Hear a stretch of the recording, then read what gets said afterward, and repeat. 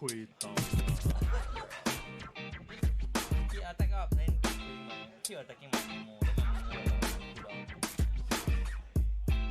my Momo cooldown. You know, I wish I didn't get.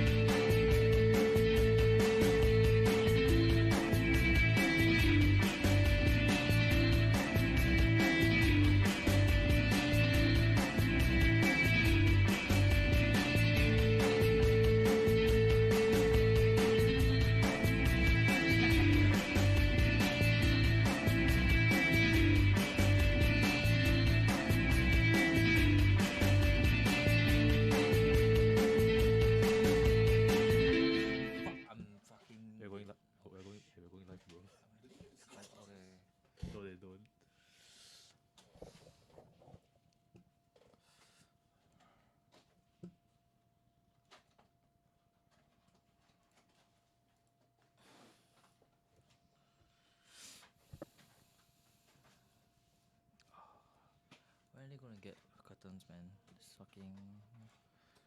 Hello, ladies and gentlemen. Welcome to the WPN qualifiers here at Grey Ogre Games. I'm Alfian Poon, and joining me is Brian. the burn. Oh? Feel the burn, Brian. Okay, that's your name. Feel the burn, Brian. Feel the burn, Yes, Brian. that's a great name. What do you think about your new name? Sure. Right, that's sick, man. That burn player, Brian. What? No, that doesn't sound very epic. That sounds lame. Feel the burn, Brian is here beside me, not playing in WPN qualifiers because I heard you hate standard. Nah, I just haven't been playing standard recently. Yeah, I me guess, neither. yeah. So as you guys see just now, those weren't the actual decks that they were playing. Malcolm's, he's on Izzet. Okay, and here comes Arboreal Grazer. It might be Tima or something. Okay, so I'm guessing John Paul Poe is on He's on UG RAM, yes, correct. Ug ramp. Yep. Bug RAM, UG RAM. Ug ramp. Okay, and Malcolm is on Blue Red. At least Blue Red. Probably Tima. Tima. Okay. The Tima Reclamation, I think. Tima Rack. Okay. Tima Rack, a deck that kind of came back for one reason or another. Why did it come back? I don't know. I really have no idea. Maybe we'll find out. Maybe Uro. Uro, yeah. Actually, you're right. Uro's a pretty good card. Yeah. But he does. But we're talking about green a lot. We don't see the green on Malcolm's side. On his side, yeah, I don't think I see Oh no! yeah, so it just looks like just regular blue red flash. Is it Flash? Okay. Actually, is it Flash a archetype that many consider to be not very at the top? You know. So Malcolm probably brought this as a hedge against what he might be thinking other people might play. Probably to out-tempo the blue-white control decks. We saw a lot of blue-white control players out there. Yeah, but I don't know. It's an interesting choice to play like a more instant speed deck when there's the fairy out there, right? Oh, that's true. That's true. If the fairy, having the fairy on the other side of the field just means you're dead, doesn't it? Well, not dead, but you know, a little less alive than you used to be. So for the matchup, I think yeah, John just has all the larger creatures. You know, you make a 4/3, sure, I'll make a 3/3. Yeah, this ramp strategy is really making it huge in waves. Yeah, John's already on 5 lands and Malcolm is only on 3. 5 lands and a Nissa. Yeah. That's pretty big. And he doesn't have to block with the island. He can just chum with the grazer. Right, yeah. And yeah, being able to untap with Nissa, I found Do you remember who went first? no. Uh, Actually do not. Does it have? Is it John? I JPP? believe it was Malcolm who went first actually. Wow. Yeah, Malcolm went first. Yeah, that makes sense.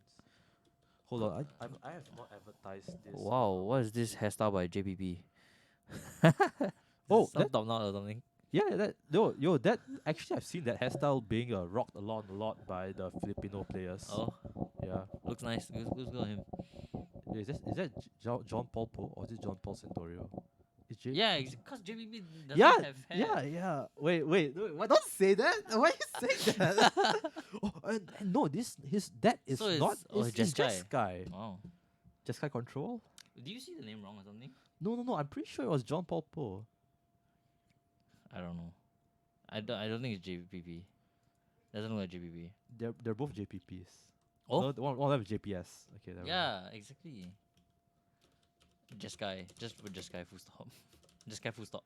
Okay, Jeskai fires. Are you sure? Oh, it is fires. It is fires. It's right there. Okay, so fires just having fires on the field really turns the dynamic of this game around, because as the blue green ram deck, you want to really overpower your opponent with a lot of value from your mana sources, right? Mm. But having the fires on the field means that you're essentially having the same kind of gameplay as the other guy, except you're limited to 2 cards a turn. What did he do on his turn? He just cast A fires, yeah. And what else? He casted a fires And he removed the land, is it or something? No. he played I think he played another Bone Crusher Giant. Oh, he played definitely Clarion. Oh, definitely Clarion. Okay. Right. Oh, right. That's not Right, Giant. right. That's definitely Clarion. I'm gonna check the. Okay. name. Please do.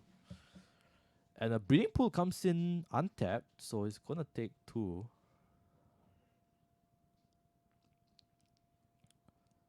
And taking damage from the land, taking 3 damage. Okay. Is that right? No. Yeah, HGBS. Oh, sorry. Oh no. This is table 4 or 3. Sorry. 4. Okay. Is the pairing system keying wrongly also? Oh, Yeah. okay. John Paul Son.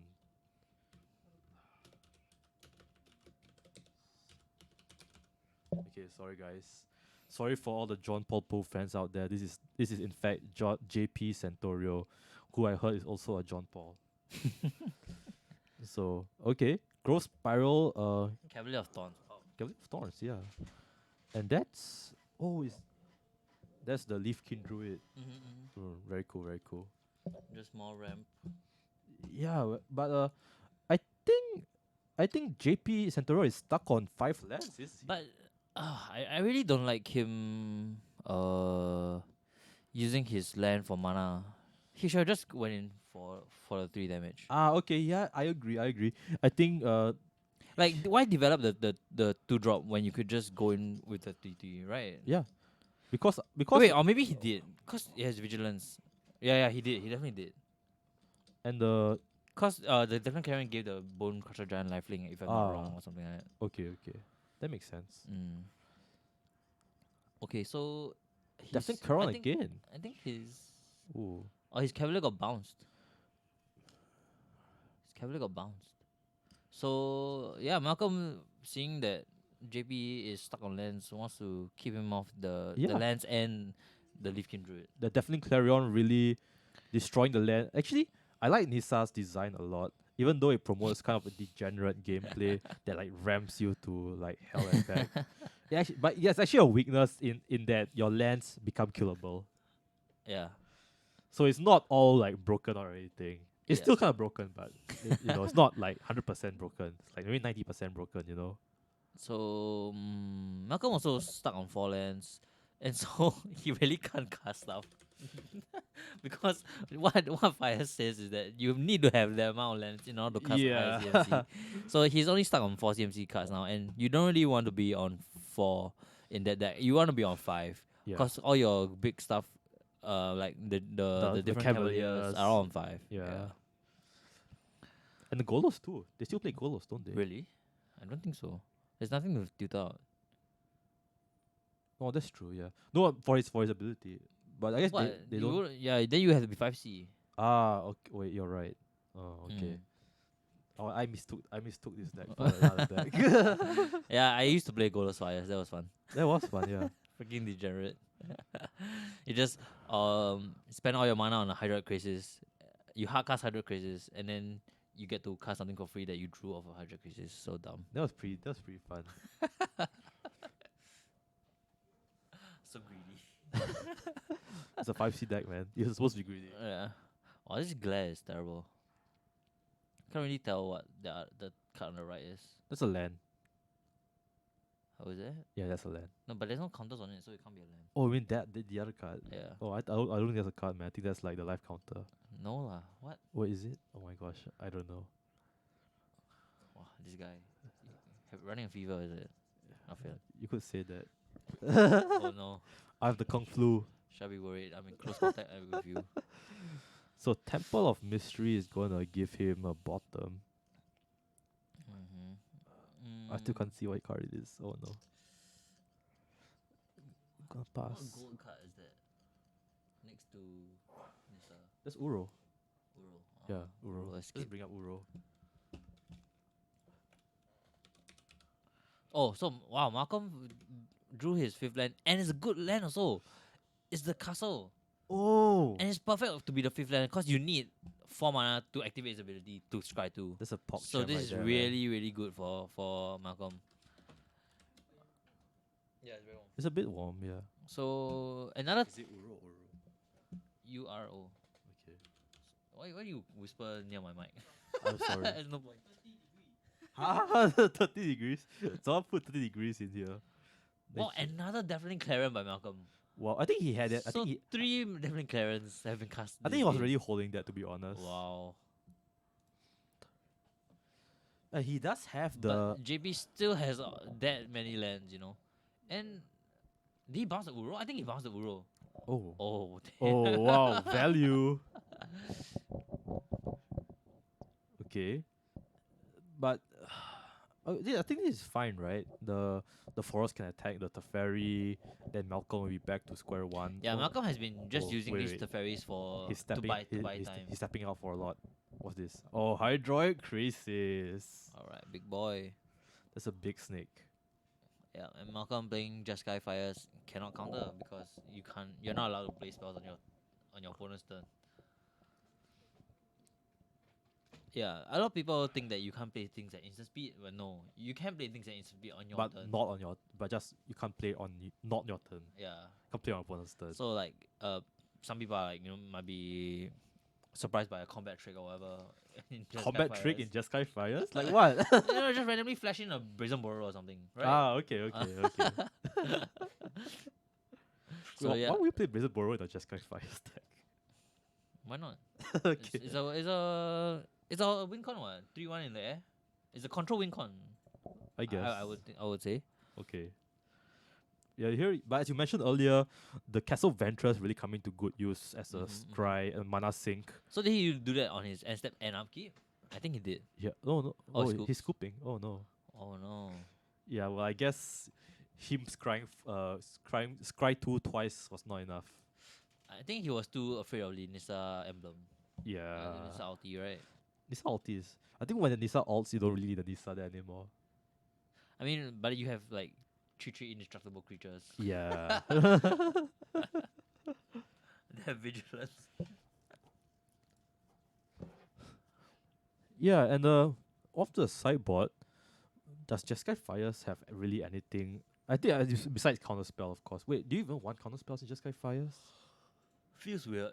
Yeah, it feels like when you're playing blue, right? A lot of your sideboard cards are going to be permission spells. They are targeted at something. Yeah. But you're playing a deck like Jeskai Fires. I'm not very sure if you want that many permission Also, spells in the first place. There are like very many variants of Jeskai Fires. There are like there's the Cavalier side, then there's the Planeswalker side, and then Right. there's the I don't know, Fear of Wishes. Yeah, Fear of Wishes. Yeah, so Fey Fires is also another thing. So we haven't seen much from Malcolm's side other Yeah. than it seems to be a lot more. It seems to skew towards the Planeswalker side because of deafening clarence, but Right. That's but an argument that's also could be Cavalier made. too. Yeah, you wouldn't kill your Cavaliers with the deafening clarence, Maybe he's right? playing both. Probably he's Maybe. probably playing both. What I mean playing both. Cavaliers and the Deafening Clarion. Yeah, Yeah. yeah. So, cause the deafening clarence could fit in either shell. Right. But there's one other thing that we saw was the Bone Crusher Giant. Oh yeah, you're right. Maybe that's for like early game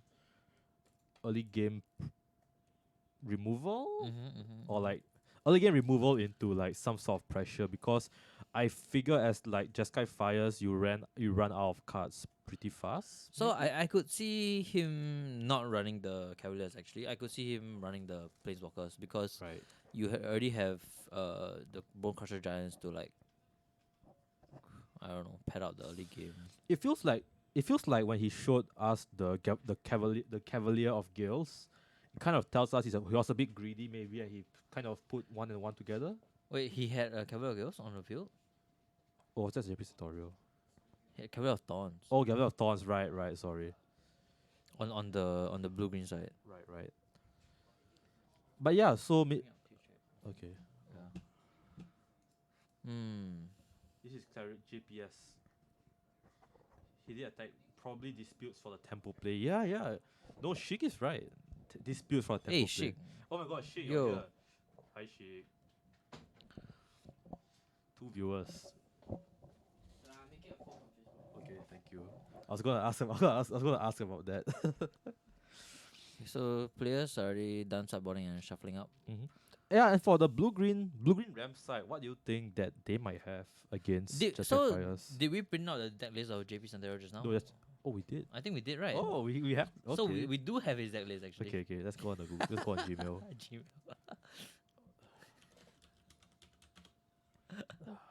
Oh, Yeah. oh, sorry. I'm Yep. not supposed to see that. Okay. So, Cavalier of Enrace Forerunners. What's that? Finale of Devastation. Oh, this is to tutor out the enemies forerunners. Yeah. And so definitely have Aethergast side in by JP. Right. So JP's deck is more capable of siding in like this kind of counter spells or Right. like instance, right? Ooh, Love Struck Beast and Heart's Desire. Love Struck Beast in the sideboard. What do you think about that? It's for the aggro decks. Okay, that makes sense. It's to have a 5/5 blocker to prevent people from attacking in. I also like that he has the one-off Tasa, so that when he sides in the 2 agent of treasuries from his sideboard, he has that kind of like agent flicker setup that we were talking about earlier. Yep. But in here in this scenario, JP is the aggressive deck. Yeah. Right. Not Malcolm. So Well, I'm not really sure actually. Oh. I might be inclined to if say if that. Malcolm is the Cavaliers deck, then what he wants to do is keep the board clear and then go in with like large Cavaliers. Right. Right. So it's like I don't know. Fire just feels like such a weird deck. Feels like more towards a combo deck. Yeah, Right. I think so too. It feels like a pseudo ram deck. A pseudo ram deck that does not let you play X spells, which is not what you want to be as a ram deck. And you can play X spells. Oh yeah, you can play X spells, but you won't get the benefit of the fires. Yeah. You have to tap out for X spells. Yeah. But which is fine. If anything, like I feel like X spells combo well with Oh, you fires. think so? Yeah, because you tap out for the X spell. Okay. Like I told you, 100 Right. Crisis, Okay. You tap out for 100 Crisis, and then you can still play a free spell that you drew off of it. Okay. So you're like saving somewhere else instead of the X spell. Correct. Okay, that makes sense. And now we see Malcolm's going first probably, right? And there were a couple of X spells that came out in Teros, right? The so in There's dimensions. yes, in Jeskai colors there are Perforos and Heloid, which kind of do this, which aren't very good. But the ones is that's why it's intervention lah. But Shimmer. Ooh. Okay, that's good. That's a good start. I Sorry. think Malcolm didn't really do much in the early game, the previous game. I mean, he did try his best, and like he played like the Bone Crusher Giant, hard casted. Yeah, he didn't. He didn't shock. Like he didn't manage to like shock a mana dom Yeah. to get the full value off of it. So This pre feels bad, man, to be honest. and JP just cracks for island.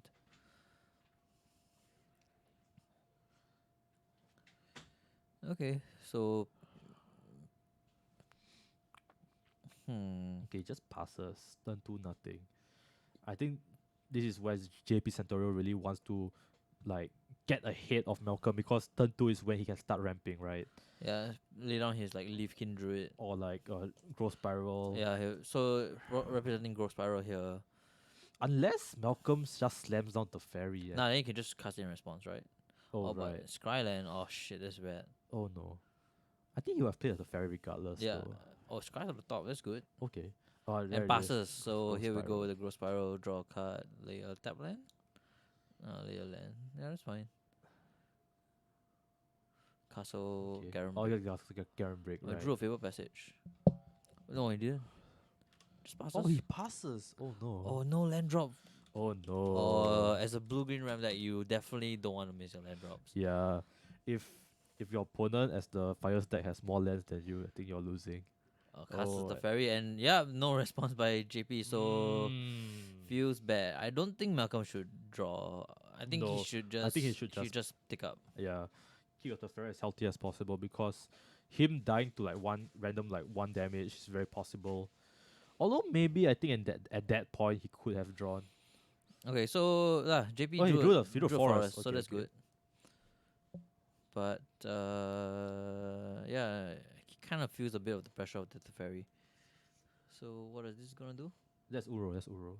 All right. Uro is essentially just Growth Spiral, right? Yep. Like you gain 3 life. Oh, that's good. Really good. Wow, draws a and land. The high roll. Wow. So double land drop, and now he gets to develop a bot. Leafkin Druid. Leafkin Druid. Oh, that's pretty talented. Wow. So even missing 1 land drop, he still manages to Yeah. get ahead of mana and has a Castle Garen Break as well. Yeah, that's pretty good. That's really good. So no matter what, he can cast the castle. I can cast the Cavalier of Thorns because he's already at 5. And I don't know if Malcolm is gonna bounce that Leaf Kindred. I don't think it's worth the bouncing. 4. Is he gonna play Fires? I think so. This is a fire stun, right? Fires into Cavaliers? Okay, Yep, fires. Alright, into a Cavalier. Cavalier. Yep, that's good. Okay. Discards 1, draws 1, bounces the Leaf Kindred. I think you bounce the Leaf and Kindred, goes right? in. Okay, so he's gonna bounce Leaf Kindred and draw. But he hasn't activated his Cavaliers yet. It passes. He Ooh. doesn't. What's the activation cost of Cavaliers? I think it's 1 in red. Okay. Yeah.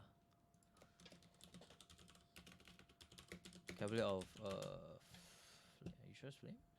Yeah. There we go. Yeah, it's 1 in red. So just one mana short of giving it haste. It was a it doesn't get it's just a 6/5. But when you pump it, it gets +1/+0. Yeah. Pretty good. So oh my god, again with the glare. So what did he cast? That looks like. Oh my god, I can't see. Yep. I think that's the Uro. That's the Uro. But you see, whenever he casts Uro, I don't really see much from his graveyard being exiled. That's true. And he tapped out 6. Oh, here's Cavalier of Gales. Okay. So Cavalier gets flying, 5/5 flying, brainstorm. Brainstorm, yeah.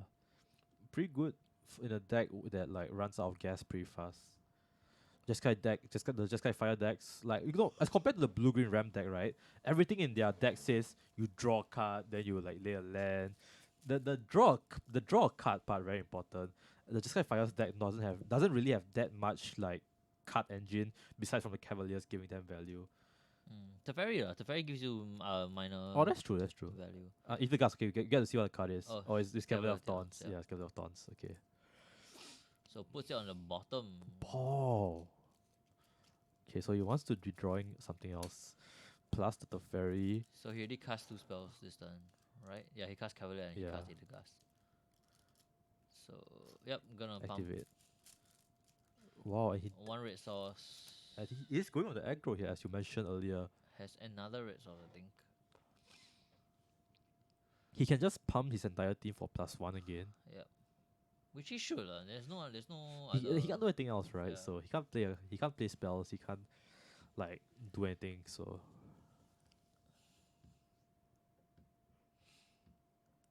attack. What's he thinking about? I really hope he's not thinking of like casting another spell because he already cast 2 spells this turn. Actually, can you cast another spell? I mean, not. No, it's illegal. I think you Oh, can't even put it's it on an stack. illegal play. Yeah, Okay. you can't even put it on stack. It's not like whenever you cast a 3rd spell, it gets counted. Right. You just literally cannot cast. So I don't know what he hesitated. Yeah, what is he thinking? So it's taking so long. Is he thinking like, giving his guys life? He can't do that. Why is he putting the Trelifing Terror in front? It's not. Can't. Yeah, there's no point looking at Is he thinking? Is he thinking about the turns ahead? Oh, what's this? Oh, he's gonna give them. Okay, he's gonna give them like the plus again. Yep.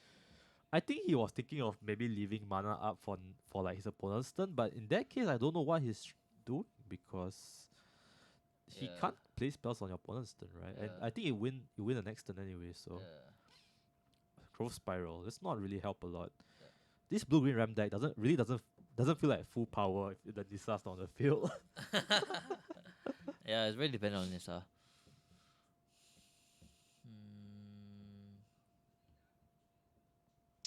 Yeah, there's no coming back from this.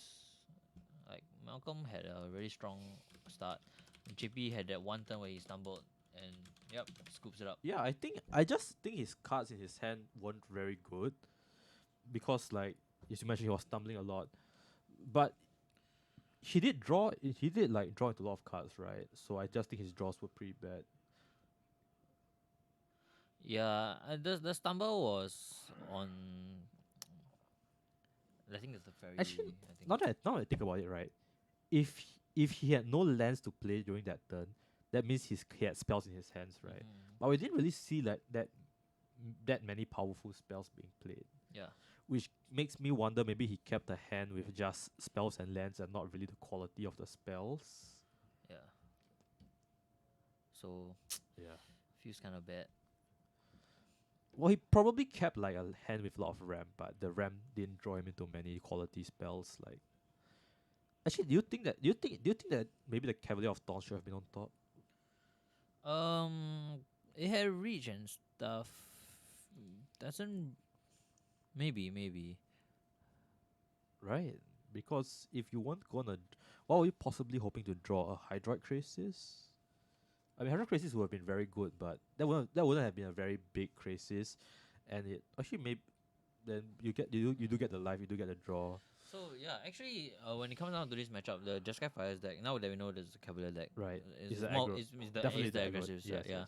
and it's able to be more of a tempo oriented kind of aggro where you Right. have Aether Gusts and the Fairy Bouncers Yeah. to clear your opponent's board.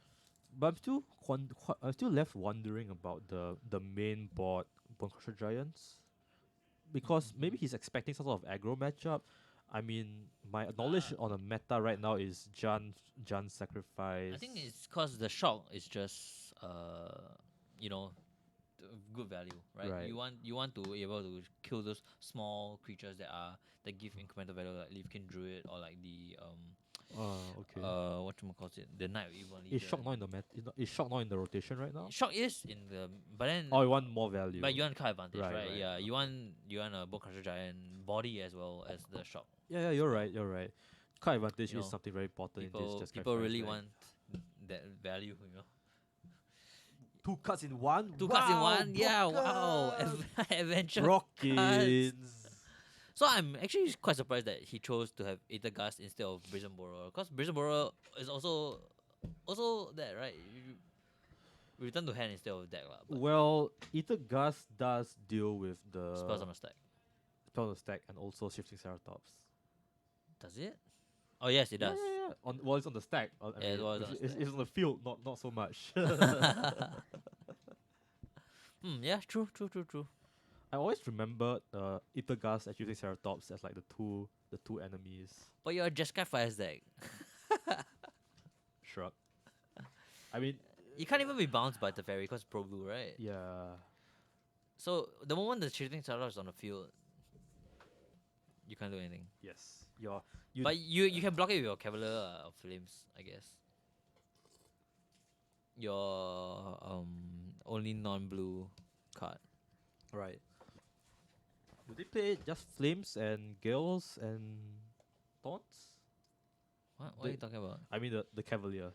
Yeah, only blue and red. Oh, only blue The and white red. one is not very good. Okay, that's fair. Although the white one can technically get your fires back, right? I think when it dies, you can return an artifact or enchantment from graveyard. Right. So I don't know. I haven't seen people play it before, but I don't know. It's interesting. It'll be interesting. Like you play a spell, then you Yeah. play that Cavalier, then you as your second spell, and Right. it destroys your fires. I think that I think that real room, jank. I think that room for innovation has been closed already. Like maybe one set ago or two sets ago. Yeah. The moment people saw like, hey, blue and red, wow, they're so good together. Wow, good card. Then they were like, let's leave the white one alone. Was the black one even used? In mono black decks they play like one off, Oh, okay. like So some. like the white one's like the worst one. As usual, right? Yeah, wow, white getting shafted yet again.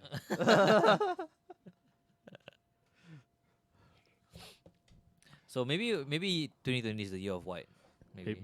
Maybe. I mean, Heloid is Heliod's good. It's making waves. I bought my foil alternate Heliod. Wow. $30. It is pretty cheap. It is pretty cheap. It went down. It went down, yeah.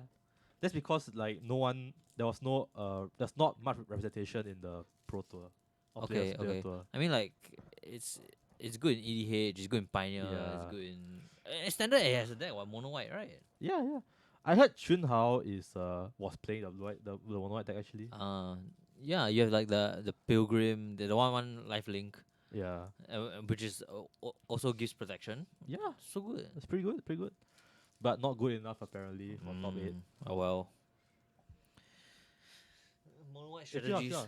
Did you play the mono white Heliod deck in the Pro Tour? Yeah. Was it good?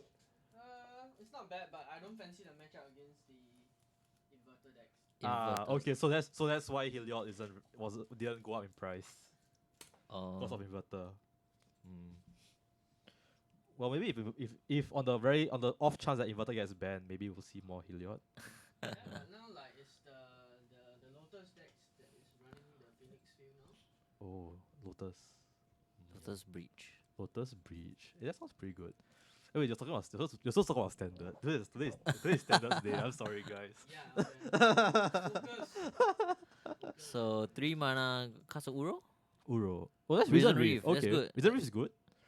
Laser land. Ooh, okay. There's it's not another a land. land. Oh, value. Oh, does he have Growth Spiral in hand? No, Wait, is that not Growth Spiral? can't see. I mean, he can still play a Leafkin, right? That's definitely Leafkin.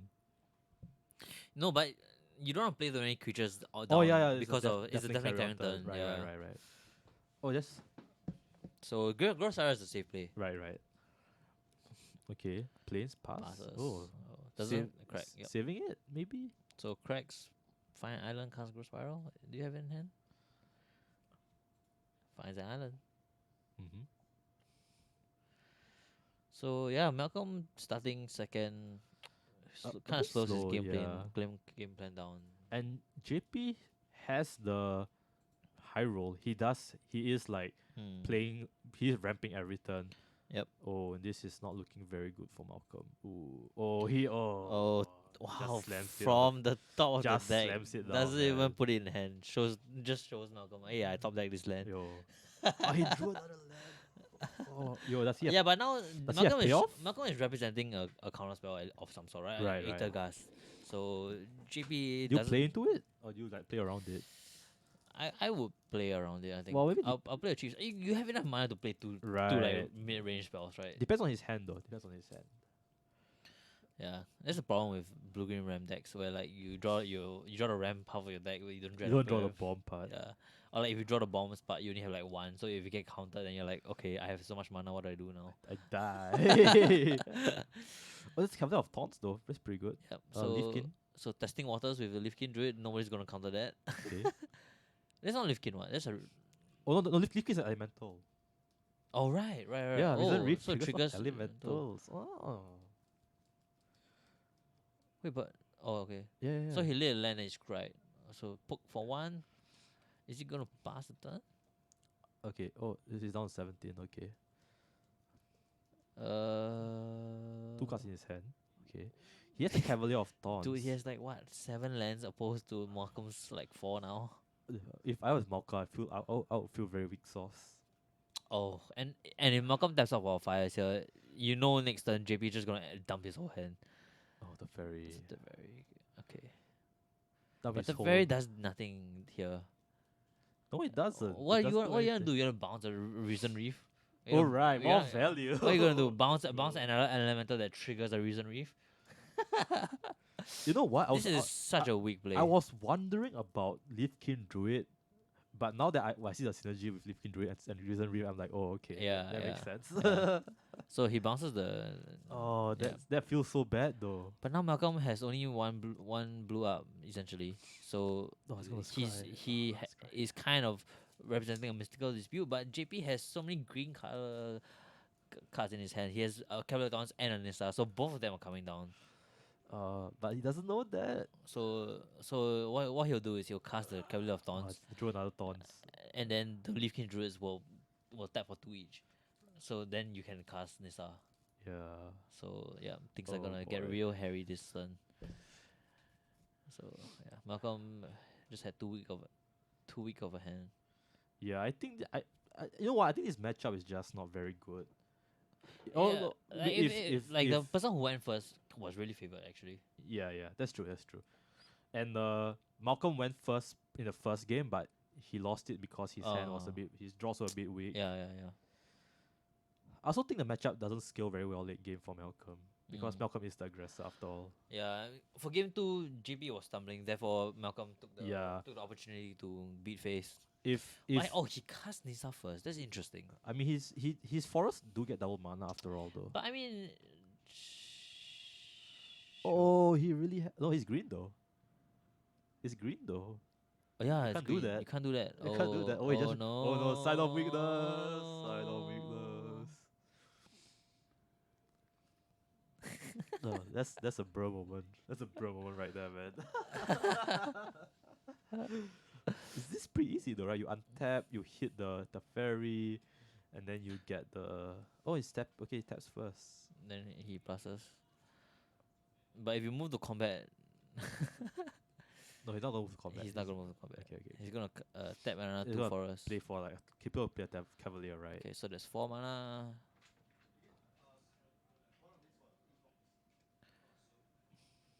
Just tap this and then tap the. I guess you want to keep the blue up to represent stuff, Right. but no, there's no point. 6. Yep. Cavalier of Thorns. Thorns. Oh yeah. More lands. Oh. I think he has like triple the amount of permanents Malcolm has. Oh, the graveyard. More lands. Dredge. The Cavalier of Thorns is a dredge card. kills. Yeah, the synergy with Cavalier and Uro is pretty good, Oh yeah, you're right. Cause it dumps Uro. Oh. and also feels a graveyard. Yeah. Blue green dredge maybe. Dredge. New archetype. Yeah, I was playing like this kind of deck, and I played instead of Nissa, I played what more calls it, Tamio. Tamio. Oh yeah, Tamio. So Tamio dumps cards your graveyard as well. Ooh, Yeah. Tamio's pretty bomb, man. So but then the deck was totally different. It was Nissa and Agent of Treachery and Tamio and Uro and Flickers. What happened to the deck? Hmm? What happened to the deck? Got bored of it lah. Oh, okay, that's fair. That is fair. So you played things like Aboro Grazer, turn 1, then you played Reason Reef, then you played Tasa, then you flicker Reason Reef, right? And step. Oh yeah, that was a deck for a while, right? Yeah. So it's like really early into the Theros meta. Right. I was playing it on online. So Malcolm really needs to think hard. I don't think he can get out of this. You need like Eddie Nook Jaguar. Oh sorry, I interrupted you. you need like planar chaos. Oh, what's it? What was it? Planar cleansing. Planar Planar cleansing. cleansing. Eddie Nook Jaguar. Hello, anyone playing mono red? As of now, we do not know yet, but most like we have how many people? 26 27. 27 people. At least one of them should be playing mono red. I mean, Eugene is here, so maybe. Oh, Eugene is here, yeah. So maybe. We do not have the deck list on our hands right now because the judge is collecting them for round 1. And there'll but be deck checks also. yeah, there'll be deck checks. But round 2, we should have some deck lists later on. From our insider information, we heard there's a lot of blue eye control today. Oh, yes. So Insider information. Wink, So, you know. wink. Malcolm's song is staring pretty hard at his cards. maybe he thinks that after this Chinese New Year, you watch a lot of the God of Gambling movies, and you're like, 换牌, ace. I think you close some stuff. Oh no. Right. My bad. Yeah. So Malcolm really trying to change the cards in his hand. Change the cards in his head. How?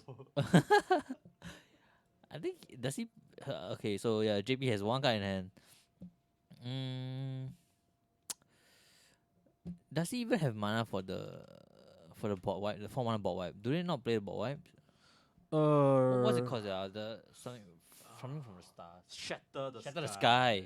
What are stars? Shatter the sky. Oh, that's a cool name though. Shatter the sky is pretty good. Fire. Okay. Shatter the sky. Shatter the No, sky. cause, Oh, Sphinx.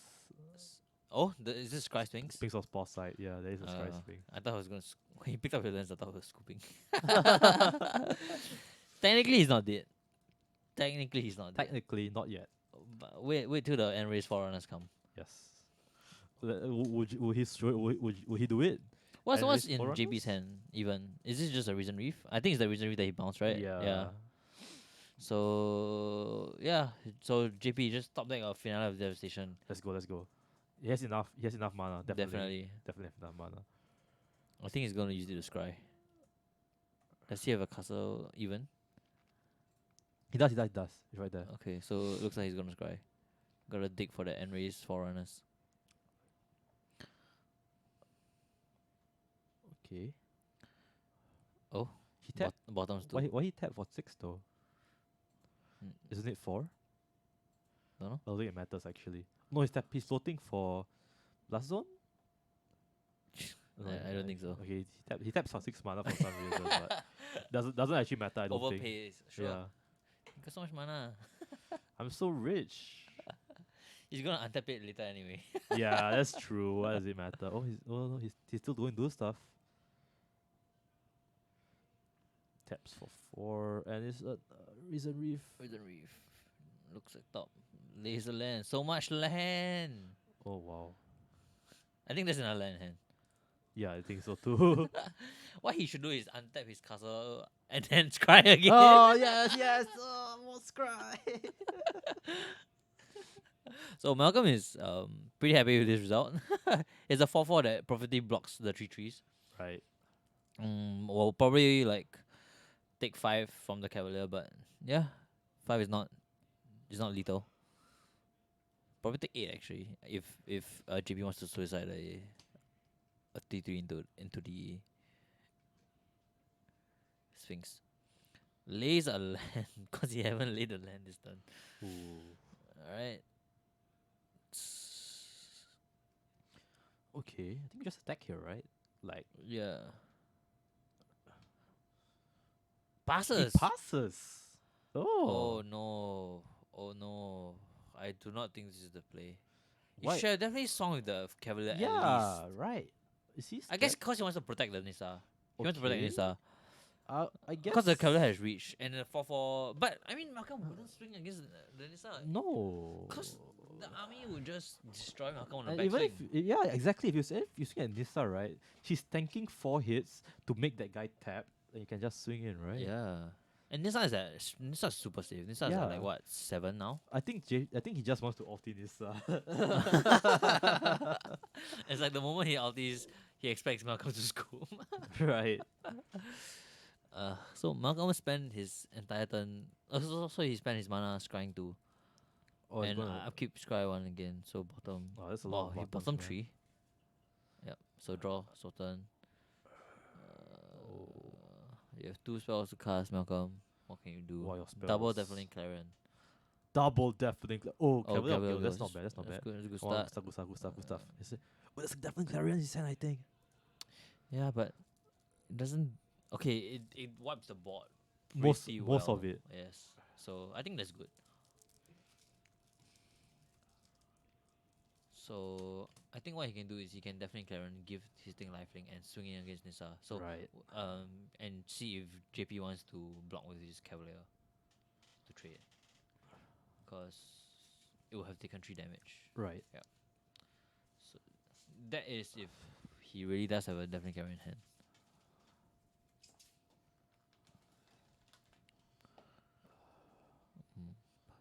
So we only have 6 minutes left in the round, is it? Yeah, 6 minutes. Okay. Yeah, it's game 3. It's a pretty grindy game though. Pretty long game. Yeah. I mean, it's pretty high stakes, right? WPN qualifier. Yeah, right. You know what? If it were me, I would just like bring like a troll deck and just So mess around. I mean, that's assuming that you qualify, right? Yeah. Well. Okay. Okay. I mean, I assume that you were playing this show deck to qualify from the start. Actually, that I would have tried. Yeah. Yeah. Or I would have tried and failed. So Clarion coming in, Oh, it's floating mana. so it's taking up the blast zone. Yep. So Okay. everything dies, Ooh, goodbye. and let's see if he wants to offer up the trade. I think you do offer up the trade. Right.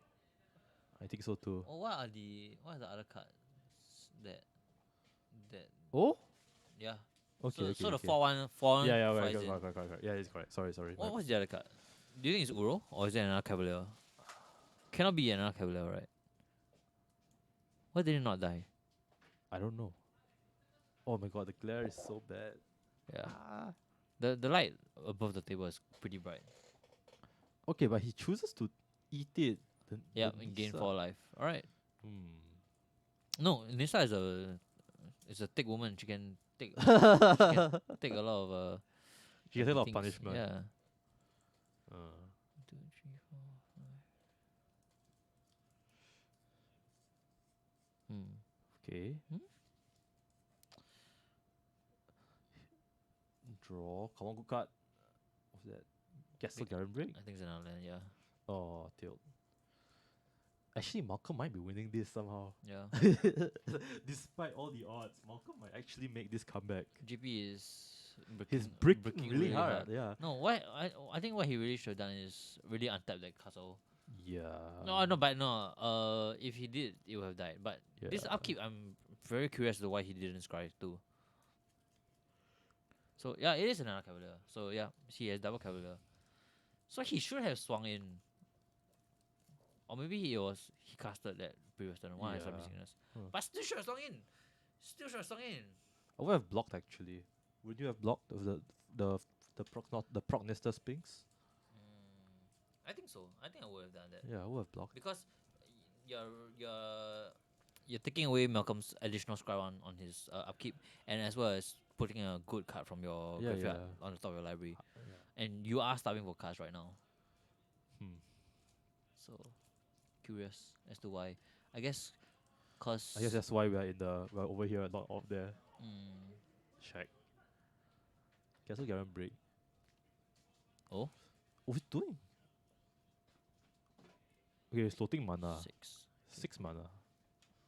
He can't use that mana to play the. He can't use that I mana. think if there was a Hydra Crisis in the graveyard, Oh, he wait. would have done that lah. What he's But- oh my but- god, that's a lot of mana, bro. So maybe he thought like a Hydra Crisis. Oh wow, I that don't that would be the biggest luck sack of the day. Yeah. Well, so far, it's just been one round.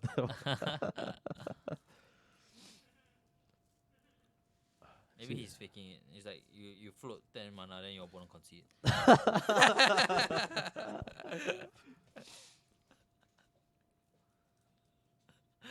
You do that on arena sometimes. Like you just tap out, just take your time to tap out, then your opponent just concede. wait, go play it. Yep. Oh, he really had it. I thought he was trolling. They always have it, Open. They always have it. Wow, damn. He just ripped that off the top of his deck. What? Sorry? Only right, you closing it didn't do anything, right? Okay. No, Yeah, okay. still alive. Yo, if it was me, I just slam him on the table. Man. He took his time to just rebuild that. He had a Hydra There's a Crisis. 9/9 Hydra Crisis. Ah, Wow. that's a big crisis, man. Oh, he didn't even tap out fully, you know. Yeah, what's he saving the mana for? Wow. Why did he only put in 9? Why not put in one more mana? No, I think he just wants to. He wants to like see if he can draw the Agent of Treachery. Then he just do treacherous things. Is he floating 7? I think he has 7 in his back row if he taps out for. No, he doesn't even have 7. He has like 5. 1, 2, 3, 4. No, 6. Yeah, only He has 5. 5. Yeah, yeah. Only 5. Well, he hasn't plus his Nissa yet, right? I don't know. Yeah, I don't think so. No, he plus already. Oh, okay. Cause there, this creature. Oh, okay. Then I'm not very sure then. Yeah, I should have fed in one more for that one more card. Oh, he's tapping out now. Okay. What's this? Is it another one? It's probably Vision Reef or something. Oh, he's gonna blow it up. 6. Boom. Oh, okay. So now we know why. He didn't Cause he block. wants to Because he wants to blow it up. feed into. But you see Yeah. now he has 1 mana up, Yeah. so he could have drawn one more card. No, I mean Probably previously block when he was hitting with the Prognitor Sphinx, why he didn't block with the Cavalier? Because he wanted to blow it up with the plus. So Efficient plays lah. yeah, efficient plays. That's why JP Santorio on the table, and we are It's not. only 4 life towards Malcolm's side, and it's like what 4 loyalty to Nissa. She Yeah. can take a hit. She's thick. Yeah, Nissa's pretty thick. Comes in with 5 loyalty, right? That's a lot of loyalty, man. Yeah. She's a loyal woman. Imagine. Also, Oko also does that. Comes in with 6 loyalty. Yeah, 3 CMC. Okay. I wouldn't want Oko to be loyal to me, to be Thickest honest. boy.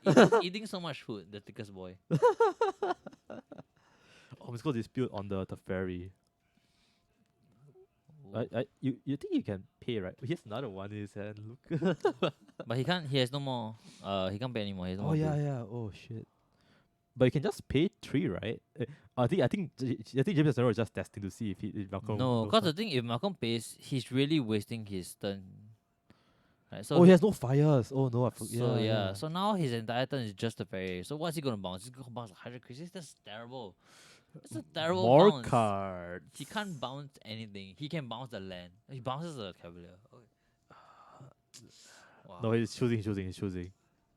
Nah, there's no way you bounce Hydro Crisis. But you did, right? But Hydro Crisis just comes in as a 9/9 triple. If you bounce it, it counts back as a 10/10 triple.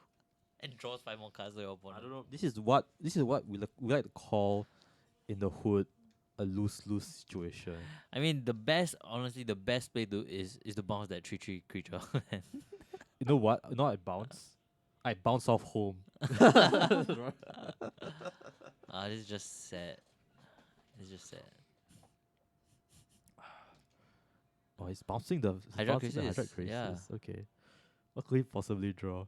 Okay, bounce the Hydra Crisis and hopefully draw it to hard counter spell, right?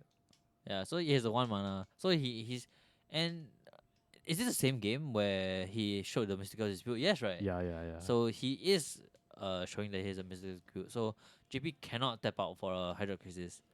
But I mean, sure, I won't tap out. I'll just draw 10 instead of, I'll just draw 5 instead of drawing 6. Yeah. Sure. So Suffering from success. so we're going to time. So I think it should be last few turns. So Oh man. yeah, so I guess both players recognize that. I guess Malcolm is trying to just play for the die. Yeah. Oh. Yeah. Lol. No, it's legit strat, right? I guess it's kind of legit. I mean, you're a high stakes event. You really want to get as many points as you want, and so 1 is more than 0. That's true. Yeah. Less than 3, but That's a tree. more than 0. Because I don't think JP can. Maybe he can if he just slams it all onto his wall. I don't actually know if judges have called time on their table. I think they have already. Yeah, I mean, this is up to the judges, right? Not to us. Yeah. We're not even level 1 judges. Are you level 1 judge yet? No. No. Are you planning to take the level 1? I've been okay. I'm gonna make a very embarrassing confession. Okay. Don't tell anyone. Okay. You're saying this on stream. Okay. But if you're on stream, do not tell anyone else. Okay. You guys listening on stream, do not tell And anyone else. the YouTube video as well. Okay. I have tried the test online. Okay. Okay. The not the actual test, like the sub test. Okay. And I have to say I'm not very confident in actually passing the test Oh, okay. for several reasons. Number one, I'm a careless piece of shit. Okay. So I can't. So when I picture it and then I'm like, oh, I got it. I don't actually got it. Number two, I have a very poor grasp of the policies. Okay, okay. Yeah, I think actually being a judge, I mean the rules is one aspect. Everyone can learn rules. Yeah, rules is easy. It's the The social policy- interaction yeah. aspect of it where I am is not is a bit very harder. good at policies. I'm horrible at Yeah, policies. so yeah. Danny is a level 1 judge, right? No, Oh, was he not? he's not. No. So unlike me, he did take the real test. And Okay. He didn't make it. Oh, rip. I think. Oh, you think? Yeah, but I'm not for. Oh, for some reason I thought he was a level No, 1 he's not. judge. But he's not a judge. I see. I see. But I mean, like, with the recent judge changes, it's a controversial topic? Question mark. I still pay. I don't know. That just mean my promo sell for more, bro. I don't know. But Alright. yeah, wow. This game, I would actually say that this game's in a bit of a stalemate right now. Mhm. So JB is just gonna Uro, Uro escape escape. from the underworld. Wow. Alright. Choosing to cast a Uro instead of the Hydra Crisis. Very interesting. He wants to ramp more. I would have just cast the Hydra Crisis. Oh, I know why. Because Uro has more. Attack triggers and stuff. No, he has more attack value over Hydra Crisis. What is a tremble body?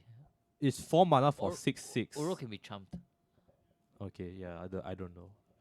Trumped by a Cavalier. Uro okay. draws 1 card. Okay. A 6/6 Hydra Crisis draws 3 cards. Alright, you got it. I can't defend this. I'm sorry. Look, I'm pretty sure he has his reasons. Okay, don't doubt him. Yeah, true. I mean, he is sitting there and I'm sitting here. Yeah, man. Actually, you didn't even try, right? You didn't even I didn't you didn't even participate. Yeah, just like Okay, let's talk about about like qualifying for this event. You had to play one of the WPN qualifiers, the qualifiers,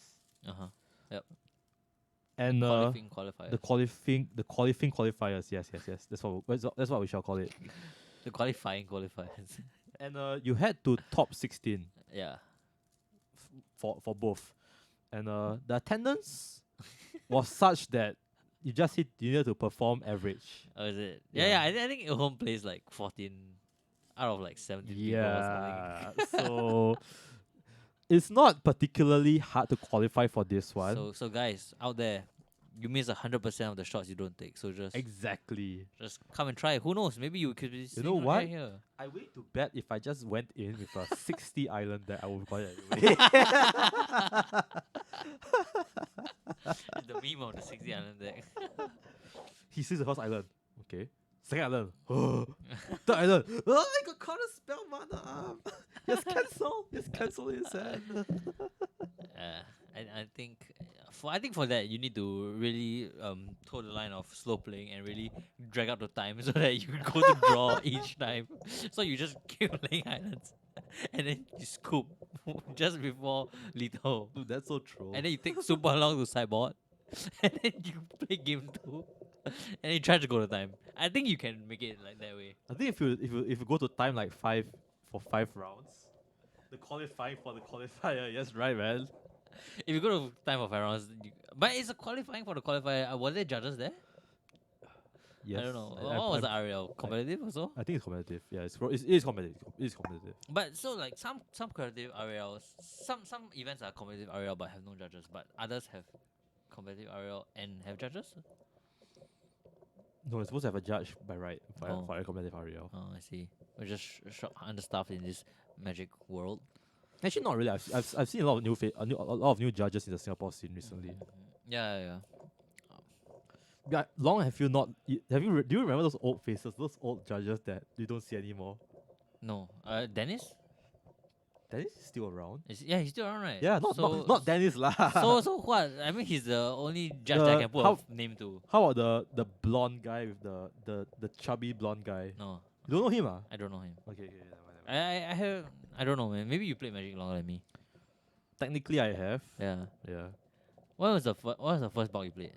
The first pre-release, No, first encounter with Magic, the first block. TTK. TTK. You? Mine is RTR. Okay, never mind. You're older than me. Never mind. No, then you stopped playing for a while, right? Yeah, because Yeah. RTR I played during army because I had a lot of Yeah. disposable income back then. Oh wow. Okay, sorry.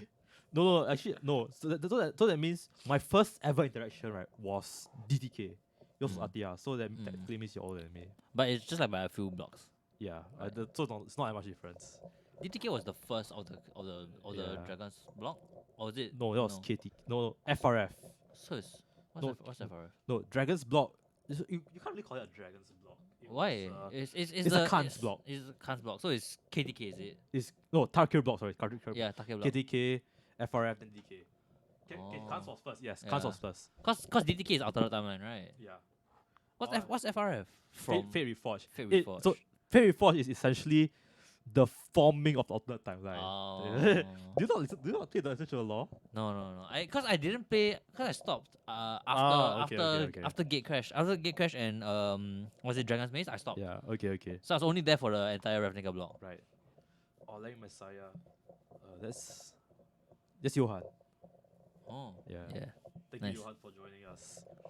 Your cake was delicious. Yeah. Oh, dude, have you tried Johan's family prata? No. It was great, man. Oh.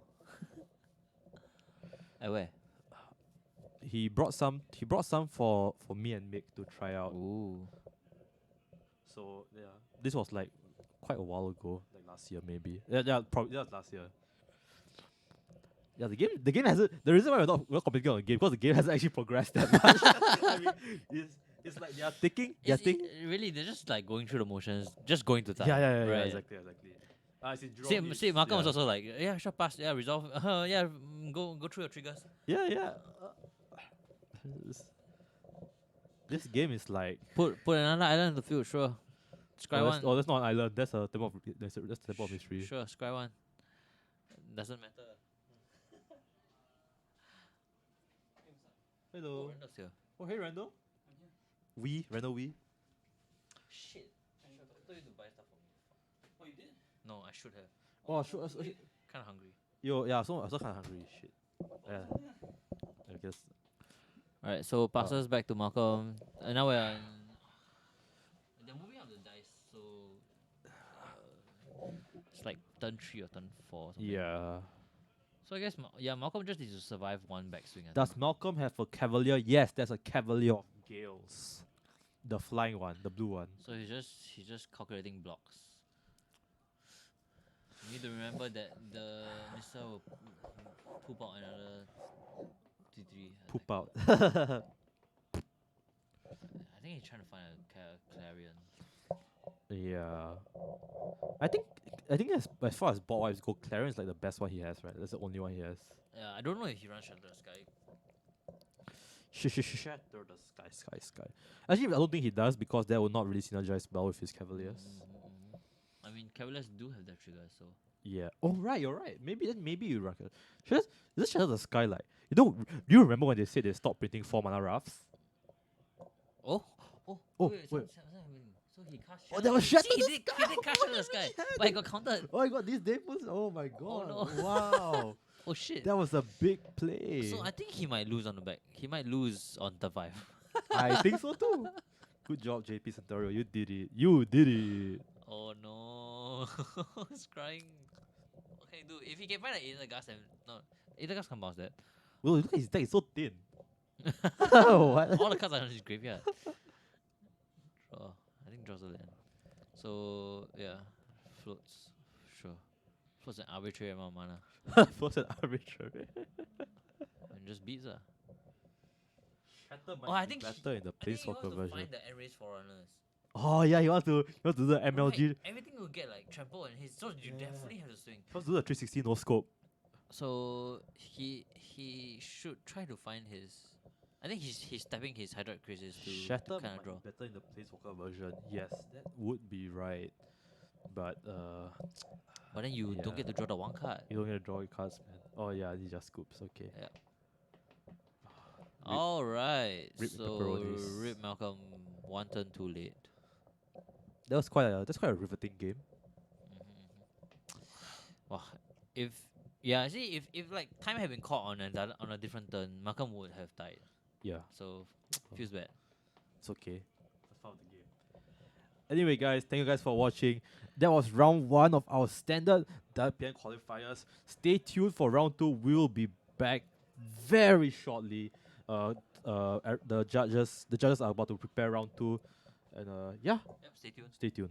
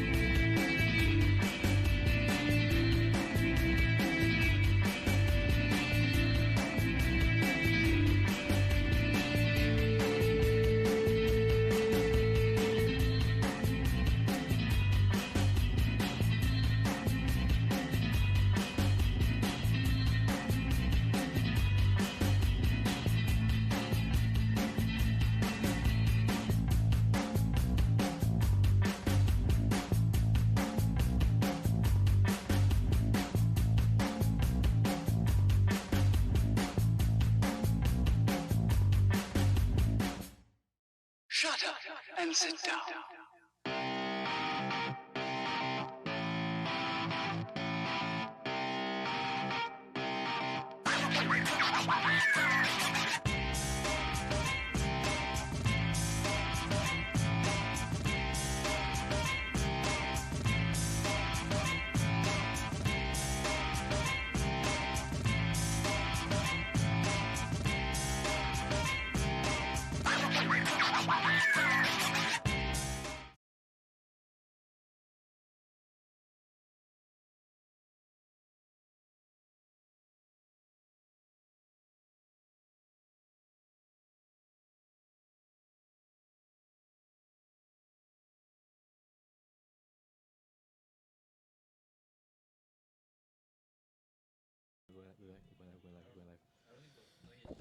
Okay, set.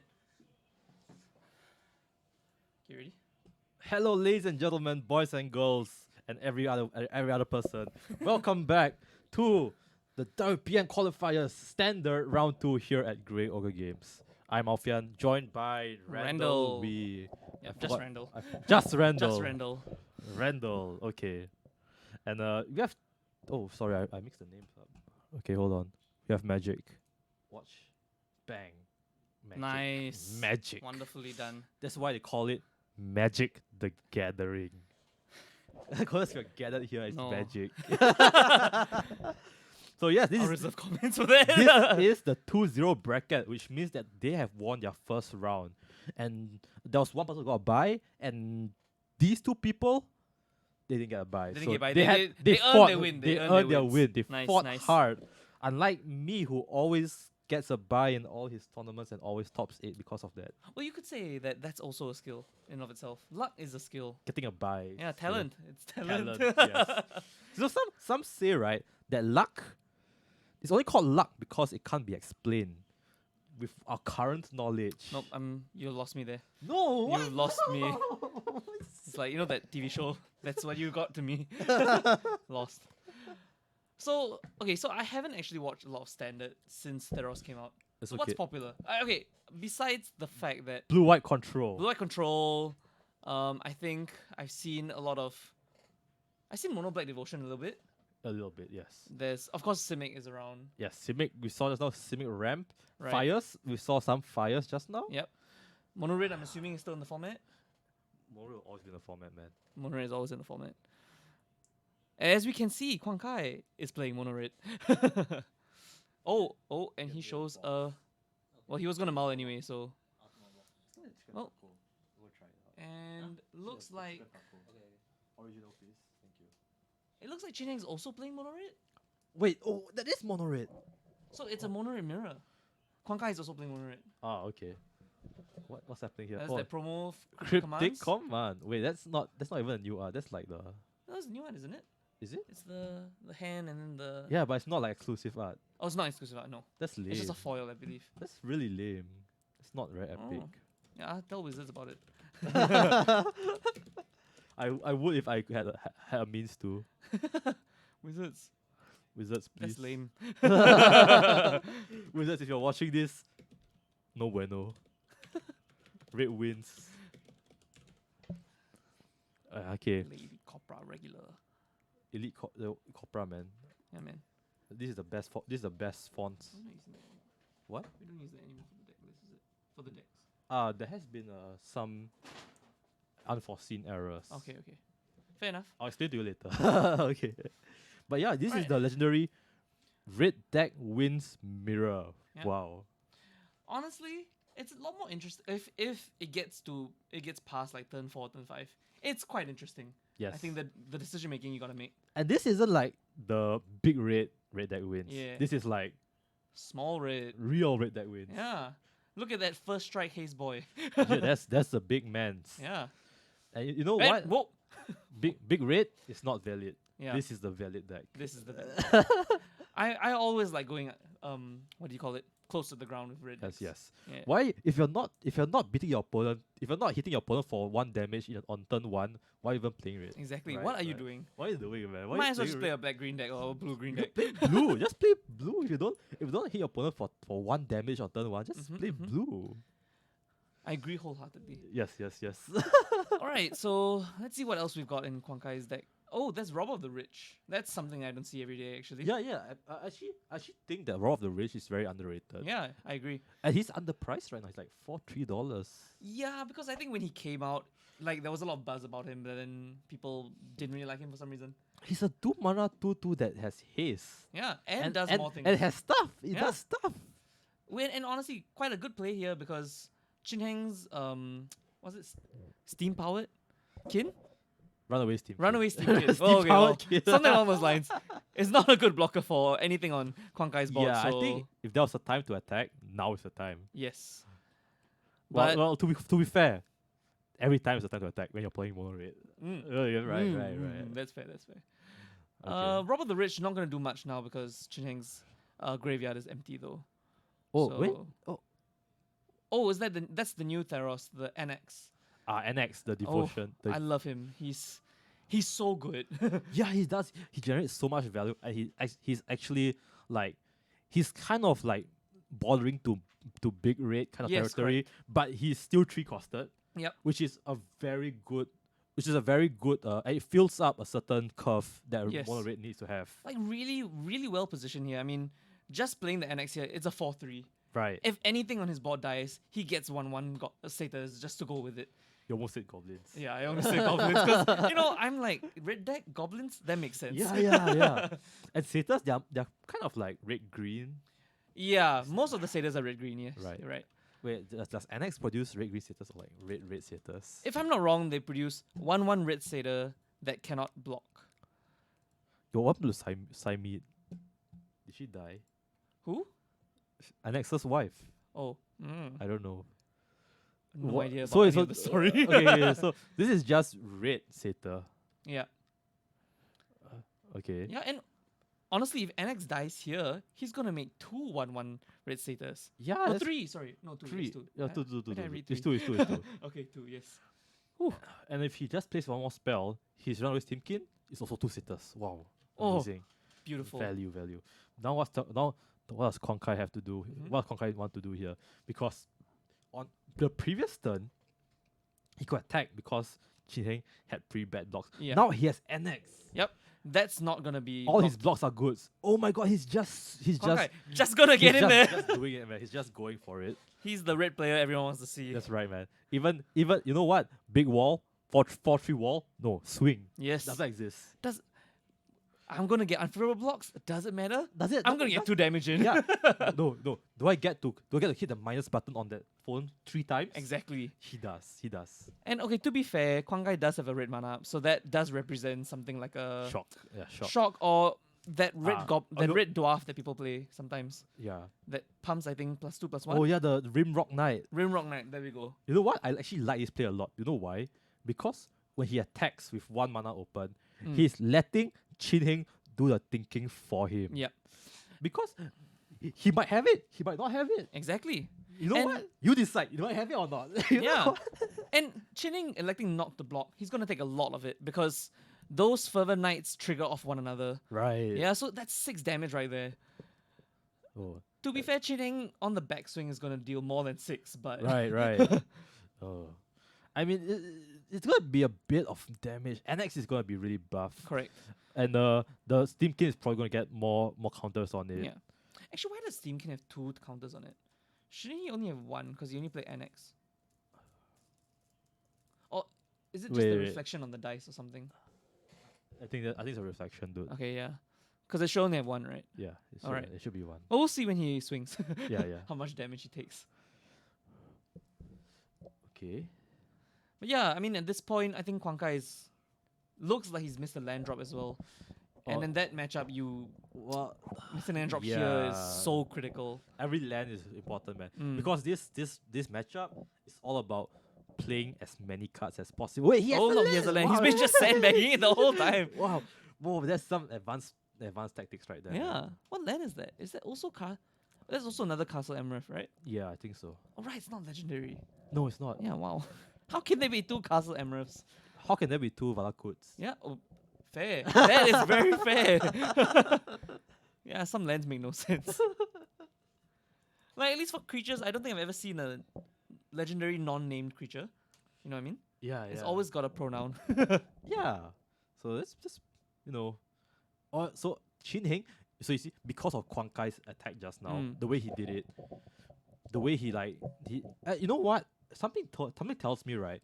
Quan Kai attacked before playing the land because he wanted to represent more possible cards. That's fair. Yeah. Yeah.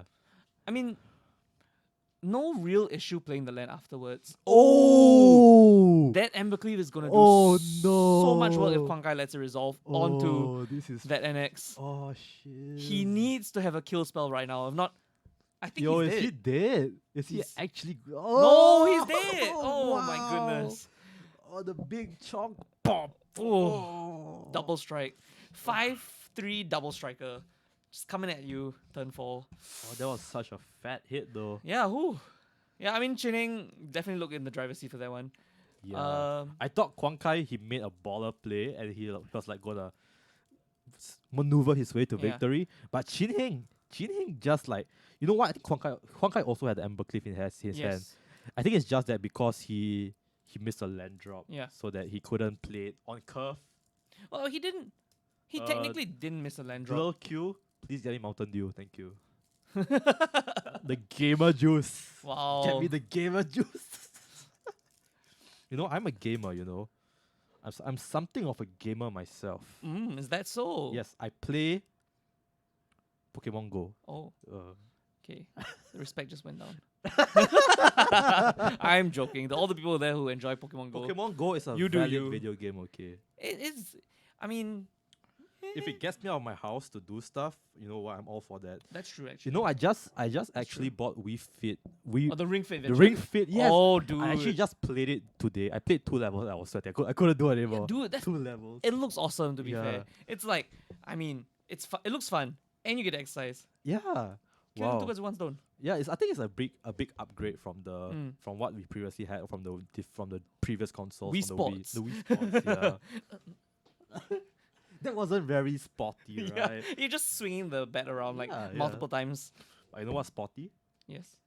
Chin Heng sporting the red shirt and Quan Kai sporting the red sleeves. Oh, So let's talk about what's in the sideboard for both of these decks. actually, that's true. What could be I think both players. Okay.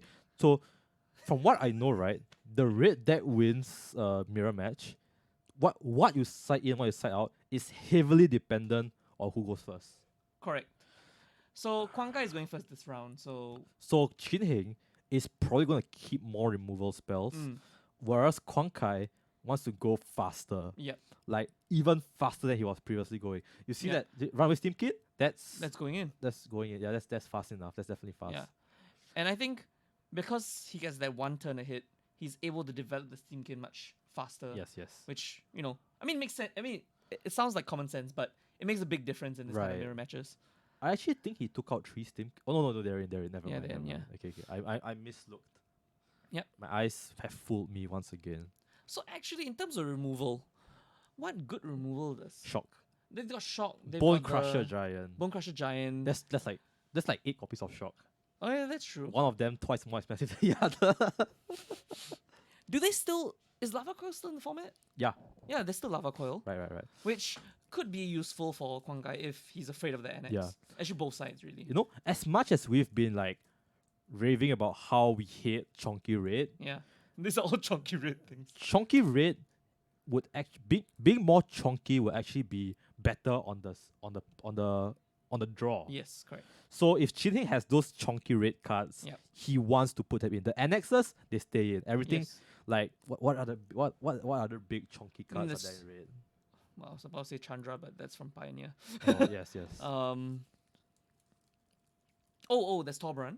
Oh, Torbrun, yeah. Yeah. Actually, I think that's good in like aggro too. The Yes. first two. Actually, to be honest, I mean, you're gonna play a bunch of Torbruns no matter yeah, what. I think Torbrun is just a busted card in general. It's so good. Like Yeah. every instance of damage, ridiculous. yeah. Like it's the so Ember good. Cleave. He does an extra 4 damage with Ember Cleave. Whoa! Boom, Whew. boom. So much damage. Yo, these dwarfs are putting in a lot of work, man. Yeah, These Eldraine dwarfs are like, oh, they're And really pumping the iron. yeah, unfortunately, Kwang Kai is gonna mull again. Both of them are gonna mull, but That's okay. This yeah. deck mauls really well, I think.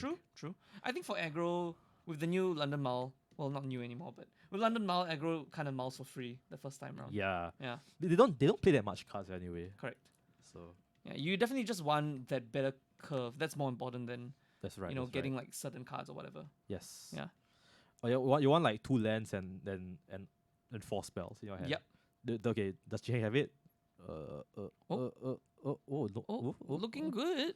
I don't see a land though. I saw 1 land. Oh. So risky keep. Wait, how about Kwankai's hand? Is that Banefire? I can't tell. What is the first card? I don't know. It looks like Banefire, but I don't. But hasn't that been rotated out? Yes, I believe so. No, wait, was that? It was M. Is 20? M19? Oh, M19 is it? Yeah. Oh yeah. Oh, he's keeping.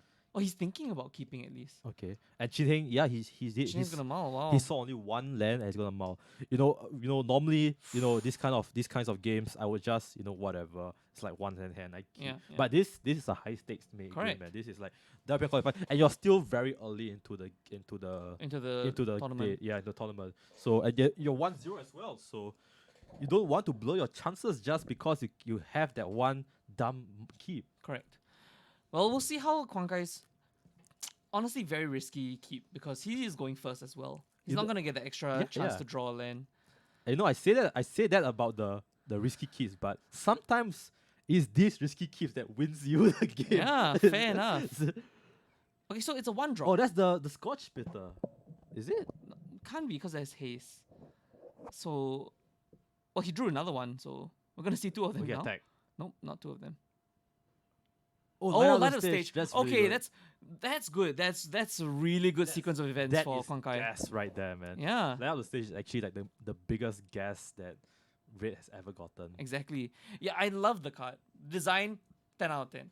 10 out of 10. Utility 10 out of 10. Playability? Playability 10 out of 10. Price? Maybe a 7. Yeah. It's really expensive for an uncommon that only red decks play. And you know what? Kwang Kai on the play Mhm. is really showing. He's really showing his aggression right now. Yes. Chin Heng has a 1-1 on turn 2. Yep. And he's not gonna use it to block because Yep. he probably wants to pump it up. Yeah. So And if Kwang Kai is a shock, he's gonna be so far ahead. oh no, he's just not not a a shop. shop, no. Okay, no, it's a rob of the rich. Yep. Rob.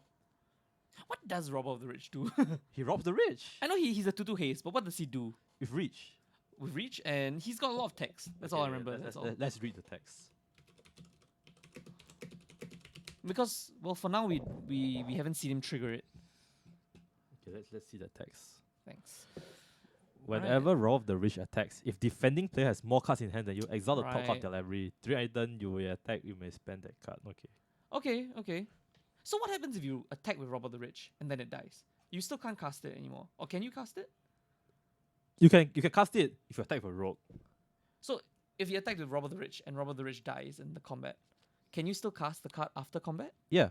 Okay. I That's mean, cool. I'm not very confident in my judging skills, but I'm pretty sure that's how it works. Okay. I'm I'll take your word for it. very sure that's how it works. Yeah. Oh, he top decks the third land. Oh, Let me see the Bone Crusher Giant come down. Gonna get rid of that Rob stop of the the Rich. robber. Yeah. Yeah. No more robbing for you. Exactly. But now, once again, bit difficult to swing in with for Quan Kai unless he can get rid of that runaway Steamkin. Yeah. The Steamkin is I think a 2/2 right now. Yep. But Uh, Chin Heng does have the mana open. yeah. Could pump it to 3 if he's got a shot. Ah, that's true. That's true. Yeah. So Jiheng representing the shop, and so Quan Kai less incentivized to try and remove the runaway Steamkin. But I mean, if we know Quan Kai from his playing today, he's just gonna swing in. Yes. But let's see what he does. He's gonna go for land. Place the land first. Okay. Okay. I still can't tell what Attack. that guy is. Yeah. I don't It's the glare. know. Wait, hold It's on. a 1 mana 1/1 with haste. That's all I know. And it doesn't look like Fervent Knight. Scorching Dragonfire. Scorching Dragonfire. No, Wait, she says Scorching Dragonfire. Is Wait. red cap melee? No, that's No, that's a okay, so we do see the shot come out here. okay. And Quan Kai gonna think about what's gonna happen.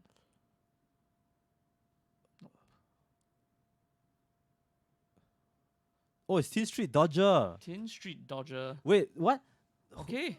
Oh, Okay. can't be And- blocked. Okay. Well, we see quite a exchange of cards here. Okay. Wow, and Chin Heng seems to be ahead right now. Yeah. I think Quan Kai had used 2 cards to get rid of that Steamkin, while Chin Heng just traded in a shot for that. Yeah. So He didn't even bother blocking with the Bone Crusher Giant. That's how confident he is. Oh, he no! didn't have it out at the time. Oh, okay. But yeah. Oh! Easy red cat melee out there. Oh, there we go. Boom, Thankfully. boom, boom. Thankfully he had That's that red it. cap. That's it. If he didn't, dead. That's 6 they- damage they are- that he was facing. If he didn't have it, dead on the spot. Yeah. Confirm. Now, honestly, Chin Heng looking real bad at this point because, I mean, Quan Kai's chances are looking real bad at this point because, yeah, Yeah.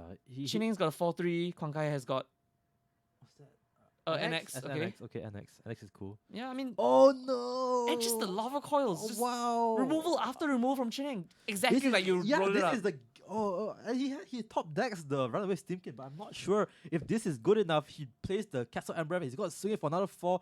And the Member Cleave wins for what? the game. That's not real. This Oh. game is not real. Oh my god. So unfortunate. Oh, and Sheik mentions afterwards that he can't block the Street King. The Tin Street, Tin Dodger, Street yeah. Dodger because he pumped it. Yeah, he gave it like the unblockable unless by Unblockable, defenders or something. yeah.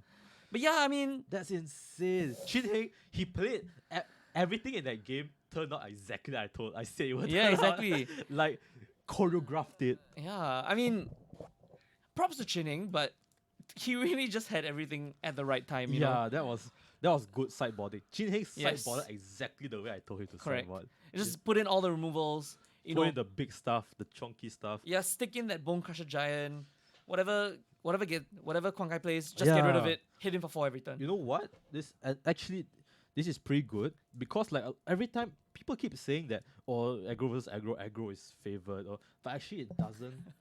What? Go at the desk. That's us.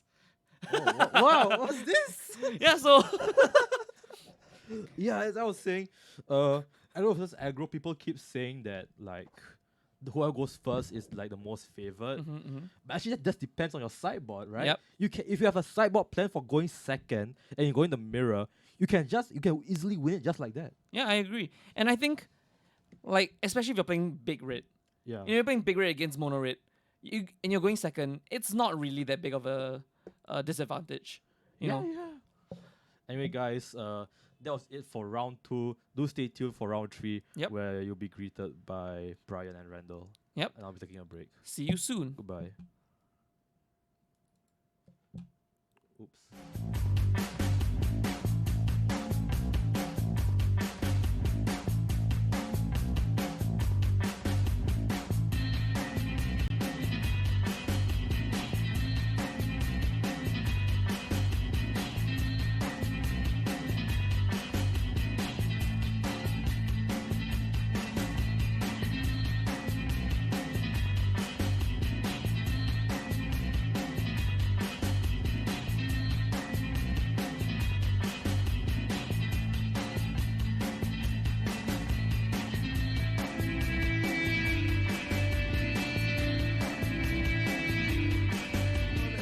welcome back to round 5 of our first seasonal qualifiers of GOG Games Invitationals 2019. My name is Mick. I'm one of your hosts alongside Shadowverse. Hello. Of Shadowverse fame, Hi. Rian Poon. What's going on, guys? We are back, round 5. Yeah. We have basically we have 2 players on 4-0. They're going to go ID into top 8 already. Mm-hmm. I believe, do you see Who they were? were the 4? think I it was don't know. Danny and Kwang Kai, I think. Wow. Danny Seed. Oh, I can see from here. Yeah, Danny C and Kwang Kai. Wow. Woo! Yes. And these Kelvin two, Chun and Fu Pichun. yeah. they're on 3-1 right now. 3-1. 3-0. Wait, or is it 3-1? No, it's win draw. It's win loss draw, right? Oh wow. Okay, because of the buys, like table 2 onwards are playing. Yeah. Excellent. Awesome. We got good competition here today. Whose cards are these? Alfians, I Alfians. believe. Oh, we actually got Cinder Vines. Wait, what? Those are for him? I don't know. I guess so. Yeah, they are for him. Cinder Vines? Oh, it looks like Cinder Vines is a great card. he's going to Teamer. Anyway, we're watching the match here between Lucas Wong on left hand side and Ilham Muliawan. Oh, both wait. players who with Sorry. The decks are the decks are the swapped. other way around. The Yeah. other way around? Okay, so Lucas is playing White Weenie. Why do you call it Weenie White? It is, isn't it? No, it's White Weenie. Okay. Oops. Weenie White. I always assumed it was Who's- called Weenie White. Why is it Weenie White? I don't It's know. White Weenie, man. Everyone I know call it Weenie White. Oh, that's a strange. Anyway, White Weenie on Lucas Wong's side of the table, and Ilham is playing Mono Red. Mono Red, I think, pretty. I won't say easy deck to pilot, but very straightforward. Like you're trying to get your opponent down to from. You have 20 to one 0. game plan. You only have one game plan. Well, the White Right. Weenie also has one game plan, which is also to drop your opponent's life from 20 to 0. But they do it in very different ways, right? Yeah, that's true. So in a matchup like this, Mono Red will actually be a little bit more on the control side. So you want to deal with the board. Yeah, he got to prevent your opponent. Number one, got to prevent your opponent from getting ascension. Yep. And number 2, like you just have to, you have to ration, right? Your burn spells, some of them go to the creature, some go to the hit. Ilham I don't think pre-sideboard Ilham is favored. I think White Weenie is supposed to have quite an advantage over Mono Red because they can get a lot of creatures on the battlefield very, very quickly and Faster just than overwhelm. Red can deal with them. Yeah, Because exactly. especially if White Weenie gets the good start, like you go like, perfect curve, then Red's behind. You start off with maybe the Legion's landing into like Donna's hero, Donna's Vanguard, bodyguard, or this thing into what's the 3 mana History of Benalia. Yeah, history. Oh, Even of course, Benali's Marshal will be Ilham good. here starts off first, which is great. You don't want your opponent to be gaining some life off of the The life link, right? So of he the can life easily. linker. Oh, he's declaring. Is he gonna? He knows Oh. Lucas will block 100%. So there's no point in attacking. I think Yeah, you just shoot it. Just put down the steam kin and just pass the turn. Yeah, this is actually a pretty good start from Ilham here. It is. Steamkin is down early, and Lucas won't have a way to deal with it until much later when the Conquer Tribunal goes on. By that time it's a little bit too late. I Yeah, think shoot to it. prevent. Oh. Ooh, okay. Interesting. I think he wants to raise. Ilham knows that he can afford to. To 1.2, take 2 points. Essentially, it's 2 points of damage, right? Like he's getting 1 life, Yeah. you're losing. The disparity is like 2. Looks like second steamkin here, followed up by Gem 1? Gem 1. Alright. I'm interested. Why did he hold the monkey? okay. Do you think he I'm held? not quite sure. I think he held to see if Lucas would Ilham be. here didn't play a land. Yeah, he's stuck, right? No, Oh, no. he he's has not. land in hand. Is he doing some next level strat? Wait, I think he's doing some next level strat. Maybe. Yo, is this some next level Ilham strat where you pretend to be land stuck? I don't know. No, But I Lucas, think I know why. but Lucas is definitely lands out here. Ilham, maybe he wanted to bait out the X once. Oh yeah, okay. Yeah. Yeah. That's a good point. Yeah. Oh my god, dude, Ilham is next level. Mm. Not bad. Oh, Not bad. Okay. okay. That's a scoop. That's a Yo. fast scoop, man. That was the most interesting land hold I've seen. Yeah. So you're trying to get your opponent to commit a little bit more And to you the board surprise X them with a ones. chain whirler out of nowhere. Surprise chain whirler is always a good chain whirler. Chain whirler though, also one of those annoying cards that I would Yeah. love to just like See get rotate. out of the format. You know, I played Showdown yesterday. I got a Showdown pack. You want to know what I opened? Chain whirler Chain whirler, and trash. Okay, chain whirler for mountain, trash uncommon. So trash fall uncommon, and trash rare. oh cool. Basically, got no value out of that. Is the chain whirler like zero value? It's like $1 right now, right? I think so. Somewhere there. Yeah. I got $1 terrible. value out of that. Yeah. So boarding, Lucas will want to throw in some So let- baffling. Yeah, I guess. That's Okay, the so baffle. let's take a look at like Lucas's sideboard, right? Yeah. Lucas's sideboard, what does it have? Dovin's veto. Mm-hmm. Disdainful stroke is a no. Baffling end definitely yes. 4 baffling ends, in fact. That's really good. That's very yes. Against- Tokali Honor Guard maybe comes in as number 1 is a blocker, and number 2 it stops chain whirler, Chain whirler chain whirler and triggers. Viashino, but I think Ilham will be siding out the Viashinos anyway. Mm-hmm. Lyra definitely goes in. Okay. But there was only like 1 Lyra. Yeah, that's fine. That's all you need. Then for Citywide Blast. I don't think you do. Do you? No. Okay, Ilham side. Interestingly, Ilham does not have a Fury Cannonade. Actually, maybe it brings in the Ajani Adversary of Tyrants. It's a good way to just like gain life, make your stuff yeah, bigger. yeah. Okay, Ajani, the old Ajani will go in then. Right, against life, right? I can't Adversary of remember. Tyrants. Ajani. Ajani. Nope, it doesn't. I think it's the newer one. Okay, yeah, doesn't gain you life. Yeah. Alright, fine.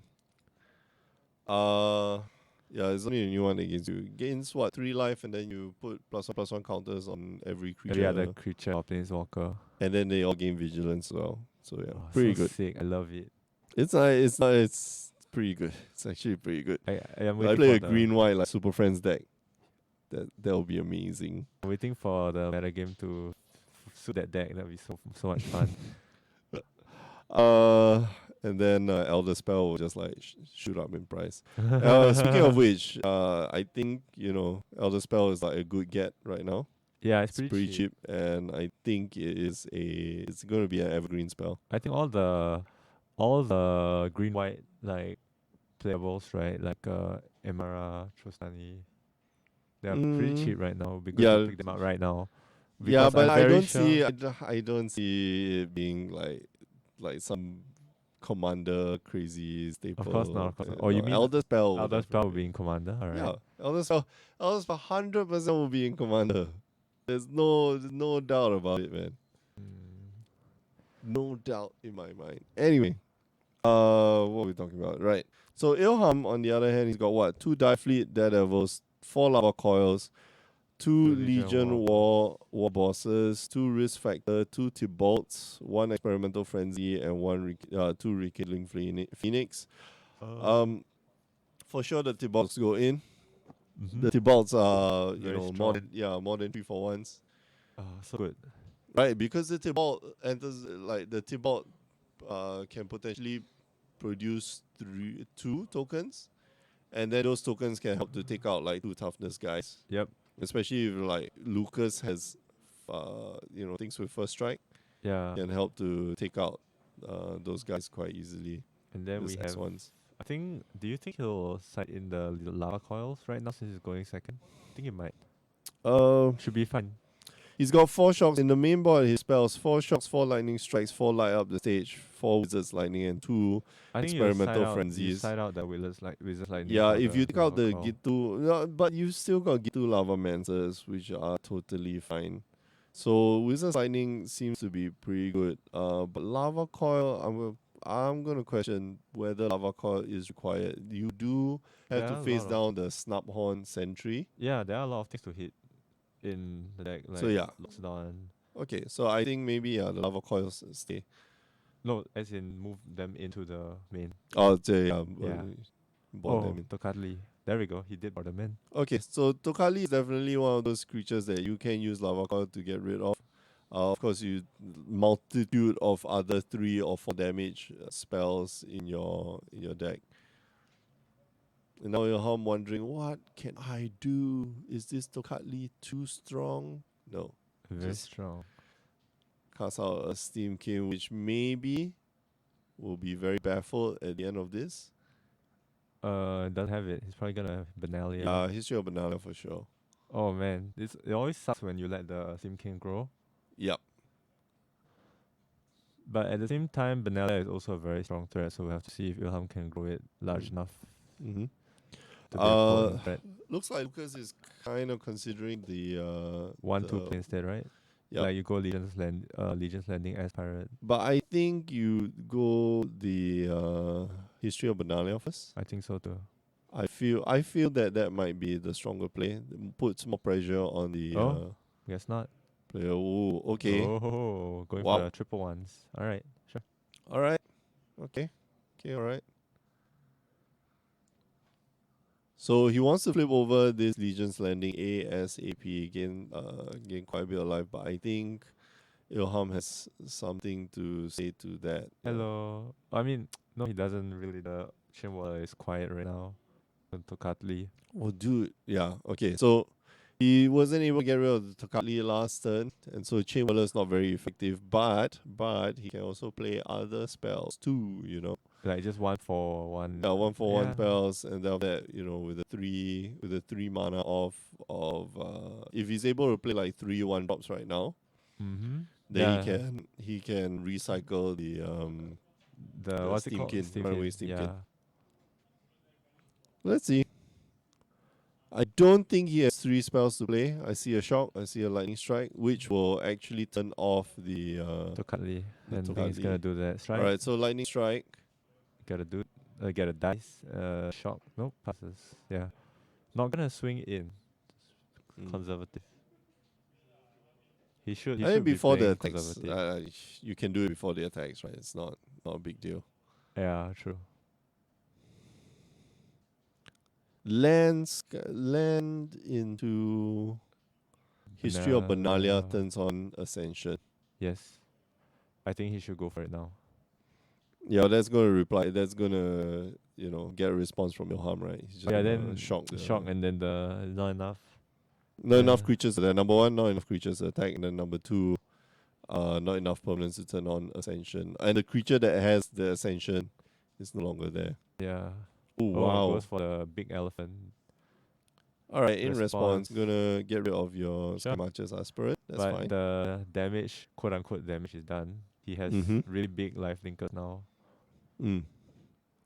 Well, he could have done it anyway, right? Yeah.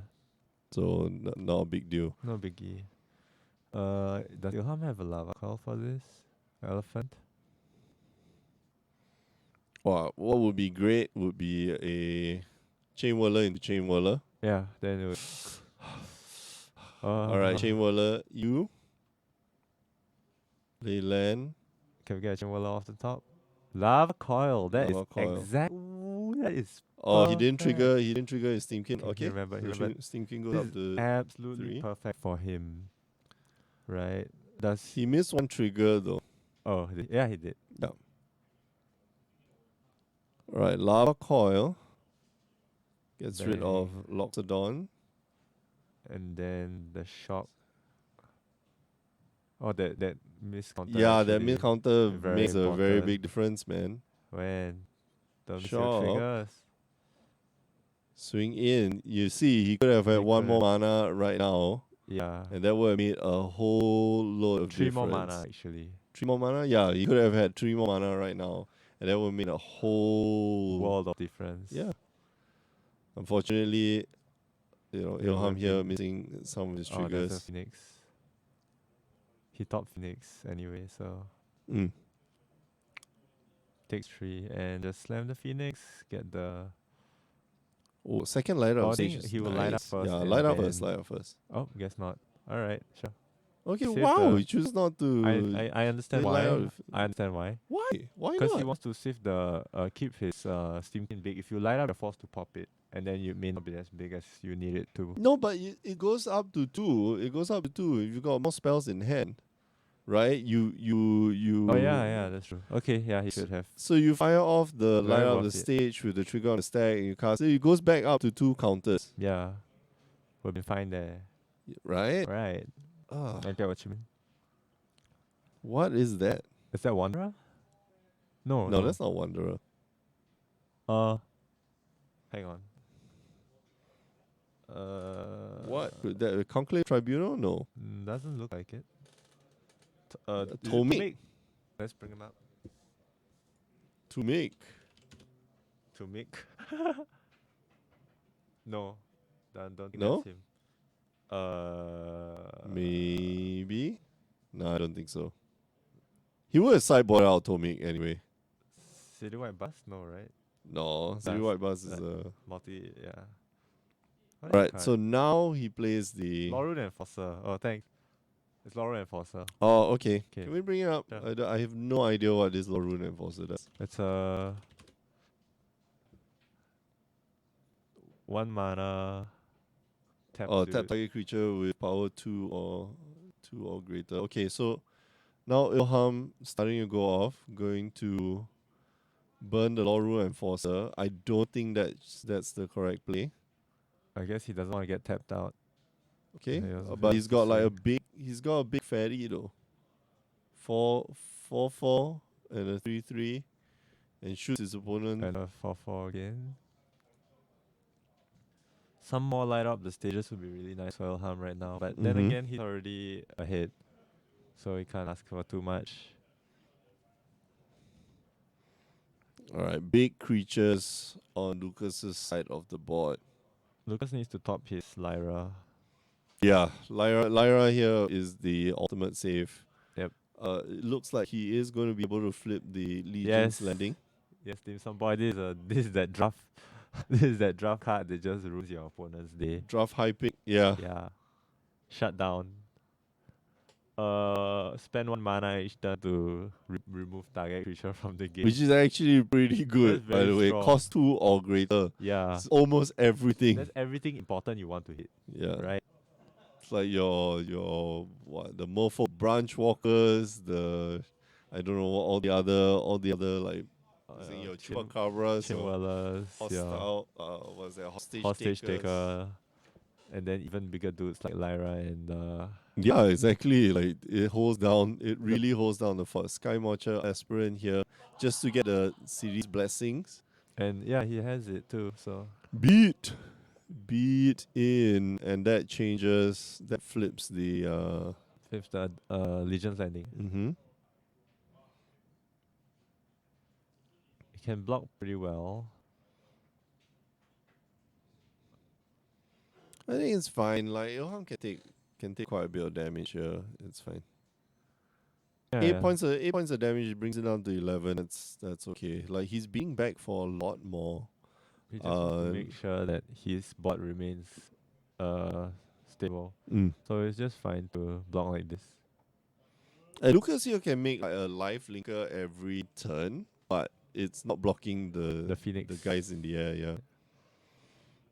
The aspirant will probably have to chump the Phoenix sooner or later. Mm-hmm. Yeah, like Ilham confirming with his opponent, you gain some life because that is not triggered like a miss trigger or anything. It's a static. Yeah, Life link's a it's- static, so you have to. All right, be in with the 4/4 Oh yeah, and the lava. and the 2/2 and the 4/3 flyer. Thinking what to beat in with. Does he want to swing in with the Chain Waller?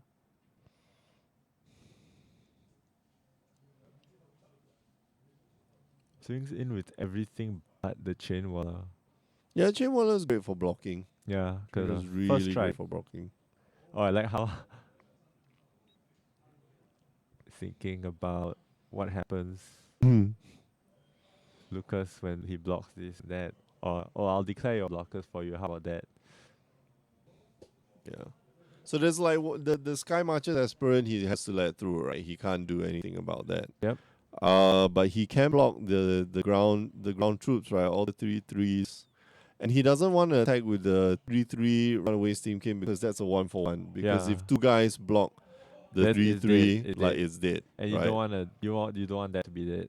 So this 4/4 runaway steam king can trade with two what you call it, two knights, which is great. And then the lava runner can trade with one knight. Of course, Lucas can pop out life linking dude. Yep. And what's he got? Yeah, the life thinker and Yeah, but it doesn't make much of a difference, right? Like he's 3-for-1s for the runaway steamkin if he wants Mhm. to block like that. 2-for-1 still, because like two. still a 2/1.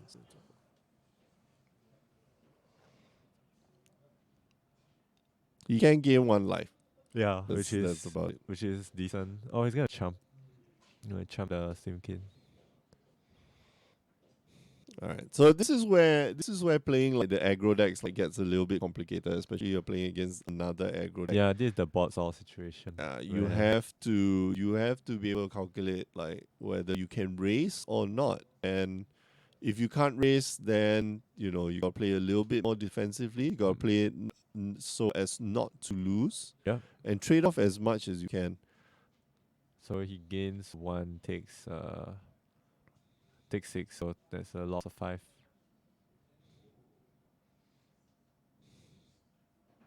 And What then the does he pass get? here from Alfian. From Ilham. Ilham. He top 10. I think he top 10. Well, Which even is- if he did, like he needs to poker face it. True. There's no way he's forcing in more than 11. Mm. See, 2 knights. Wait. Yeah. Sorry, No, there's one knight and 2 1/1 tokens, right? No. 3 knights. Oh, those are all knights. 3 Okay. knights, yeah. Because there were 2 history of bananas. Okay. 3 knights and 1 flying dude, which Flying is to 1. probably So the not- flying to 1 definitely gets in. Unless of course he needs to go and block I think he wants the. to block the Phoenix. He's probably not gonna swing with it. Then at this point, like Lucas has to play defensively, right? Yeah.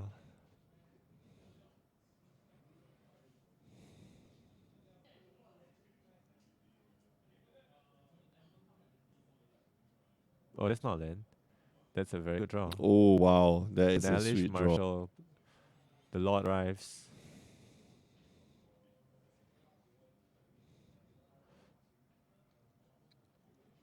Okay. Okay. Now this changes math a little bit. 3/3 is still the Chamberlain will eat 1. But Ilham will be taking 9.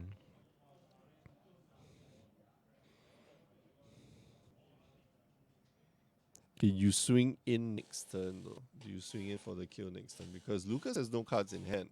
Yeah. But he will have 3 more he will have 3 blockers. So maybe it's worth to trade off here. I think he's going to trade off. And he'll drop down to 5. Yep.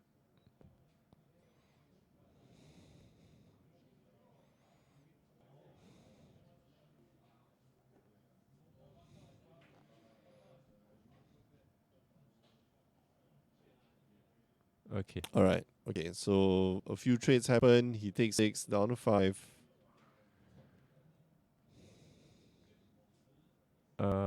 Okay. Yeah, those knights are way too big.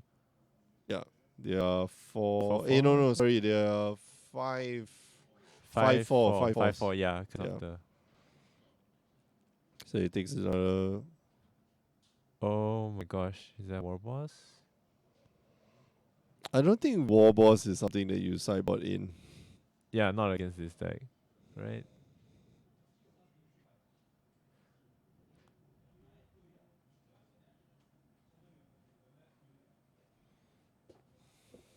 Man, this is This is This, tense, but I this don't I don't think Ilham has any outs though. I think this It's is 4-3, he can block the flyer, he can eat one night. 2-2. If Ilham top the burn spell, this game would be his. Okay. So Ilham Ilham has by- to chump quite a bit. yeah. Ilham really has to chump quite a bit, but Lucas can't attack with everything either. Because the Phoenix will trade With the with the Sky Marchers aspirant. Hmm? Those knights are now back to being 3/3s. 3-3, they can trade off. Dauntless Bodyguard. Oh, Oh, that is going to protect the Sky Marchers aspirant, I believe. Ooh, wow, okay. hey, that's really good. If he declared he should be declaring the aspirant. Yeah, okay. Okay, That's right. game 3. Oh, Whew. that was interesting. That was a good draw. That That was- was a good draw from Lucas. Yeah. Because like Ilham will be forced to block, and then he can't get rid of the 3-3. He'll chump, and then Cause being able to put the protection on the Sky Matcher allows him to swing it in. no, he didn't put it on the Sky Marcher. He put it on the hero. The Marshal? Bandage Marshal. Oh yeah, then it's just gonna stay there. Mm-hmm. Lucas So digging into then Ilham won't have any outs the next turn after that. So yeah. Lucas digging into the side again to take something. Yeah, I think on the play on the draw for hyper aggressive decks, like you have to play it slightly differently. Yep. Yeah, because with your first you'll be the aggressor and with your second you'll be the one defending. Mm-hmm. Yeah, but Ilham here gets to go first, which, Ilham needs to keep a pretty decent 7 in order to win this set of games. Or 6, or 5, Or 5.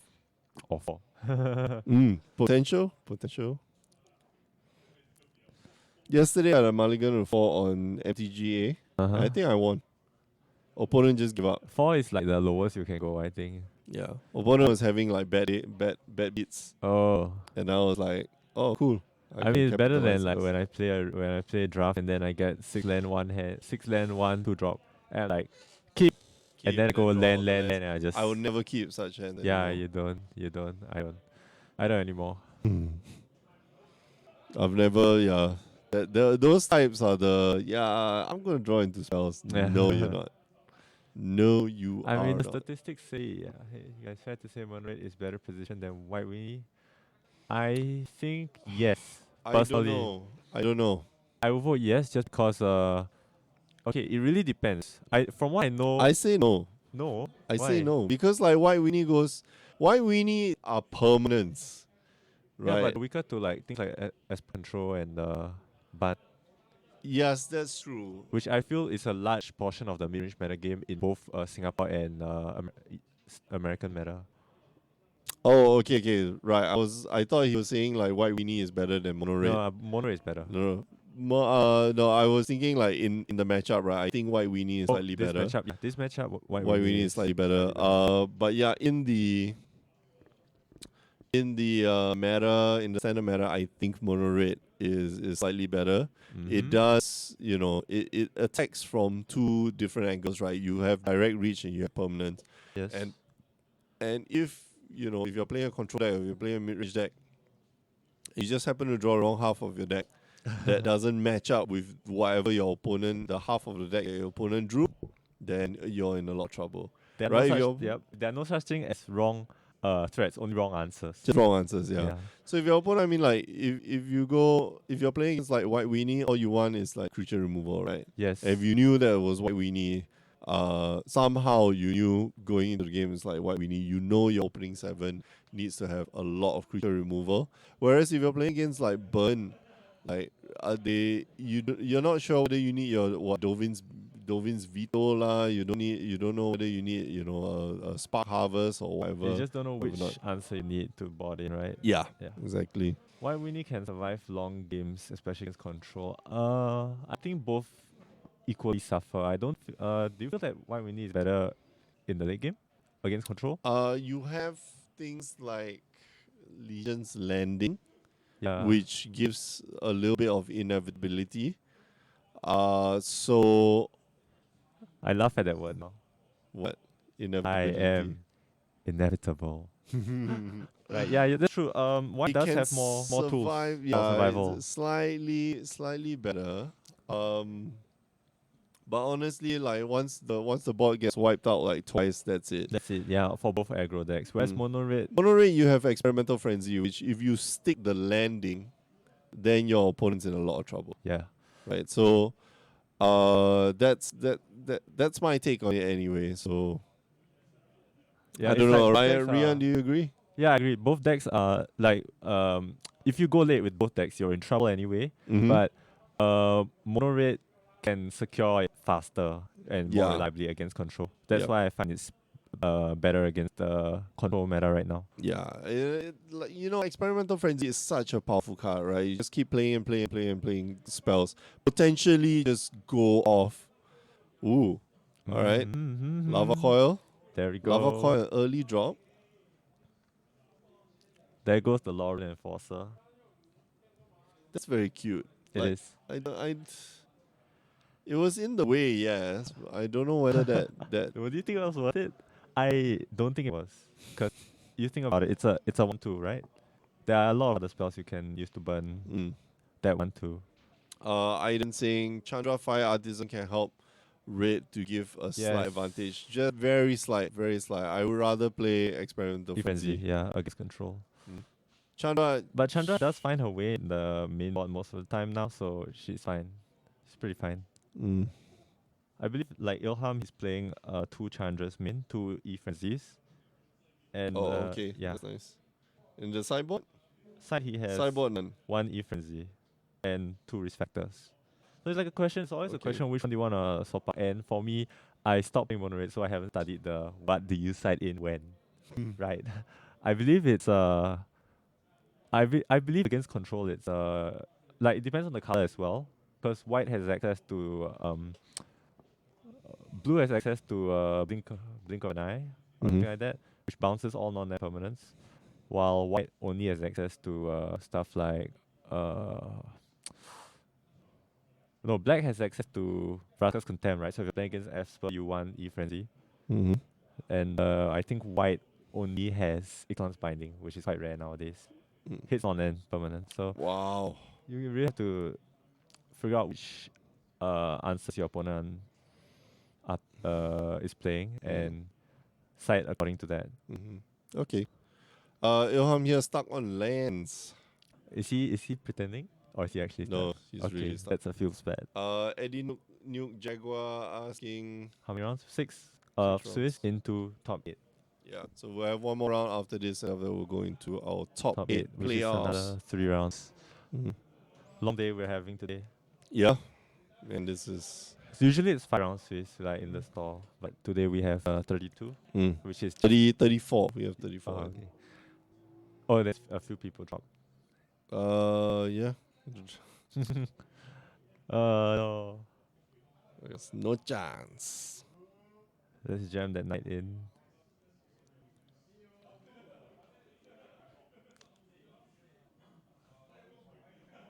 What does Ilham have in his hand if it's not Lin? Lots of spells. There's a strike, lots of removal. Lots. Oh, now he draws yes. the land. That's what he wants to see, man. Better late than ever. That's what I always say.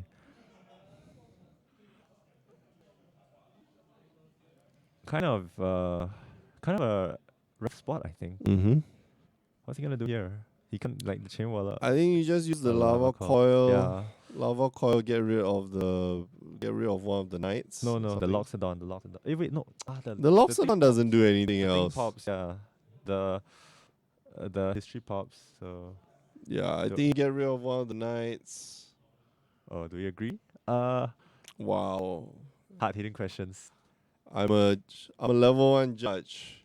You can't say anything, right? I'm not saying I can't say anything, whether I want to or not, but I don't believe that they will give this out lightly. I don't think. Yes, I agree.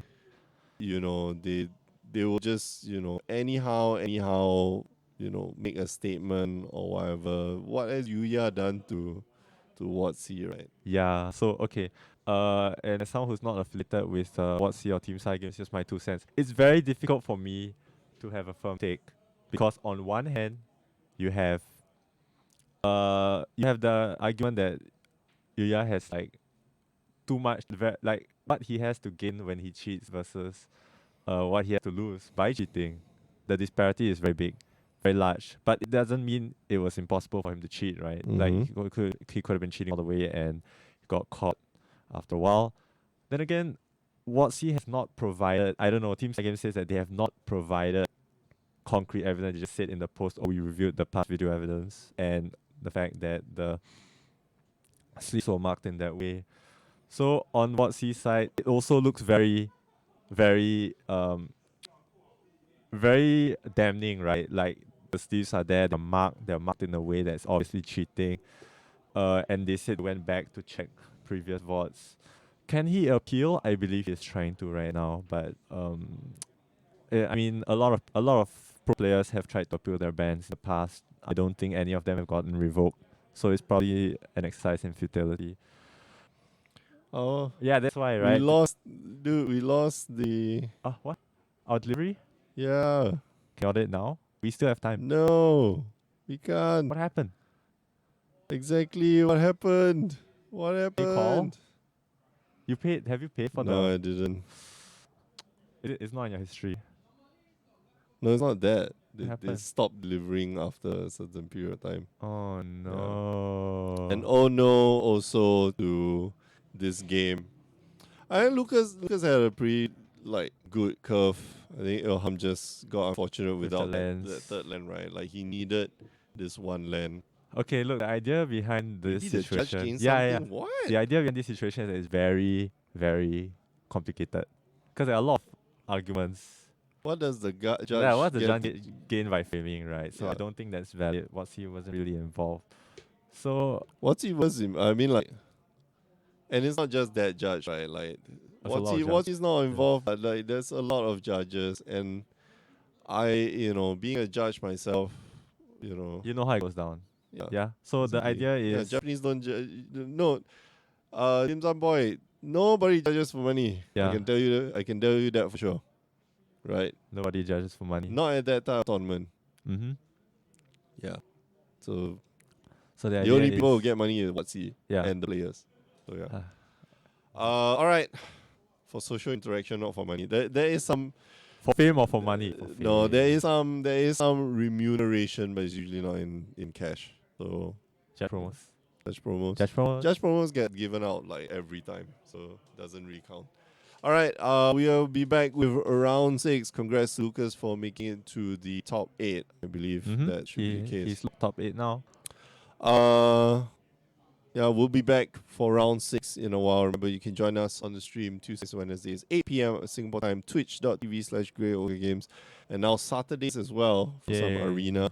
Arena time. Do follow us on Facebook, Instagram, and Twitter. Twitter, you can find us at GreyOgreSG, and you can find myself at The Asian Judge, and you can find Rian at Riripoon, RIRIPWN. Yay.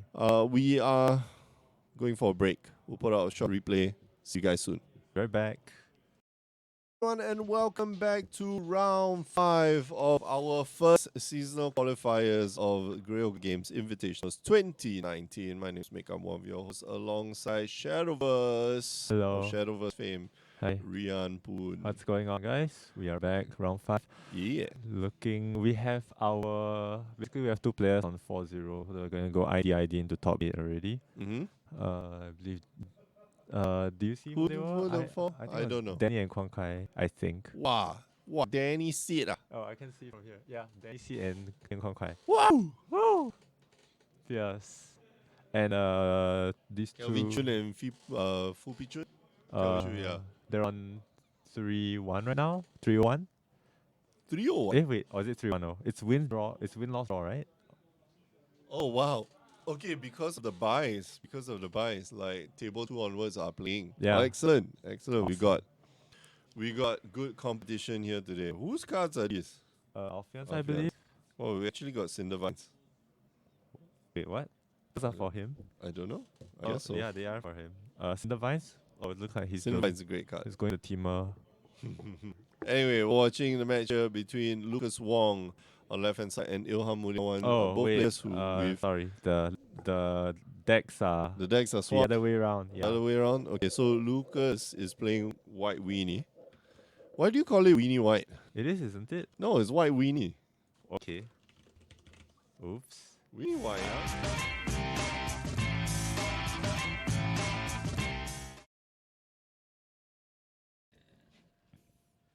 Hello, everyone, and welcome back to the Grey Ogre game stream where we're doing the WPN qualifiers for today, which is all standard all day. My name is Randall. I'm joined by Brian. Yep, and today we're round 3 as standard. We're with Chris Rondi and Chia Reeve, and well, we don't have their deck list for now, but we will soon be seeing what they're playing. I think so far the field has been a lot of control decks, so blue-white control, Esper control. I've seen a bunch of mono-red aggro decks. That's about it so far. Yeah. Oh, I see a Stormy ground. It's just a wire. You can't fix it later. Yeah, okay. Okay, yep. So Reeves on blue, right? And you saw a stomping ground on Krish's side. Yep. Okay. So blue-white and Teamer. Yeah, Teamer Flash? Teamer Reclamation normally.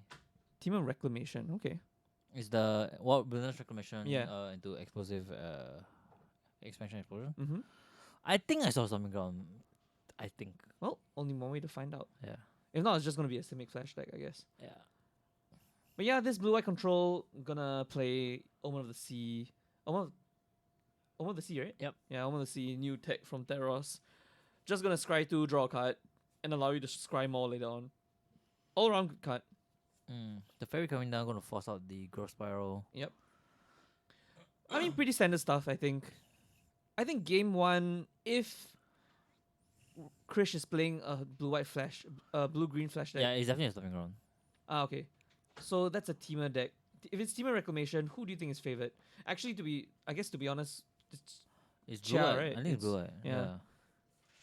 yeah, I mean, with the Teferi on board also, not gonna be much instant things. Oh, so Reeve is on. Reeve is on the left, actually, and Oh. Rondi's on the right. Oh, Whoops. can you just stop this? Yeah, I can. Yeah. Magic. Ka-ching. Alright, then, so Krish is actually playing UI control. Blue, white, white. Yeah, and Reeve is on Demon Reclamation.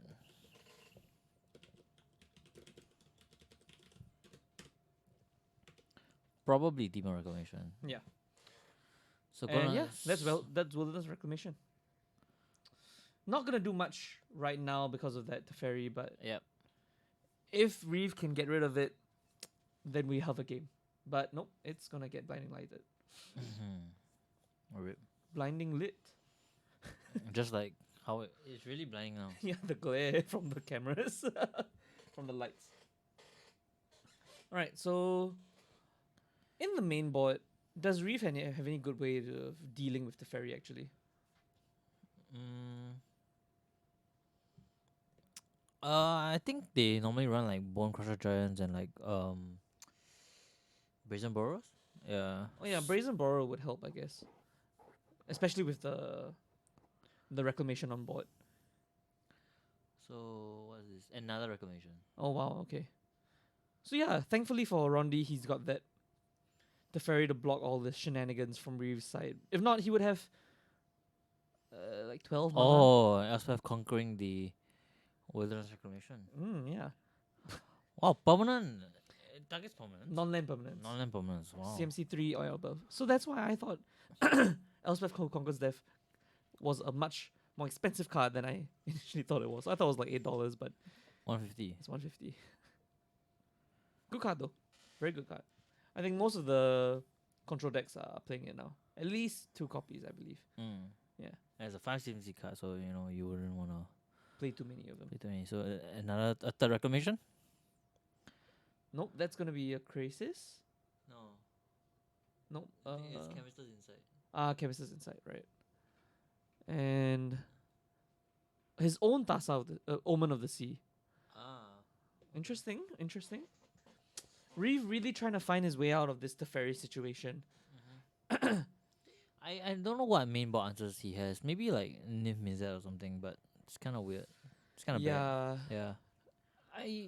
I mean, can he even cast Niv Mizzet? That's really taxing on his mana base. Yeah, I think I don't know if he's playing Brazen Borrow, but that would be his outlet, right? Yeah, for sure. Yeah, I mean, and that Elspeth Conquering Death second step is gonna make his next turn really difficult as well. I mean, he'll probably. I mean, the best he can do this turn will probably just use Castle Unlevel to scry. That's true. So Yeah, I don't think he's got much action in hand as well. but he's in no rush lah, because Krish also is not gonna progress the game any further by killing him or anything. Yep. What Reeve should be afraid of is Krish drawing more cards, stocking him on all those answers. Correct. For when Reeve finds a Brazen Borrower, so he can just counter the Brazen Borrower. Yep. But I think Krish is thinking about bringing back the Elspeth who Conquers Death back to his hand with the Fairy's activation. Oh, and he did. Yeah, and that's really good because anything that, in fact, he can just get rid of the other Reclamation on Reeve's side now. Which No, there's no reclamation. Oh, yeah, he Binding It's- Light. it's The under first Binding one. Light, Yes, yeah. right. Okay. So, but yeah, I mean, this is honestly Rondi's game to lose at this point. Wow, Elspeth Conquer, what a combination with the Fairy. Yeah. In fact, the third activate. What's the third step? It brings back something from the graveyard. Planeswalker or Planeswalker creature. or creature. Yeah. So bringing back a Planeswalker is relevant. Pretty good. Yeah. Yeah. And it gives it a counter as well. Yep. Loyalty counter. And then if you're playing Narset, that's one more activation of Narset, which is No? isn't it? Because Narset comes out at 5, isn't it? Oh yeah, it is one more activation. It is one more Yeah, activation of 6. Narset. Wow. Hmm. Not bad. Randall. Mathematics. Mathematics. But yeah, one more activation of Narset, pretty important. Okay. All these full out Terros lands. Yeah, I mean, what do you think about them? Nah, I don't like that. Really, you don't like the energy tokens from Pokemon? I think that's a Gadwick for all his mana, right? Oh yeah. they play this. Oh, he's really going for it. Is it a cast trigger? I don't think so. I'm pretty EDB. sure It's an EDB trigger, right? So I'm very surprised that he didn't counter it. Oh shit. Wrong. Yeah, it's correct. Gatwick the Wizen. Yeah, but looking at the wrong place. Oh. So Gatwick. It is ETB. It is an ETB effect, and it actually let Reeve draw 5 cards. And okay, to be fair, I don't think Krish had anything in hand to play against it, but So that really feel good. Yeah, really rings like some bells in Reeve's minds. Like, you really let me draw 5 cards. yeah. And Reeve, and actually Gatwick is a really good answer to Dream Trawler, which is a very unanswerable card in Yeah. Krish's deck, Whenever because it casts a blue spell. you just cast any blue spell, you tap it down. Yeah, I mean, Krish can make it hexproof, but it also gets tapped, so it doesn't matter. Yeah, it's really good against the fairy as well, because if you bounce it, then Mm. yeah, but it's But gonna yeah, get it's gonna die conquered. to- It's gonna get conquered again. So gonna get exiled. But Reeve with a full grip, he's bound to find some action at some point. At some point. Hopefully soon, because I This think the fairy's at 5, yes. Honestly, one of the longest staying Teferis I've seen in a and while. it's just probably gonna bounce down the Elspeth Conquers Death again. Oh yeah, such value. He's gonna get the trigger for the non-creature spells And then bounce it. and then bounce it. Wow. Oh, disgusting. Is this gonna be another Wilderness Reclamation? I hope it's not. It's That's Chemistry gonna be inside. Chemistry inside again. Drawing more cards. So many cards. Oh, that's a Brazen Brawler.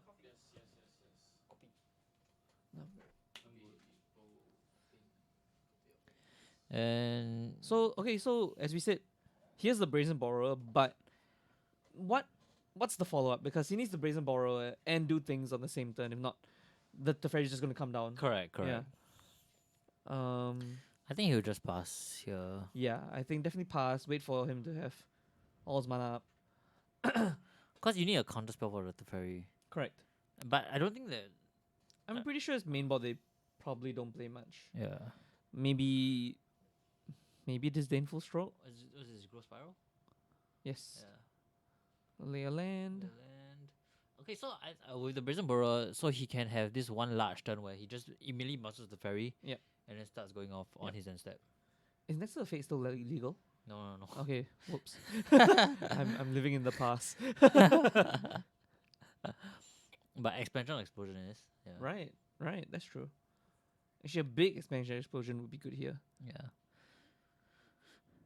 I think just one reclamation would seal the game already. Like with one reclamation and you untap all. Well, that would be like 1, 2, 3. I mean, 4, that's 5, assuming 6, that 7, 8, Krish 9, 10 has mana. no counters. Yeah. Because blue white has the definite answer towards that, the Domin's veto, Yes. uncounterable. Just say no. Just say no. But Krish really digging through his deck at this point. And there's also the activation of the Elspeth Conquer's He's Death. drawing quite badly. He is. No real gas to speak of. All these enchantments are just so good with the fairy. Yep. Why do you have to bounce enchantments as well? Yeah, I know, right? Why does he bounce almost everything? he almost bounces all non-land besides like planeswalkers, I believe. Yeah. Creature, artifact, Like enchantment. enchantment. Ridiculous. and his passive is so good. He really does too much for a 3 mana planeswalker. Not to mention his loyalty starts off at a healthy 4. 4, yeah. So that's an interesting card in Krish's hand right now. It's the X spell for white from Theros Oh, that destroys enchantments okay. or gains life. So why do you think they play that main board? Is there that many enchantments in the format at this point? I mean, 10 mana reclamation, that's about it. For at least for this matchup. It's just artifacts also, right? Yes, I believe so. So you can destroy Embercleave. Oh yeah, Embercleave's play a lot now. Yeah. Yeah. So, I believe it's sorcery, right? Yes, But it's a with sorcery. the but with the fairy- fairy, it's instant. Yeah, Yeah, correct. essentially. Correct. So, Mm. yeah, artifacts and enchantments. And gaining life is relevant. Yep. Against aggro decks. Oh, actually, interesting thing is that Krish didn't bounce his Elspeth because maybe he might be thinking of using that white expel to get rid of anything. Is that another Chemist's Insight? That's another Chemist's Insight. Oh, but that means this Elspeth is gonna take down and do nothing. Actually, they missed the trigger here. Chia should be Reef should be spending 2 more mana to cast that Chemist's Insight. Right? I mean, Elspeth just take down the 2. Oh yeah. Okay, you're gonna go and No, he should be paying 2 more mana because he cast Chemist's Insight, but he only pay 4 mana. The Elspeth Conquer's Death is on the board. I'm not sure if we can do anything. Because actually, it's a missed trigger on. tell a judge, I don't know. Ask a judge, ask a judge. Sorry. Yeah. No, So he casts. but it's a bit too late, because they're ending the turn already. He paid 4 mana for Chemist's Insight, but then there's a loyalty 2 on the Elspeth Conqueror. You go ask the judge. Okay. Alright. Alright, thanks, Elfian. So I think Krish is actually catching it actually. So Okay. So Reeve might need to pay 2 more. Yeah. Oh, okay. Oh, I think Yeah, they're gonna yeah. call the judge They're now. asking the Okay, judge now. fair enough. So players are also vigilant. I mean, it is competitive RL. It is competitive RL, so that's actually a very important direction because Reeve is. I think he needs all the mana he can get this turn. But it's not like he can play instancy spells anyway. Yeah, true. And I mean, it's okay, interestingly enough, Elspeth Conquer's Death is not going to do anything on its third step because there's nothing in Krish's graveyard Correct. So here we have our friendly judge helping out. helping out. Wait, did he cast? What's there also Conqueror in the graveyard? He played Thirst for Meaning, and then he discarded that. Ah. Yeah. So actually, Oh, interestingly dude, this is enough, like blue white enchantment. he's paid for the Elspeth trigger, Oh. but he forgot to tell his opponent about it. Oh. Yeah, they're talking about talking to the judge, right? What did you say? He says all good. All good. Uh-huh.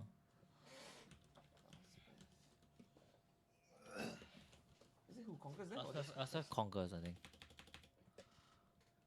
I think there's a comma, but whatever. Just search. Nice. Okay. Yep, the Oh, story but- of Elspeth conquering death. But No, it's that's just not creature spells. Your opponent. your opponent's control. class. Yeah. So don't know if he also gave himself a disadvantage there, but okay, so he's gonna get rid of it, but it's not gonna get anything much.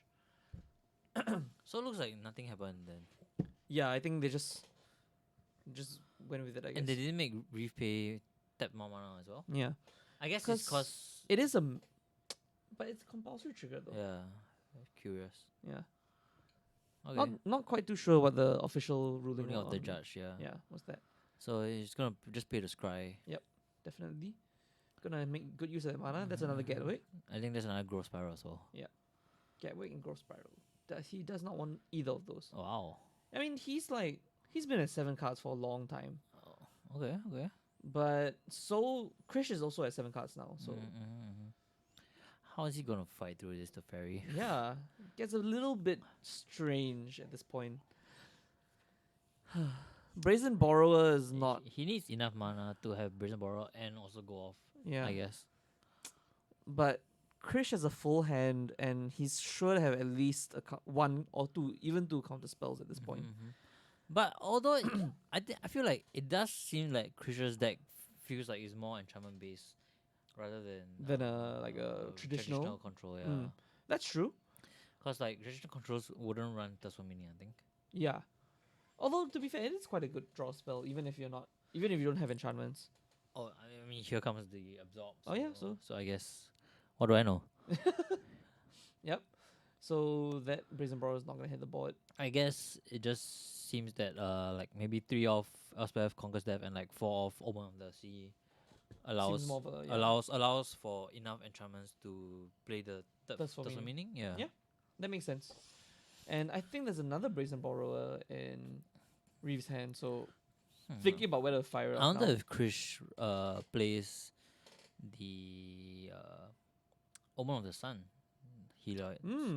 Perhaps in the sideboard. I That's don't a, think they'll play the because main that's a board. pretty good enchantment to bounce with Yeah. the fairy. That's true, actually. Yeah. Yeah. Gain 2 life, gain 2 soldiers. Yeah. Very good card. Can even be a win con. Yeah. Wow, what a slow win con. I mean, they do play Cousin Ardenville. True. Yeah. Oh gosh, I've seen the long grindy games where they just end up with like 10 soldiers. Yeah, just Just keep Hey, hitting there's every a turn. there's a 2 on clock, man. Yeah. But usually it's like on a gummed up board, so they're just waiting for so many creatures that they just go through all the blockers.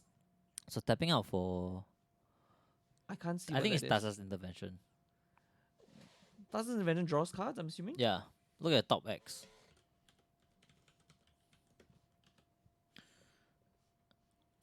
Wow, and no response from Krish. Once again, letting a little bit of a dangerous card resolve, I would say. It's like a what's it called? Build your own dig through time. Yes, build your own dig through time. There we go.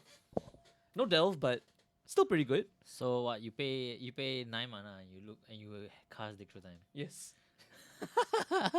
Not very good when you think about what dig through time is. Dig Through Time is blue. Look through 7 cards, pick 2. My goodness. Like, That's the intervention. 9 mana. Look Yeah. at 7 cards, pick 2. because I played standard back in Khans, and just watching people resolve Treasure Cruise and dig through time was very sad. I'm very glad that they banned it real quickly. They ban it standard. Yeah, they banned it in standard. Almost immediately, and modern as well, I think.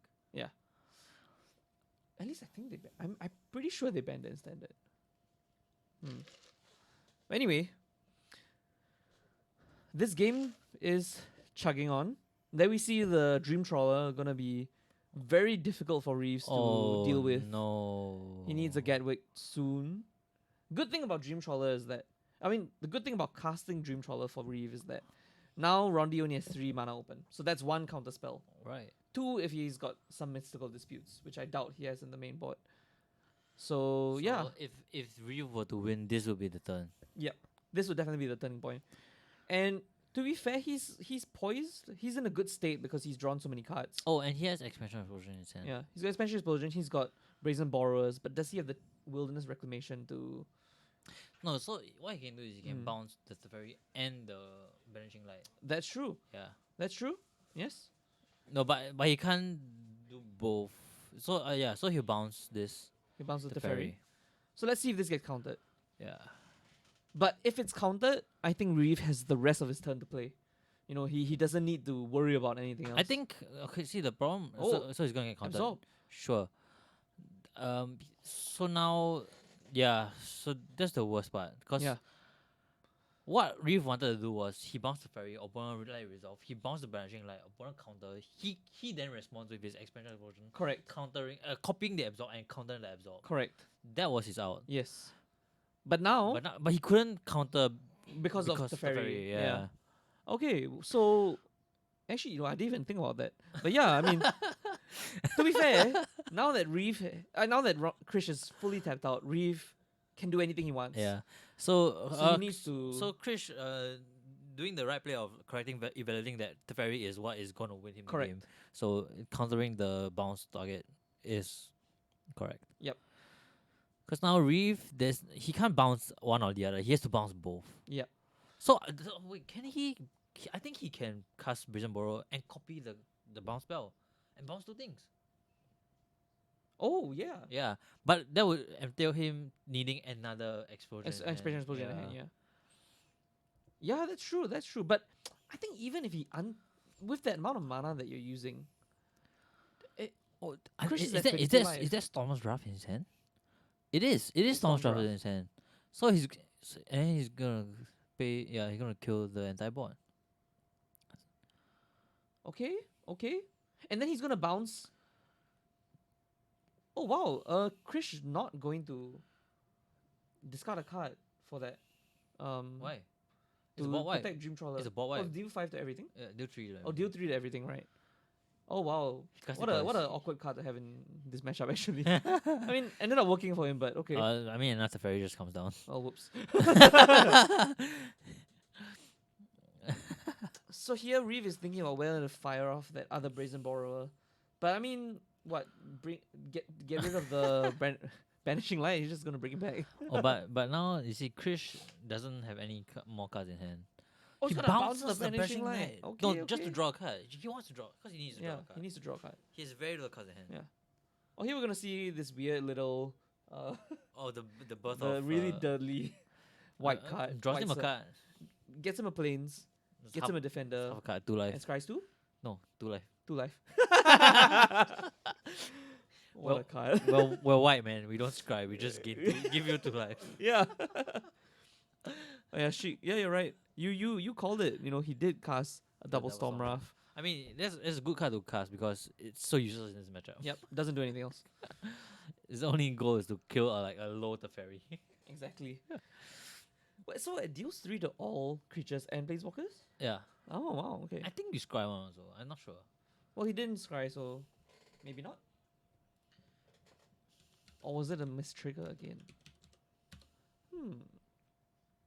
I think you need apostrophe. Oh.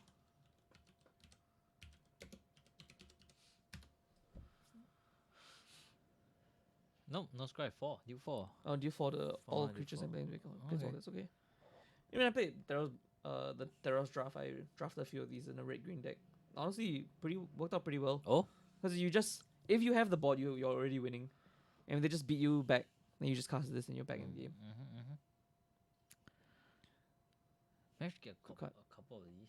No, one of them lah. As in, like multiple drafts, I got a couple Okay. online.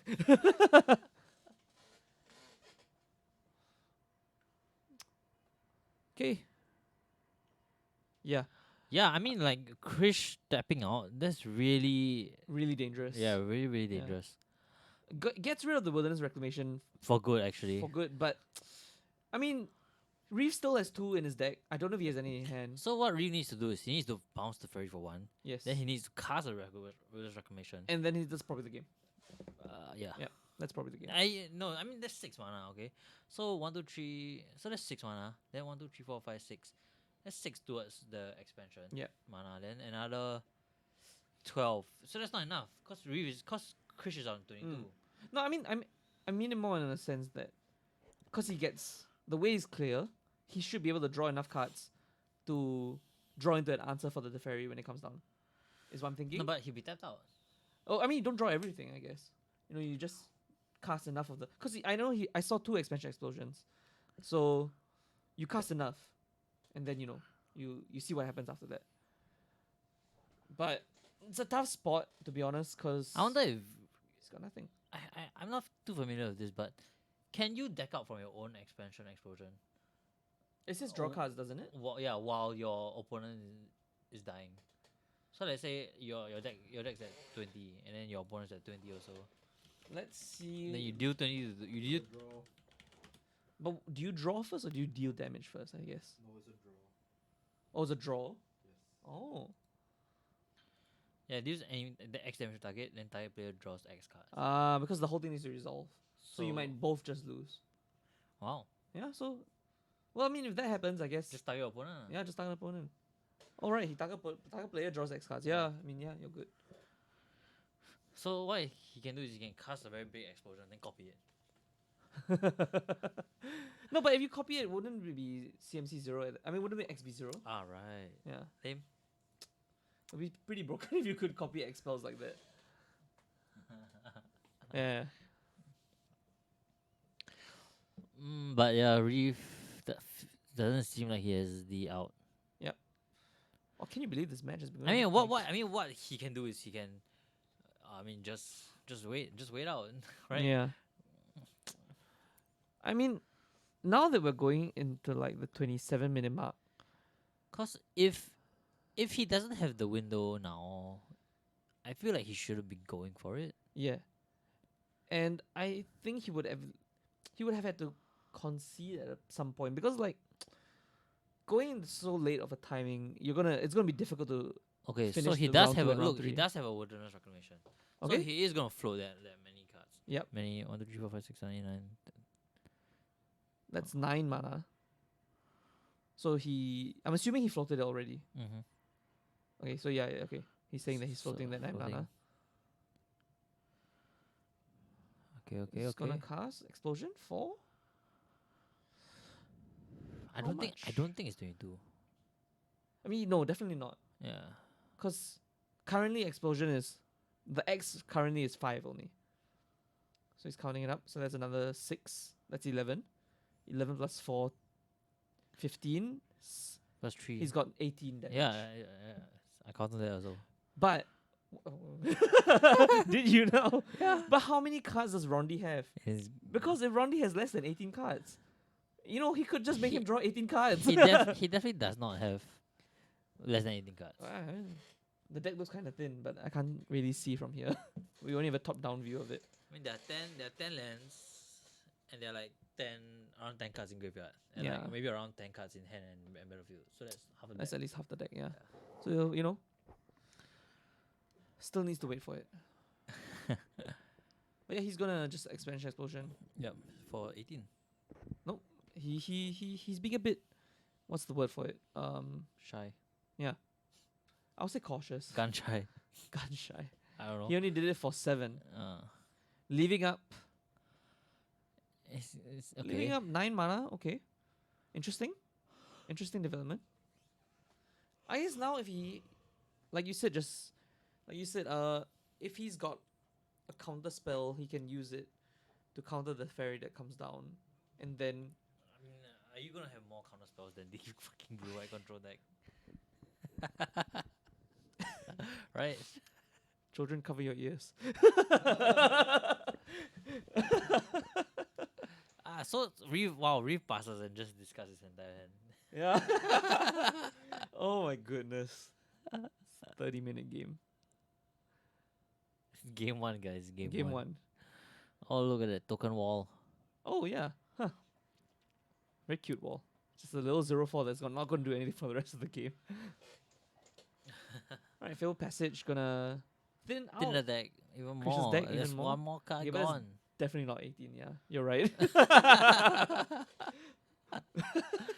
To be fair, if Reeve is able to get the Wilderness Reclamation without the fairy on board, he wins. Well, theoretically, because it could still be counted. I mean, yeah. There's Dovin's Veto. There's Absorb. Yeah, I mean, If he could have won, if he couldn't win that through that window, I feel like The window's closing. yeah. But the window's really closing on this time for both players because And yeah, I Mm. think that was the last window that he had.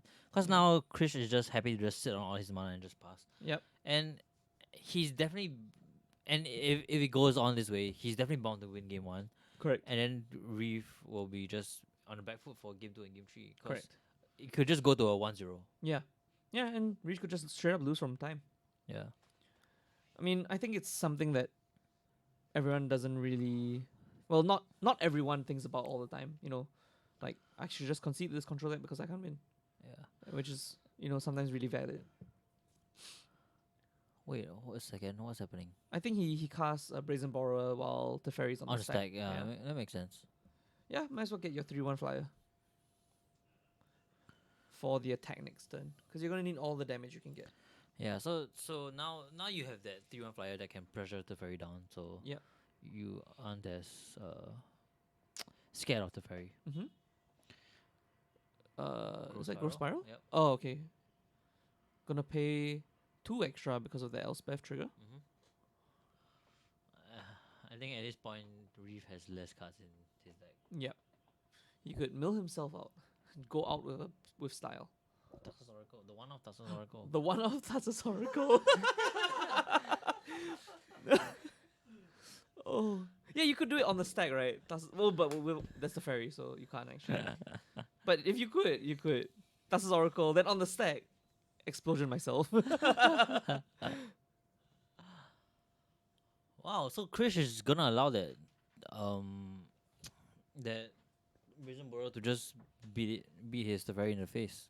Yeah. I mean, he ticked up the ferry, so The 4. nothing really that Krish needs to worry about here. And even if like this Teferi goes down, when Elspeth conquers death, she's just gonna bring back another Teferi at higher loyalty. You're right.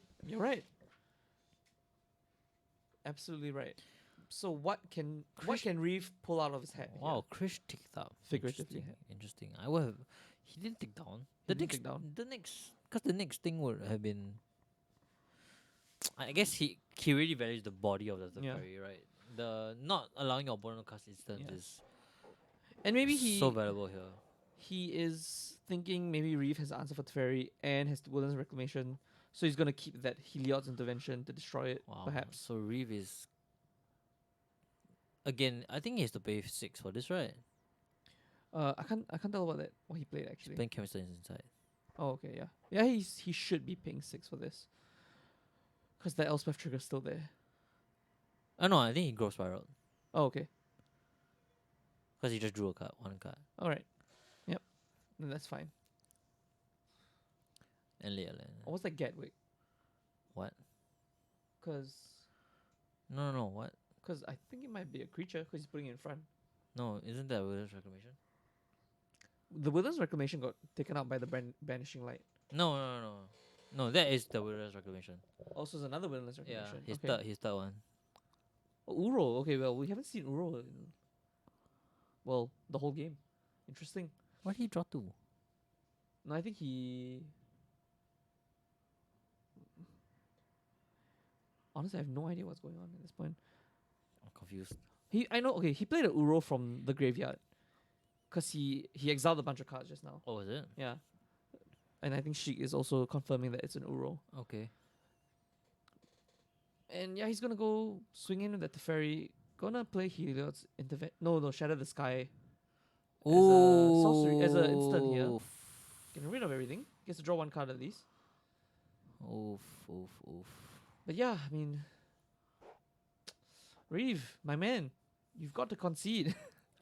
You got to play for the second game because Maybe he's thinking he can win the game 1 and then true. and then Krish will be on the back foot and then But be unable to win game 2. how does he beat through the Ferry? Besides, I don't know. They built this deck. They know they should know what they to should do. know how to beat To be the fair, Fairy. I mean, he can play another Uro, and if the Uro doesn't get answered, then that's a 6/6, at least. I mean, worst comes to worst, they both die at game 1. Oh no, that would be so anticlimactic. I really hope that doesn't happen for both their sakes. I hate playing control. Like every time I play control, like in any sort of competitive format, I just get so drained. If I'm playing it or I'm playing against it, I'm just like, no. Every time I'm thinking about what they might or might not have. So draining. Respect to people who play control, to be honest. Oh, I mean, not hate. I would say respect. It's a mix. It's a mix. Mixed feelings. I mean, I hate them, but also I can't help but respect the dedication they have for suffering. So yeah, Widow's Reclamation coming down. So untapping all his users' mana. Yep.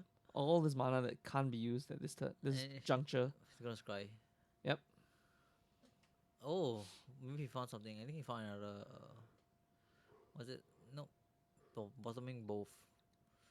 Right now his graveyard is mighty thick. Probably bigger than his deck.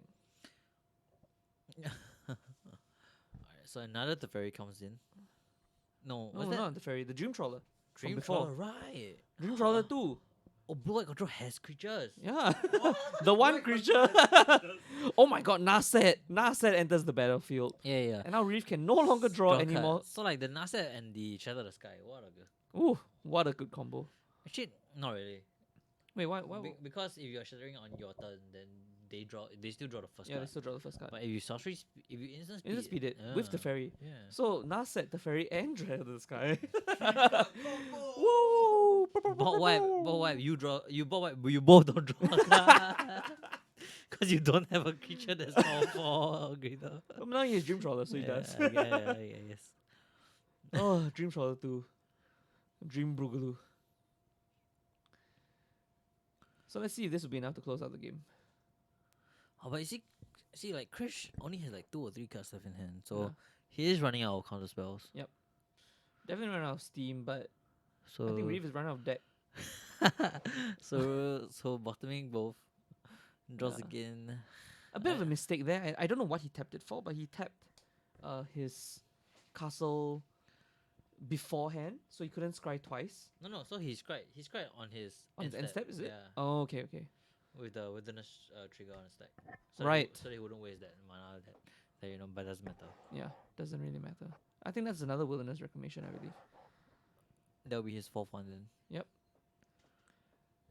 So tap 2. No, wait, this is a lot. No, I mean that's gonna be the Brazen Borrower. Bouncing the Teferi and the opponent Thinking looking at something. the exile pile. Does he have a counter spell? It does. Dovi's Veto? Nope. Nope, that's Absorb? gonna be absorb, I believe. No, he's gonna destroy the wilderness reclamation With the at Heloids. instant speed. Healer's intervention. Yeah, that's gonna throw a wrench into Reeve's plans. But I mean, at this point, Reef has just so much mana that he might as well just hardcast it. Yeah. But he has no more wilderness reclamation, so Yeah. the Uru's gonna come out. Escaping. It's gonna escape from the prison that the gods put him in. I'm assuming, because it's Greek. It's based on Greek stuff, right? Yes. Mythology. Mythology. There we go. That's the word. Law. Law. Greek law. Greek stuff. IRL law. Okay, so Uru gonna come down, gonna draw a card. He's gonna scry from the castle.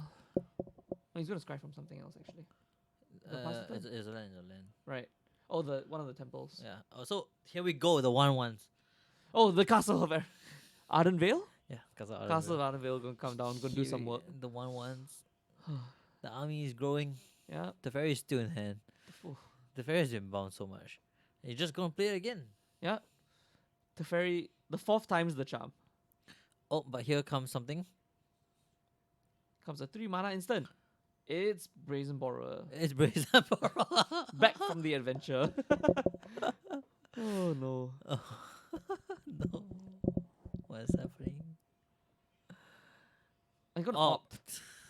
Oh, that's not a card I expected to see at this point in the game. How underwhelming. Wow, draws the card, likes the card. Okay. Passes. Wait, he can draw the card, right? It's the first card in the turn, right? Yeah, correct. Okay. Wait a minute. Then he's been drawing from Uro, didn't he? Did he draw from Uro just last turn? Yeah, yes. But there's Nasa on the board, isn't it? Right. Ooh. I'm really not sure if he drew from Uro. So, but I think he did because he played Uro. I don't know. He didn't even yeah. gain life from Uro, so they're not updating the life totals. They might not be because they're writing it on paper, but okay, but we'll see. If it happens next time, we should call the judge lah. Because to be fair, Nasser could be saving Reef from himself. His deck looks real thin now. Okay, and the Dream Shower is lifelink as well, so Gonna gain 5 life. Unless Krish didn't draw. Nope, he did. Yep. He did. He got the draw trigger up. Gonna up to Fairy. Gonna play another Nasset. interesting. Gonna dig for more answers. So yeah, this could Is very it- well be a turn 1 I think there's another Helo. game 1 draw. Another no, that's Shadow the Sky. Oh, okay. He learns Adventure is a bit more light in it, in the art. A bit more shinies. How is he? I don't know. I It's- don't know what's gonna happen. Turn 33. How is it that I get this cast and then you guys get Get the like the 15 mono minute the mono monorail card. mirror? Oh. Alright. What can Reef do at this point? I wonder if Reef is just thinking, you know what? I'll bring it the time. I'll draw.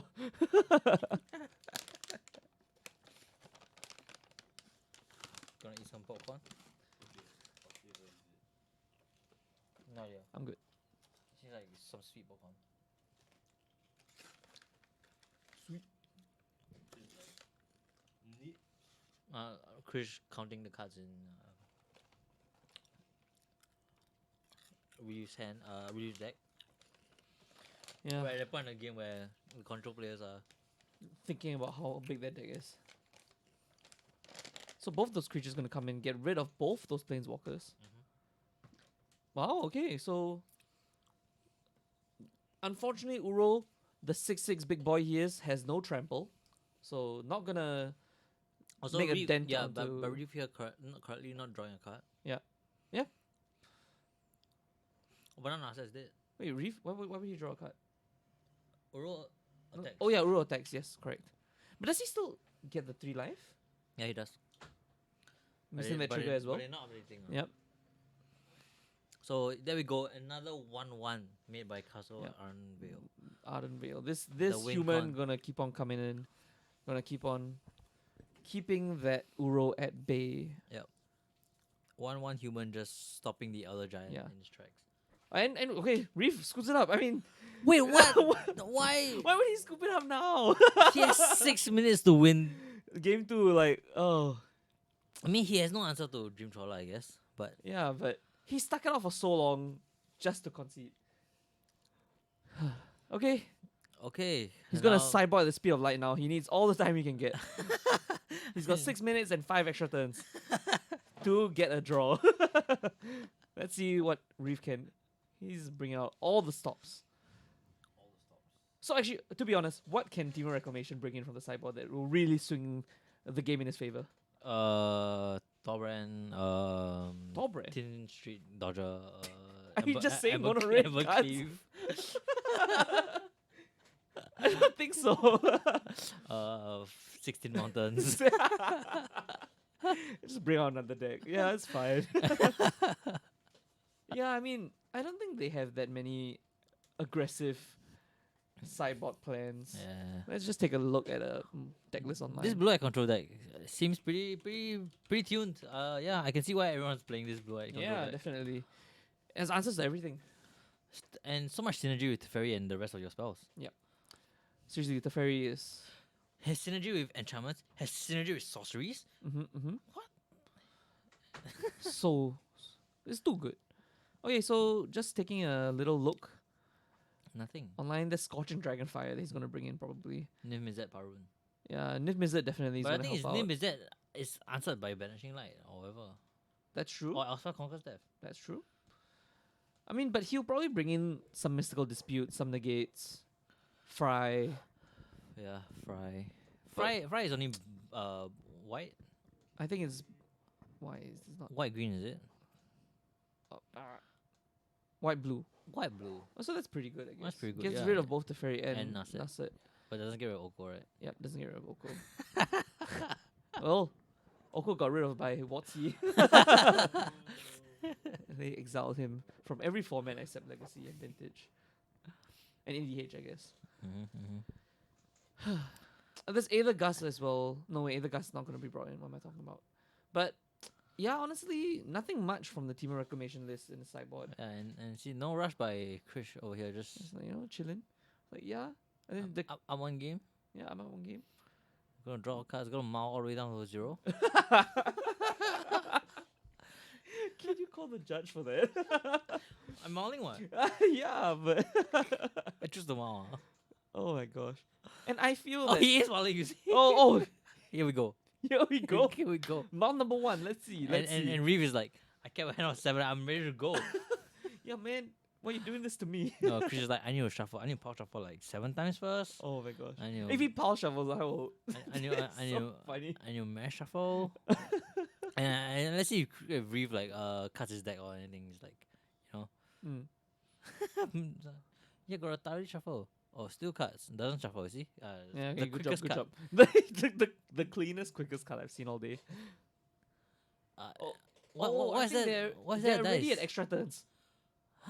I think because they might have started earlier than our timer. Oh, really? Yeah. But yeah, okay, that's turn 1. Nah. I took the dice away. Okay, okay. They still got some Okay, time. come on, Krish. You want a mouth. I know you want a mouth. Don't, god damn it. Oh, he didn't more. He's playing honorably. Look at that! Look at that! Turn 1, tap land. Let's go. Oh, shocks. Oh, what's he gonna do? Passes. Growth spiral. Growth Spiral coming down. Growth Spiral. All right. Wow, look This at the is a speed of tapping. Drawing. Quickest turns. Lay a land. Scry. Don't Oh, like that. Don't like that. Oh no! Oh, no. Thinking about it. Oh yes. No. You ain't got no, much time put to on think, top. man. All right. Untaps. Draws. Super fast. Land. Slam. No. No slam. No slam. Pass turn. No welcome to the jam. Pass. Flash in Brazen Burrow. Charismata inside. Drawing. Charismita inside. Who is Charismita? Charismata inside. And what inside does he have? Drawing. Leyland. Shocks. Passes. Yeah. Speed of light. To be honest, if this were Look at Krish just slowly. slowly, I'm gonna play Omen of the Sea. I'm gonna scry to Look at my hand. Put it at the draw a bottom. card. Draw a card. Untap. Untap. Draw another card. To be fair, if Reef had more time, he'd be in a pretty good position. Yeah. 5 land. Rondi hasn't done anything. Yeah, he really needed a scoop earlier, to be honest. Laser land, slow scries. Do I want it on the top? Check my hand again. Put it on the bottom. Okay. Yeah. Sure. Okay. Yep. Right, pass turn. Your turn. Oh, speed. His own Omen of the Sea Oh, gonna no, come man. down. Scry With the 2 two. lands, gonna put them both Oh, on the both bottom. Thinking. on the top. Both on top. Oh, Draws. okay. He Okay. wants the land, I guess.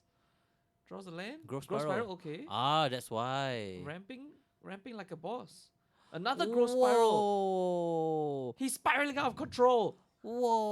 Whoa. So much. Oh. But what does he do now? He's got a lot of lands. he lays a land and but passes. no wilderness He reclamation. lays a land and passes. And his opponent sacrifices a scry too. Oh no. Honestly, Rondi he's got a full grip. He's probably got a absorb in there. Yeah.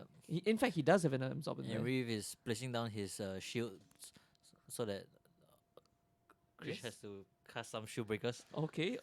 in order to win this Duel Masters game. No idea. Do you not play Duel Masters? I did not play Duel Masters. Oh, you had like 5 shields. Okay. And then your opponents had to break your shields. Okay. I know the one interesting thing about Duel Masters. You could use your hand as mana as well. Like you could discard any cards. Yeah, correct. There also yeah. there are no lands, yeah. Yeah, that's pretty cool. So if you discard a red creature, it becomes a red source. Oh, thing, okay. So things got haywire when you could have rainbow sources. Interesting. There were rainbow cards with rainbow sources. Okay. Interesting. Because it was mostly all monocolored. Yeah. Then came dual colored, then came rainbow colored. Was it fun? Yeah, as a kid I enjoyed it. Mm. Yeah. Wasted so much money. I should have bought Magic. I should have played Magic. I should have played Magic. A Brazen Borrower gonna come down. I think as a creature. Do you want 6-turn clock? 6 turn clock. But he only has 2 turns. 2 extra turns. No, there's Three, there's no dice there, so we don't know yet. Not yet, perhaps. Coming in hot. 3. Yep. Alright, Krish is like, yep. Do you see the speed at which he turned that thing sideways? Getting in the red zone. 5 mana with the Tasa's intervention. Oh, gonna like 3 cards, put 2 in the hand. Okay, okay. 3 cards. Oh, I see a Teferi. Yeah, that's pretty good. I don't think you want that. I see. I think he bottoms the Teferi actually. Wow. Okay. I guess he has a Teferi in hand. Or maybe he just has an absorb. Like, yeah, Yeah. he doesn't need the Teferi. I don't know. Maybe they have extra time. Maybe Yeah. they Deck check or something. I Yeah. don't know. perhaps But 6 yeah. mana for Rondi, and just a dream for Reeve, to be honest. Slams the Teferi down. Yep. Gonna meet a counter spell with the Tasa's intervention. Oh yeah, that's the very also doubles as a counter spell, Yep, right? choose one. Gonna make him pay 2 mana if he wants to counter that. Interesting. No, I think you pay twice of 2. Or twice of 2. You pay 4. No. Oh yeah, twice 2. Twice X. Okay. Yes. Yep, needs to pay 4. Managed to counter the Teferi. Wow. Gonna opt. Come on. What you want is another Brazen Borrower. Double your clock. Yeah. I mean, Rondi he's representing absorb mana. We know he is a god absorb. So But the can thing is- Reeve piece together something here? Mm-hmm. I do see another Brazen Borrower, so that's gonna be So that's coming down. So it looks like wants to throw cro- stomping ground. I think it looks like Chris is on turn 0. Okay. Or are they just checking life totals? They might be checking life totals. Alright, come on, flash in the Brazen Borrower. No flash in. Mystical Dispute. Mystical Okay. View, yeah. Alright, I so think he put the Brazen Borrower immediately into the graveyard. no absorb mana. Drew Wilderness Reclamation, I believe. Will Reeve have the game for the draw? So he's gonna slam down a Wilderness Reclamation. I And think. does I think and then does he have? He has explosion. Yes. His explosion. So is this gonna be a game? Oh, game? No, yeah, he might win. There's a possibility. Unless this Wilderness Reclamation gets countered. Yeah. I mean, there is Dovin's Veto. Dovin's Veto's mana's up. Dovin's Veto mana is up Yeah. as well. But it resolves. It resolves. Okay, but no, cause Dovin's yeah, Veto might still be up for explosion. Yeah, You okay. don't counter the Wilderness. You counter the big play. He's crying. He's crying. What? What? No. He's floating. He's floating. Wait, he's No, crying. he's crying. He's crying. Oh my god. Oh, the sea. Untap. Was he thoroughly bluffed? No, so there was absorb in his hand. I don't think he has Dovin's Veto. He doesn't have Dovin's Veto. But it wasn't a win, right? Was it? It was 5. 5 mana. He's definitely. It was the win. He's definitely the. Why did he cry? He's opting now. What is going on? Maybe it's not enough, man. Yeah, maybe it's not enough. No, that was okay. That was No. Maybe he had Dovin's Veto. Yeah. You can put him To on be the- honest, if I were Reeve, I'll be like, I'm going for this. That's the only Really? way I'm gonna win. If not, Rondi taps out, gets another draw step. Gets more mana for other counter spells other than Dovin's Veto. I feel like that was the only window. And I mean, see, here's the Oh, other. the very coming in, then meeting a mystical dispute. So will he? If he pays the Mystical Dispute, that is good news for Reeve. Because then turn 2, if I'm not wrong, if he gets passed back to Reeve, and somehow he can cast that expansion explosion for enough, then Reeve will win. But He can't. Cause you need to cast it instant speed because of the floating. Yeah, the 'cause way of of the the floating yeah. mana. So yeah, it's gonna be tough. We'll just have to see. But no. I don't think Grief has it. Yeah, He needs to top deck a Brazen Borrower to bounce with Ferry exactly. or something like that. Cause I'm assuming Chris will counter this. Actually, to be fair, right? Just mean- because getting a 3 life is good. Or You- Krish could just pass. I mean, he knows that the only thing he can die to is a big explosion. He has to absorb. He just absorb it. But then, he might have another mystical dispute, so Yeah. fair. He might just draw the mystical dispute. So I Reeve missed little that turn. Yes, he did. Yeah. Because I think even if Krish had the Dovin's Veto, you have to play that way to win without letting Krish untap. Because if he correct. Yeah. If he had it then he will always have it, right? Yeah, exactly. Exactly. And I mean, Reeve is already playing at such a... No. Such a type He rogue. didn't have enough. He had 5 mana up. Correct. So that's 5 plus 1, 2, 3, 4, 5, 6, 7, 8, 9. So 5 plus 9, that's Oh, that's 11. So it's 1 off. 5 plus 9. 5 plus 9 is 14, right? Yeah. Then minus 4 from the casting cost. So that's 10 actually. 10 damage, 10 cards. But getting to resolve it is the important part, right? Yeah, I guess. Because I don't think it's going to get resolved anymore. Okay, so he allowed the Ferry to be countered. Okay. Yeah, leaving up absorb mana, which is So exactly now, what So now if he draws a mystical dispute, he can win. but I don't think he did. That's what you want me to find out. Oh no. He's going to float 9 mana. Oh. Rip Wilhelm. Okay, 9 mana. Gonna tap another 4. So that's 13 mana. He definitely has it, Reef. He definitely has Absorb. UW. UW. Ooh. Although he's looking at us, he's like, come on guys, help me out. Change this card into a mystical dispute. Okay. 赌神变变变. He's just going through the motions at this point. Yep, tapping. You. Pointing And here towards comes the you. absorb. And here comes Copy! Holy shit! Oh my goodness, that's the game! That's game, boys! Holy shit! What the hell? Oh my goodness! No way! And that's it for the draw. Oh my goodness! Of all the cards he could have drawn. Holy shit.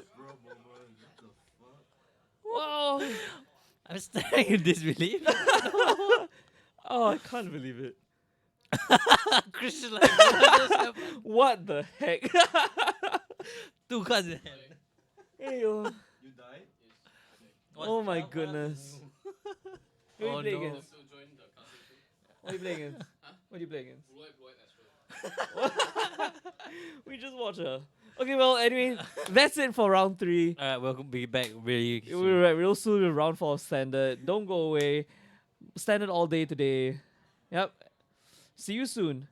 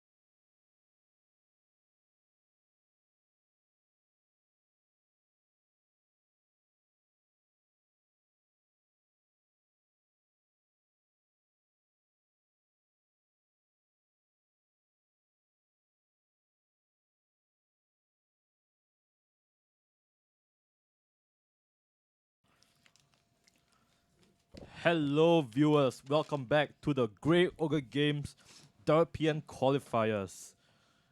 I'm Alfian, and joining me is Bernard Brian. Yo, that burn guy, Brian. Bernard Brian. Wait, I remember we had another name for you. Yeah, you forgot it already. I forgot. Immediately. Yeah. The burn. Feel the burn, Brian. That's right. Feel the burn, Brian. Make it sound like I'm some Zumba instructor. You're like Bernie Sanders, but instead of burning the vote polls, you burn your opponents. Hearts. No, you burn Your them. face. Your face. No man, feel the burn, feel the muscle. That's it. Work right, work man. that squat. You're like the instructor. Like the instructor from Ring Fit when I played just now. But Alright. yeah, this is our favorite matchup from first round. JP Santorio, and from the third round, Previous round, Krish yeah. Rondi. So we've seen Rondi. Rondi, is like relatively not newcomer. Sorry, he's back in the scene. Oh, but coming off of that previous game where he That's a tilt right there. That is what I would call a class A level tilt. I don't think it was. I mean, he didn't have much, to go off on. That's true. Yeah, it was just Reeve had the perfect draw. Reef had the tilt maker. Yeah, so coming off of the previous game, I'm pretty sure Ronnie must be like pretty shaken. It's okay, man. He's still in the top tables. He's still contender for top 8 very Yeah. easily. Yep. And we'll see both players. Actually, no, just JP Santorio gonna growth spiral and wrap his play out of control. When we saw JP in the first round, did he win or lose? He won. Won against Jeskai Fires. right. Jeskai Fires not turning out to be a very potent deck in this meta. It's a deck of a previous meta. Yes. Mm. But yeah, it's a good 2-drop by Rondi there. Yes. You want to see the birth of Math is on too. It's just me or the screen is very glare. It's like No, you are right. The screen is glary. yeah.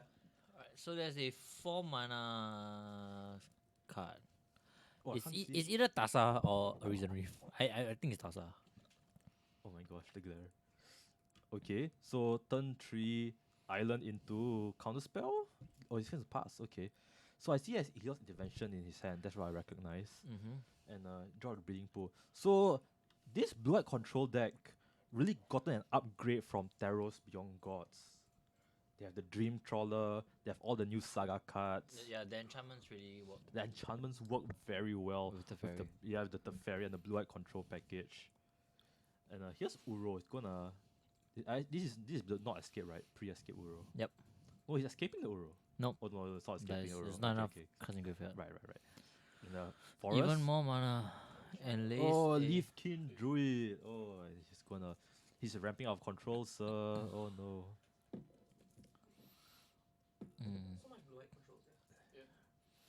And So- yeah, just gonna pass the turn. with Yeah, that. it feels bad for Rondi to just counter a mana dog. Yeah, I don't think you do that. I think as a control player, what I would be interested in is like Countering the big payoffs. board wiping many mana dogs. You know? And as mentioned earlier, countering the big payoffs, right? But you have not seen JP Santorio's big payoffs yet. Where are the big payoffs? That's not a big payoff. That's a Leaf King Druid. It's another Leaf King Druid. Which makes me wonder to myself, does he even have it in his hand right now? I don't think so. Oh no, which means now Krish has a more time to sculpt his hand so that he can perfectly respond to every single one of JP Santorio's draws. But the one thing he can't answer is a Hydroid Crisis for X equals a lot, Yeah. because that is an on-cast trigger. Correct. But the whatchamacallit, the blue-green deck plays a lot of ETB creatures, right? Oh, that's true, Risen yes, Reef yes, and like yes. Cavalier of Dawn. So it's kind of weak towards the counter spells. But Because when you counter them, they don't get the ETB trigger. but then you ask the question again, right? Do you really want to counter the setup or the big payoff? I see, like, so you definitely don't counter the Risen Reef, but you probably will counter the Cavalier of Dawns. Right, yeah. Yeah. Cavalier of Thorns does like. No, there's a growth Growth spiral. Right, Growth Spiral into another land. Still doesn't have anything in hand. Wow, this guy is. JP Sotorio is like a construction builder because he's holding all bricks. Lol. I think he does have a Cavalier Tons in hand actually. Then is he trying to wait for Ronnie to tap out? Maybe. But I think so. I don't know. A lot of people like to do that against control players, right? You just wait for them to tap out. But Yeah. the thing is, the control player will never tap out. Yeah. He will gladly allow you to just pass and just. Actually, on the contrary, I'm a firm believer of just slamming it when you have it. Yeah. Because if you don't slam it now, when will you slam it? Yes. And if you slam it later, right? They have more time to sculpt their hands Exactly. and stock up on more control spells. Yeah, just call their bluff. Like, do you have more answers than I have threats? Yeah. Yeah. I mean, of course, this is not counting that when you have like answers to their counter spell, of course. Correct. But in this case, I don't think he has any. So the thing is just like Also take our advice with a grain of salt because we are sitting here. yeah, lol. But yeah, Tassa's intervention is gonna be. We need some Oh, some so power here. we see Ronnie casting a counter spell. So now Santoro will be like, oh no, that means he has more counter spells in hand because he Ah. just used a counter spell as a draw spell. Oh no. Have I ever told you how much I love Tassa's intervention? It's really good. It's so good. It's like dig through time or counter spell. Yeah. What? 9 mana dig through time. You don't have to really call it that like that. Come on, man. I mean, to get the full effect of dig through time, you need to pay 9 mana. though. But it could be counter spell, right? Alright, so Is he discarding from hand size? I think so. Oh my gosh. I'm not sure if JP Satoru actually has any outs to this besides resolving a big. So he's just trying to bait counter spells with growth spirals, but nothing's gonna happen. I think that's his like I think third it- ghost spiral. Soon he's gonna like escape Uro, right? Yeah. Yeah. Oh, okay, stepping Casting tree. 3, Reason Reef. Reason Reef. Yep. He'll probably allow that to resolve, I think. Or is he gonna waste a I think counter spell? what will you do? I would counter. I would. I will counter let it this. resolve. Oh, okay. It resolves. It resolves. Because if you don't let it resolve, if you counter this, then the Cavalier of Dawn will come down. Okay, that's true. I'll counter this because no, he only has enough mana for one counter spell. Okay, never He mind. has 2, he has enough for Yeah, two, actually has to. but But then I would counter it because I want to deny my opponent cards. cards draw. Yeah. It might be just a land. Yeah, that's true. But then he gets multiple triggers. Trigger draws. Wow. That's another Raisin Reef, man. So the wall is holding back the. So 0-2 is looking at 0-4. Yeah, waiting for Krish to draw his Shatter the Sky. Or the Dream Trawler, so they can. Oh start yeah, pushing, Dream Trawler. putting in damage. Dream Trawler really good when you have like These- 7 cards. These blue-white decks, they play 1 Dream Trawler. 1. So Oh, here we so come, Shatter Shatter the the Sky. Sky. Alright. That Shatter the Sky. That's a efficient board wipe. 1 for 3, very good. Yep, allows the which is why he allowed the Risen Reef. Right. Plays a 3 mana. No, okay, so he leaves 3 mana up, representing 1 counter spell. But I think Santoro has 2 threats in hand. So Okay. but he doesn't have enough mana to force both of them out. Yeah, he does. He's gonna escape. Yep. Oh, okay, he does then, because he escapes Uro to bait the counter spell. Then he casts the Cavalier of Thorns. Actually, very good play from JP Santorio. Yeah. Using his Uro as like 2 cards instead of 1. Correct, So, so- two for one's opponent. So he baits the thing out. Then he casts the Cavalier of Thorns, which Ooh. refills the graveyard for the second Uro cast again. See, you wouldn't want to cast the Cavalier of Thorns first, Ah, right? okay, okay. Yeah, Wow, very good play from JP there. yeah. So now the graveyard is loaded up again for the Uro Yeah. to come back again. And is he gonna cast another Leafeon Druid? I think this looks like a Delicate Druid. Right. So What? trigger the Cavalier. What's happening? He's triggering the Cavalier. Oh, why? Let's bring it up.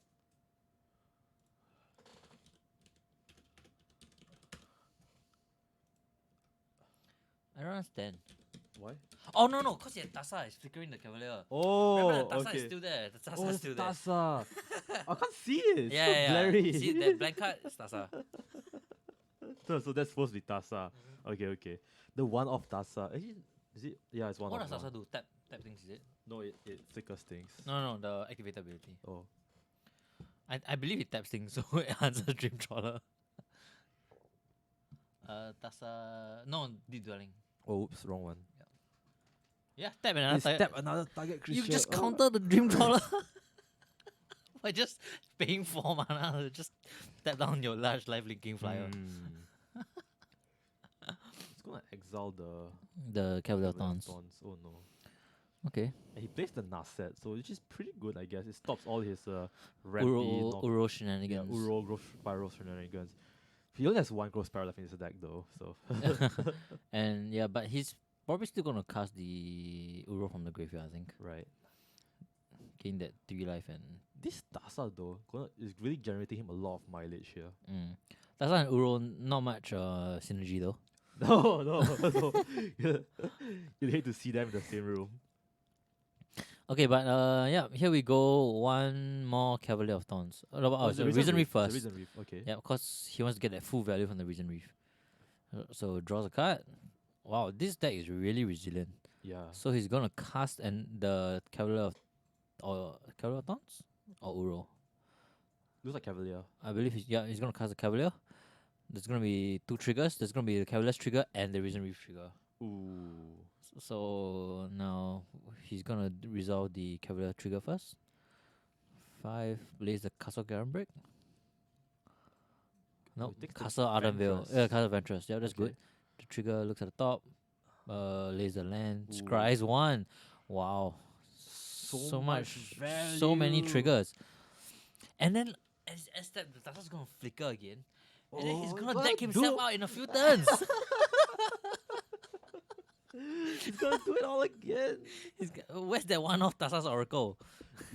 This Taro is like generating so much value right now. So does he actually play the one of Tasa's Oracle? I don't know. I don't think so. Okay, just checking. So now he's gonna escape Uro again. Yep. So Uro's gonna escape. Wow, is Ronnie running out of? No, he has all the cards in his hand. He's just tapped Yeah, out. he just tapped out. He tapped out for the Nasset and the birth and the Esper Conquers Death. Elspeth conquers death. Yeah. Yes. So I hope that JP Santero doesn't draw a card. Yep. No, why does he trigger? Uro's not elemental. Wait. Oh no! He flickered. Oh, Tasa. He okay, flickered okay. Tasa. He flickered the reason Reef with the Tasa. Cause like I said, if he flickers the Cavalier more, he's gonna deck out. Right.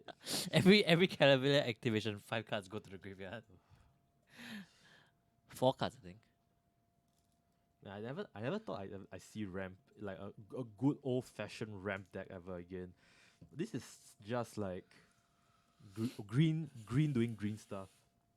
Yeah, but I think in the sideboard, I'm not sure if Santoro is gonna bring in the Agent of Treasuries. It might be too slow. Yeah, I think it's too slow. But as you've seen, like Krish, like does step out a lot and like Ooh, Shatter the Sky comes in. Oof. So he draws first. Okay, cool. And then there's a death trigger by the Cavalier of Thorns. So Yeah. what does he want to put back up on the top of his deck? Finale of the Final Devastation? But Nah, no, it's but gonna your counter. opponent, your opponent has so many. No way, he's really gonna do it. Yeah, he's really gonna do it. So it's a tutor for the the one-off end-race forerunners in his deck. But what really should be an Tasa's Oracle Oh yes. instead of end-race forerunners. Every deck should be running Tasa's Oracle. An Inverter of Truth. Anyone that true. Right.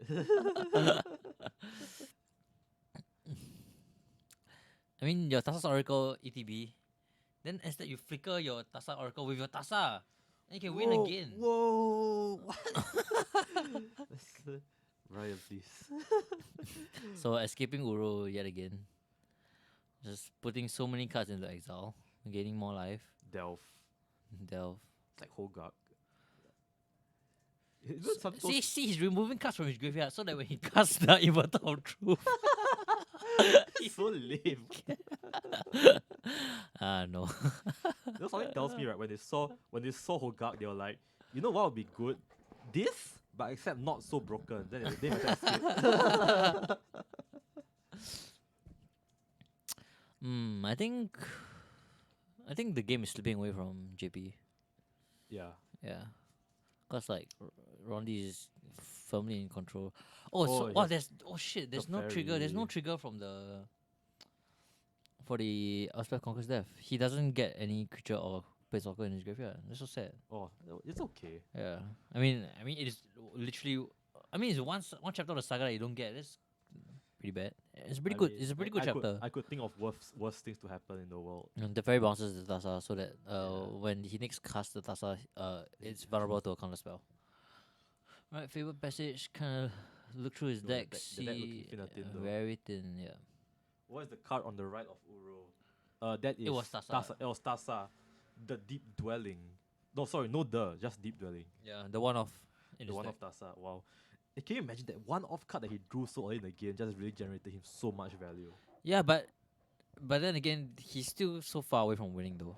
Yeah, we thought when he generated such a big board when Rondi was tapped out, And then just get shattered out of the sky. he just got shattered through the sky, man. Oh no. Oh, shattered the sky. 4 mana bot wipe. Yeah. Remember when WotC said they weren't gonna do 4 mana board wipes anymore? Then Yeah. like slowly they break their promise. Like languish. It's not really a board wipe. It's a -4 -4. Yeah. Then they print like Kaya's Wrath. Kaya's Wrath is very strictly costed. So I White, black. Yeah. yeah, that's so strict. So I don't think that counts either.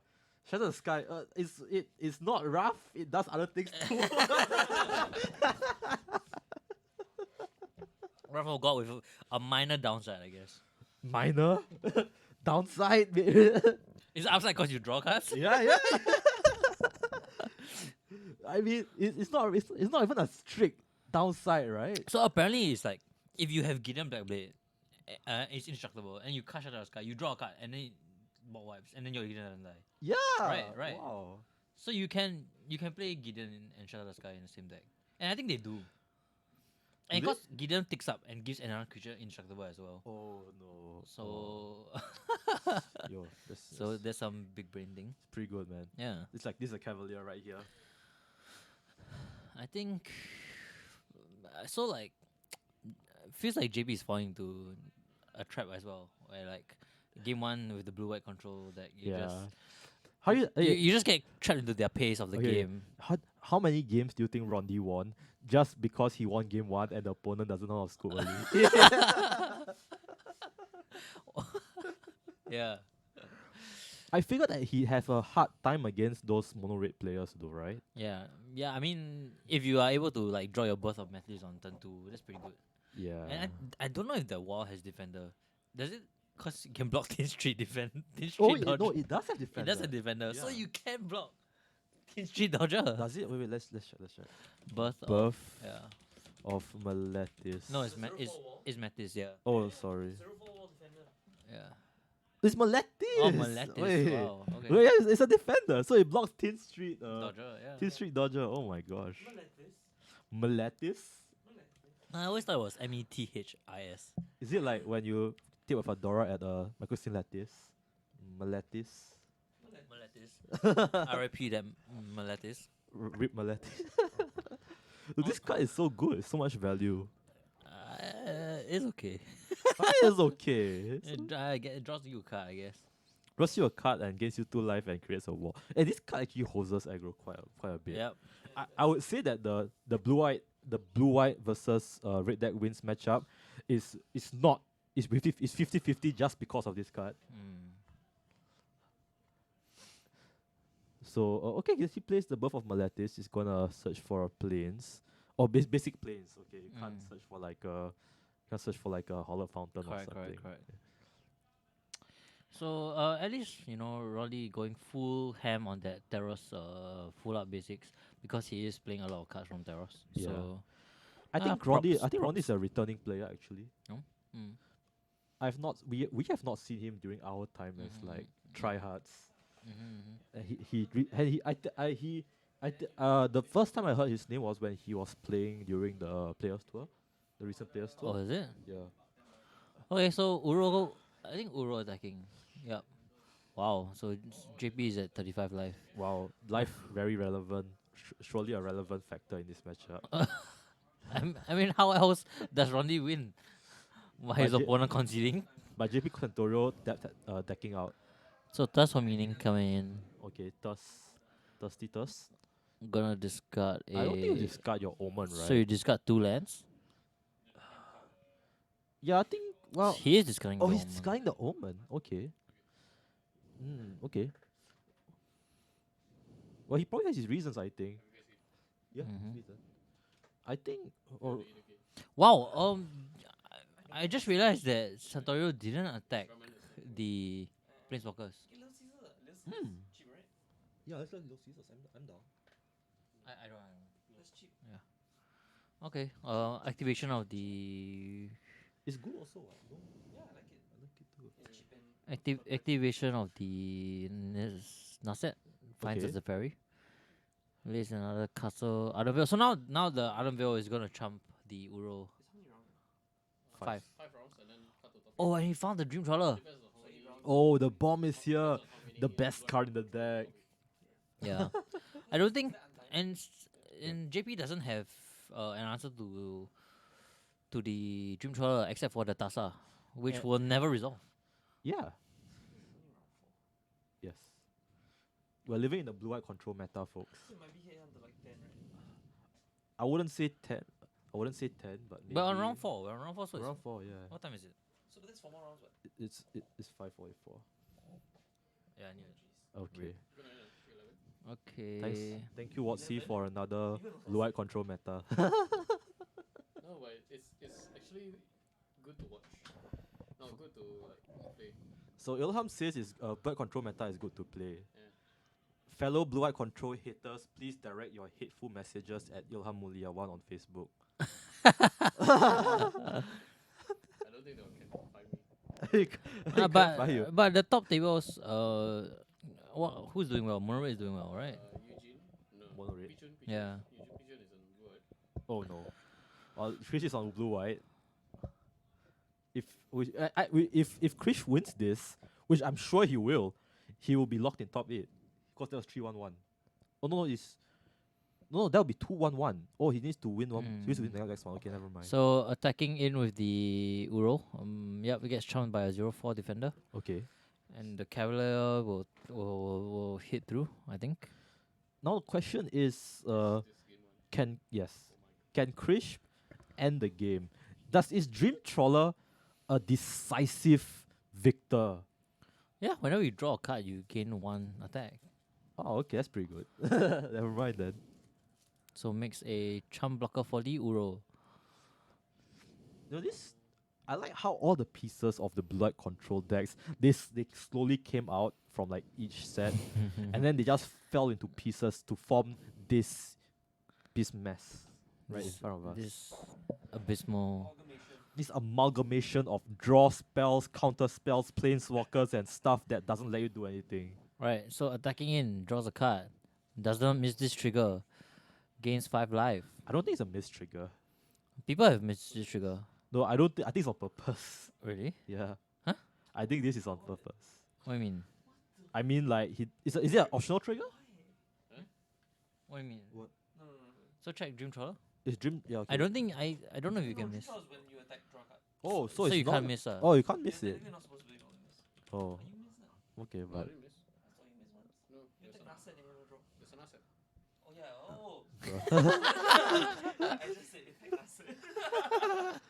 for a moment. Yeah, whenever you draw a card, yeah. Well, this is like Ojutai. Yeah. Like Ojutai. It is like Ojutai. With So lifelink. alright, Mana's coming up. I think he's gonna try to cast Datasa. A big spell. Let's go. Nope, 5 mana. He's gonna cast Nissa. Alright. That's a good Nissa. bait spell to counter. All right. Alright, so round the up. Counter spell? Do you wanna counter this? Do you wanna waste your counter 5 spell? cards on in your this? hand, bro. If you Come on, Rondi. if you don't We'll do it. let it resolve. If it lets it resolve, doesn't this mean Centauri has like an No, so arbitrarily big amount of So creature now Rondi is just telegraphing that, hey, I only have one counter spell. I'm only going to use it to counter your Nissa, your Tasa, Okay. because the Tasa locks down the Dream Trawler.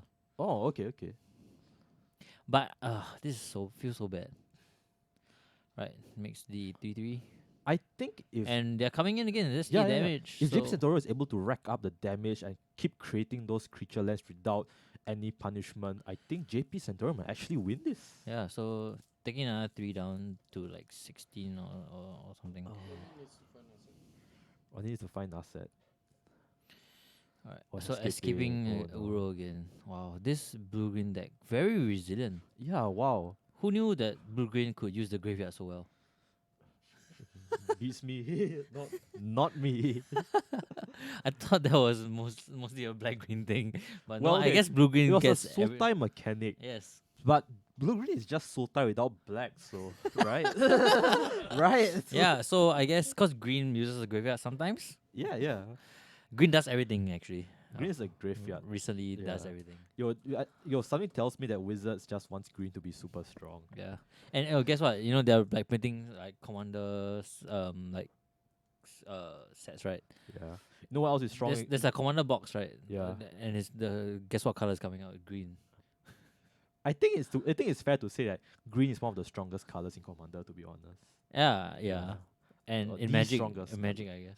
In Magic. Green is the best color combination. Nowadays. Yeah, that's true. I mean, you remember the last meta when we had like all the broken blue green cards, Mhm. and green was so strong it was able to stop blue with Veil of Summer. Yep. Veil of Summer. And then Wizards was like, no, green is too strong. We need blue to be as strong as green. We're not green stronger than blue, so we need to ban this. You can't let this go through, man. And what's that one card? Once upon a time? No, ban that too. The bad card. So yep, Rondi just hanging on for his dear life with this lifelink Sphinx, Yeah. but This things are not looking Yeah. well. Like he has a full grip of lands in his hand. I know why Rodney is losing. Why? Because he's playing white, the weakest color in Magic. That's true. Yeah. That's true. Press F for white folks. So yep, Fable Passage finds another Theros. Another, Wow, I really like how I like his land management. His land management is on point. Look at that, all the planes together with the Castle Ardenvale, all the islands together, all the Halo fountains together. Yo, something tells me Rondi was playing Magic Pokemon TCG before he came back to Magic. And here we come, another burst of Melatis. Oh, fails to find. Oh no, out of cards. Oh no. Oh, his deck is really thin now. Yeah. I think both their decks are thin. Bro. Yeah, I think Santoro is gonna deck out. Yeah. Yeah, that's why. Everyone needs to sideboard Tassa's Oracle. In this meta, I think Tassa's Oracle is It's very good. very good. I think you put it in your blue-white control deck. Actually very good. You draw so much cards that I think you have Dream Trawler is 2 blue devotion Yeah. And then you get the Tassa's Omen also. Nasset 2 devotion. Nassa's also 2 devotion. Oh, Wow, the fairy No, 1 devotion? no, Wow. wow, it all adds up, man. Yeah. Okay, try. It's all coming together. Alright, more 3/3 elemental creatures coming. Land creatures? Land Elementals? They are elementals. Yes. Okay, so tap for an arbitrarily big amount of mana. Yep. So that's 5. No, that's not 5. That's 6. Nissa. Okay. Hydra Crisis coming, I guess. I see. I'd be really worried about decking myself out of JP Centauro right now, to be honest. Like no joke. No kappa. Oh yes, no, it's Finale of Devastation, and Oh, then, this is a counter, right? this definitely immediately taps blue white counters, absorbs, But gains wait, folks. 3 more life. He has 2 in his deck. Why does the other one in his hand? Yep. So here we go, another one coming Oh out. no. Or is it a Tassa's Oracle? No, Oh no. it's Wait, another please. Finale of Devastation. Is he really going for it? Oh, he's counting. Yep. Does he have enough? Oh. One more. Here it Here we comes. go. Oh. Round 2, Electric Boogaloo, and then Oh. Rondi Singh, yep, resolves, and then the end race foreigners come down. It's the end. It's the end. Oh. Yep, and Rondi is looking at his Heloid's intervention and like, Maybe I could gain some life of this. No. Or maybe I die horribly to the oink. Yeah, I think the Heloid's intervention is definitely going out of the sideboard. Yeah. No. So here actually, yeah, we saw this Simigram really resilient, able to come back, Wow. claw its way through That was all the counter spells, unbelievable. all the that ball, was actually unbelievable. all the ball wipes, and yeah, so Oh scoops it my up, and now we're gosh. gonna go to sideboard. Yep. Yo. So there's a few useless cards that Rondi has in his deck, like the Hero's Intervention, Yes. right? So those are definitely going out. Let's look at what Heliod's intervention does. You just gain life and destroy artifacts or enchantments. Yeah. The only enchantment Santorio has is Tasa, and that's indestructible. Man, that was a game, man. Yep. That was a game and a half right there. So the thing is, like, I don't know if. Yeah, you definitely still keep Dovin's Vetoes in because you can Those counter. vetoes are very good in this Because you can matchup. counter the Finales and you can counter Nissas. You counter ramp. Why would you want counter ramp? I don't know, man. No, so you counter Nissas and you counter Finales. That's all. The only two things you hit. Because the rest are all creatures. Right. I think think there's a argument for countering Growth Spiral, to be honest. Because it's a 2-for-1. I mean, if technically. your opponent's on the play. It is kind of 2-for-1. I don't know. I wouldn't do that. I wouldn't trade a Dovin's Veto for a Growth Spiral. Yeah, but I think regardless, even if you're like trading your resources, we saw how Centaurio was able to just somehow come back from the dead. It's the graveyard of the Uro. it's the Uro and the Kabbalah. They just keep coming back. Yeah. The Uro just keeps coming back. In the Uro, when it comes back, you know what it does? It draws you a card. Yeah. Oh wow. Infinite. Wait, how many does it take to escape Uro? 4. Blue, 4. green. So it reads blue green, flashback, Blue, green, green. or blue green, flashback, draw a card, gain 3 life. Yeah. That's it. And when it attacks, when it draw a attacks, card. draw a card, gain draw a 3 card, life. gain 3 life. Yeah. Wow.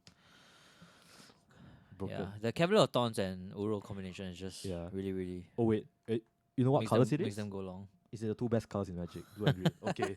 Problem, a mystery solved, folks.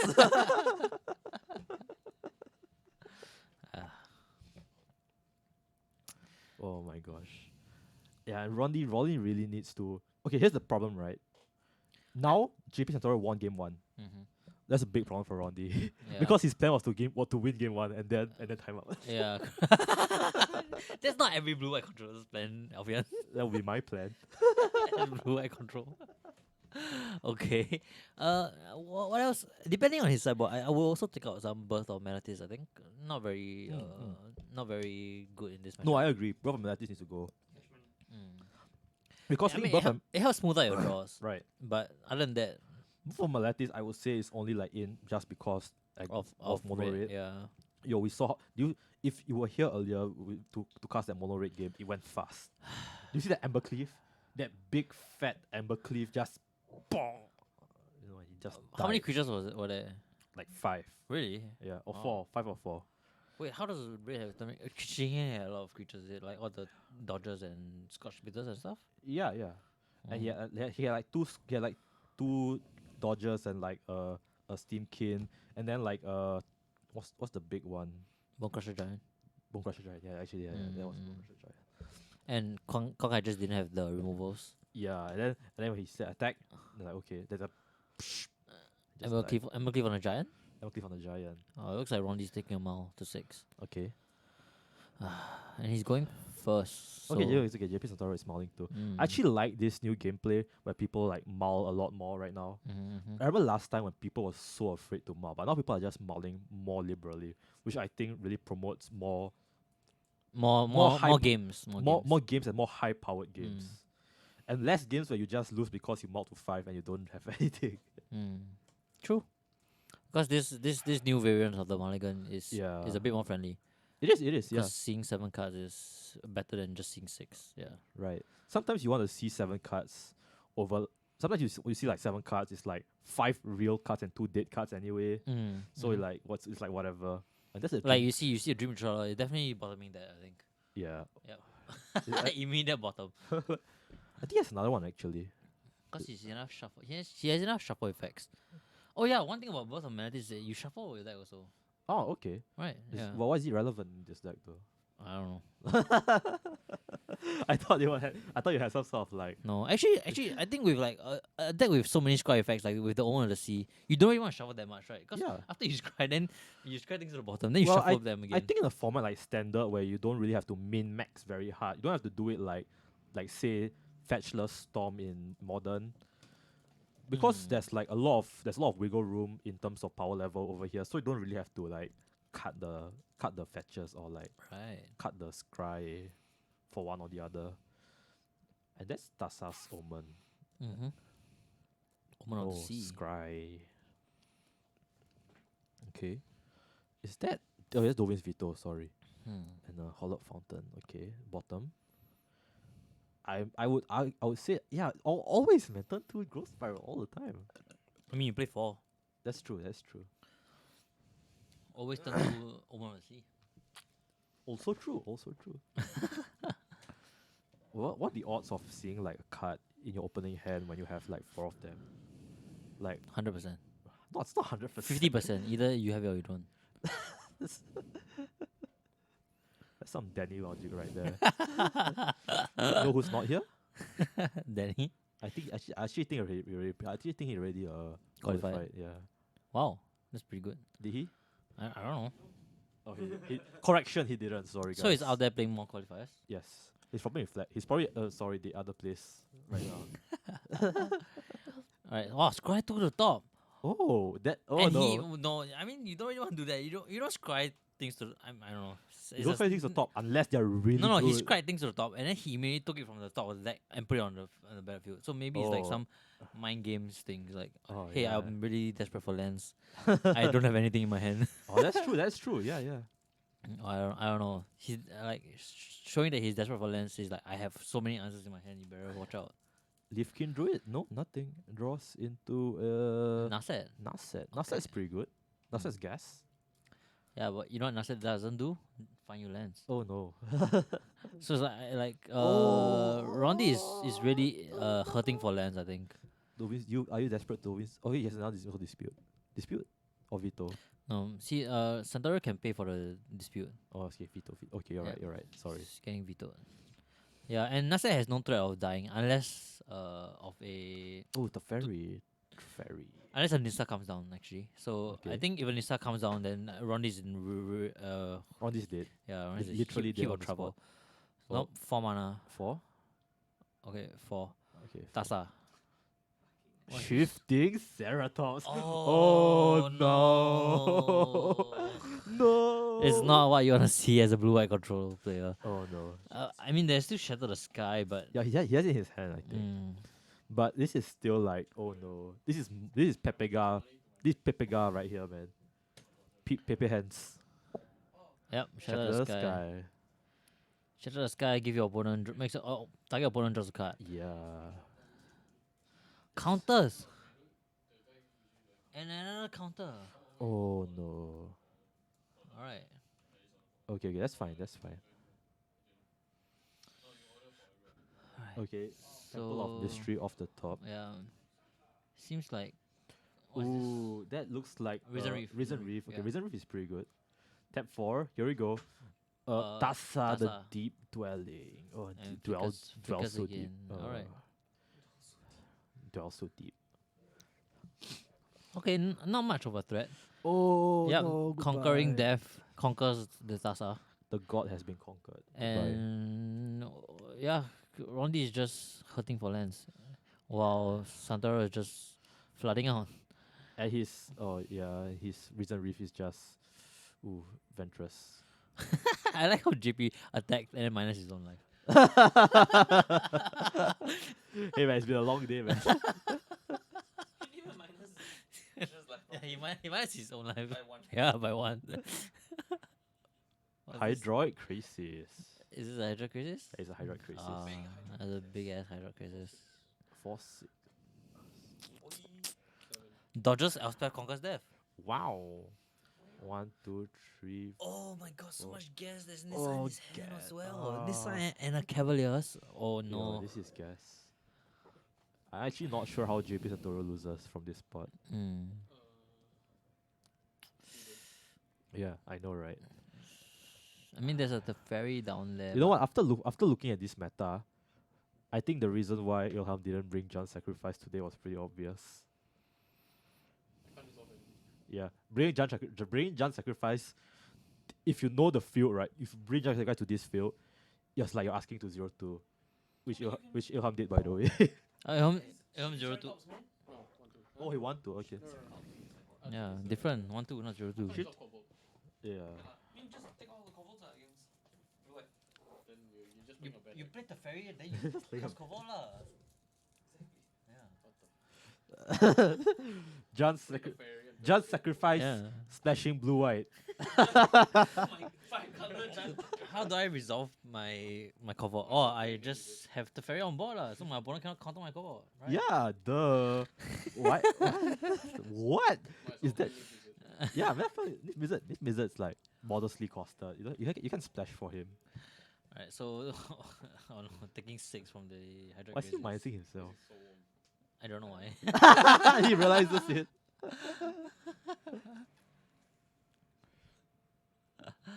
Oh no, he gains a lot of life too. Yeah, No, why did he flip it down? he flipped it down. He flipped it down. Can you go adjust the life of the phone? He flipped the phone down after he checked on it. Alright, Yeah, just flip it up. Just flip it up. Just flip it up. So I think Nisa's coming down. I mean, your opponent tapped out. Wow, this is the dream for a blue green. This is easy breezy, folks. Yeah. Because I only have enough money for myself. Oh. I can't wait for everyone. I think how is ordering for everyone? Okay, Rose Uro. Spiral. Uro. Yeah, Gross Spiral on stick. Yeah, Rose Spiral on stick. Oh, the art looks similar, man. I mean, because it's a gold card. Gold border, and then the art has like a lot of green. No. Wow, so 7 mana. Draw 2 cards, gain 6 life. Wow. You have a 6/6 body. So much gas. Here we come, Shatter the Sky. Shatter all the skies. So yeah, I'm really curious as to as to why. Do you draw it? I don't know. Yeah, thanks. Digging for a Shatter the Sky. No Shatter. No. Has another mystical Ether gas. That's ether gas. Ether gas. Okay.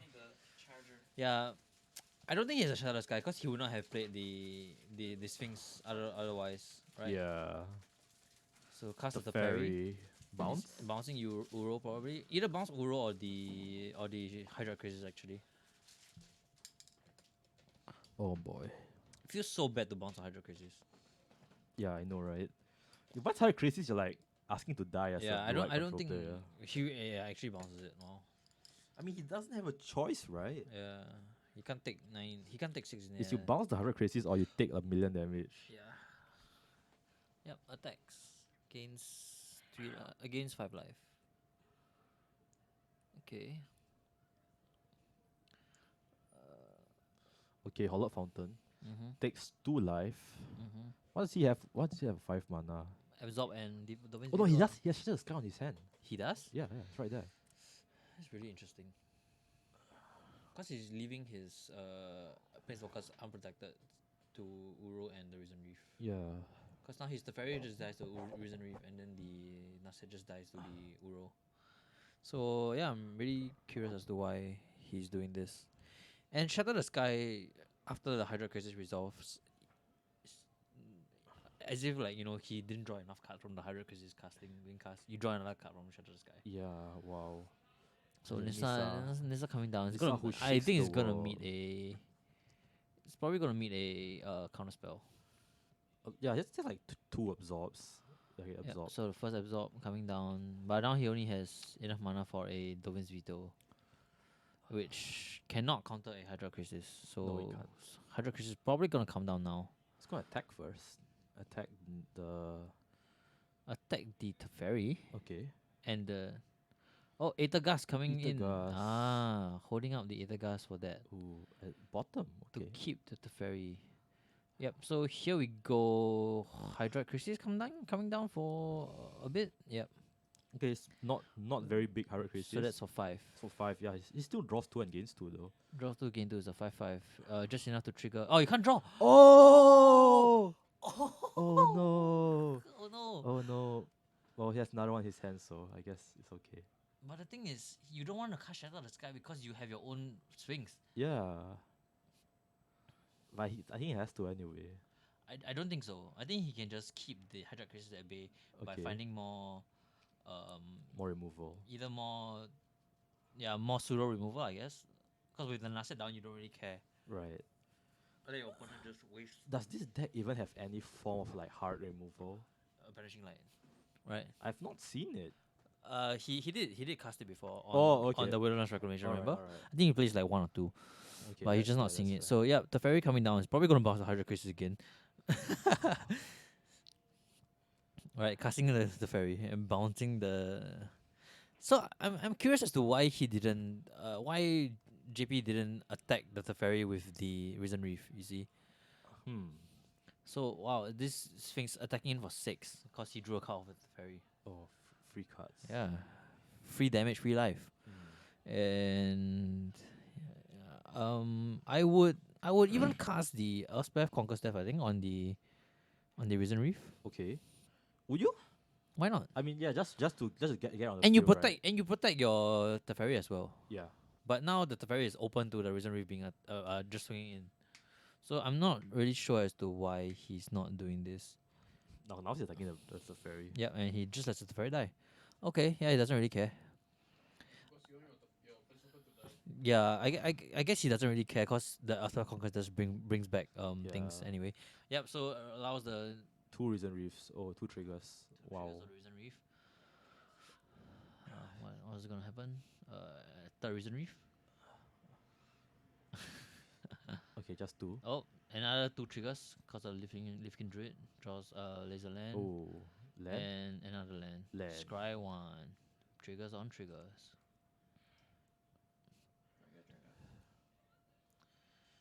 Yeah. Okay. We could try and sway to see a bomb here. Another Lifkin Druid. Wow. More triggers. Where's the bomb, man? So Centaur is wow, his hand is stacked. Doesn't want to cast the other Oh, okay. more stuff. Isn't that another Leaf Kindred? No, he can't cast the Hydroid Crisis because then he No, won't draw. no, not the Hydra Crisis. The Oh, I think another Leaf yeah, I Kindred. think his hand will be too full. Hmm. Yeah, his hand is Yeah, way 6. too full. Okay. Yeah, I'm just attacking in. He just just coming in. You know, I think but at this point, Rondi is at like what 20 something life, while Santero is at like what 10 plus life. So Yeah. essentially the lives are reversed. Yeah, finds the Dovin's Veto. Okay, that's pretty good. Yeah, for the finale of Devastation. Well, I think slowly, Chris Rondi is clawing himself back into the game. Mystical Dispute coming in. Right. I think you countered that. Paying 3. Oh, he's paying. Okay. Okay. And Nasset digging again. Digs find something? Looks like No. there's a lot of lands, man. Yeah. I think it was 3 lands and and something. yeah. And another land. 3 islands and another land. Because Nasset hits everything, right? Sorry. Nasset hits non-creature. Distance and source. Oh no, not creatures. You're right. Yeah, non-creature. So it hits everything except Dream Trawler. 1, 2. On the top. Let's see if. Oh, now we're going. We're almost at time already. I think all JP Central needs to do is just hold on there a bit longer. And he top decks a shifting Ceratops, I think. So it's also a pretty good card to have. Yeah, I don't really like the way Rondi plays, where he like taps out so much of his mana. Cause he just has one counter spell You think he's too aggressive? holding up. You Yeah, think he's too aggressive as I think control so. player? I think so. Right now, a Ooh. Cavalier is coming down. That's gonna eat a counter spell, right? Right. So if you counter this, then so you don't counter this, and then now it blocks your win con of the Sphinx. But okay, actually no, because Rondi has the Elspeth Conquer's Death in his yeah, hand. that's true. He also has shattered. He still has shattered the skies. If he wants to pull the trigger anytime. Yeah, but Shadow Sky kills your own Sphinx. Yeah. And I think you only like run one Sphinx. So if you kill your own Sphinx, you need the Alpha Conquest to bring the Sphinx back. Right. Why do I always get these long ass games? It's okay, bro. God damn it. You're here with me. Right, you're here with me. Yes. We're in this together. Alright, Hydra Crisis is coming in for Okay. a few. Yes. Alright. Nasa is still on the field, okay? Okay, Nasa is still on the field. So he does gains life. Okay. I think he just wants a beat stick, to be honest. And absorb. Okay. Absorb.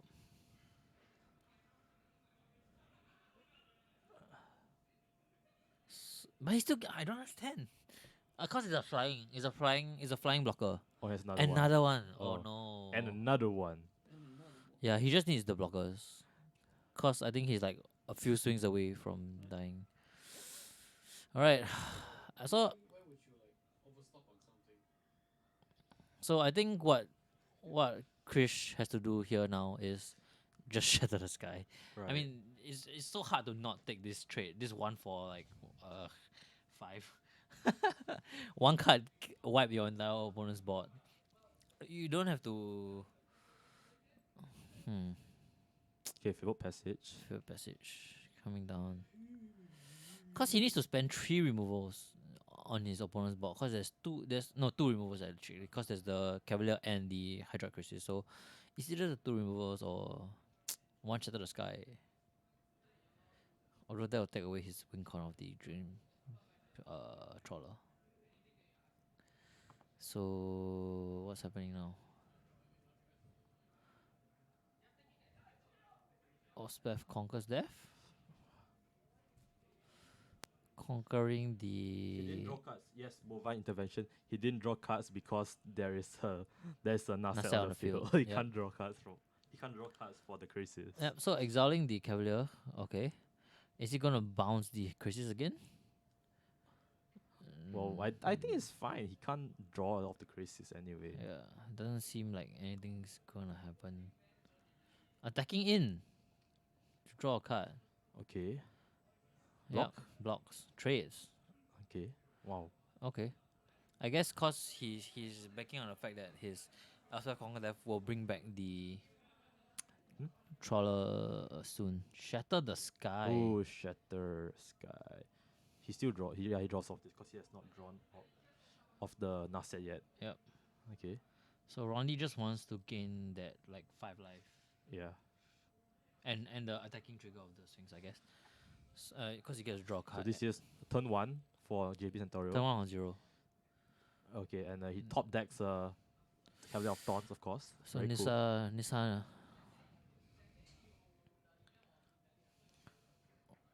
Oh, it's just Nissa. Sorry. My bad. Mm. He attacks the Nasset. Nasset. Yeah.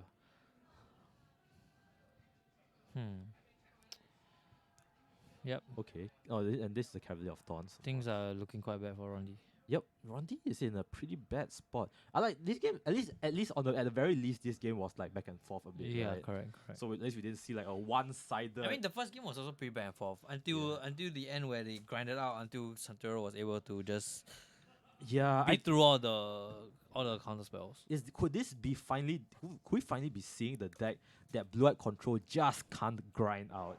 This has to be the most grindiest iteration of a ramp deck I have seen my entire life. Yeah. In my entire life. So dramatic. What? I'm not being dramatic. I'm being truthful. Because every card either draws you cards. Every card says draw a card at the end Yeah. of it. What? So even if you so dumb. Even if you know Reserve Reef, you don't draw a card. It's not how Put in hand. he was able to resolve Reserve Reef's trigger 4 times in the same turn because Nasset didn't say, oh, you can't cat that card. You can't draw, but you can look at the top 3 and put one in your put in hand. hand, Oh yeah. wow. Alright, so yeah, that episode up. Rondi just concedes like, yep, Yeah. this Round I've 4. had enough of this. JP Santorio takes round 4. 2-0 in went to time, but it still won 2-0. So Yep. good job, Sebi Santorio. Good deck, very good deck. All right, so we'll be back shortly. After this Yes, we'll be back very for round 5. Yeah. Yes, me and Randall and I. The last round of the Yes. before the top 8. Yes, the top 8. And we'll next round will be the highest of all high stakes, the top 8 of all top. All right, eights. see you guys in a bit. Goodbye.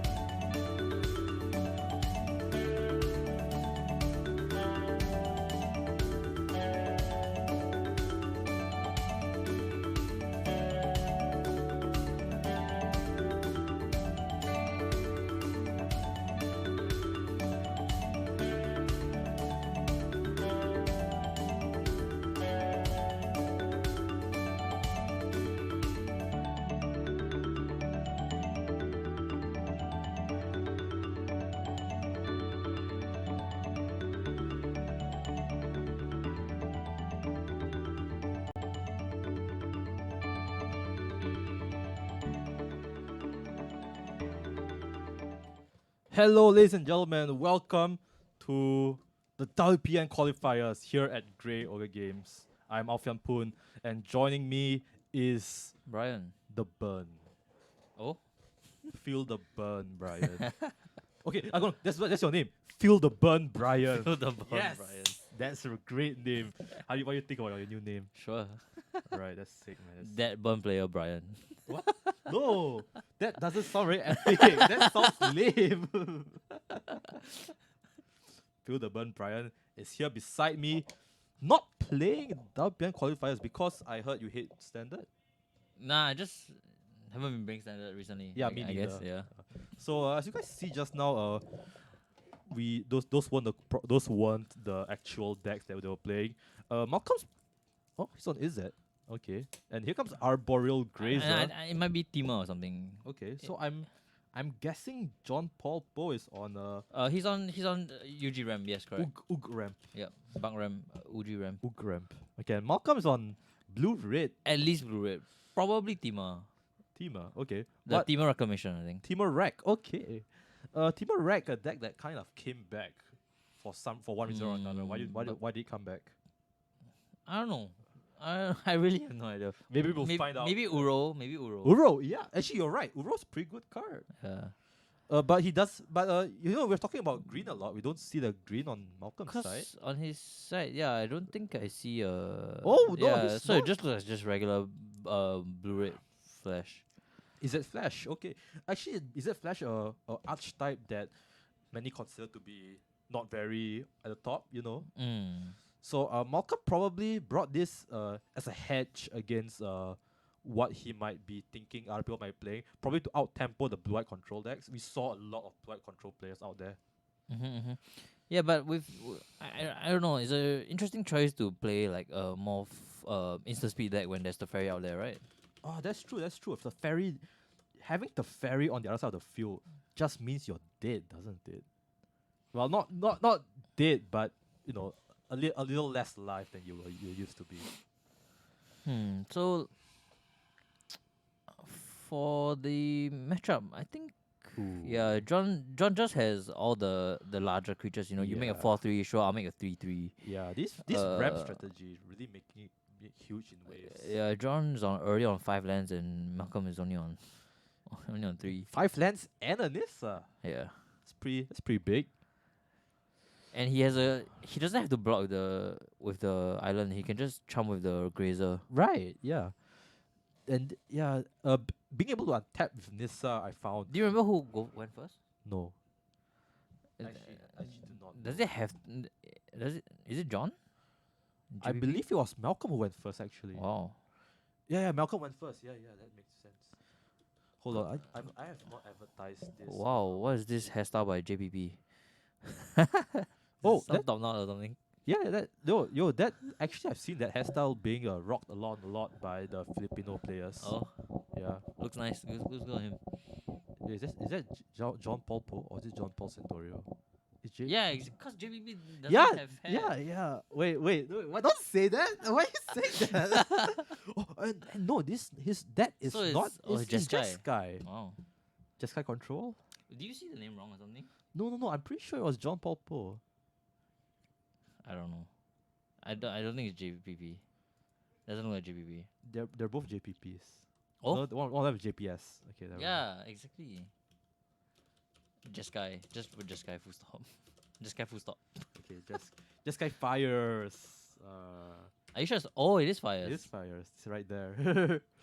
Okay, so fires just having fires on the field really turns the dynamic of this game around, because as the blue green ram deck, you want to really overpower your opponent with a lot of value from your mana sources, right? Mm.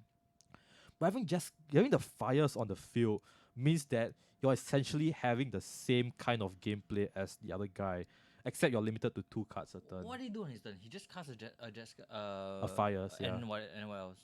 He casted a fires And he removed the land, is it, or something? No. he played I think he played another Bone Crusher Giant. Oh, he played definitely Clarion. Oh, definitely Clarion. Okay. Right. Oh, right. That's not Right, Giant. right. That's definitely Clarion. I'm gonna check the. Okay. name. Please do. And a Breeding Pool comes in untapped, so it's gonna take 2.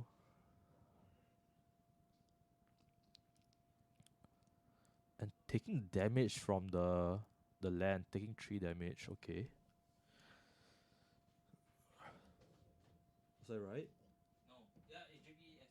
Oh, sorry. Oh no. This is table 4 or 3. Sorry. 4. Okay. Is the pairing system keying wrongly also? Oh, Yeah. okay. John Paul Son.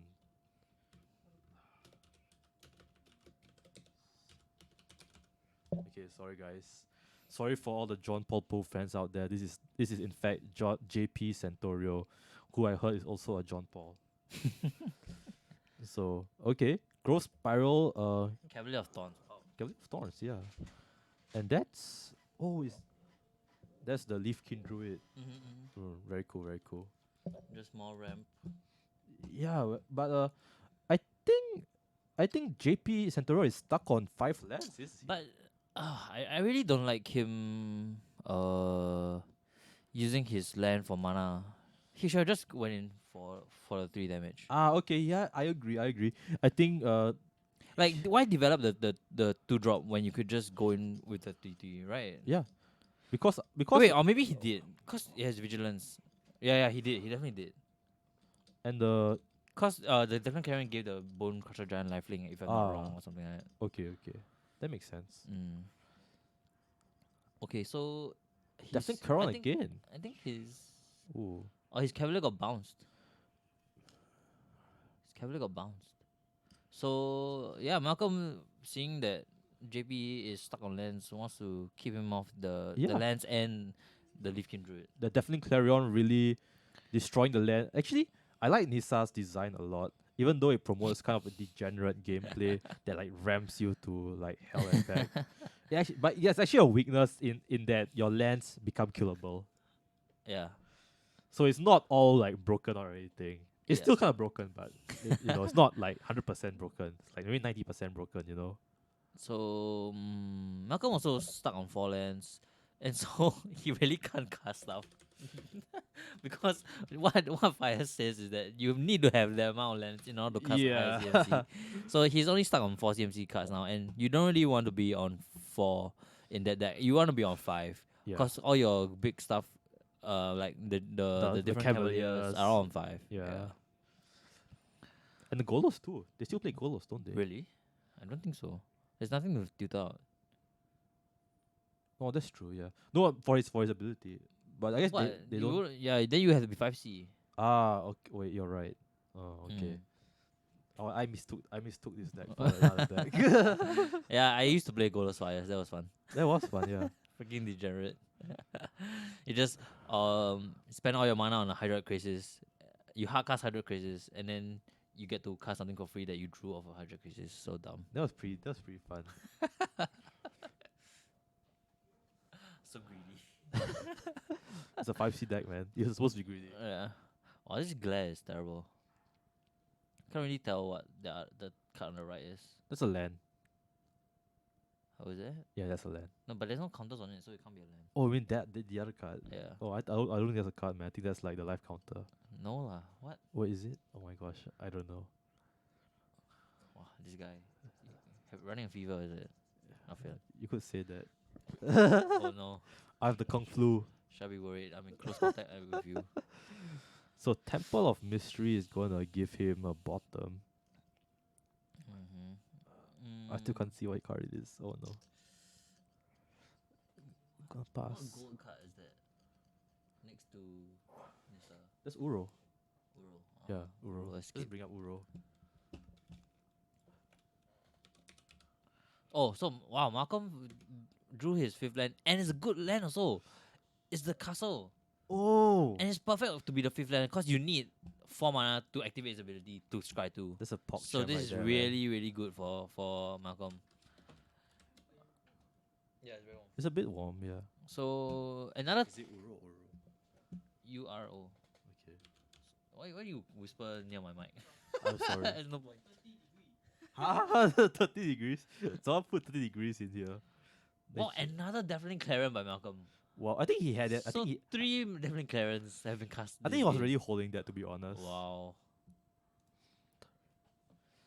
He does have the. But JB still has that many lands, you know. And did he bounce the Uro? I think he bounced the Uro. Oh. Oh, Oh wow, value. Okay, but I think this is fine, right? The forest can attack the Teferi, then Malcolm will be back to square one. yeah, Oh, Malcolm has been just oh, using wait, these wait. Teferis for He's to stepping. buy He's time. stepping out for a lot. What's this? Oh, Hydroid Crisis. All right, big boy. That's a big snake. Yeah, and Malcolm playing just Qualifiers cannot counter because you're not allowed to play spells on your opponent's turn. Yeah, a lot of people think that you can't play things at instant speed, but no, you can play things at instant speed on your But turn.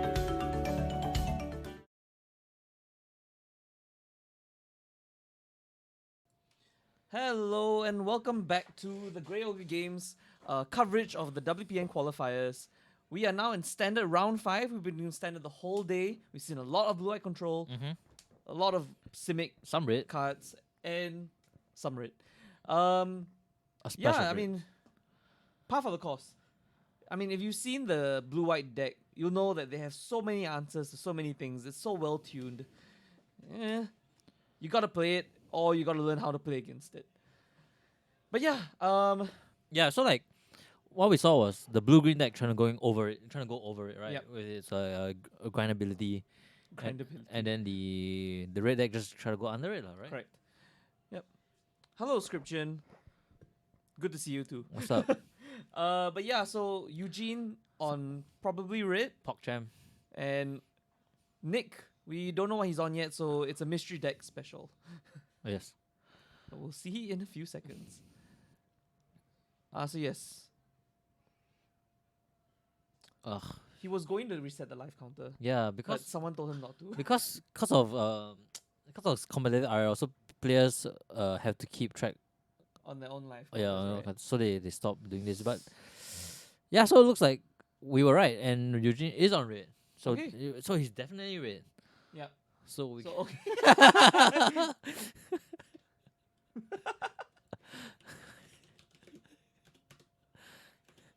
Okay, and definitely red. And I can see blue cards in blue red. Is that blue red? I mean, it is blue red. It's blue red, but only blue red. We don't know. We still don't know. We still don't know. Okay, All right. We'll see in a bit. All right. So turn one Scotch Spitter. The one Scotch splitter. Why not get two? One cheese, 3 pepperoni. Oh wow. Okay. Oh, Okay. Can coming in for that's a lot of damage. is it Scotch splitter and Tin Street Dodger? Yeah, I think so. Okay. So I'll keep you What a all updated with the life totals. what a good hand. It's 18 and 20 and 18 right now. right? 1, 2, 3. No, 20 and 17. 2017. Okay. Oh yeah. Okay. That's. Oh, so yeah, it looks like it's Demon Reclamation. Oh, okay. So Team of Reclamation and what's it called? Monorail. That's a pretty swingy Wow, matchup, I think. the Team Reclamation deck's board wipe is only on 4 though. Oh, the and storms are up, and right? that's quite a ways away. Look at that. Eugene already has 4 creatures. Yep. Yep. So the Rubber of the Ridge coming down. So that's 4 plus 2 plus another 1. So Yep. that's 7 damage. Now Nick's on 10. Next on 10, and also Eugene now has access to Tarsa's intervention. So that board wipe ain't coming down. But wait, forever? I believe so, right? As long as Robert the Rich is on the board, or is it only for 1 turn? Let's see. There's a card with a lot of text that I haven't seen from much. Yeah, so Right, 'cause Rubber like of the Rich. for a period of time, like it wasn't good enough to be in the mono red Yep. deck, but now apparently not. Oh, actually, no. Yep, you can still cast it. You can still cast it because you gotta attack with the Robert the Rich Ah, right. to cast the. spell. So what's coming down? Is this Uro? Yep, it's Uro, but it's gonna die. Gains 3 life, Yep, so he should be at 10, 13, 13. Okay, so 13 gonna take another 7. another 7. So he's gonna buy 6. Down to 6, yeah. Not a good life total. That's Embercleave and that's game. Oh Alright. no. Quick game 1 Quick game 1. by Eugene. Yeah, Nick needs like a turn 2 shock into a turn 3 Bone Crusher Giant to stop things. Definitely. Right. He would definitely want some Arboreal Grazers to block some of that damage. I don't think he actually plays a Borrow Blizzard. Oh, really? The Team Reclamation deck doesn't really play those. But wouldn't it need just for quick ram? Maybe. Because Yeah. they prefer to play Growth Spirals, I think, That's true. for some reason. Okay, that's fair. But maybe it's in the sideboard. I mean, I think post sideboard the game changes quite a bit. I think Nick will have a lot more reactive cards, a lot more removal, hopefully more blockers. And Eugene is just gonna go even more closer to the ground. You know, he's just gonna try to get in as much as possible, as fast as possible. Yep. Can we make like a live counter thing? Should we make a live counter thing? No lah. It's okay. Okay. I remember where I used this score tracker as live total counter actually. Sorry. We used the score tracker as a live total Really? counter before. Yeah. I just kept clicking up and down. It should be be quite annoying to track him outside. Wow. We didn't even see like Nick. Did he even cast any spells? He cast 1 Uro, but it died. So he cast 1 Uro and lost the game. Yep. What a far cry from the control matchups we've seen today. So like Eugene is playing a pretty stock list of red, right? Yep, Like I think you mostly saw just previously with Quan Kai and Jinning, Tin Street Dodger, Scotch Splitter, Robber of the Rich. So they Rubber of the Rich, they cut Embercleave they as cut well. Torbrand already, is it? I don't know. We didn't see any top runs, but I don't see why they would cut it though. I think it's so good to top off the curve with top run. Torbrand. But it's 4 mana though. It is 4 mana, but I feel that if you have any kind of board presence and then you hit down, you smack Torbrand on turn 4, slam Torbrand on turn 4, you know, you've probably won.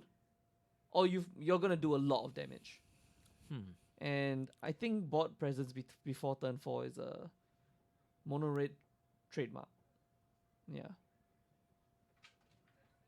What else would they play on turn 4 anyway? Tectonic Giant? Oh yeah, we haven't seen that card Yeah. making its way into decks actually. Yeah. I'm actually quite surprised. Yeah, I thought it was gonna be like the new red card.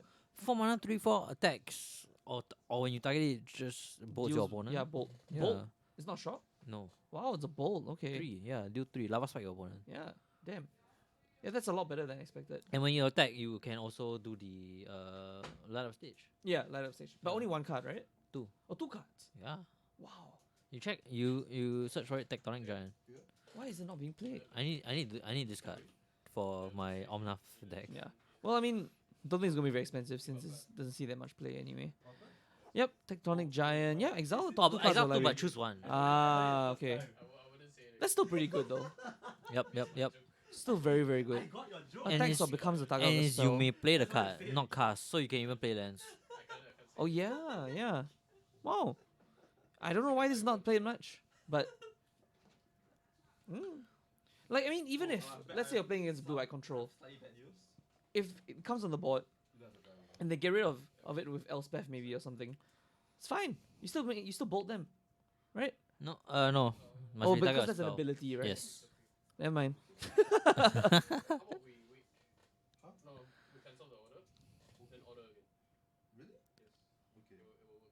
Oh, that's a lot of lands. That's a lot of lands, but I think that's 3 lands, 4 gas. But I think I think it was 4 lands. 4 lands. Oof. Yeah, I mean, I think I was discussing this with Alfian before that. For aggro decks, the first mile is basically a free mulligan. You know, you just want a better curve all the time. So yeah, just gonna get that cash in that free mile essentially. Hopefully, hoping for a And I better think hand. Nick kept a full 7. Nick kept a full 7. Hopefully he's gonna show more action and not this is gonna be another quick game. I hope it's a quick game. Why? I've been casting like games that go to time the entire Yes, day. that's fair. A break would be good. Alright. Wow, and Eugene repping the Theros, the old Theros. Oh yeah, Born of the Gods. playmat, yeah, Born of the Gods. Born of the Gods. That's nostalgia for you. And I think Nick has a Sarah Angel. No, that's It's an old art or something. just an angel. Oh, It's not Sarah Angel for sure. just an angel. Just an angel. New band name. 1 mana, 1/1, just an angel. 1 mana, 1 mana. Flying. Wouldn't any basic angel at least be 2/2 flying? 3 mana, 2/2 flying. 3 mana, Just 2/2 an flying, angel. Just an angel. Gain 2 life.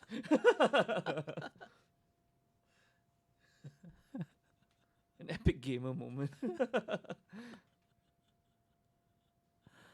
Yes, I am somewhat of a gamer myself. Scotch Spitter. Yep. Oh, no, that's not Oof. what you want to see. He drew another land. But he's only got Oof. 2. He's only got 1 other land. R- Robert the Robert Rich. Rich. Coming in for 4. Ooh. 4 damage on turn 2. I think, yeah. Stealing your. Oh, taking the Ooh. removal. That's good. That's really good. good. Oh, yeah. no. Now even if Nick plays any form of blocker, it could be removed Wow. instantly. Yeah. Exiled, even. With the Uro trigger on a stack, you exile it. Wait, this exiles? Yeah. What is it? Spitting Dragonfire. Dragonfire. Oh, but Scorching but Dragonfire. Uro's a 6/6, never mind. Uro 6/6, yeah. It's a sacrifice trigger on the stack. Yeah. I Yeah, guess. sacrifice trigger on a stack. Not really very worth it though. But okay, Growth Spiral, Yep. Wizard Land, untaps. Is he gonna drop a Uro. Wilderness Reclamation here? Oh, Wilderness Reclamation, he'll be very good. Oh my god, isn't Leyline an anticipation in the format? It is. I'm surprised people don't play that. Storm's Wrath, wow. Ooh, Oh, firing hot and- I think that's a bit of an early trigger, I yeah, think. a bit premature. I would say. Yeah. But well, we'll see. It's a 2-for-1, but I think that's a Tin Street Dodger in hand, and I think Eugene drew another land, so it doesn't bode well for him. oh, only 1 creature to attack. That's Oof. bad. Down to 15 though. Light up Gonna line up the stage. stage. Okay. Steamkin and a Infuriate. Okay. Infuriate. Infuriate. Infuriate. Interesting. Infuriate is in the deck now. What, 4 plus- 4 off, +3/+2. +3/+2. Bolt on a stick. Okay. Makes sense. Yeah. So you play a more creature heavy deck so that you can turn on your Infuriates. So I guess they wouldn't play that dwarf anymore, right? The one that can pump. Rimrock Knight. Rimrock Nah, I Knight, don't think no. so. That's unfortunate. It was Yeah. a short. It was pretty good with the Fervent Knight. Yeah, exactly. I think they still play the Fervent though. We just haven't seen it from Yeah, Eugene. correct. Alright, so drawing. What's it gonna be? Not I think it was a land. Yep. No, I think he already had one land. So Casting the Steamkin, okay. Okay. and yeah, I think Eugene here he's got a tough board to kind of navigate because Nick has quite a few cards in hand. Okay, I think he's casting a creature. Yeah, he's gonna cast Fervent Knight. But Hmm. he made sure to lay the land first, then cast Fervent Knight. Because he might want to play Infuriate as well. He's definitely gonna cast Infuriate now Oh yeah. I'm just gonna fire it off. onto the first striker. But Alright, I think a shock is coming his way. Yep, the Bone Crusher Giant is gonna come and stomp on it. he's So I think yeah, he's triggering the so there's a sequence trigger. first. I was thinking of that, cause Yep. he can choose to. Oh, Chandra's- Chandra's Pyro Helix. What? That's still legal. Ooh. Wow, that's spicy. That's good. That's good tech right there. Wow. Gonna get rid of both creatures. Yeah, and you get a nod from Eugene's like, oh yeah, it's sure. like, okay, yeah, Spicy, I'm gonna lose spicy this tech, game. spicy tech. Yeah. And now he's only left with the big, well, It's like a 3/3 Steamkin. yeah, Right. 3/3 Swingen, which It's not bad. not gonna do much. I think Eugene now he needs something. He needs something at the top of his curve. You know, he needs an NX. He needs I don't really get Something the else? annex in Why? the deck. Like NX is brilliant. it makes 1/1s. It makes 1/1s, but it also comes down as usually a 4/3 on turn 3, Oh. and then if you kill it, he gets a 1/1. He gets 2/1s, I think. Yeah, he gets 2/1s exactly. Yeah. Can't block though. Can't block, but who's blocking in the mono red deck? In the mirror. Exactly. Light up the stage into more light up the stages. Or is that an ox? That Or is the phoenix, is it? No, it's Oh, another that's lineup stage. And that's a phoenix, right? The Yep. other one? No, the other one is a Scotch Spitter. Oh. And 2 Infuriates. Casting a Scotch Bitter. Trigger. Yep, here we go. Steamkin is going off. Wow. Light up the stage. Scrying 2. So brilliant. What a good card. Now Eugene, honestly, he just needs an Experimental Frenzy. And then he'll be Do they play that in main board? but it is second game, so he probably has at least one of it in the Damn, sideboard. this standard has been going on for so long. Yeah. Experimental Frenzy, man. But they no longer play Risk Factor though. Steamkin Frenzy. No, no, they never played they together because Steamkin like cause Frenzy and Risk Factor don't go well together. That's true. Cause like if you cast Risk Factor with Frenzy on board, your opponent is like, yeah, sure, you draw 3. Shit. It's like, please just take 4. Please just take 4. And also cause of Naset. Oh yeah, that's right. Oh, Nasset. What a brilliant planeswalker. Which is why Lara Stage is so good, because you You don't draw, yeah. yeah. Oh, that's even better.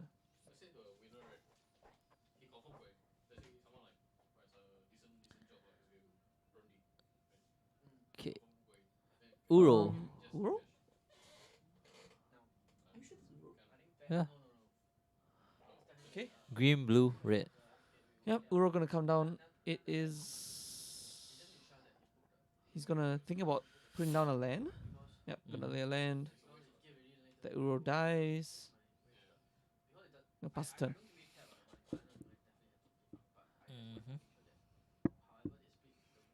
Drawing the card. And Right.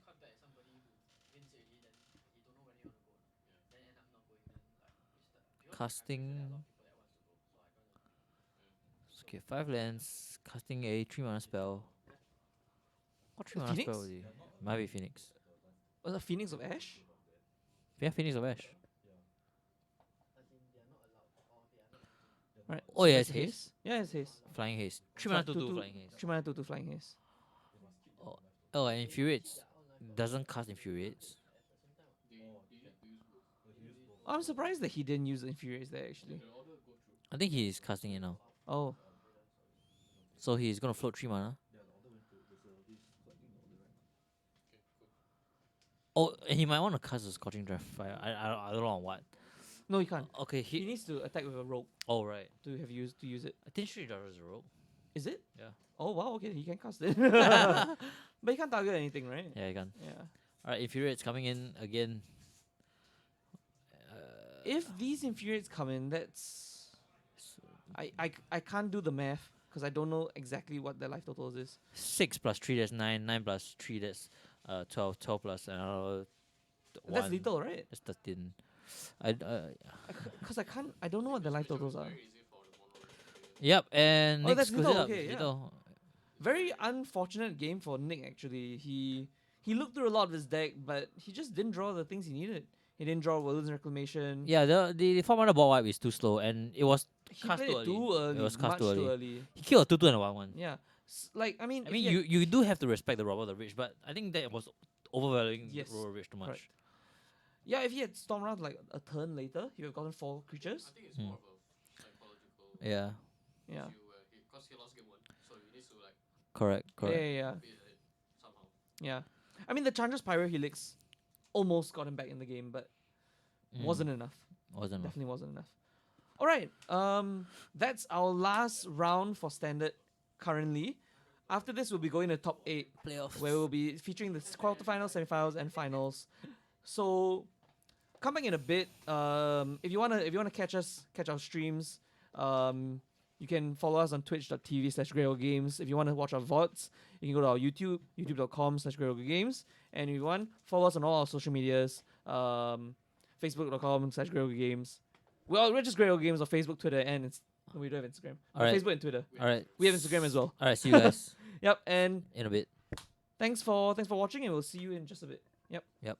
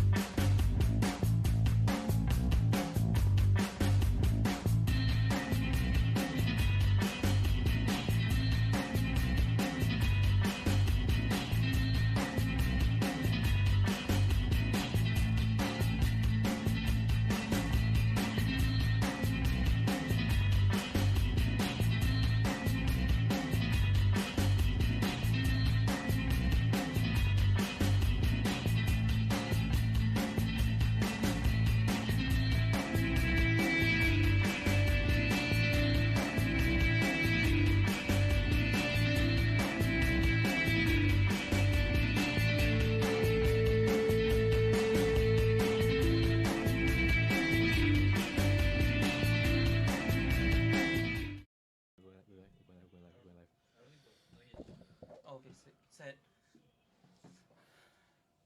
Okay, ready? Hello, ladies and gentlemen, boys and girls, and every other person. Welcome back to the WPN Qualifiers Standard Round 2 here at Grey Ogre Games. I'm Alfian, joined by Randall. Randall. We Yep, I just forgot- Randall. Just Randall. Just Randall. Randall. Okay. And we have. Oh, sorry, I mixed the names up. Okay, hold on. We have Magic. Watch. Bang. Magic. Nice. Magic. Wonderfully done. That's why they call it Magic the Gathering. Because you're gathered here as No. magic.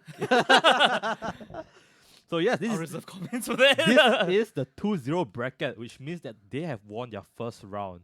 And there was one person who got a bye, and these two people, they didn't get a bye. They didn't So get bye. They, They- had, they earned fought, their win. They They earned earned their their wins. win. They Nice, fought nice. hard. Unlike me, who always gets a bye in all his tournaments and always tops 8 because of that. Well, you could say that that's also a skill in and of itself. Luck is a skill. Getting a bye. Yeah, is a- talent. It's talent. Talent, yes. So some say, right, that luck is only called luck because it can't be explained with our current knowledge. Nope, you lost me there. No, You what? lost me. It's like, you know that TV show? That's what you got to me. Lost. So, okay, so I haven't actually watched a lot of Standard since Theros came out. It's So okay. what's popular? Okay, besides the fact that Blue White Control. Blue Eye Control, I think I've seen Mono Black Devotion a little bit. A little bit, yes. There's, of course, Simic is around. Yes, Simic, we saw just now Simic Ramp. Right. Fires, we saw some fires just now. Yep. Mono Red, I'm assuming, is still in the format. Mono will always be in the format, man. Mono Red is always in the format. As we can see, Quan Kai is playing Mono Red. Oh, and he shows well, he was gonna mull anyway, so. Well, and looks like Original, please. Thank you. It looks like Chin Heng's also playing mono red. Wait, oh, that is mono red. So it's a mono red mirror. Quan Kai is also playing mono red. Ah, okay. What's happening here? That's Oh, that promo cryptic commands. command. Wait, that's not even a new art. That's like the. That's a new one, isn't it? Is it? It's the hand and then the. Yeah, but it's not like exclusive art. Oh, it's not exclusive art. No, That's lame. it's just a foil, I believe. That's really lame. It's not very epic. Oh.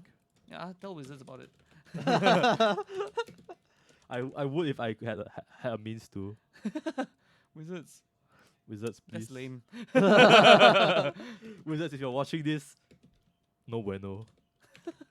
Red wins. Okay, Lady Copra regular.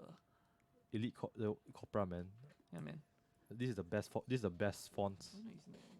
What? We don't use that anymore for the deck list, is it? For the decks. There has been some unforeseen errors. Okay.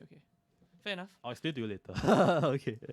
But yeah, this is Alright. the legendary red deck wins mirror. Yeah. Wow. Honestly, it's a lot more interesting if it gets past like turn 4, turn 5. It's quite interesting. Yes. I think that the decision making you gotta make. And this isn't like the big red deck wins. Yeah. This is like Small red. real red deck wins. Yeah.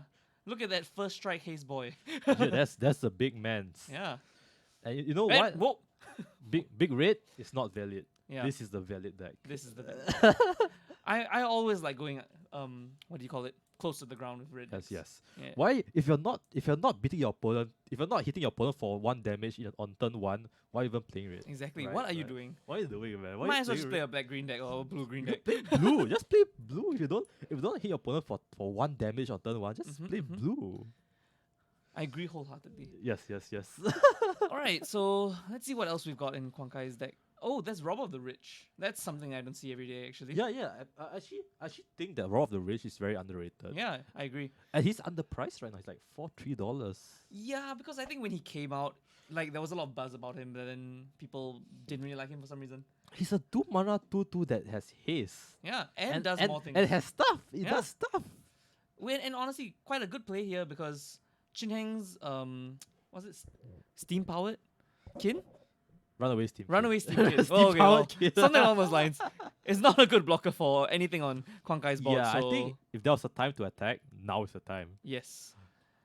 Well, But to be fair, every time is the time to attack when you're playing mono red. mm, Yeah, right. That's fair. That's fair. Okay. Robert the Rich not gonna do much now because Chin Heng's graveyard is empty though. Oh, wait. So- Oh, is that's the new Theros, the NX? NX, the devotion. I love him. He's so good. Yeah, he does. He generates so much value, and he's actually like, he's kind of like bordering to big red kind of Yes, territory, but he's still 3-costed. Yep. Which is a very good.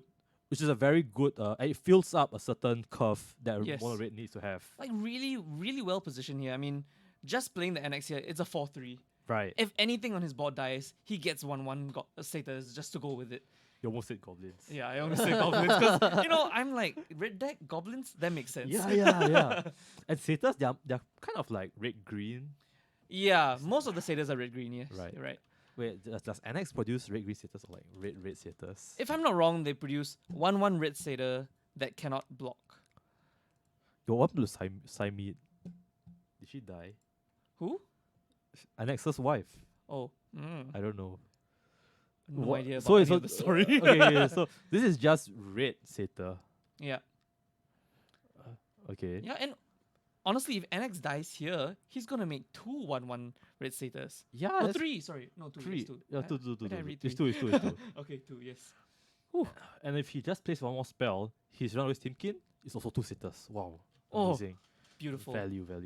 Now what does Konkai have to do? Mhm. What does Konkai want to do here? Because on the previous turn, he could attack because Chin Heng had 3 bad blocks. Yeah. Now he has NX. Yep. That's not gonna be. All his blocked. blocks are goods. Oh my god, he's just Just gonna get in there. Just doing it, man. He's just going for it. He's the red player everyone wants to see. That's right, man. Even you know what? Big wall, 4/3 wall. No, swing. Yes. Does that exist? I'm gonna get unfavorable blocks. Does it matter? Does it? I'm gonna get 2 damage in. Yeah. No.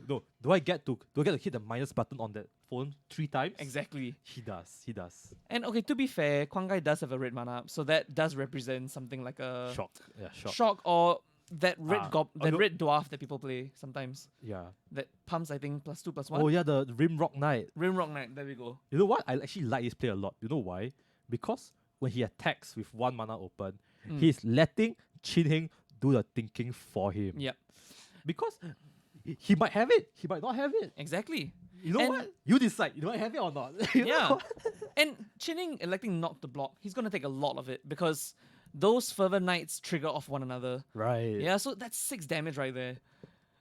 Oh, To be fair, Chinning on the backswing is gonna deal more than 6, but right, right. Oh. I mean, it's gonna be a bit of damage. NX is gonna be really buff, correct.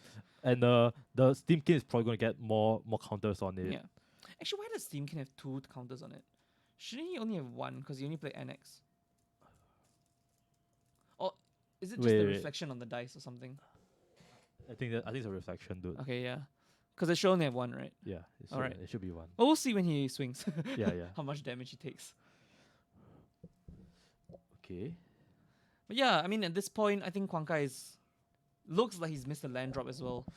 And Oh. in that matchup, you Well, miss a land drop here is Yeah. so critical. every land is important, man. Mm. Because this matchup is all about playing as many cards as possible. Wait, he has Oh a no, land. he has a land. He's Wow. been just sandbagging it the whole time. Wow.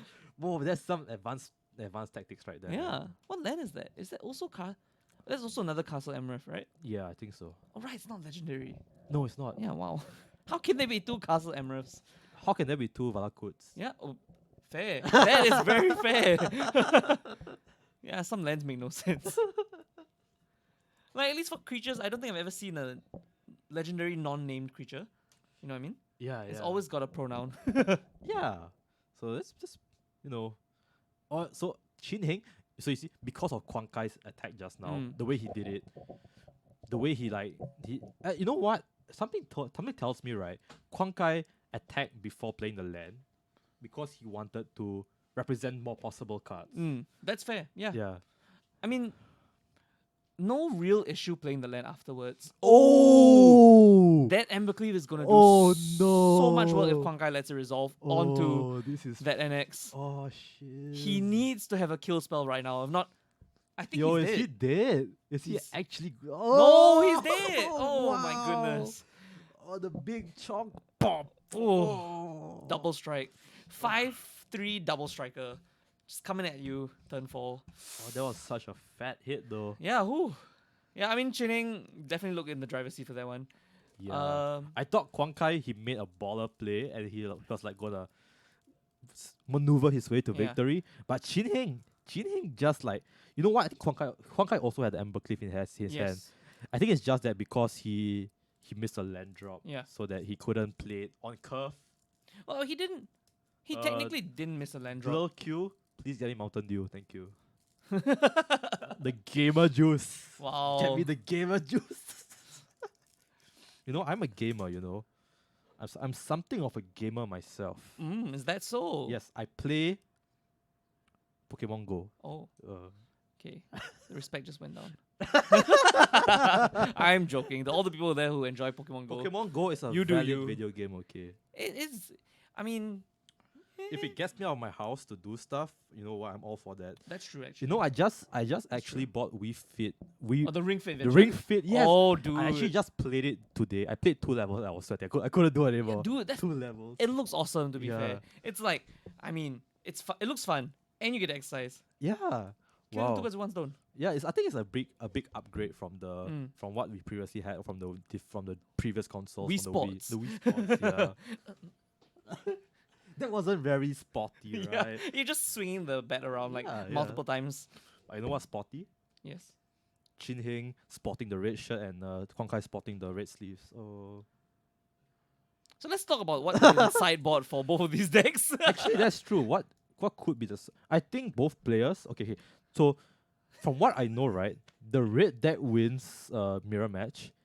What you side in, what you side out is heavily dependent on who goes first. Correct. So Quankai is going first this round. So So Chin Heng is probably going to keep more removal spells, mm, whereas Quan Kai wants to go faster. Yep. Like even faster than he was previously going. You see Yeah. that runway steam kit? That's going in. going in. Yeah, that's fast enough. That's definitely fast. Yeah. And I think because he gets that one turn ahead, he's able to develop the steam kit much faster. Yes. Which, I mean, makes sense. I mean, it sounds like common sense, but it makes a big difference in this kind of Right. mirror matches. I actually think he took out 3 steam. Oh no, they're in. Never Yeah, mind. they're in, never mind. Okay. I mislooked. Yep. My eyes have fooled me once again. So actually, in terms of removal, what good removal does? Shock. They've got Shock. They've Bone got Crusher the Giant. Bone Crusher Giant. That's like 8 copies of Shock. Oh yeah, that's true. One of them twice more expensive than the other. Do they still... Is Lava Coil still in the format? Yeah. Yeah, there's still Lava Coil, Right. which could be useful for Kwang Kai if he's afraid of the NX. Yeah. Actually, both sides, really. You know, as much as we've been like raving about how we hate Chonky Red, Yeah. These are all chunky red things. Chonky Red would actually being more chonky would actually be better on the draw. Yes, correct. So if Chin has those chonky red cards, Yep. he wants to put them in. The annexes, they stay in. Everything Yes. like what other big chonky I mean, cards are there's- there in red? Well, I was about to say Chandra, but that's from Pioneer. Oh, yes. That's Torbran. Oh, Torbran, yeah. Yeah. Actually, I think that's good in like aggro too. The Yes. Vapors too. Actually, to be honest, I mean, you're gonna play a bunch of Torbrans no matter yeah, what. I think Torbran is just a busted card in general. It's so good. Like Yeah. every instance of damage, ridiculous. yeah. Like it's the so Ember good. Cleave. He does an extra 4 damage with Ember Cleave. Whoa! Boom, Whew. boom. So much damage. Yo, these dwarves are putting in a lot of work, man. Yeah, man. These Eldraine dwarves are like, oh, they're And really pumping the iron. yeah, unfortunately, Kwang Kai is gonna mull again. Both of them are gonna mull, but That's okay. This yeah. deck mauls really well, I think. true. I think for aggro, with the new London mull, well, not new anymore, but with London mull, aggro kind of mulls for free the first time round. Yeah. Yeah, They don't play that much cards anyway. correct. So Yeah, you definitely just want that better curve. That's more important than that's right. you know that's getting right. like certain cards or whatever. Yes. Yeah. Oh, you want like 2 lands and 4 spells in your hand. Yep. Okay. Does Jing have it? No. Oh, looking good.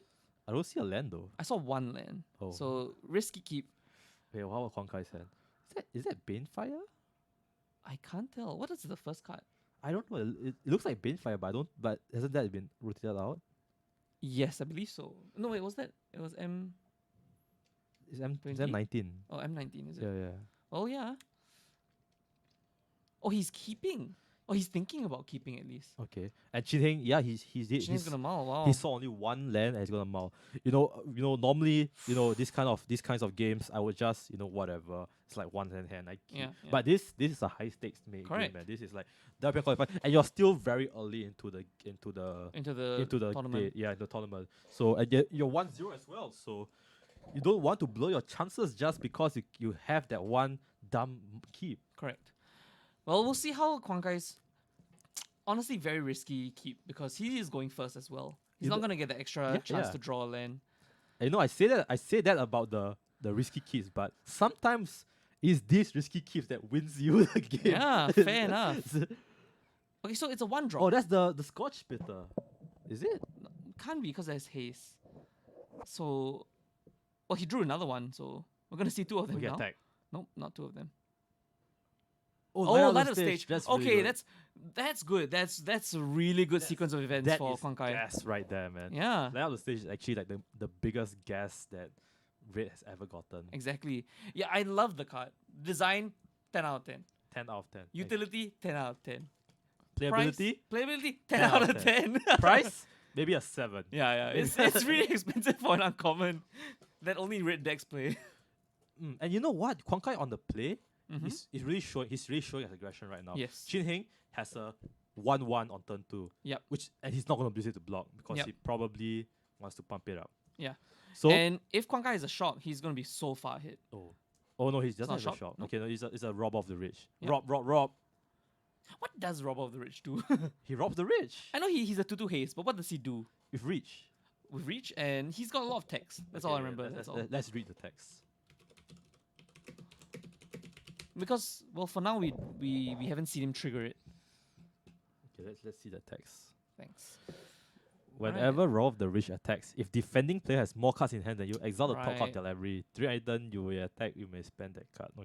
Okay. Okay. So what happens if you attack with Rob of the Rich and then it dies? You still can't cast it anymore. Or can you cast it? You can cast it if you attack with a rogue. So if you attack with Rob of the Rich and Rob of the Rich dies in the combat, can you still cast the card after combat? Yeah. Okay. I That's mean, cool. I'm not I'm not very confident in my judging skills, but I'm pretty sure that's how it works. Okay. I'm I'll take your word for it. very sure that's how it works. Yeah. Oh, he top decks the third land. Oh, Let me see the Bone Crusher Giant come down. Gonna get rid of that Rob stop of the the Rich. robber. Yeah. Yeah. No more robbing for you. Exactly. But now, once again, bit difficult to swing in with for Quan Kai unless he can get rid of that runaway Steamkin. Yeah. The Steamkin is I think a 2/2 right now. Yep. But Uh, Chin does have the mana open. yeah. Could pump it to 3 if he's got a shot. Ah, that's true. That's true. Yeah. So Jiheng representing the shop, and so Quan Kai less incentivized to try and remove the runaway Steamkin. But I mean, if we know Quan Kai from his playing today, he's just gonna swing in. Yes. But let's see what he does. He's gonna go for land. Place the land first. Okay. Okay. I still can't tell what Attack. that guy is. Yeah.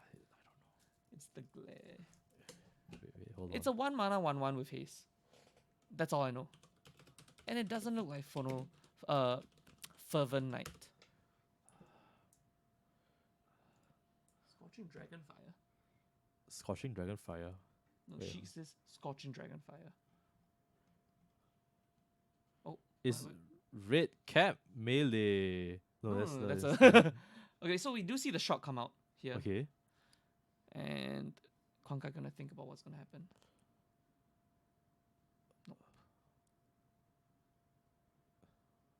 Oh, it's Teen Street Dodger. Tin Street Dodger. Wait, what? Okay, Oh, okay. can't be And- blocked. Okay. Wow, we see quite a exchange of cards here. Okay. Wow, and Chin Heng seems to be ahead right now. Yeah, I think Quan Kai had used 2 cards to get rid of that Steamkin, while Chin just traded in a shot for that. Yeah. So He didn't even bother blocking with the Bone Crusher Giant. That's how confident he is. Oh, he no! didn't have it out at the time. Oh, okay. But yeah, easy red cat melee out there. Oh, there we go. Boom, Thankfully, boom, boom. thankfully he had That's that red it. cap. That's it. If he didn't, dead. That's 6 they- damage they are- that he was facing. If he didn't have it, dead on the spot. Yeah. Confirm. Now, honestly, Chin looking real bad at this point because, I mean, Quan Kai's chances are looking real bad at this point because, yeah, Yeah. Chin Heng's got a 4/3, Quan Kai has got What's that? NX. That's Okay, NX. Okay, NX. NX is cool. yeah, I mean, Oh no! and just the lava coils, Oh, just wow. removal after removal from Chin Heng, exactly This is- like you yeah, rolled it this up. is the and he top decks the runaway Steamkin, but I'm not sure if this is good enough. He plays the Castle Ember. He's got to swing it for another 4. And the Member Cleave wins wow! for the game. That's not real. This Oh. game is not real. Oh my god. So unfortunate. Oh, and Sheik mentions afterwards that he can't block the Street King. The Tin Street, Tin Dodger, Street yeah. Dodger because he pumped it. Yeah, he gave it like the unblockable unless by Unblockable. defenders or something. Yeah. But yeah, I mean, That's insane. Chin Heng, he played everything in that game turned out exactly like I said it would. Yeah, turn out. exactly. Like choreographed it. yeah, I mean, props to Chin but he really just had everything at the right time, you know. That was good sideboarding. Chin Heng Yes. sideboarded exactly the way I told him to Correct. sideboard. Just put in all the removals, you Put know. in the big stuff, the chunky stuff. Yeah, stick in that Bone Crusher Giant, whatever Quan Kai plays, just get rid of Yeah. it, hit him for 4 every turn. You know what? This is pretty good because like every time people keep saying that aggro versus aggro is favored, but actually it doesn't. What? Go at the desk. That's us. Oh, wow, what's this? Yeah, so Yeah, as I was saying, aggro versus aggro, people keep saying that like whoever goes first is like the most favored. But actually that just depends on your sideboard, right? Yep. You can if you have a sideboard plan for going second and you go in the mirror, you can easily win it just like that. yeah, I agree. And I think, like, especially if you're playing big red, Yeah. you're playing big red against mono red, and you're going second, it's not really that big of a disadvantage. You know? Yeah. Anyway, guys, that was it for round 2. Do stay tuned for round 3, Yep. where you'll be greeted by Brian and Randall. Yep. And I'll be taking a break. See you soon. Goodbye.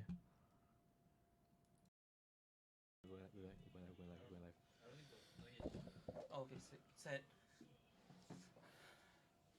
Okay, ready? Hello, ladies and gentlemen, boys and girls, and every other person. Welcome back to the WPN Qualifiers Standard Round 2 here at Grey Ogre Games. I'm Alfian, joined by Randall. Randall. We Yeah, I just forgot- Randall. Just Randall. Just Randall. Randall. Okay. And we have. Oh, sorry, I mixed the names up. Okay, hold on. We have Magic. Watch. Bang. Magic. Nice. Magic. Wonderfully done. That's why they call it Magic the Gathering. Because we're gathered here, it's No. magic.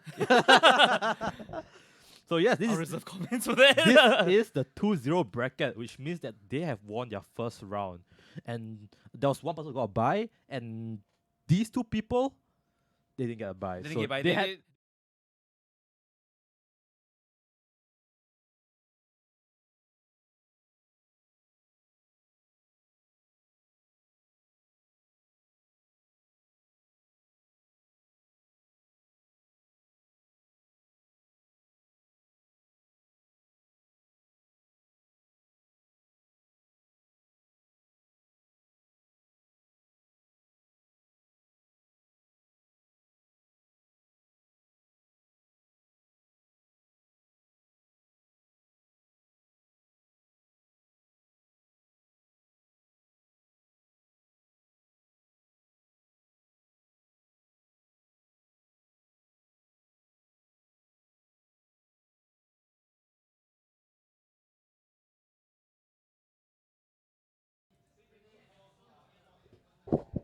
Hey, ladies and gentlemen, and welcome back to the WPN Qualifiers quarterfinals here at Grey Ogre Games. I'm Alfian, joined by Just Randall. Hello, I'm just Randall.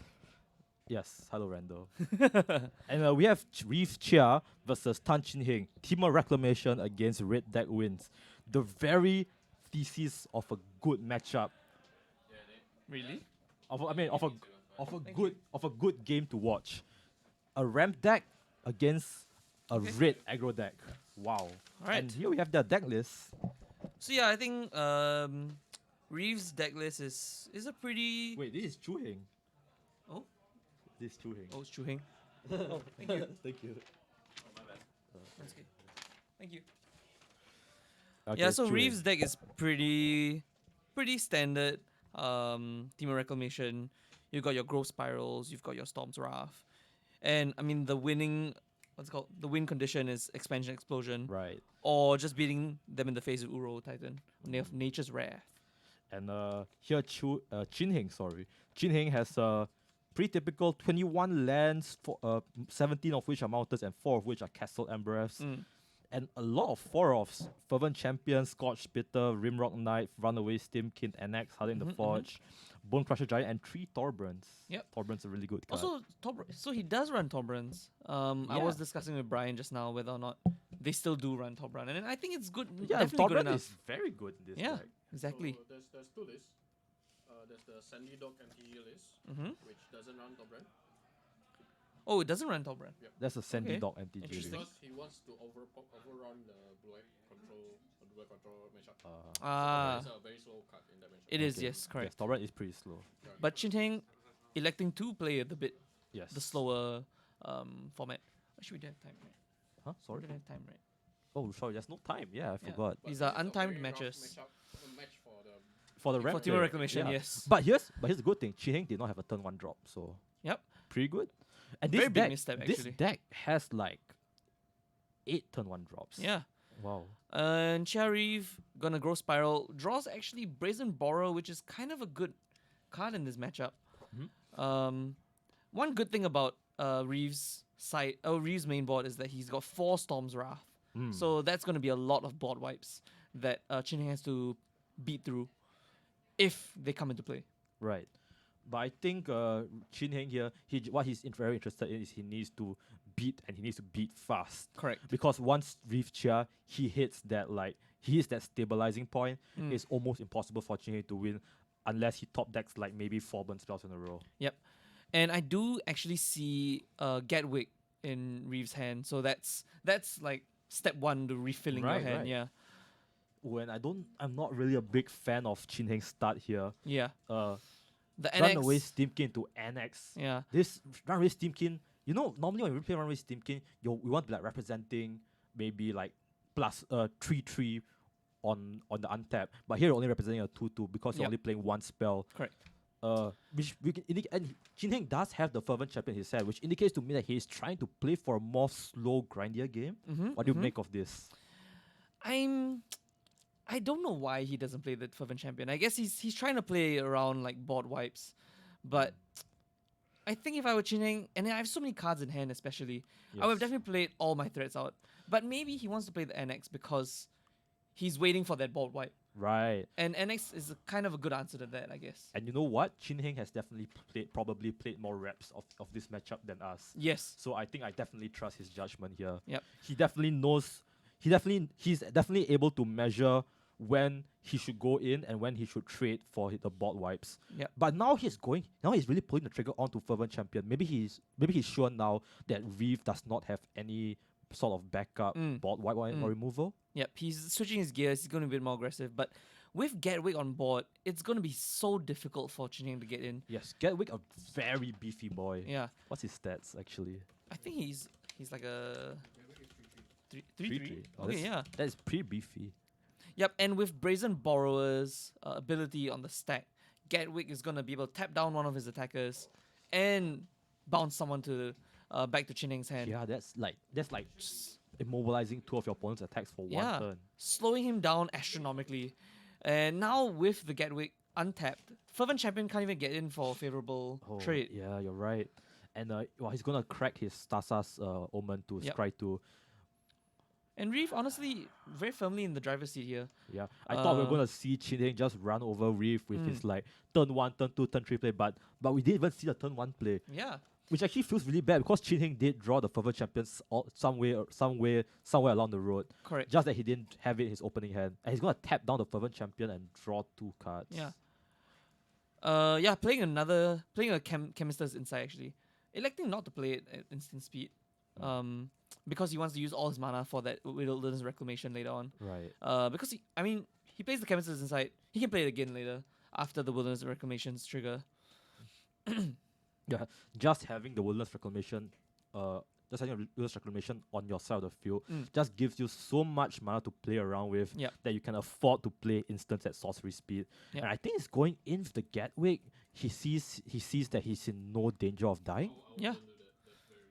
That is, yeah. I know, this is- Risky play, but no, oh, he's thinking twice. thinking about it? Maybe not. He is dead if Chineng has a Amber Cleave, Cleave, right? Yeah. yeah. Yeah, if Chin Heng just slaps Amber Cleave, attacking with the Gatwick would have just been pretty dead. yeah, yeah. Amber Cleave, good card. Risky is risky. Yep.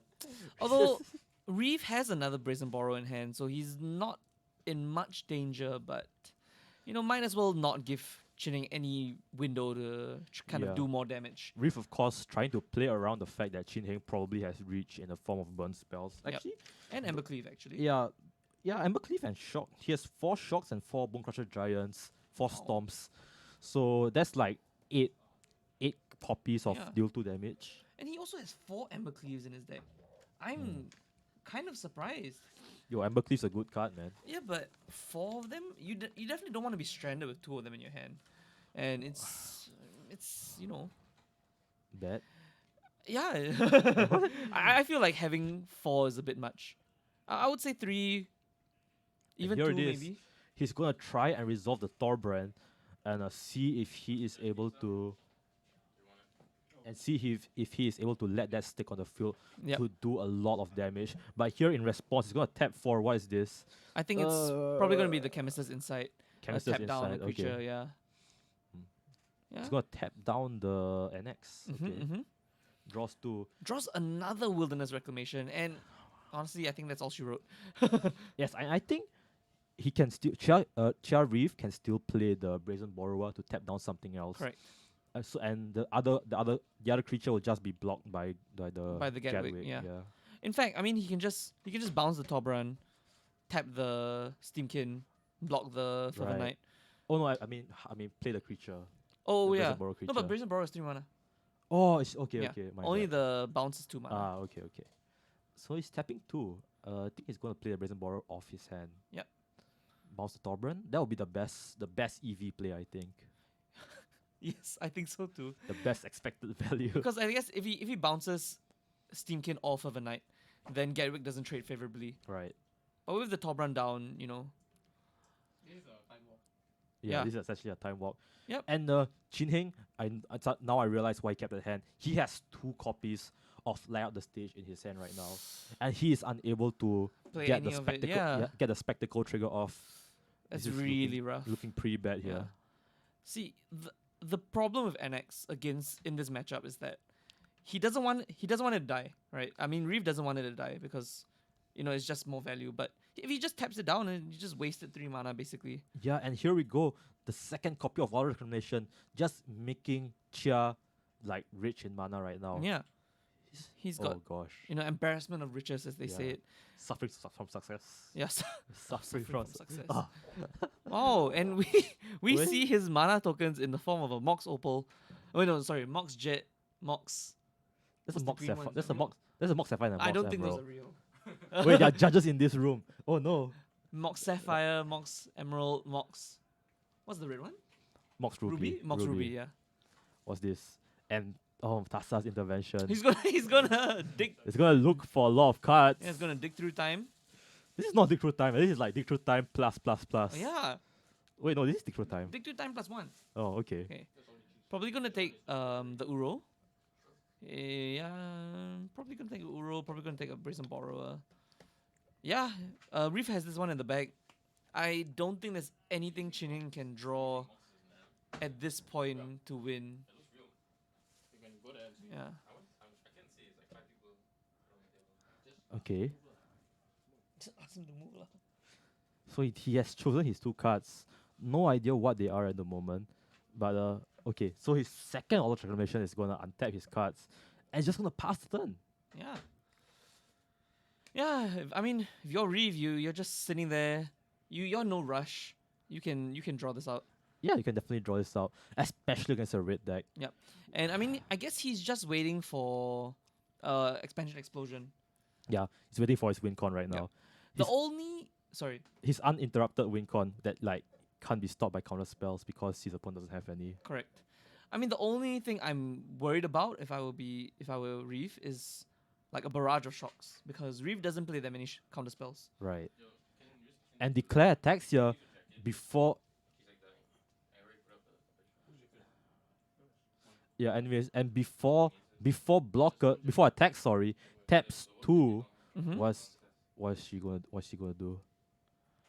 Probably the Brazen Borrower that he took from his That's true. DIY dig through time. Hmm. But it's kind of small. Wow, 3 turns, three Brazen Borrowers, tapping down things, returning things to hand. What an efficient card. So good, so Yeah. good. And I think you I mean, does he's on Torbran mana. say can you attack with Torb? Okay, no, he can't attack with the former champion anymore. Yeah.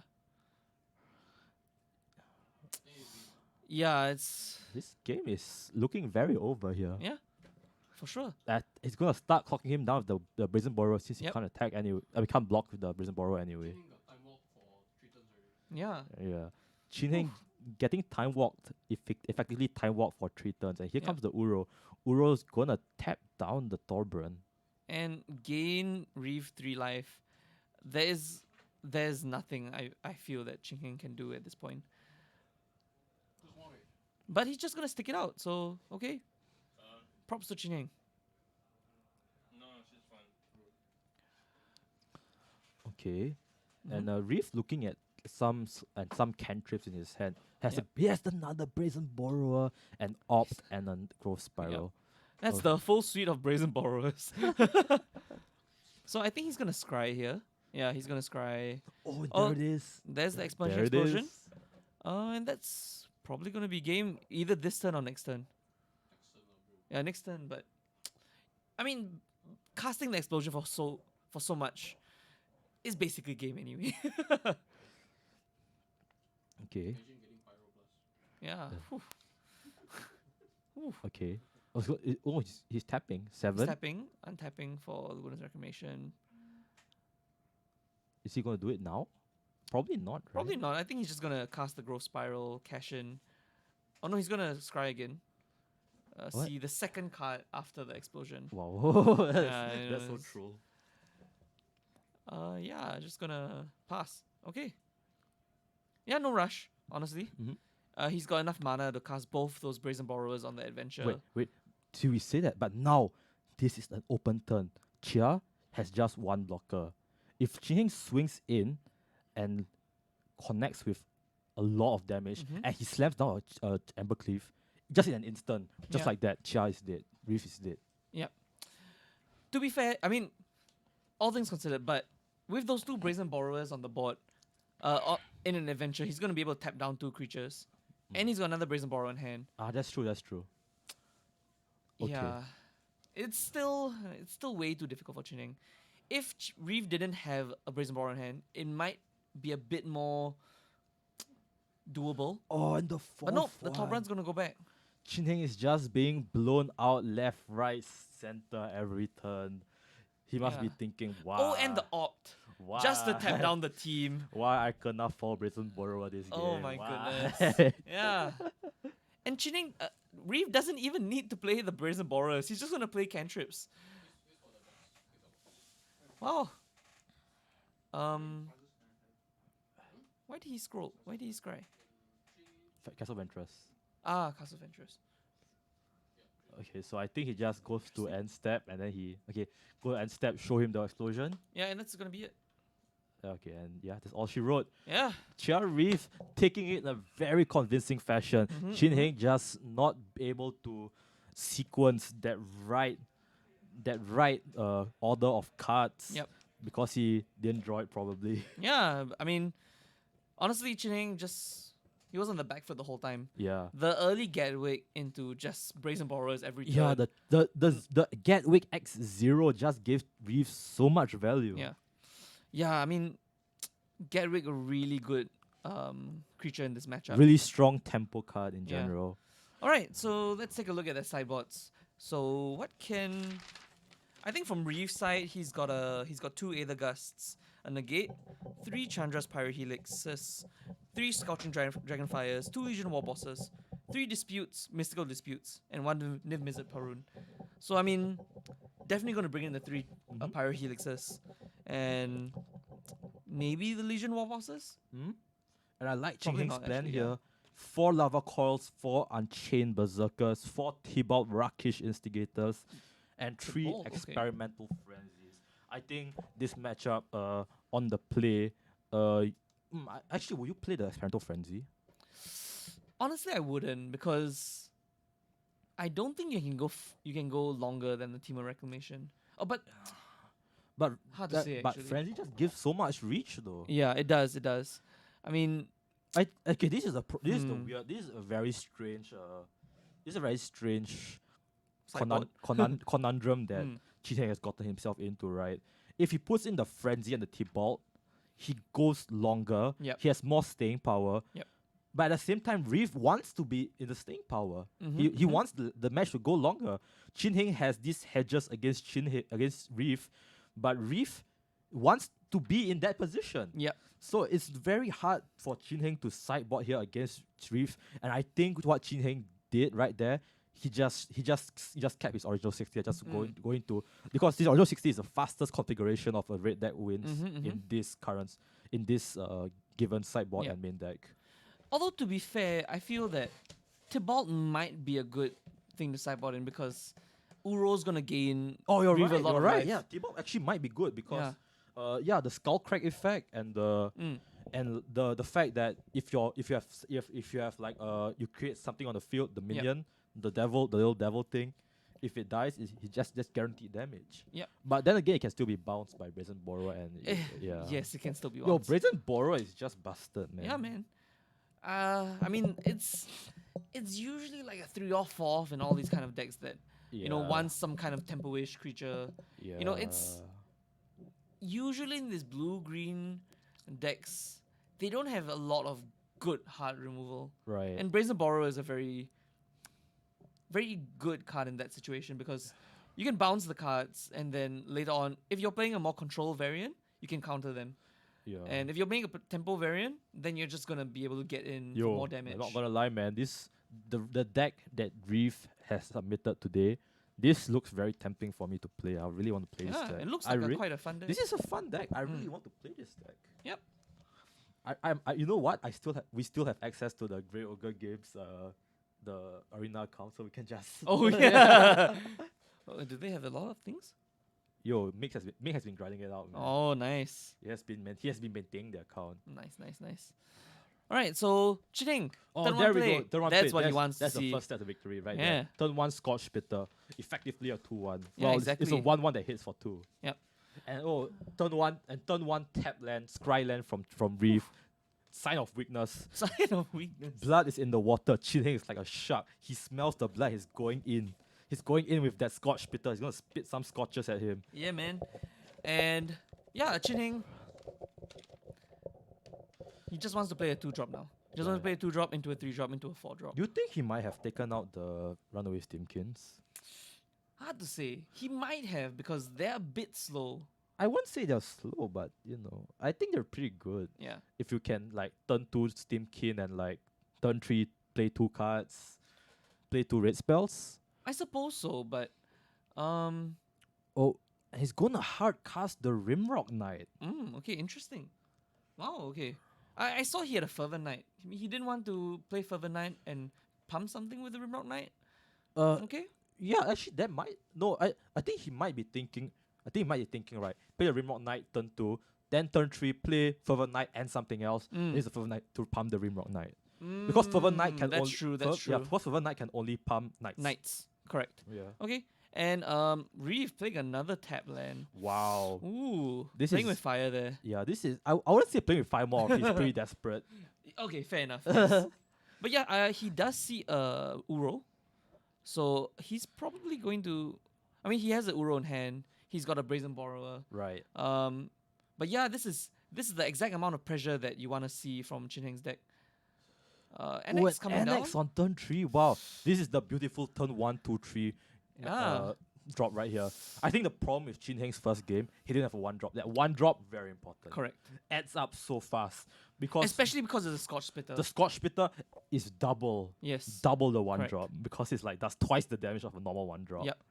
And I think here we're definitely going to see the Fervent Knight. Oh, it's the Torbran! Torbran! Oh, big damage! Big damage! you can see Reeves' stress Yo, materializes. and the NX is a fat NX, right? That's the Yeah. fattest NX you've seen. Oh, he Brazen Borrower. Wait, he bounces the NX? Oh, wait, no. He That's a lot more. That's Oh, no, wait. yo, Reeve. Wait, no, count it. 1, 2, 3, 4, 5. No, because Scorch Spitter now does 6 damage Oh, yeah. because of Torbran. Oh, you're right. And Rimrock Knight that's 10 damage. You know what? I don't Why think, did he bounce the NX? You know what? I think Chia Reef is just like, I don't care. I'm probably gonna die anyway. There is no way I'm stabilizing from this. Yep, and so that's so what if I stop that 2 points of damage? Yeah. I'm still at 4. I'm gonna get one shotted Correct. next. I mean, okay. I think what I would if I were Reef, what I would have been thinking was that I bounce the NX so that if I draw into a Storm's Wrath, I don't die to the satyrs that come out from NX. okay. Yeah. That's fair. So okay, but yeah, I mean that was a pretty good hand from Chin Heng. Yeah, that was what we call the high roll. Yes, correct. Well, to be fair, Reef had a high roll the first The game. first game, yes. Yeah. Yep. This game is about who high rolls harder. Correct. Like who is like I have flush, but you have like Royal Flush. royal flush. But yeah, I mean Chin Heng, now that he's on the draw, might want to think about putting in that Tibalt. Oh right, Lucky Strap has a point. He bounced the NX so Yeah. that he could rough or clean board next turn. That's what I said. Oh, that's shut up, Randall. You even agreed to me. Shut up, Randall. You agreed. Oh my goodness. Okay, now I know I'm not being listened to. Okay. All right. So yeah. Third game. Very quick game is actually. Yeah, that was Yeah. a very quick game. I mean, that's just red deck stuff. Yep, just red deck, and actually they're both red decks. They're both red decks, but they're not both red Yeah, red. no, red decks. Red deck. Actually, Team of Reclamation only uses red for Expansion Explosion, right? Yeah, Wow, okay. for the burn. And storm What a storm burst lightning. Thing. Storm's Wrath. Storm's yes. Wrath, right? Storm's Wrath. Storm Burst Lightning. That was thing, the yes. word I was looking for. Storm's Wrath. Yes, Storm's Wrath.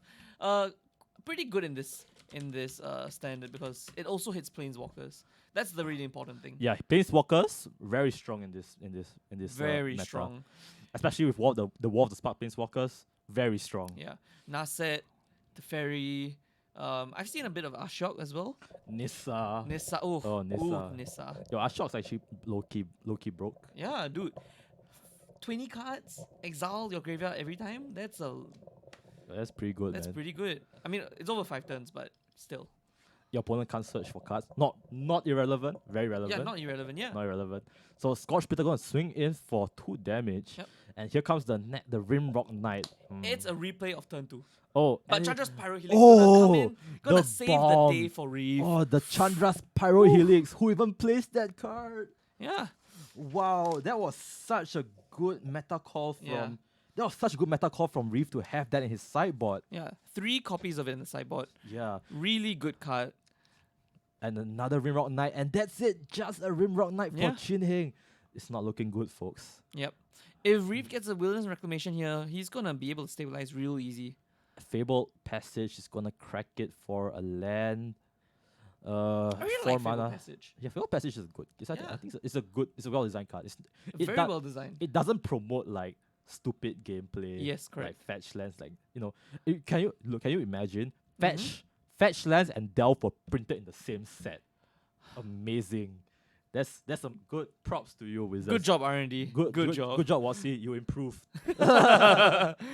Yeah, exactly. Like, and I'm really happy on that note. Like, I'm really happy they opened Pioneer with, we're gonna ban all the fetch lands. Yeah. I'm like, good. That's good. And we get to play with like Dig Dig through Through Time and Treasure Cruise. Yeah, exactly. And you know what? They aren't even that broken. They really aren't. Without the fetch lands to fill the graveyard so much, Mm-hmm, they're not even that broken. I know. See, Jace Virus Prodigy. Yeah. Jace is not even that good anymore. Yeah, no one even plays Jason Pioneer. That's, Well, okay, some people play Jace in Pioneer. I mean, I've only seen it in like maybe Sultai Delirium, Blue-Green Delirium, that kind of thing. But other than that, I don't see it in most decks. But yeah, okay, anyway, Yeah. back to standard. Chin Heng, much slower game for him. And I mean, he did go second. yeah, and Reef with the Wilderness Reclamation on the board and the Oh, Storm's Wrath in hand. Here we go. Board wipe. Goodbye. Yep, goodbye to everything. And yeah, Wilderness Reclamation just gonna untap his lands, allow him to do a lot more with his mana. I think he's gonna scry here. Oh, No, it's Gatwick. Gatwick. Okay. Wait, how do you Get- play Gatwick like that? Oh, that's Oh, Chemister's Chemister's inside. Okay, yeah, okay. Bruh. Okay, yeah. That's not Gatwick. No, so I was like, why could he have played Gatwick at end turn? And Torbran. Wow, Okay. just the raw Torbran on 4. The tap raw- 4. The raw Torbran on 5. Sorry, tap 4 mountains and play. Oh, that's not No, Torbran. that's That's Experimental Frenzy. Frenzy. Oh no, the lighting looks the same. Come on. But yeah, I'll give it to you. we were talking about this earlier, right? Yeah. Does he put in the Experimental Frenzy? Yep. And I think on the the draw they do come in. Yep. Because there is no possible way you're gonna outrace Teemo Reclamation on the draw without any like super hyper strong like burn spells. And the spells in standard right now, they don't support such gameplay. Yep. So I think this is a necessary step to take when you're going on the draw Mm-hmm. against Team Reclamation. Yeah, and I think I saw here in Reeves' hand that he had 2 more Teamer Reclamations.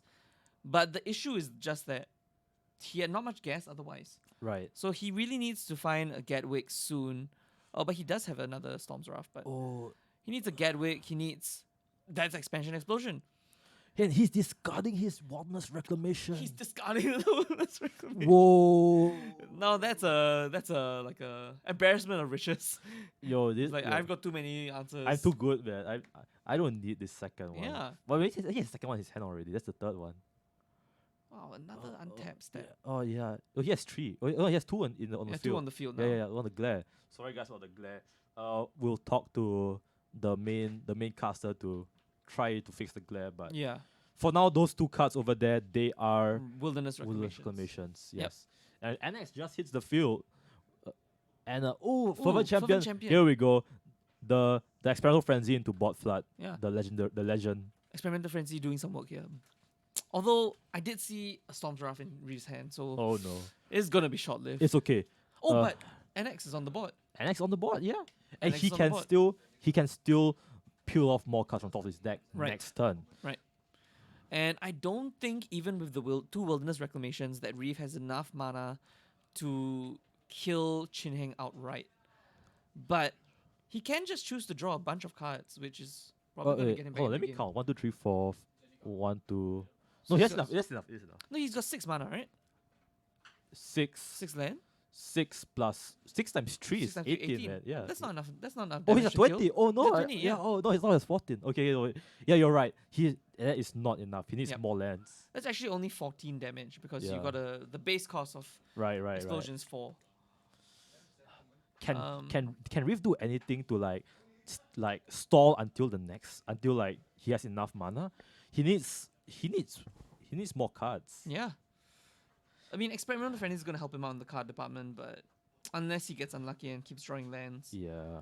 And Uro, here comes Uro. Oh, and then we see the life gain going to come into play. And those are a lot of cards in the graveyard. So Mhm, Uro can easily come back, give him another 3 life, draw him Yep. another card, and play another land, as well as be an annoying blocker. A 6/6 body. How do you beat 6/6 as red deck wins? Yeah, exactly. Tobran actually. Oh, right, yeah. But where's the top run? Yeah, where's the Tobran? That's the problem. And actually, Uro gonna give him another 3 life, but he's shocked. So Yeah. yeah. So but he's back to 18. And he's gonna play another land off the Uro. Yeah. This Uro just double ramping for the turn. And is this enough? I still think it's not enough, but Wait, 6. I think it's counting. 1, 2, 3, 4, 5. He's got 8 lands out now, so that's only 16 mana. So that's only 12 damage for now. Okay, it's not enough. Not Yeah. enough.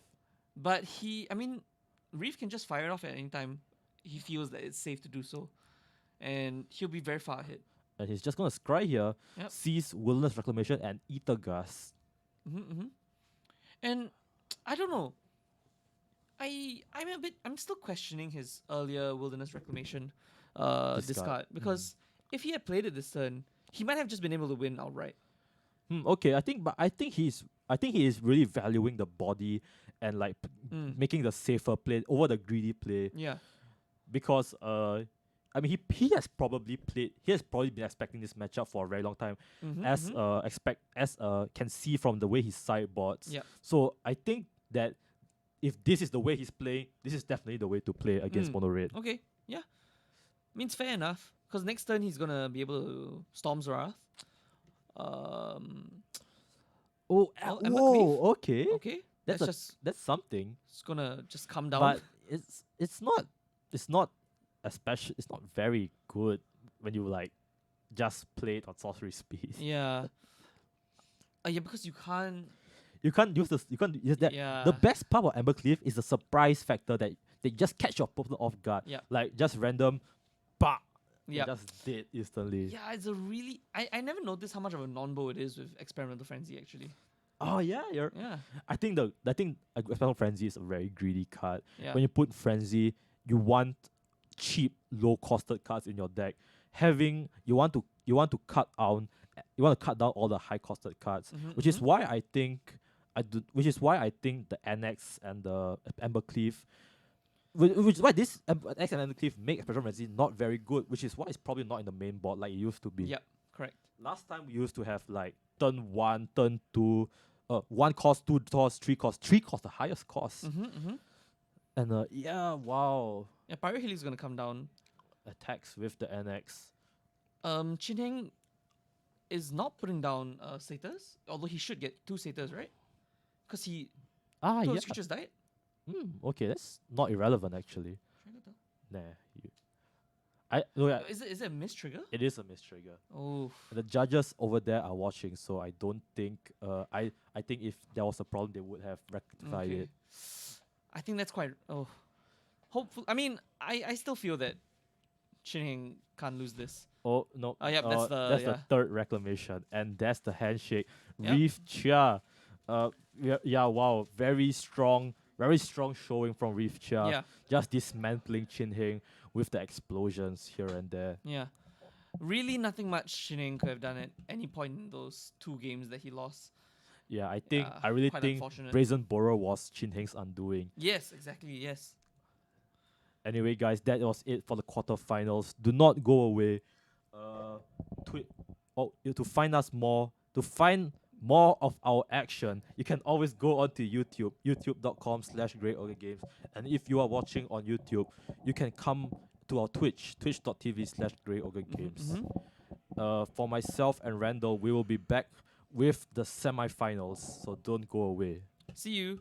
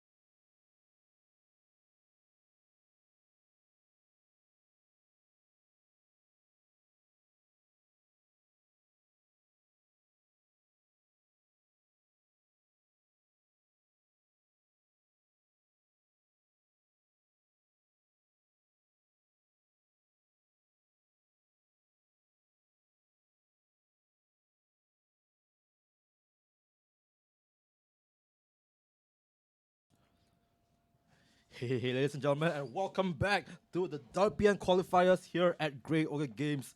This is the standard semi-finals. Sorry, it's not quarterfinals, my bad. And I'm Alfian, joined by Risky, Risky. Ilham. Hi. So Ilham, you were playing just now, right? Yes, How'd you go? I died in a round three. Yeah. How do you die? I played blood control all the way. I mean blood control mirror all the way till from round 1 to round 3. And yet, not a single blood control player in top 8. Top 4. Oh, top 4, sorry. Top 4, yes. Yeah, so very okay. Very cool. Very cool, yeah. And Reef now but now 11 somehow. Okay. There's a questing beast and Questing cavalier of taunts on the battlefield on Aaron's side of the field. Yeah. Questing Beast, very good card. Yeah, so I think this matchup really is really reliant on what's a 2-mana ram. Yes. called? The growth spiral. Growth Spiral, yes. Whoever doesn't do a turn, who doesn't have a turn 2 growth spiral, will be way behind. Yes. Yes. So yeah, what you wanna say? I definitely think that Aaron Ng is on the offense here, right? Because Aaron Ng's playing a more aggressive deck. He has more creatures than Chia. Reef Chia just wants to blow him up with like one big explosion. Yeah, but you see the board. Rift played a Storm's Wrath. Okay. Basically destroy the other creature. Deals- That's nice. deals 4 This is very damage. good. So he bounced. Sorry, he bounced the Wilderness Reclamation after during main phase 2. Ah, so he before doesn't. it. So Yeah, it doesn't okay, I untap. like So that. That's very good. Wow, I've not actually seen Brazen Borrower used that way before. Maybe because I haven't How many seen. Brazen Bow does Aaron play? I think they both play 4, right? Brazen Borrower, yeah, it's a Wow. Okay. Reef plays 4. Does Aaron play 4 too? Yeah, he played 4 Yeah, I think Brazen Borrower is definitely a 4 off in the in the current meta. entire meta. Brazen Borrower is too good. But it's so bad against the fairy. That's a problem. Right? Yeah, but it's just a fair. Okay, so I think the decks that play Brazen Borrower beat the fairy. No. Like what? Fires? Does it beat the fairy? I don't think does Fires play Brazen Borrower? No, I don't know. Doesn't I count. don't think Ilham, your place is over here. Yeah. Retiring soon. Retiring soon. It's okay, Ilham. I think it's just a bad run. You'll have your day next time. Yeah, I didn't even practice for this, so Yeah, that's normal. it's like my friend yesterday lent me his deck. I was like, okay, sure, I'll play this. And I was like, okay. Yeah. Actually, you were playing Jan's sacrifice Yeah. for the qualifiers of this one, the Yes, preliminaries. Yes. What made you make the change? There's too many triggers to remember or to Okay, so not forget. Yeah. it requires too much attention. Yes. Okay, that's you know what people say that saying that is a sign of weakness, but I say saying that Yes. I say saying that is actually smart because you recognize your own weakness. Yeah. So by saying that, I recognize that I wouldn't be able to play this deck optimally, Yes, and so that's why you play. I will brain more. I will burn more brain power. And And you will lose more percentages Yes. to yourself on that Yes, deck. yes. So you play Blood Control, which is a little bit more forgiving. Yes. Right. Okay. I like your honesty. But Aaron is not doing too bad now. Yeah, Aaron's doing pretty good. Yeah. I would say this deck also not a deck that requires a lot of attention, but very strong deck. What is this? That is Cavalier? Cavalier of Cavalier of Guild. Yeah, Cavalier of Taunts. Taunts. So sorry. you reveal the top 5, take a land, the rest Go to graveyard. graveyard. Yeah. Delve. And you know what I like about Cavalier of Taunts and Uro the whole day? What I've seen, Cavalier of Taunts dredging Uro into the graveyard, Yeah, which lets Uro be casted from the graveyard. Yeah. I think that is some very sick interaction right there, which I want to try out in my.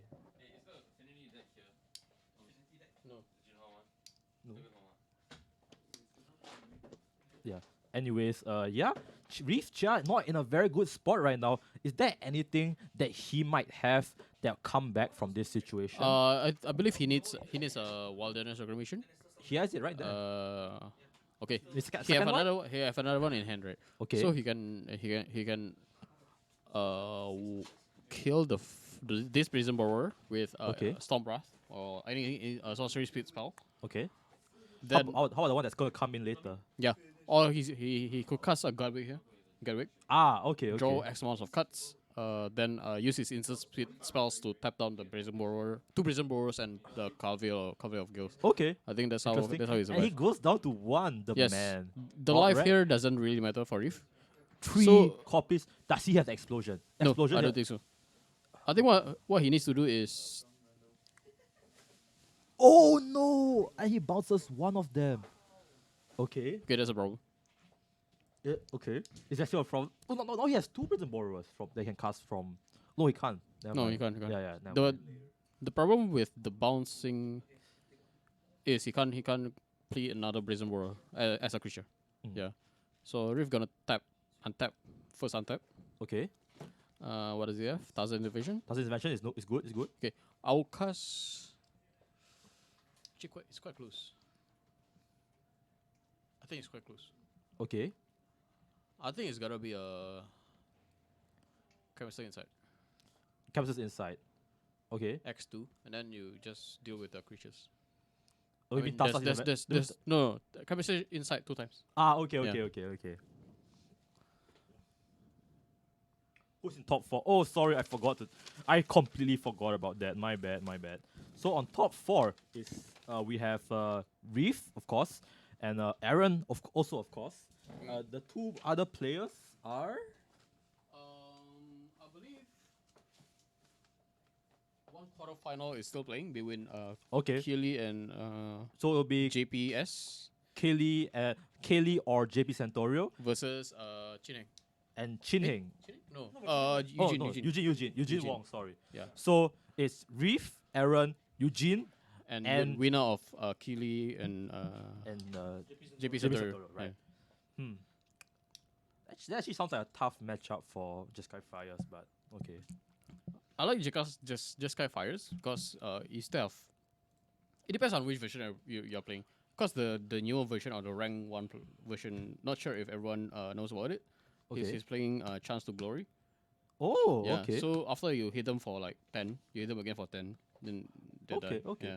So that's another way to like leverage the Of deck. Okay. I like that. But Innovation I'm is not good. too sure if Blue Eyed is if let's say Blue Eyed is everywhere. I'm not too sure if that's the right way to go because they can like. You know what? Now that you do mention something. it, if Boy is everywhere, I'm not even sure if I want to play Just Fires. I'm not even sure I want to play Magic then. You can't say you are the one who queued in today with Blood True. Control. I did play Blue Eyed Control. Hypocrite. No, actually, You know there's a word in our Agama we use for this. It's called Agama. munafik.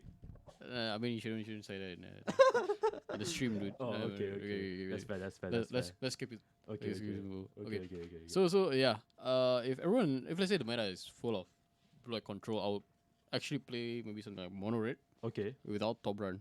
Tobran. Okay. Yeah, The faster, without the- Tobran. Okay. Without Tobran. Also the one. The whose one version? Eugene is playing. Okay. I think Eugene has a very Streamlined, aggressive deck. aggressive deck and a very good chance. He has a very good chance compared to the rest of the top 4. Okay. Yeah. So you're saying that Eugene's more aggressive red deck Yeah. would beat Simic, Timor Reclamation. Yes, I think I'll beat everything except for the Okay, bigger red. Except for okay. the bigger red. I don't think any Chineng is playing the bigger red with the Chin Heng- top run. but and, Chin Heng but lost. Chin Heng lost. So, So- yeah, that's why I say. he so your has a very favorite good your chance. bets on Eugene Wong. Yes, Okay. I have bets on Eugene, but also, I think Reef lost to Eugene in Swiss. Ah, Is that okay. wrong? Is that I correct? do not know. We did not watch the Okay. game. So I'm not sure. But we saw Reef beat Red. We saw Reef beat Tobran Red previously. Yeah, Tobran Red is in a place where it's too slow for the combo and blue-white matchup, Okay.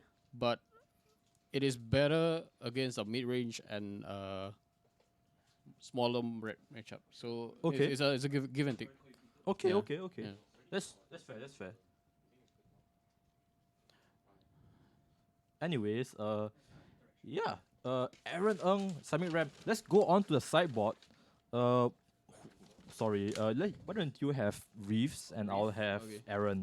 Okay, sure. So Aaron has Shifting Ceratops, Return to Nature, 3 Voracious Hydra, 3 Love Struck Beasts, and 2 Sorcerer Spyglass. Okay. What's and Reef have? Reef has 2 Edogas, 1 Igit, 3 Chandras, Pyro Helix, 3 Scorching Dragonfire, 2 Legion Warbus, 3 Mystical Dispute, and 1 Death Wizard Baron. Okay, Reef's sideboard doesn't really help that much. He'll bring in 2 Edogas, and that's it, I think. Okay. Yeah, only 2 Edogas, yeah. For Aaron's side, I think it's very good for Aaron's side, because there's Shifting Ceratops, yeah, Shifting Ceratops is pretty good.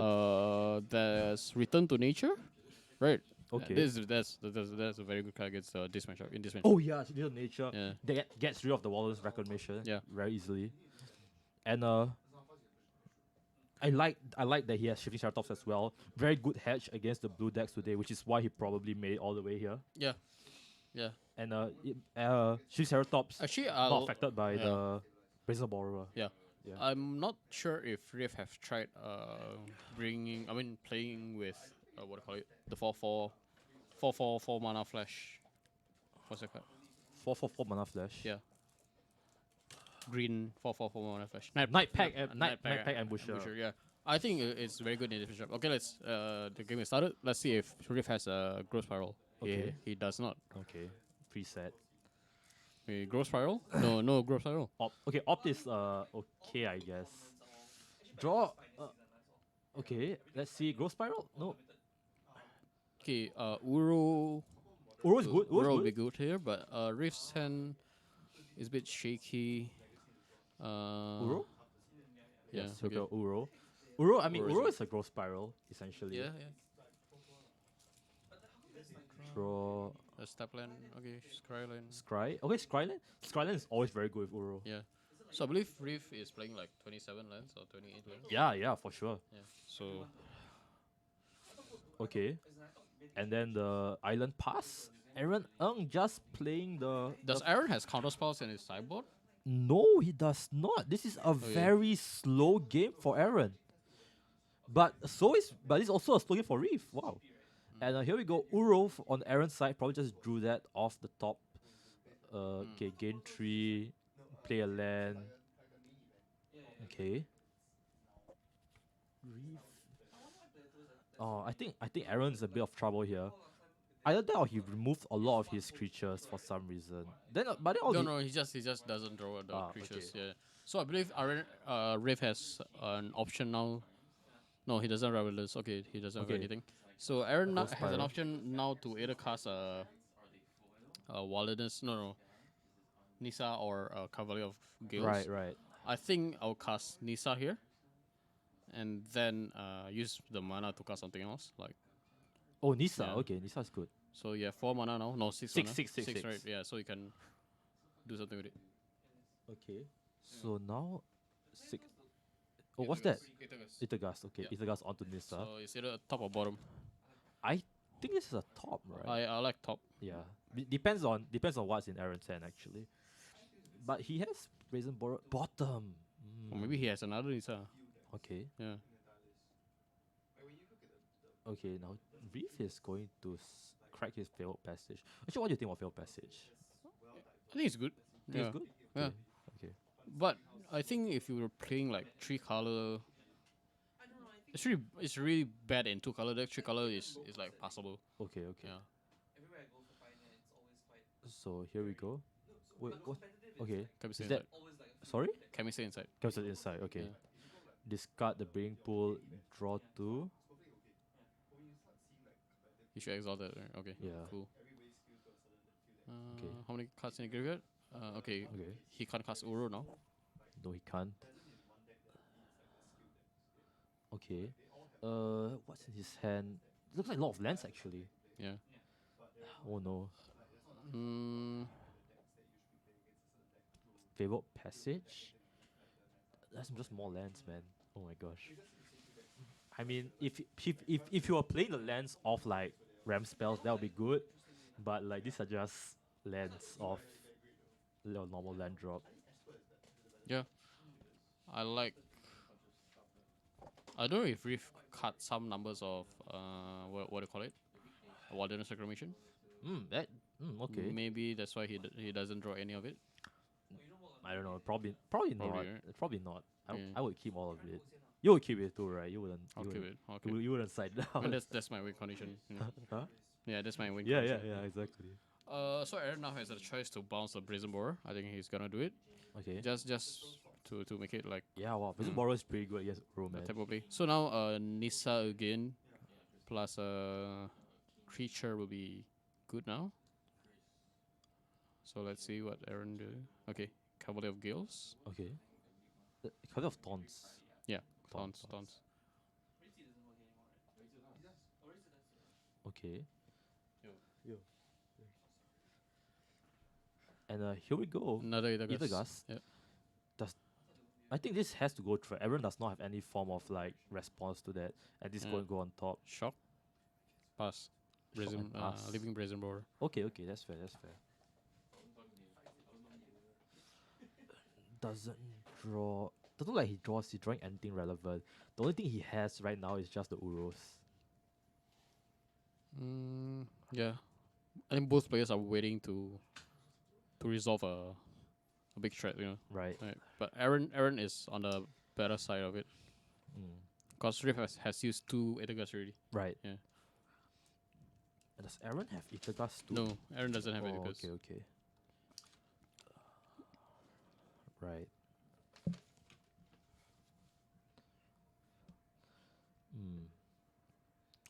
This looking like quite a stalemate. Both players trying to draw into relevant cards. Aaron guaranteed to draw a relevant card next turn.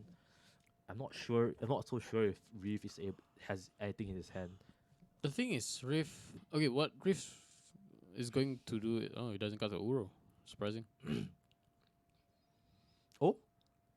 Oh, he's gonna draw more cards. But he has to discard cards, right?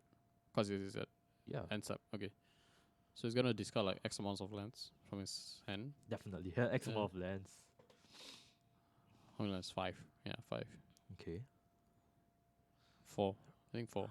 Oh, discarding a Uro. That's good. Yeah, definitely. I don't think you want 2 Uros in your hand, man. Yeah, true.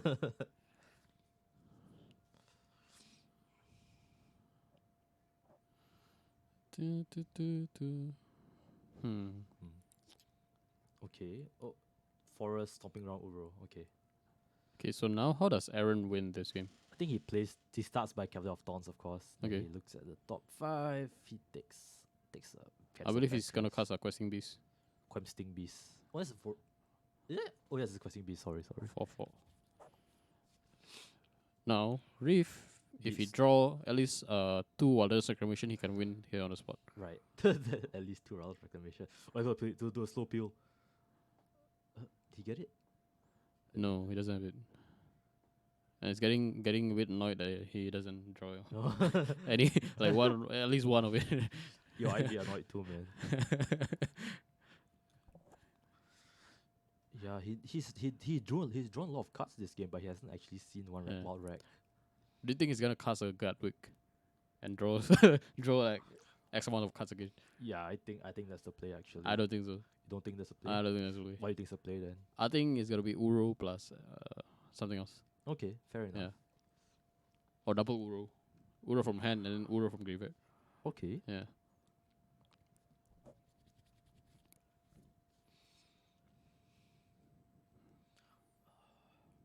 No, this is But I wouldn't cast Guardwick, 100%. okay. Actually, I might. Actually, yeah. What? Because you can tap down Yeah, I can tap down the Quemsting Beast and the and the Cavalier. Okay. yeah. But isn't like casting Uro a better play? In what sense? Cause Aaron only have 1 card in hand. Okay. Okay. And- I understand. And Uro is basically unanswered, right? yeah. It's a 6/6 that stays on the battlefield. As long as he doesn't block the Questing Beast. Okay. Yeah. I think it's also safe to block the Cavalier of Taunts. Because Aaron can only return like Nissa. And Nissa is like nothing compared to Right. Cavalier, right? In terms of size. Is he just going to discard? No man, he's gonna cast Guardwick For 2? for 2. Yeah. Okay. X2. I don't like it. I don't know. I don't like it.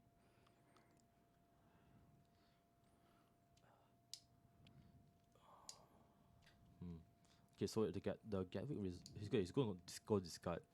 Hmm. Discard two somewhat. No, okay, discard one. Discard an Uro. Okay. Okay, Wraith has 2 Brazen Borrow in hand. Okay, Aaron now is gonna do an upkeep trick. Scry on upkeep. Okay. Oh, two lands. Lol.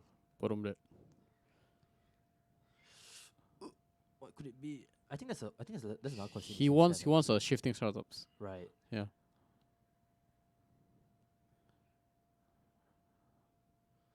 I actually think it's another question beast in his hand, isn't it? Yeah, that's another costing miss. The legendary tag not turning out to be Huh? very Bouncing. bounces the Cavalier. Oh, does Reef think that Aaron has another copy of Questing Beast in his hand? No, he doesn't know. Maybe he's guessing. Right? Could it Huh. be? Maybe. No, Wow. it's because Aaron has 4 mana. So he can if okay. Reef bounces the questing beast, right, he can just recast it. Okay. Yeah. Okay. So Aaron now is in a pinch. What should I do if I were Aaron? Oh, Uro. replaying Uro. Okay. Oh, I didn't see it. I didn't realize there's Uro in his graveyard. Wait. Blue, green. Okay, sure. Yeah. Cool. Dispute. Wow. Dispute. Dispute would be I'll dispute it. Yeah. dispute. Yeah, I will dispute. Okay. You know, with all the value, No, wait. Huh? Should I dispute? Yeah, I will dispute. with all the value and like 2-for-1 cards that's going around in standard and pioneer these days, suddenly counterspell doesn't seem very strong. Like you counter Uro once, it's just gonna come back again and again. It's like virtually like endless card advantage. Yeah, but you need to answer it somehow, right? By maybe exiling it. I don't know. Yeah, but you play 4 off in the deck. By the time you exile that Uro, you probably don't have another one. I guess Yeah. there's always the task, the blue card, the exile, then you can't cast it anymore. What's that card called? That's the enchantment called a spell, is it? Yeah. I forgot what it is. Do people actually play that? No, it's just pretty bad. It's pretty bad. What do you mean it's pretty bad? It's pretty bad. Everyone is packing like enchantment hit. Oh, right. that's true. Yeah, that's so you don't want to play that. So I think Riff has the advantage here. okay. What he needs to do, or what he is trying to do now, is trying to find either Wilderness Acclamation, or if you can't fight it, he's just gonna like keep tapping Aaron's board and keep casting Brazen Borrows. Okay. I think, but Riff also makes a very good decision last turn where he cast the Guardwake for X2. Right. and that's why he's in a top 4 up not. Yeah, so yeah. Aaron now is in a It's no weird dire spot. situation. Okay, Brazen Borrower. Bounce tap. Okay. Main phase 2? if he's to replay tap, get a 3-1 attack with 2-3-1. Wow. Reef is just waiting for his like Lord's Reclamation. Right? I think the moment it comes out, he just wins on the spot. He's in such a commanding position right now. He's just able to control Aaron at such a good pace. But the question is, how much longer is he able to keep this up? Because Aaron's not running out of cards either, man. Reef can answer all his cards, but Aaron has endless card advantage. As you can see, the green just gives him like infinite cards, essentially.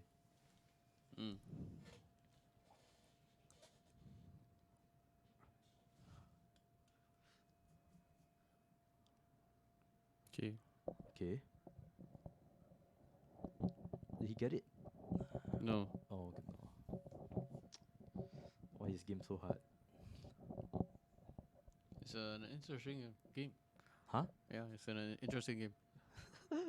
Like, I think Blue Eyed Mirror is just more interesting.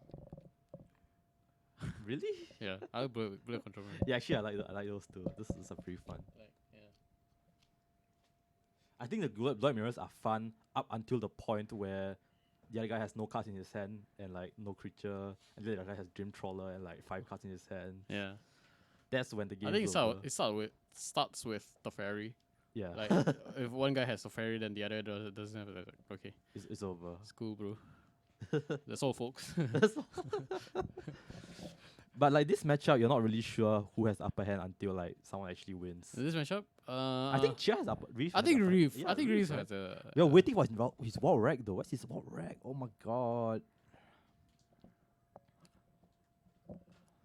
I think the best part about this matchup is whatever Reef is doing right now, Aaron could have done too if he had a proper draw. Yeah. So I think from Aaron's side, he needs. Okay, you for sure like, you might lose this game, Yeah. and there's a next game, right? So what he needs to do is to not like get it into his head Okay. and just like start fresh for the next game if he loses. But Okay. if you won, then just forget it. That's true. That's true. I mean, because like when you're in the losing situation and you're trying to claw your way back to victory, right? Yeah. You spend more brain power trying to claw back victory than the other guy who is trying to maintain his victory. Yeah. So what you said that actually is really good point. Oh, Oops. it shocked me. Oh my god, my heart almost stopped. Oh. Draw 2? Can you do it again? No.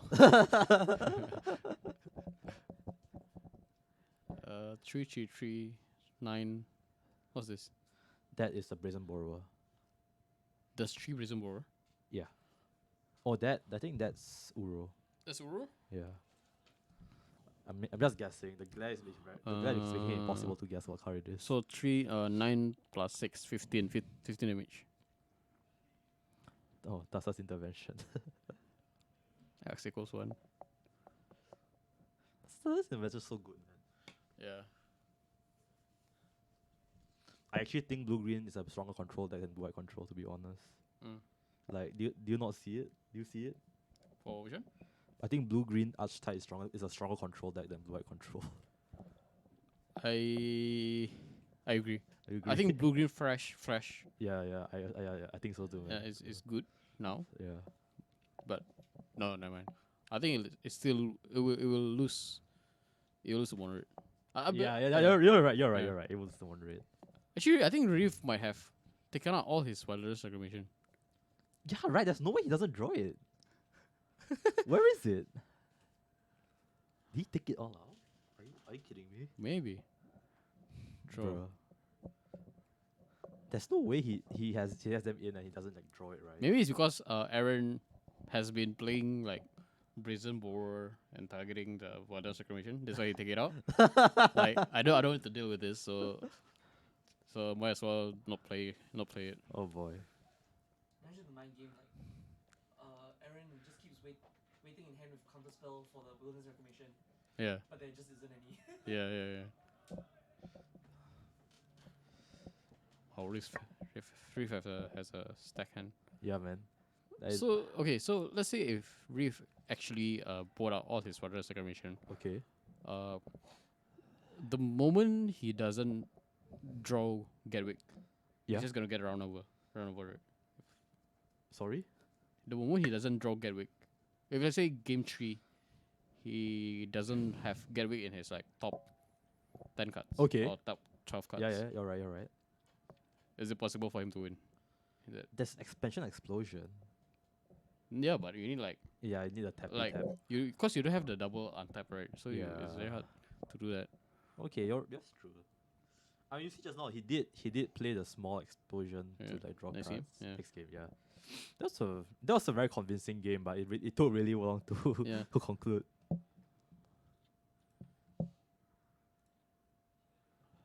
Okay, so now off to the third and final game of this very grueling match. I think Aaron's going sideboard something. Okay, he took What if you take in like bring in like Okay, now let's see if he actually has all racks in. Show us, Reef, show us. Let me see. no. No, it's not there. He just did draw it. What? Are you kidding me? That's actually insane. Bruh. Yeah, I think he won because he doesn't draw the Wilderness Reclamation. Are you serious? Because the Brazen Borer from Aaron's side doesn't have a good target for it. It's crazy, but yeah, maybe it's true. So you don't draw a card, so your opponent has the answer, but Yeah. so his so that's It's just, like- that's just it's a brick in his hand. Yeah, it's like all your deck is all spells, like non-creature spells, and your opponent has removal. Like, yeah. That's so insane, man. I love Yeah. it. I actually love it. Okay, so who are you rooting for in top 4? Yeah. I'm actually hoping Reef wins this. Okay. Yeah. Wins this or everything? What? Sorry? This match or everything? Oh, I hope he wins everything. Why? Shoulder protagonist. Yes, our shoulder protagonist today. Oh.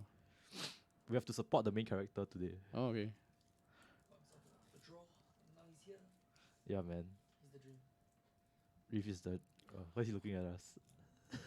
I think he knows that we are talking about him.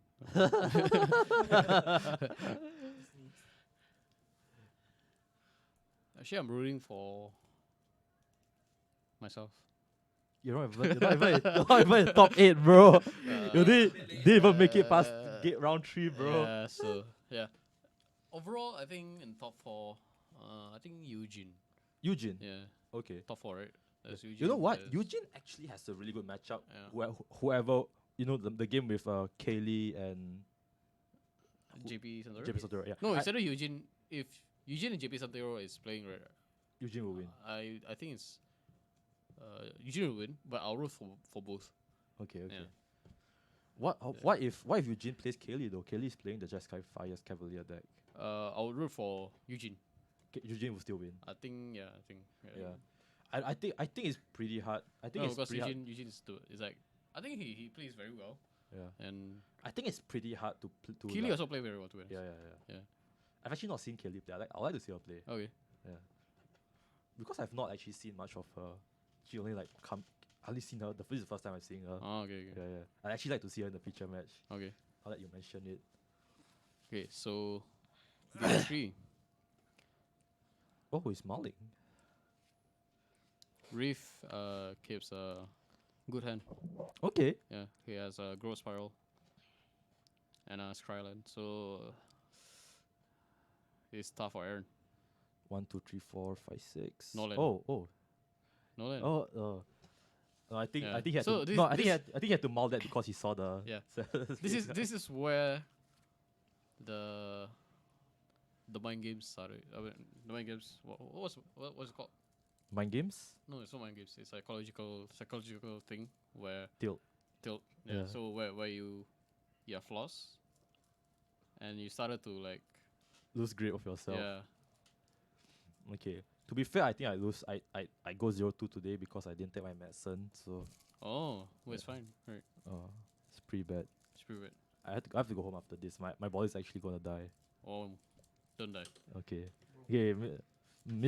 Temple of Mystery hits the field for both sides of players. Gonna scry to the bottom.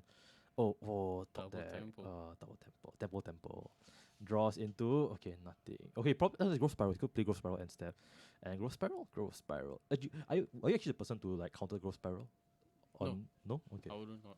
Actually, if I have a mystical dispute, I'll cancel it. Okay. Yeah. Fair enough. Okay. If it's not a mystical dispute, if I don't have mystical dispute, I wouldn't counter it. Okay. Yeah. Okay. So you'll use specifically mystical dispute to Yeah. counter it. Yeah. Okay. Mind sharing your reason? Reason is because let's say if I'm playing blue white, I have better counter spells compared to mystical dispute. Okay. Yeah. Okay. I like that. I like to burn the mystical dispute for like a slower game. We want to Yeah. burn it as soon as possible before it becomes lousy. Yeah. Okay, that's fair. So now is it Nisa? Nisa. Oh wait, it resolves. Oh, this is actually pretty big game. Also, he's using the big dice. Okay, and he is actually reanimating the island in. No, he's remitting the Nisa. You see a tree on the Nisa. What? Yeah, he's going for the island instead of the forest. I think this is. I think it's a good play. Cause Yeah, I think next so turn he too. can like tap and untap the forest. Yeah, so yeah. double Because mana. you don't want to expose your forest to like removal spell too early, right? Yeah. Right, that's fair. And here you go, Wild Reclamation. It's gonna untap. Okay.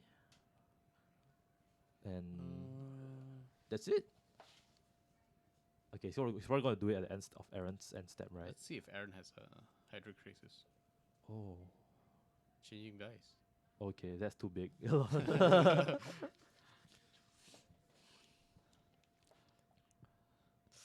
Hmm. Huh? Oh yeah, I think so too. Yes, Ether Gas in his hand. So Reef has has some form of answer spells in his hand, but Aaron. Okay, it's gonna tap the forest. But this is pretty bad. But Ether I think Gas. it's necessary. Because if let's say Aaron has a Hydrocrisis in his hand, Yeah, this is definitely the good play. it's almost game over. I wouldn't say it's game over. Like No, I like would say almost. I would say it's game over. You would say it's game over. I would say Sure. it's game Okay, question is, will you keep it on top? Depends on the two cards in my hand. If the two cards in my hand are like bombs, I'll keep it on top. What if both are okay? Wait. Oh, bottom. Okay. Okay, so what? Forest. Okay. Okay, forest. Quemsting beast. Okay, attack. Riff is gonna cast Gatwick. some mystical dispute. Oh, okay. He has Gatwick in his hand, I think, but he doesn't have triple blue. The downfall of the 3-color deck that plays a triple blue costed card. Oh, that's the third blue. Okay, very nice. Slaps his face. Oh, Trying to focus, slap his face. but does he play the second? I don't think Lord that's a Gatwick. I don't think that's a Gatwick. Red? Don't think so. Are you sure it's a Gatwick? I think so. Okay. Okay, second Lord Rack. 1, 2. Float. Trigger. Okay, where's the Mox? Oh, I want to say Mox. Okay, let's go. Okay. Blue, red. That's what he's saying. Okay. Okay. Oh no, that's Tassa's intervention. That's Tassa's intervention for X equals oh, that's to not Gatwick. Sorry, 6. my bad. X Okay. equals to 6. So look at Oh. top 6 cards. Put 2 cards Okay. in hand. It's pretty underwhelming compared to like Nah, I'd say it's pretty good. Oh wow, he took that damn fast. too fast. Okay. Opt and something. I don't think it's up. I think it's been something better than op, Gatwick? probably. Just Chemitus inside. Okay. Oh no, shifting Ceratops. Look at him buy his 7. t-shirt. Okay. That is 7, right?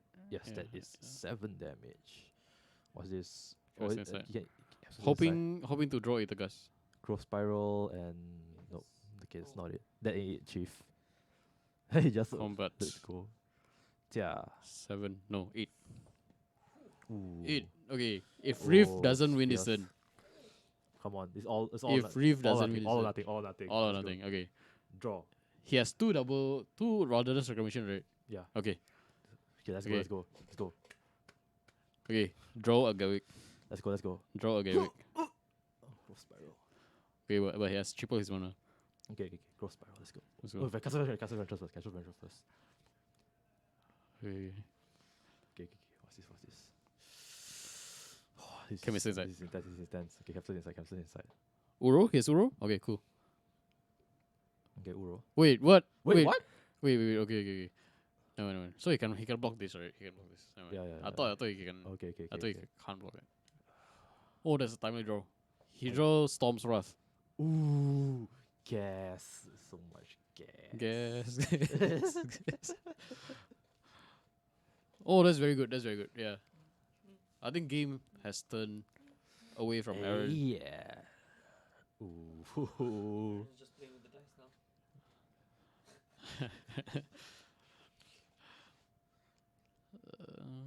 One of Tassa. Growth Spiral. Discard for Chemist Inside. Okay. Oh, okay. 1. 1, Two. 2. Oh, Missile Dispute. It's not bad. Okay. Blue, red. Use the blue. No, Let's try to. Top, bottom. That's intervention or something else. Cast the something. No cast something. Okay. Quemsting Beast. Okay, can't do anything. That's a brick. Counted. Counter. Okay, goodbye. Oh, this game's really intense. Holy shit. Okay. Yep. Oh, Game was okay. over. Okay. So Aaron just scoops. Okay.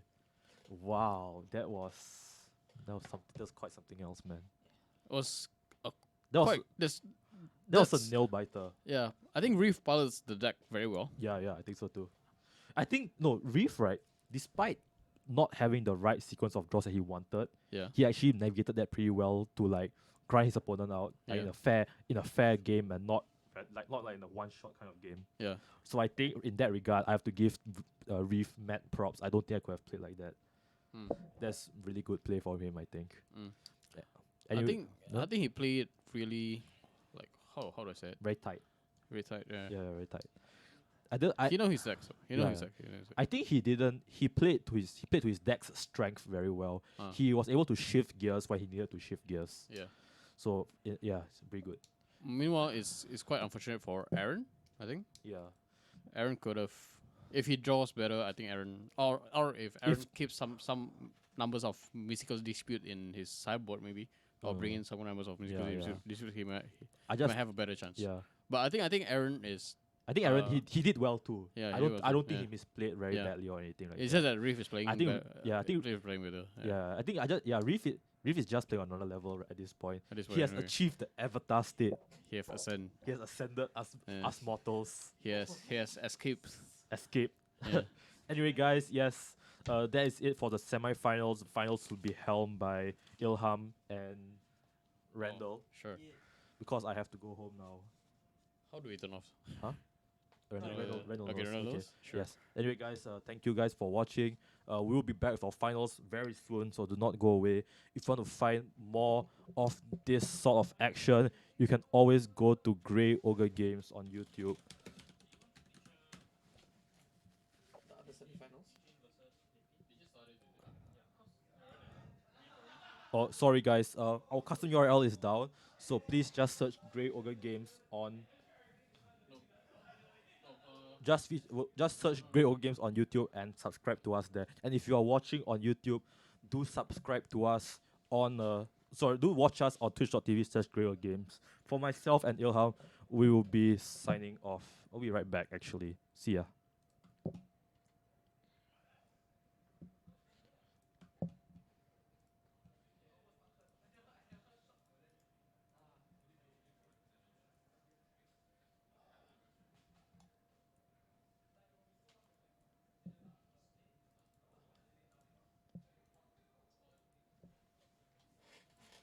Hello and welcome back to the Grey Ogre Games coverage of the WPN qualifiers.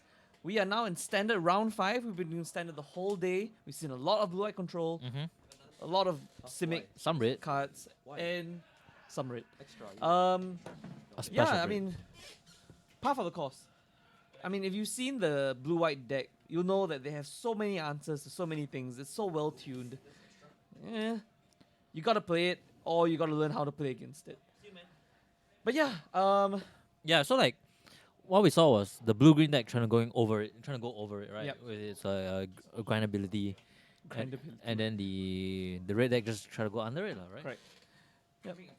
Hello, Scription. Good to see you too. What's up? But yeah, so Eugene on probably red, Top champ. and Nick, we don't know what he's on yet, so it's a mystery deck special. Yes. We'll see in a few seconds.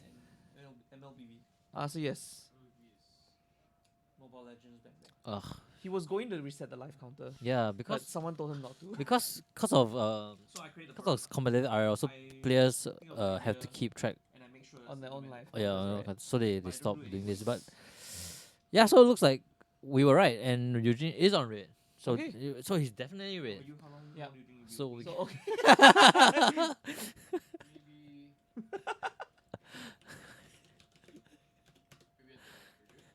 Okay, and definitely red. And I can see blue cards in blue red.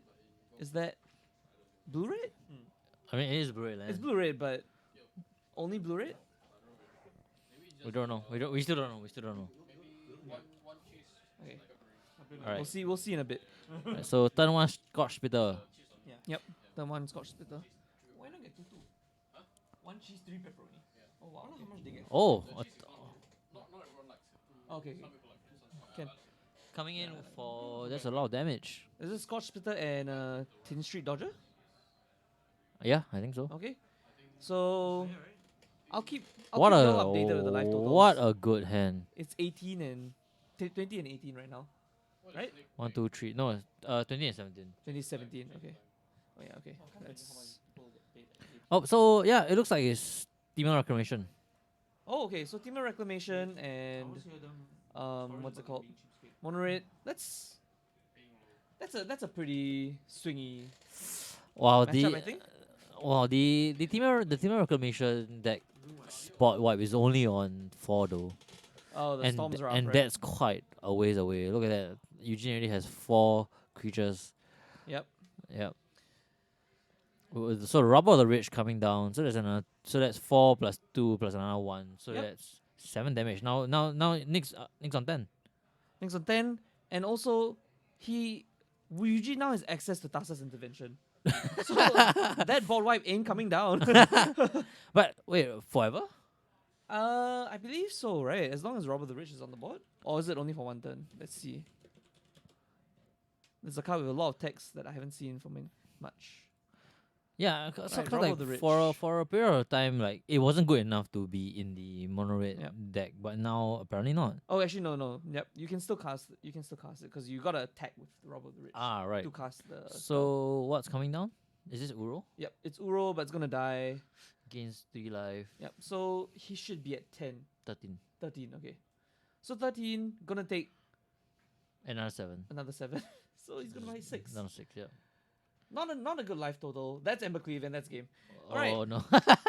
Quick game 1 Quick game 1. by Eugene. Yeah, Nick needs like a turn 2 shock into a turn 3 Bone Crusher Giant to stop things. Definitely. Right.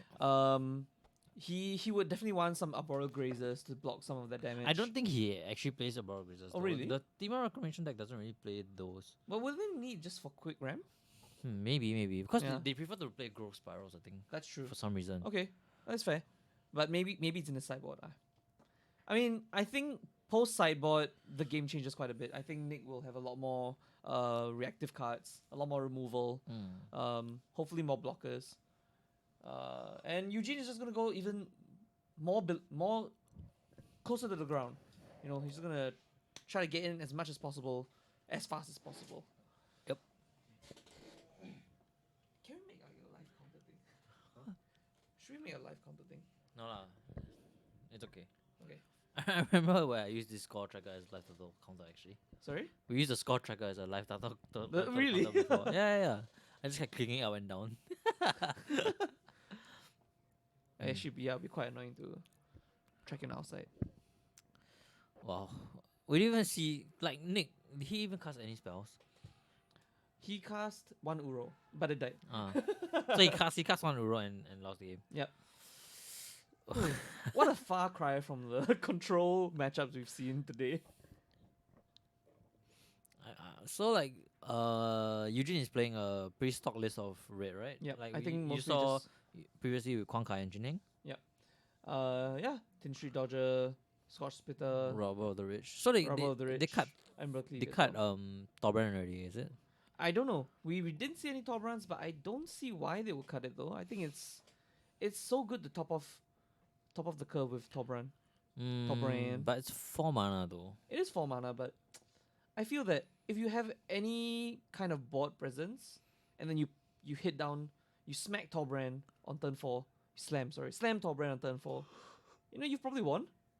Or you're gonna do a lot of damage. And I think board presence before turn 4 is a mono red trademark. Yeah. What else would they play on turn 4 anyway? Tectonic Giant? Oh yeah, we haven't seen that card Yeah. making its way into decks actually. Yeah. I'm actually quite surprised. Yeah, I thought it was gonna be like the new red card. 4 mana 3/4 attacks, or when you target it, just bolts your Deals- opponent. Yeah, bolt. Yeah. Bolt. It's not shot. No. Wow, it's a bolt. Okay. 3. Yeah, deal 3. Lava spike your opponent. Yeah. Damn. Yeah, that's a lot better than expected. And when you attack, you can also do the light up stage. Yeah, light up stage. But Yeah. only 1 card, right? 2. Oh, 2 cards. Yeah. Wow. You check. You search for it. Tectonic Giant. Why is it not being played? I need this card for my Omnath deck. Yeah. Well, I mean, don't think it's gonna be very expensive since it doesn't see that much play anyway. Yep, Tectonic Giant. Yeah, exile the top two cards. Exile of two, library. but choose one. Ah, okay. That's still pretty good though.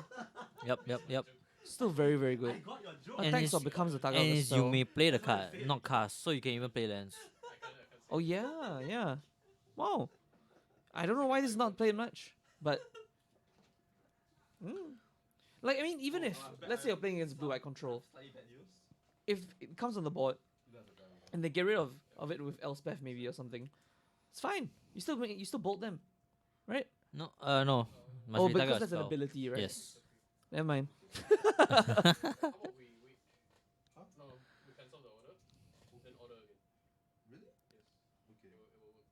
Oh, that's a lot of lands. That's a lot of lands, but I think that's 3 lands, 4 gas. But I think I think it was 4 lands. 4 lands. Oof. Yeah, I mean, I think I was discussing this with Alfian before that. For aggro decks, the first mile is basically a free mulligan. You know, you just want a better curve all the time. So yeah, just gonna get that cash in that free mile essentially. Hopefully, hoping for a And I better think hand. Nick kept a full 7. Nick kept a full 7. Hopefully he's gonna show more action and not this is gonna be another quick game. I hope it's a quick game.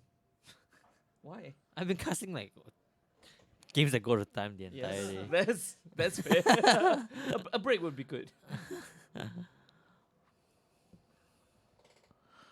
Alright. Wow, and Eugene repping the Theros, the old Theros. Oh yeah, Born of the Gods. playmat, yeah, Born of the Gods. Born of the Gods. That's nostalgia for you. And I think Nick has a Sarah Angel.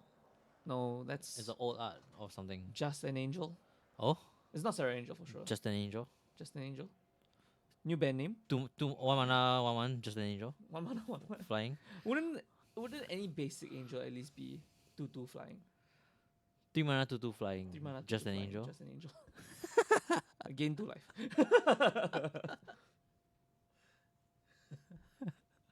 An epic gamer moment.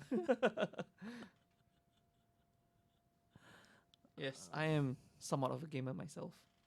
Scotch bitter. Yep. Oh no, that's not Oof. what you wanna see. He drew another land.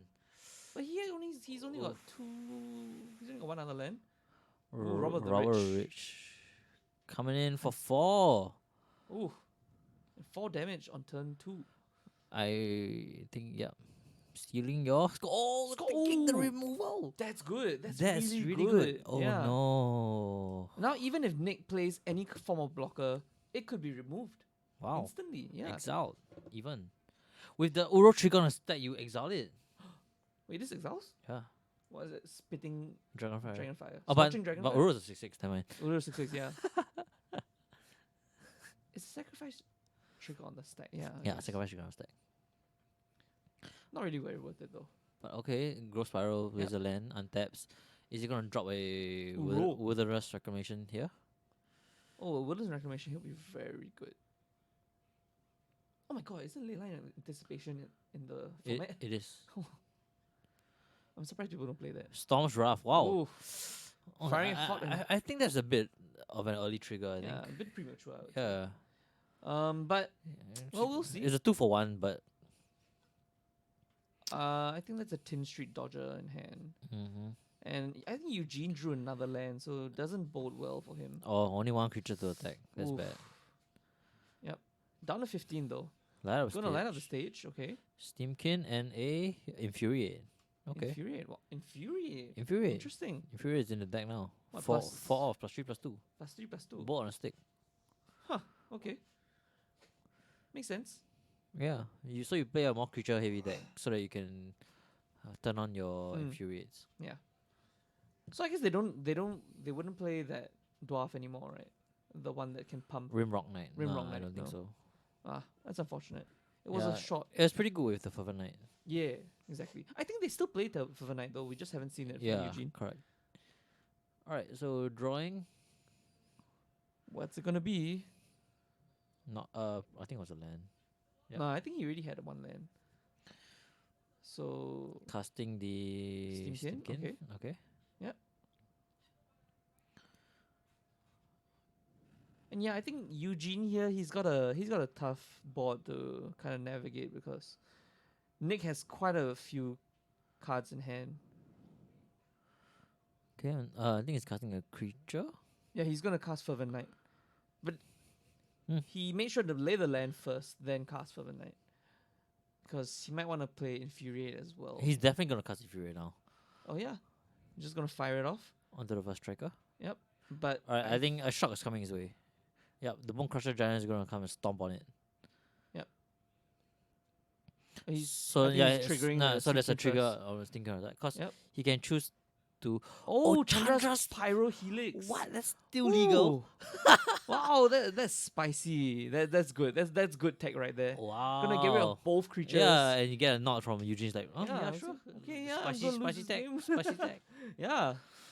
And now he's only left with the big, well, It's like a 3/3 Steamkin. yeah, Right. 3/3 Swingen, which It's not bad. not gonna do much. I think Eugene now he needs something. He needs something at the top of his curve. You know, he needs an annex. He needs I don't really get the Something else? the annex in Why? the deck. Like annex is brilliant. it makes 1/1s. It makes 1/1s, but it also comes down as usually a 4/3 on turn 3, Oh. and then if you kill it, he gets a 1/1. He gets 2/1s, I think. Yeah, he gets 2/1s exactly. Yeah. Can't block though. Can't block, but who's blocking in the mono red deck? In the mirror. Exactly. Light up the stage into more light up the stages. Or is that an ox? That Or is the phoenix, is it? No, it's Oh, another that's lineup stage. And that's a phoenix, right? The Yep. other one? No, the other one's a Scotch Bitter. Oh. And 2 Infuriates. Casting a Scotch Bitter. Trigger. Yep, here we go. Steamkin is going off. Wow. Light up the stage. Scrying 2. So brilliant. What a good card. Now Eugene, honestly, he just needs an Experimental Frenzy. And then he'll be Do they play that in main board? but it is second game, so he probably has at least one of it in the Damn, sideboard. this standard has been going on for so long. Yeah. Experimental Frenzy, man. But they no longer play Risk Factor though. Steamkin Frenzy. No, no, they never played they together because Steamkin like cause Frenzy and Risk Factor don't go well together.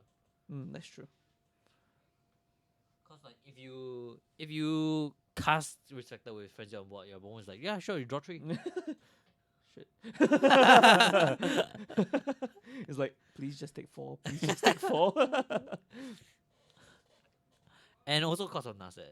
Oh yeah, that's right. Oh, Naset. What a brilliant planeswalker. Which is why Lara Stage is so good, because you You don't draw, yeah. yeah. Oh, that's even better.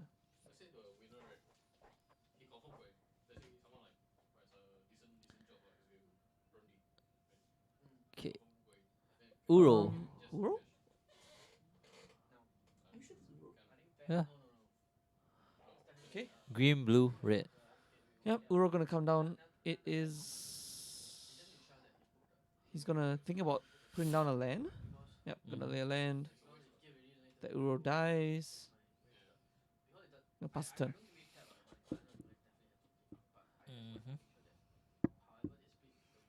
Drawing the card. And Right.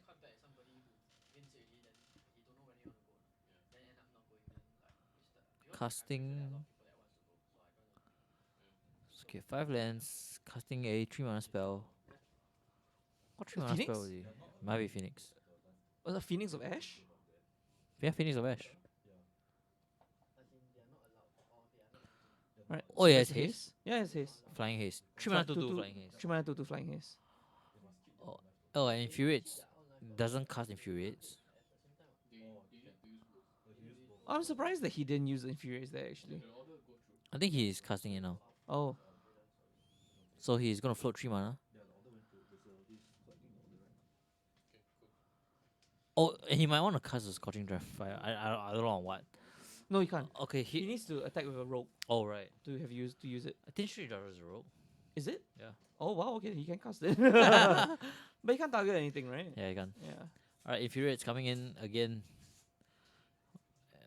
If these Infuriates come in, that's I can't do the math because I don't know exactly what their life totals is. 6 plus 3, that's 9. 9 plus 3, that's 12. 12 plus another That's 1. little, right? That's 13. Because I don't know what their life totals are. Yep, and Oh, Nick that's screws little, it up. okay, yeah. Little. Very unfortunate game for Nick, actually. He looked through a lot of his deck, but he just didn't draw the things he needed. He didn't draw Williams Reclamation. Yeah, the 4-mana ball wipe is too slow, and it was He cast played too it too early. early. It was cast much too too early. early. He killed a 2-2 and a 1-1. Yeah. Like, I mean, I if mean, he had- you do have to respect the Robber of the Rich, but I think that was overvaluing Yes, Robber of the Rich too much. correct. Yeah, if he had Storm Wrath like a turn later, he would have gotten 4 creatures. I think it's Hmm. more of a psychological Yeah, Yeah. issue where because he lost game 1, so he needs to like correct. Yeah, yeah, yeah. beat it somehow.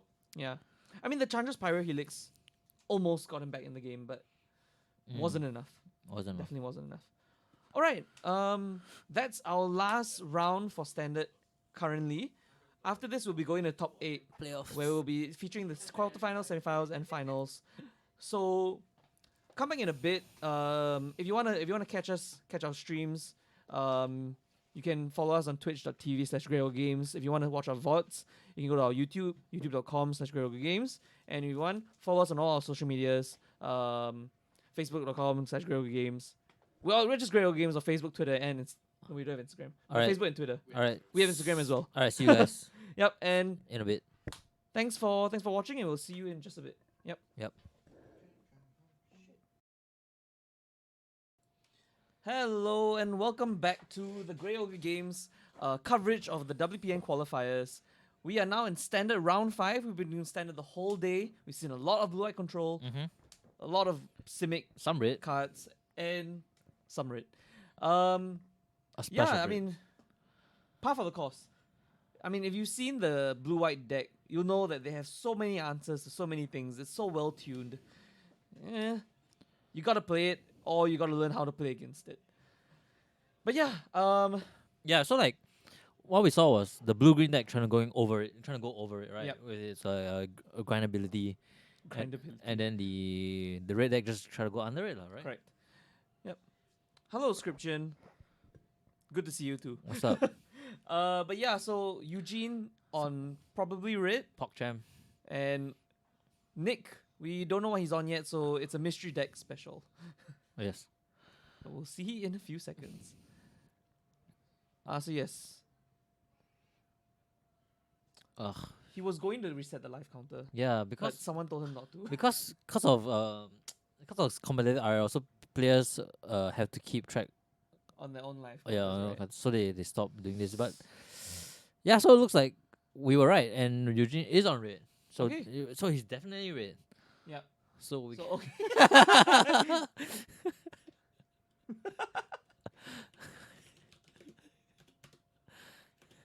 Okay, and definitely red. And I can see blue cards in blue red.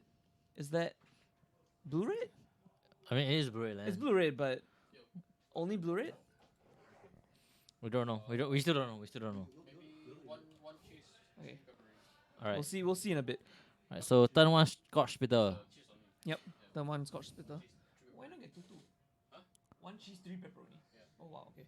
Oh, Not everyone likes it. Okay. Some people like it. Can coming in for that's a lot of damage. is it Scotch splitter and Tin Street Dodger? Yeah, I think so. Okay. So I'll keep What you a all updated with the life totals. what a good hand. It's 18 and 20 and 18 right now. Right? 1, 2, 3. No, 20 and 17. 2017. Okay. Oh yeah. Okay. That's. Oh, so yeah, it looks like it's Demon Reclamation. Oh, okay. So Team of Reclamation and what's it called? Monorail. That's a pretty swingy Wow, matchup, I think. the Demon Reclamation deck's board wipe is only on 4 though. Oh, the and storms are up, and right? that's quite a ways away. Look at that. Eugene already has 4 creatures. Yep. Yep.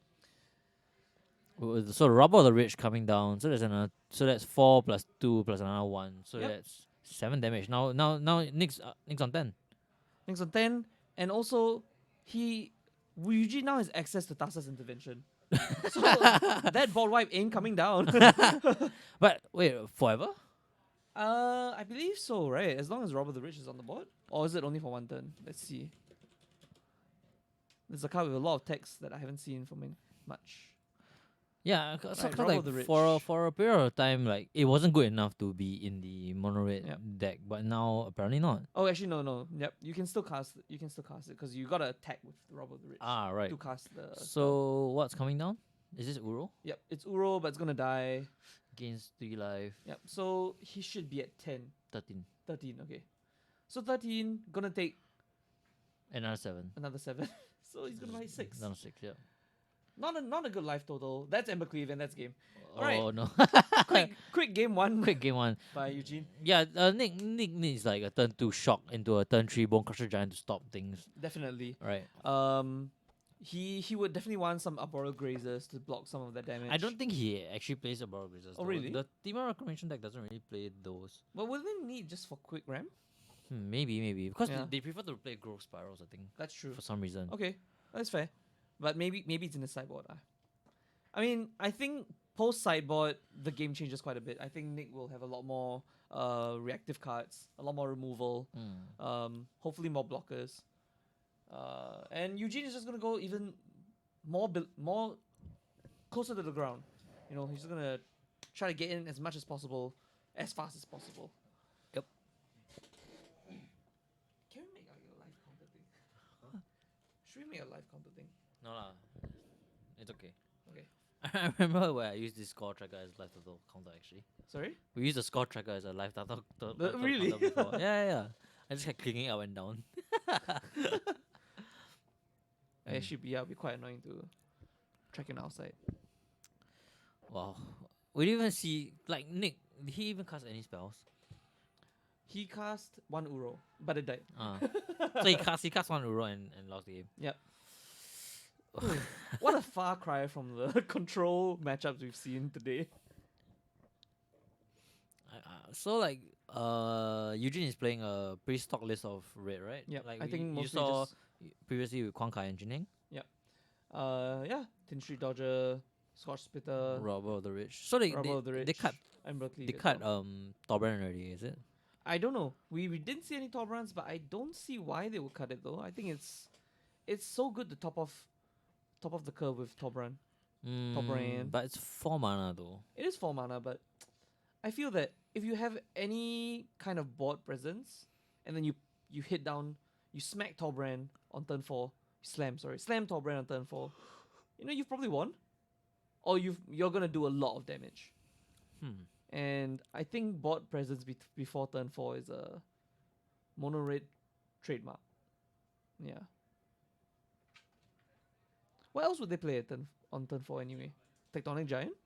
Oh yeah, we haven't seen that card Yeah. making its way into decks actually. Yeah. I'm actually quite surprised. Yeah, I thought it was gonna be like the new red card. 4 mana 3/4 attacks, or when you target it, just bolts your Deals- opponent. Yeah, bolt. Yeah. Bolt. It's not shock. No. Wow, it's a bolt. Okay. 3. Yeah, deal 3. Lava spike your opponent. Yeah. Damn. Yeah, that's a lot better than expected. And when you attack, you can also do the light of stage. Yeah, light up stage, but Yeah. only 1 card, right? 2. Oh, 2 cards. Yeah. Wow. You check. You search for it. Tectonic Giant. Why is it not being played? I need this card for my Omnath deck. Yeah. Well, I mean, don't think it's gonna be very expensive since it doesn't see that much play anyway. Yep, Tectonic Giant. Yeah, exile the top 2 I cards. got of 2, library. but choose 1. Ah, okay. That's still pretty good though. Yep. Still very, very good. And Attack it's- sword becomes the target And of the it's you spell. may play the card, not cast, so you can even play lands. Oh yeah, yeah. Wow. I don't know why this is not played much, but like I mean, even if let's say you're playing against blue-white control, if it comes on the board and they get rid of it with Elspeth maybe or something, it's fine. You still bolt them, right? No, no. Must Oh, be target because of that's an spell. ability, right? Yes. Never mind. How about we no, we cancel the order, then order again. Oh, that's a lot of lands. That's a lot of lands, but I think that's 3 lands, 4 gas. But I think I think it was 4 lands. 4 lands. Oof. Yeah, I mean, I think I was discussing this with Alfian before that. For aggro decks, the first mile is basically a free mulligan. You just want a better curve all the time. So yeah, just gonna get that cash in that free mile, essentially. Hopefully. And, hoping for a and I better hand. think Nick kept a full 7. Nick kept a full 7. Hopefully he's gonna show more action and not. This is gonna be another quick game. I hope it's a quick game. Why? I've been casting like games that go to time the entire Yes, day. that's fair. A break would be good. Alright. Wow, and Eugene repping the Theros, the old Theros. Oh yeah, Born of the Gods. Playmat, yeah, Born of the Gods. Born of the Gods. That's nostalgia for you. And I think Nick has a Sarah Angel. No, that's It's an old art or something. just an angel. Oh, It's not Sarah Angel for sure. just an angel. Just an angel. New band name. 1 mana, 1/1, just an angel. 1 mana, 1 mana. Flying. Wouldn't any basic angel at least be 2/2 flying? 3 mana, 2/2 flying. 3 mana. Just 2/2 an flying, angel. Just an angel. Gain 2 life.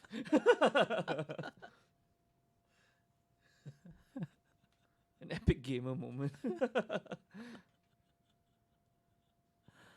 Yes, I am somewhat of a gamer myself. Scotch Splitter. Yep. Oh, no, that's not Oof. what you want to see. He drew another land. But he's only got Oof. 2. He's only got 1 other land. R- Robert the Robert Rich. Rich. Coming in for 4. Ooh. 4 damage on turn 2. I think, yeah. Stealing your... Oh, taking the Ooh. removal. That's good. That's really good. Oh, yeah. no. Now, even if Nick plays any form of blocker, it could be removed Wow. instantly. Yeah. Exiled, even. With the Uro trigger on a stack, you exile it. Wait, this exiles? Yeah. What is it? Spitting Dragonfire. Dragonfire. Oh, but Scorching but Dragonfire. Uro's a 6/6, never mind. Uru 6/6, yeah. It's a sacrifice trigger on the stack. Yeah. I Yeah, guess. sacrifice trigger on a stack. Not really very worth it though. But okay, Growth Spiral, Yep. Razor Land, untaps. Is he gonna drop a Roll. Wilderness Reclamation here? Oh, Wilderness Reclamation, he'll be very good. Oh my god, isn't Leyline Anticipation in the format? It is. I'm surprised people don't play that. Storm's Wrath, wow. Ooh, Oh, firing I, hot and- I think that's a bit of an early trigger, I think. yeah, a bit premature. I would say. Yeah. But Yeah, well, we'll see. It's a 2-for-1, but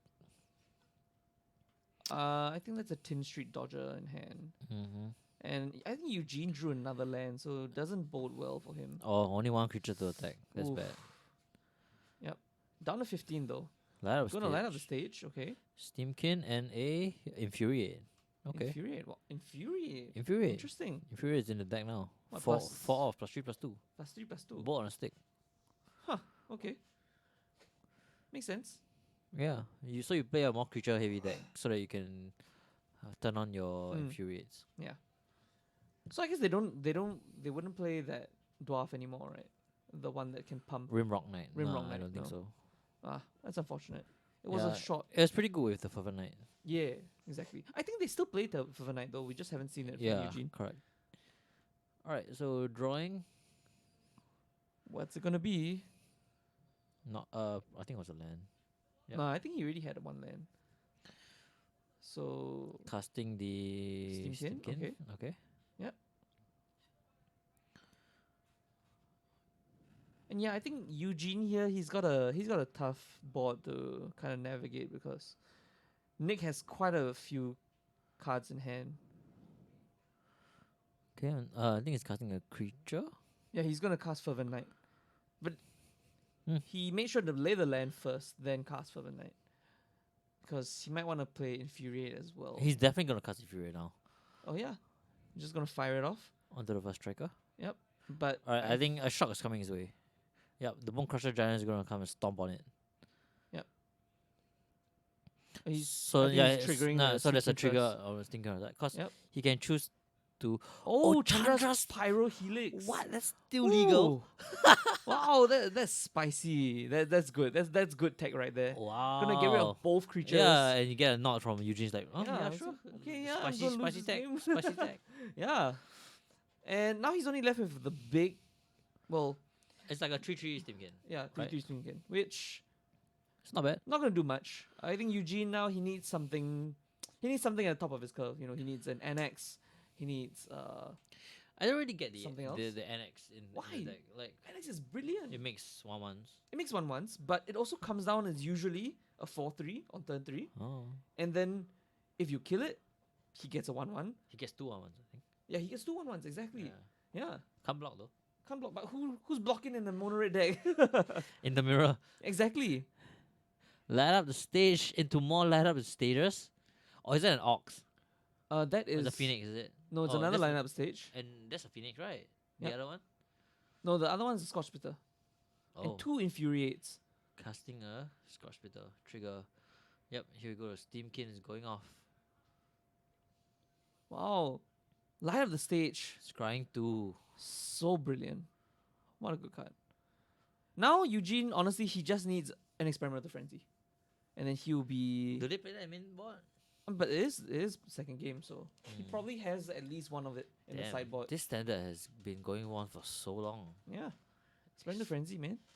But they no longer play Risk Factor though. Steamkin Frenzy. No, no, they never played they together because Steamkin like cause Frenzy and Risk Factor don't go well together. That's true. Cause like if you cast Risk Factor with Frenzy on board, your opponent's like, yeah, sure, you draw 3. Shit. It's like, please just take 4. Please just take 4. And also cause of Naset. Oh yeah, that's right. Oh, Nasset. What a brilliant planeswalker. Which is why Lara Stage is so good, because you You ex- don't draw, yeah, you yeah. don't- Oh, that's even better.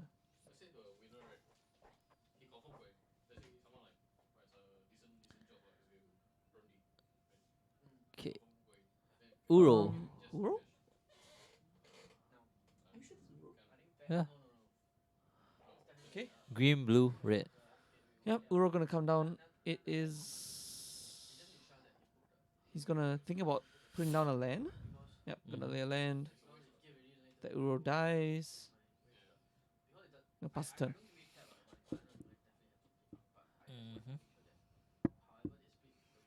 Drawing the card.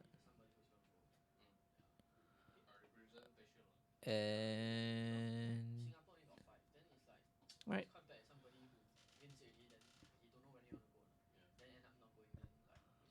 casting. Okay, 5 lands. Casting a 3-mana spell. What 3-mana Phoenix? spell is it? Might be Phoenix. Was that Phoenix of Ash? Yeah, Phoenix of Ash. Right. Oh, yeah, that's it's a haste. Yeah, it's haste. Flying haste. 3-mana 2-2 2/2 flying haste. 3 mana 2/2 flying haste. Oh, and Infuriates. Doesn't cast Infuriates. I'm surprised that he didn't use Infuriates there actually. I think he's casting it now. Oh. So he's gonna float 3 mana. Oh, and he might want to cast a Scorching Draft Fire. I don't know on what. No, he can't. Okay, He needs to attack with a rogue Oh, right. to use it. I think Street Driver is a rogue. Is it? Yeah. Oh wow, okay, he can cast it. But he can't target anything, right? Yeah, you can. Yeah. Alright, Infuriate's coming in again. If these Infuriates come in, that's I can't do the math because I don't know exactly what their life totals is. 6 plus 3, that's 9. 9 plus 3, that's 12. 12 plus another That's 1. little, right? That's 13. Because I don't know what their life totals are. Yep, and Oh, Nick that's screws little, it up. okay, yeah. Little. Very unfortunate game for Nick actually. He looked through a lot of his deck, but he just didn't draw the things he needed. He didn't draw Wilderness Reclamation. Yeah, the 4-mana ball wipe is too slow, and it was He cast played too it too early. early. It was cast much too too early. early. He killed a 2/2 and a 1/1. Yeah. Like I mean, I if mean, he had- you do have to respect the Robber of the Rich, but I think that was overvaluing Yes, the Robber of the Rich too much. correct. Yeah, if he had Storm Wrath like a turn later, he would have gotten 4 creatures. Yeah, Yeah. correct, Yeah, correct. yeah, yeah. I mean, the Chandra's Pyro Helix almost got him back in the game, but wasn't enough. Wasn't enough. Definitely wasn't enough. All right. That's our last round for standard currently. After this, we'll be going to top 8, Playoffs. where we'll be featuring the quarterfinals, semifinals, and finals. So, come back in a bit. If you wanna catch our streams, You can follow us on twitch.tv/GreyOGames. If you want to watch our VODs, you can go to our YouTube, youtube.com/GreyOGames. And if you want, follow us on all our social medias, facebook.com/GreyOGames. We're just GreyOGames on Facebook, Twitter, and we don't have Instagram. Alright. Facebook and Twitter. Alright. We have Instagram as well. Alright, see you guys Yep, and in a bit. thanks for watching, and we'll see you in just a bit. Yep. Yep. Hello and welcome back to the GreyOG Games coverage of the WPN qualifiers. We are now in standard round 5. We've been doing standard the whole day. We've seen a lot of blue eye control, a lot of Simic Some red. cards, and some red. A splash Yeah, of I red. mean, par for the course. I mean, if you've seen the blue-white deck, you'll know that they have so many answers. Hey, ladies and gentlemen, and welcome back to the WPN qualifiers, quarterfinals here at GOG Games. I'm Alfian, joined by Just Randall. Hello, I'm Just Randall. Yes, hello Randall. And we have Reef Chia versus Tan Chin Heng. Team of Reclamation against Red Deck wins. The very thesis of a good matchup. Really?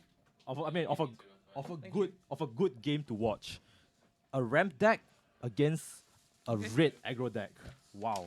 Alright. And here we have their deck list. So yeah, I think Reeves' deck list is a pretty... Wait, this is Chu Heng. Oh? This is Chu Heng. Oh, it's Chu Heng. Oh, thank you. Thank you. That's good. Thank you.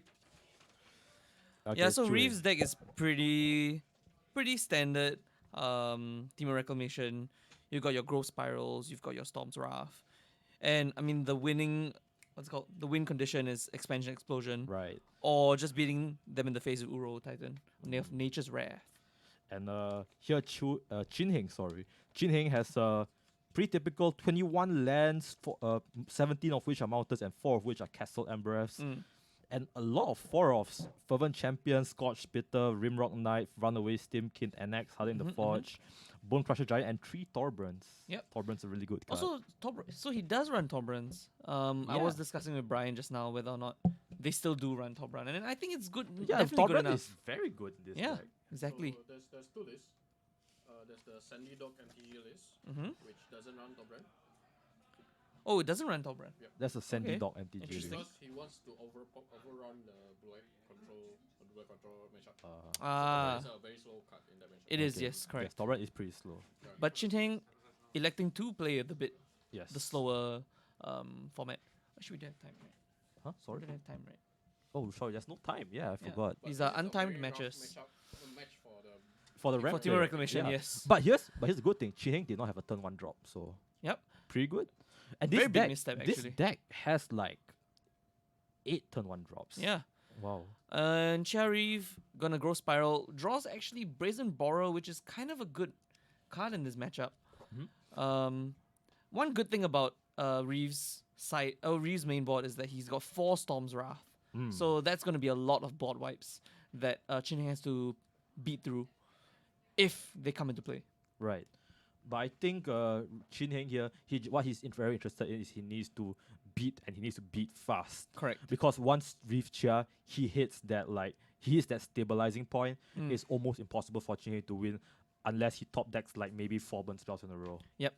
And I do actually see Gatwick in Reeves' hand. So that's like step 1 to refilling your Right, hand. right. Yeah.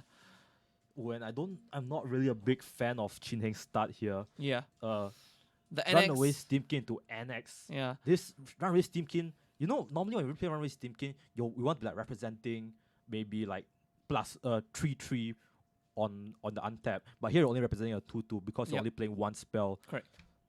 Which we can indicate, and Chin Heng does have the Fervent Champion in his hand, which indicates to me that he's trying to play for a more slow, grindier game. What do you make of this? I don't know why he doesn't play the Fervent Champion. I guess he's trying to play around like board wipes, but I think if I were Chin Heng, and I have so many cards in hand, especially, I would have Yes. definitely played all my threats out. But maybe he wants to play the NX because he's waiting for that board wipe, Right. and NX is kind of a good answer to that, I guess. And you know what? Chin Heng has definitely probably played more reps of this matchup than us. Yes. So I think I definitely trust his judgment here. Yep. He definitely knows. He's definitely able to measure when he should go in and when he should trade for the board wipes. Yep. But now he's really pulling the trigger onto Fervent Champion. Maybe he's sure now that Reeve does not have any sort of backup board wipe or removal. Yep, he's switching his gears. He's going to be a bit more aggressive. But with Gatwick on board, it's going to be so difficult for Chin to get in. Yes, Gatwick, a very beefy boy. Yeah, What's his stats actually? I think he's like a 3-3. 3-3. Oh, Okay, yeah. That is pretty beefy. Yep, and with Brazen Borrower's ability on the stack, Gatwick is going to be able to tap down one of his attackers and bounce someone to back to Chin Heng's hand. Yeah, that's like immobilizing two of your opponent's attacks for one turn. Slowing him down astronomically. And now with the Gatwick untapped, Fervent Champion can't even get in for a favorable trade. Yeah, you're right. And he's gonna crack his Stasa's Omen to scry 2. And Reeve, honestly, very firmly in the driver's seat here. Yeah, I thought we were gonna see Chin Heng just run over Reeve with his like turn 1, turn 2, turn 3 play, but we didn't even see the turn 1 play. Yeah. Which actually feels really bad because Chin Heng did draw the Fervent Champions somewhere along the road. Correct. Just that he didn't have it in his opening hand. And he's gonna tap down the Fervent Champion and draw 2 cards. Yeah. Playing a Chemister's Insight actually. Electing not to play it at instant speed. Because he wants to use all his mana for that Wilderness Reclamation later on. Right. Because he plays the Chemister's Insight. He can play it again later after the Wilderness Reclamation's trigger. Yeah, just having the Wilderness Reclamation, on your side of the field just gives you so much mana to play around with that you can afford to play instants at sorcery speed. Yep. And I think it's going in with the Gatwick. He sees that he's in no danger of dying. Yeah. That is this Risky play, but he's thinking twice. Thinking about it? Maybe not. He is dead if Chin Heng has a Embercleave, right? Yeah. Yeah. Yeah, if Chin Heng just slaps Embercleave, attacking with the Gatwick would have just been pretty dead. Yeah. Embercleave, good card. Risky is risky. Yep. Although Reeve has another Brazen Borrow in hand, so he's not in much danger, but might as well not give Chin Heng any window to kind of do more damage. Reeve, of course, trying to play around the fact that Chin Heng probably has reach in the form of burn spells. Actually, and Embercleave actually. Yeah, Embercleave and Shock. He has 4 Shocks and 4 Bonecrusher Giants, 4 Stomps. So that's like 8 copies of deal 2 damage. And he also has 4 Embercleaves in his deck. I'm kind of surprised. Yo, Embercleave's a good card, man. Yeah, but 4 of them, you definitely don't want to be stranded with 2 of them in your hand. And it's Bad. Yeah. I feel like having 4 is a bit much. I would say 3, even 2 maybe. He's gonna try and resolve the Thorbrand and see if he is able to let that stick on the field to do a lot of damage. But here in response, he's gonna tap for what is this? I think it's probably gonna be the Chemister's Insight. Chemister's tap down a Insight, creature, okay. yeah. He's gonna tap down the NX. Okay. Draws 2. Draws another Wilderness Reclamation, and honestly, I think that's all she wrote. Yes, I think he can still Chia Reeve can still play the Brazen Borrower to tap down something else. Correct. And the other creature will just be blocked by the Gatwick. Yeah. In fact, I mean he can just bounce the Tobran, tap the Steamkin, block the Fervent Knight. Oh no, I mean play the creature. Oh the yeah. Brazen Borrower creature. No, but Brazen Borrower is 3 mana. Oh, it's okay. Yeah. Okay. Only the bounce is 2 mana. Ah, okay. So he's tapping 2. I think he's gonna play the Brazen Borrower off his hand. Yep. Bounce the Tobran. That would be the best EV play, I think. Yes, I think so too. The best expected value. Because I guess if he bounces Steamkin or Fervent Knight, then Gatwick doesn't trade favorably. Right. But with the Tobran down, This is a time walk. Yeah, this is actually a time walk. Yep. And Chin Heng, now I realize why he kept that hand. He has 2 copies of Light Up the Stage in his hand right now, and he is unable to Play get the any of it, spectacle. Get the spectacle trigger. Shut up and sit down.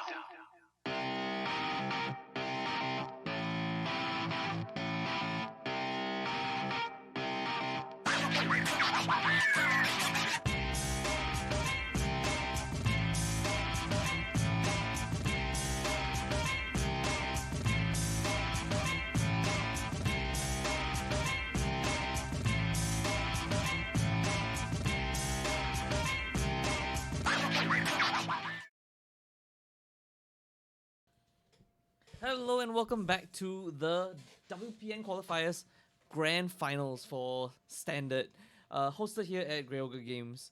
So yeah, it's been a long day. We've seen a lot of Blue Eye Control, a lot of Teamer, a lot of Simic, and now we are at the finals where it's Red Deck wins versus Teamer Reclamation. I'm Just Randall, accompanied by Nat. yep, and Just Nat. just that. And yeah, we're going right off In the to the races with a Scorch Spitter on Eugene's side and just a Temple of Epiphany on Reeve's side. Just gonna scry, get some value, and yep, Eugene just gonna swing in with for 4 damage actually. So what is the whole? You gotta educate me. What's the whole deal of Team Reclamation, right? Like, Okay, so Team Reclamation is a deck that wants to cast Wilderness Reclamation on turn 4, which untaps all your lands at the end step, and basically you generate a lot of mana. So Okay, so you something- use that mana for instance for like flash creatures like Brazen Brawler or like counter spells. can you say something like Fires of Invention almost, where it sort of like doubles your mana in a way? It definitely more than doubles your mana actually, because Okay. when you have multiple copies of Wilderness Reclamation, it's you untap, so everything gets untapped, and while that's on the stack, you tap everything for mana, and then you untap again. So you can get sometimes triple your mana if you have like 2 Wilderness Reclamation. So, Wow, sounds like a lot of mana. yeah, so Reeve's deck usually wants to play like a really large expansion explosion and deal like 14 damage to Eugene, to the opponent, and draw 14 cards. That Okay. kind of thing. And Eugene Wong is a tried and true staple. You know, Yep. mono red burn. Yep. Basically. This doesn't change from format to format. It's basically the same thing. The only interesting thing about Eugene's version of Red is that it's a very faithful low to the curve kind of mono red, because I don't think he runs any Torbrands or any 4-drops at all actually. The highest mana cost that he runs is Embercleave, which technically isn't a 6-drop. So I heard that there's usually two. Yeah, so there's 2 different type of red decks, right? Yep. Okay. In general, for standard, you've got like mono red aggro, like Red Deck wins, which is what Eugene's playing, and you've got Lechonky Red, which plays like Torbrand. Torbrand, Tectonic Giant sometimes, stuff like that. Man, that glare is strong. Yeah, it's a problem that we've been facing the whole day. Like the glare is really bad when you. Can you make out the cards? Yeah. One is a Scorch. Scorch Spitter, right? One That's is Scorch the far Spitter. left. One's a Robber of the Rich, and the last one I have no idea, because I didn't see it come down. But yeah, I mean, Eugene's deck doing what Eugene wants it to do, and Reeve has nothing on the board as yet, but I can imagine this is a good matchup for Eugene, right? generally it is. Yeah. It's, although Reeve has 4 copies of Storm's Wrath in his main board, which is all just board wipes. Just deals 4 damage to the whole board. Okay. So- and that's how much mana is that? That's 4 mana. Okay. So And it's a might sorcery? sorcery might Mm. come into play next turn. Well, I mean, if he doesn't have it, he would probably cast it last turn, right? True. Which is why I think Eugene smells blood, so But- he's yeah. just gonna go for more damage with the Phoenix of Ash. Yeah, Phoenix of Ash, 1 red, flying haste, can escape from the graveyard. It's a 2/2, right? 2/3. 2/2, 2/2 flyer. 2/2 flyer. Yeah. Then Pretty- there's a pump, right? I don't think it's got. Let me check. Phoenix of Ash. New tech from Theros, Beyond Death. Oh, actually, yeah, it does have a pump, although it's See, I know standard, guys. really expensive though. Yeah. It's 3 mana to get just +2/+0, which probably not gonna come in handy anytime soon. But that haste is what's important here. So, Reeve just cast a blue card. Yeah, he casts Thassa's Intervention, so he can look at the top 2 cards and put them both in his hand. It's a X blue where Is that what he did? One of Eugene's cards went to his hand or something. right. maybe he played Brazen Borrow instead. How much mana? Because he had did 4. He had 4 creatures, right? I Yeah. believe the Scorch Spitter is gone. No, Scorch Spitter is still there. I Oh, think then where's the Phoenix? He bounced the Phoenix. Oh, so there's a bounce to that. Yeah. Well, no, it's not that card. He must have played something else while I was looking for this card. I can't tell. Well, yeah, the Phoenix is dead. Phoenix died it. Oh, he just countered the Phoenix, right? Oh. Yeah. so So it's a he did counter spell. cast. It's a counter spell or a dig through time. Well, okay, wait. Let me just pull it up. Intervention.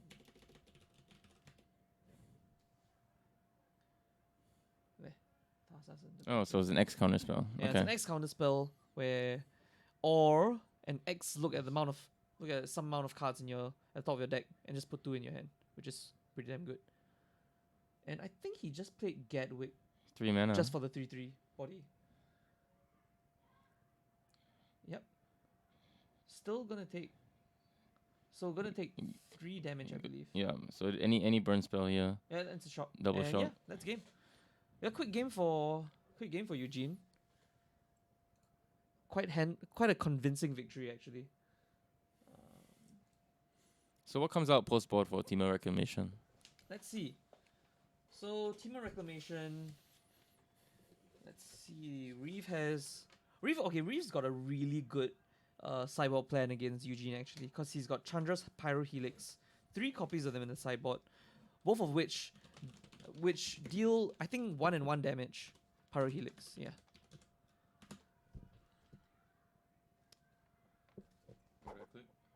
No, nothing. Yeah.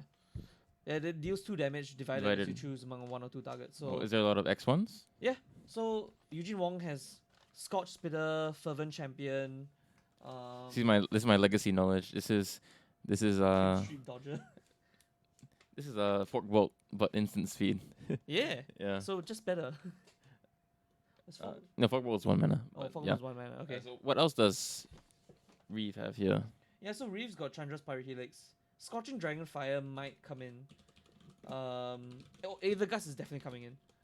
Aether Gust, you say? Yeah, Aether Gust, which is the... Isn't that green or blue permanent? No, it's green or red permanent actually. Mm. To the top or bottom of the opponent's library. And Scorching Dragonfire is just another removal, which he might not put in.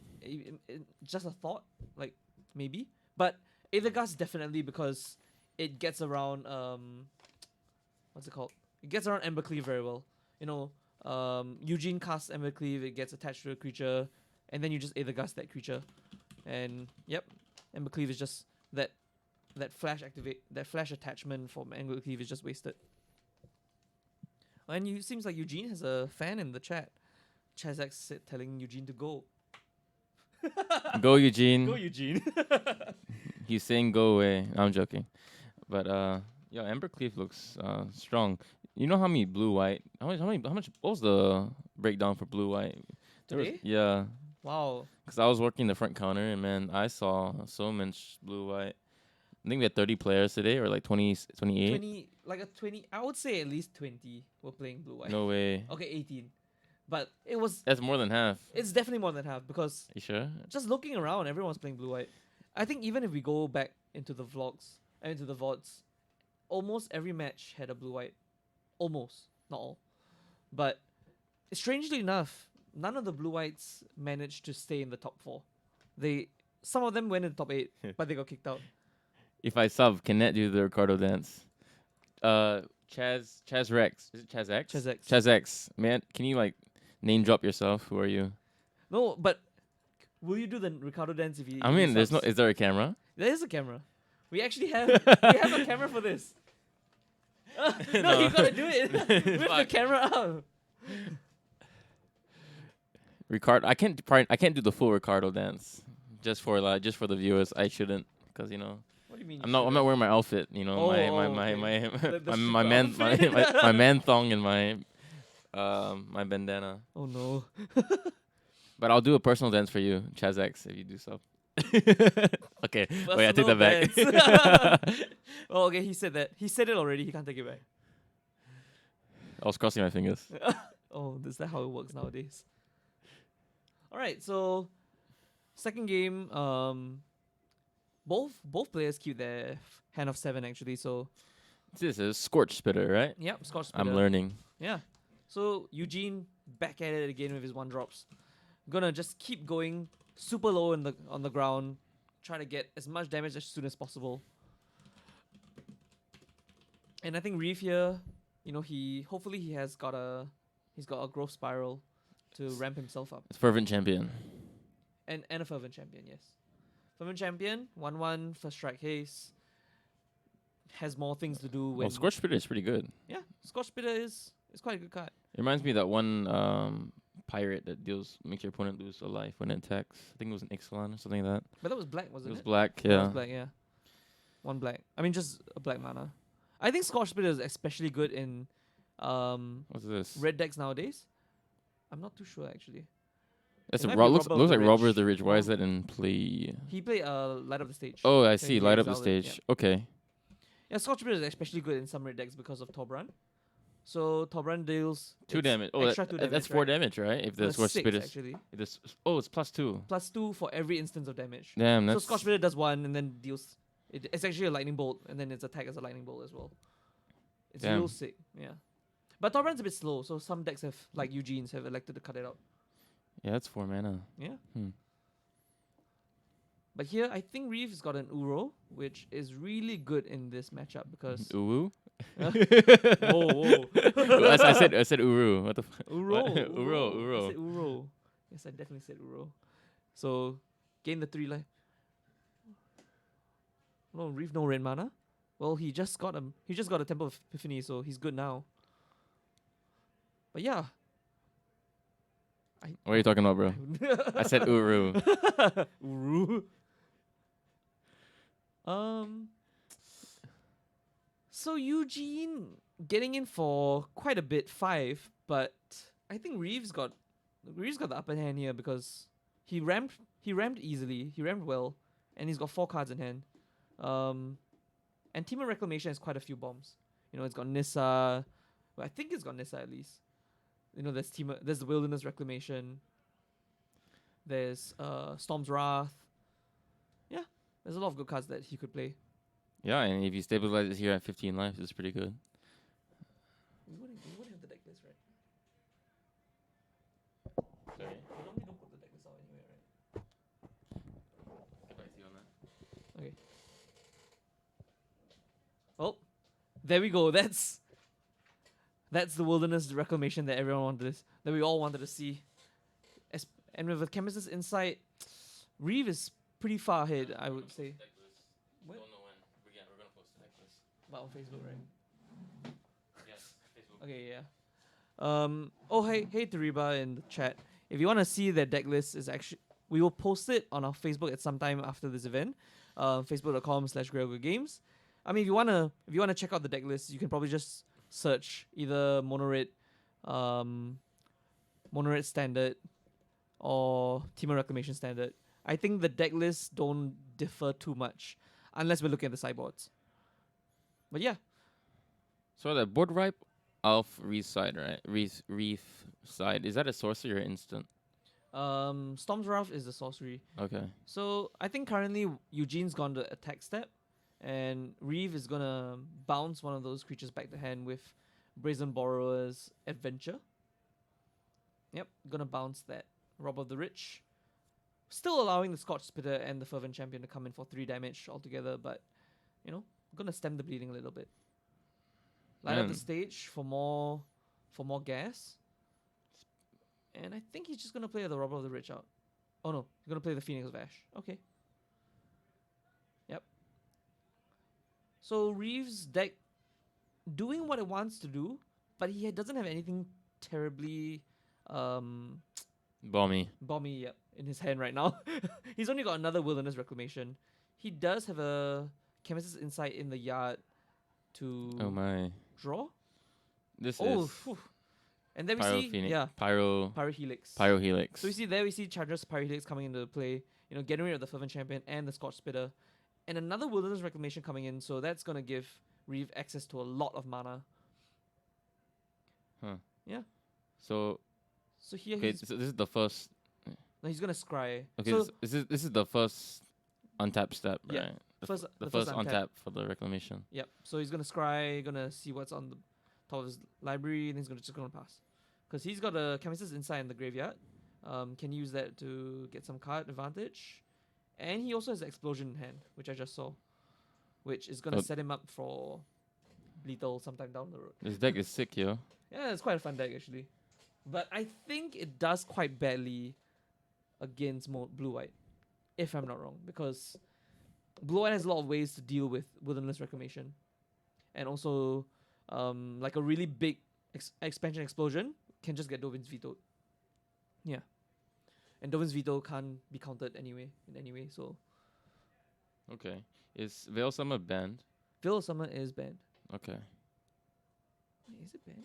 Well, that's one way to deal with Dovin's veto, right? Yeah.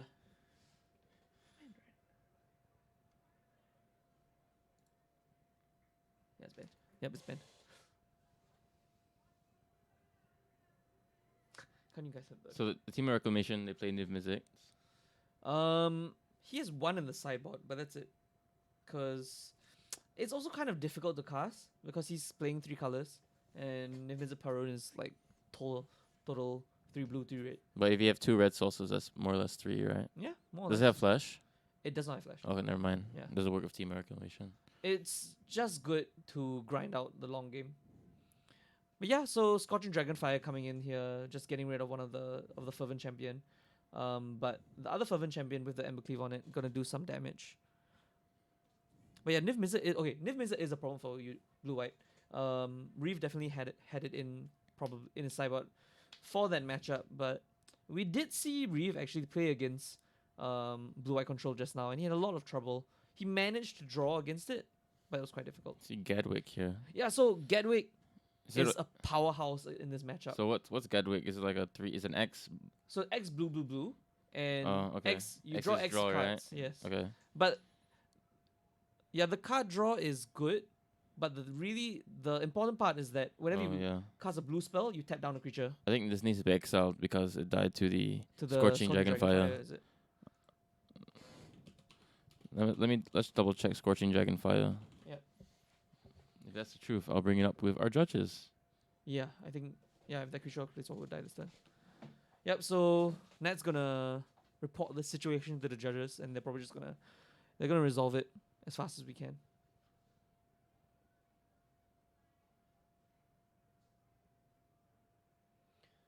But yeah, Reeve's just gonna pass it down, but with that Gatwick and mana open for Reeve, it's gonna be quite difficult for Eugene to do the required amount of damage here.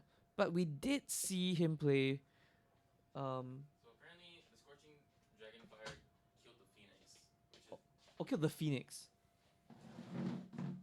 Okay. I didn't even know he had a Phoenix. Okay, yeah. Yeah, so the Phoenix did die to the Scorching Dragonfire, so that's that. Just checked with the judges. Ah, yes, okay. And is that the Runaway Steamkin? Yep, it is. Yep, Runaway Steamkin, and he's gonna play Phoenix of Ash, triggering the Runaway Steamkin.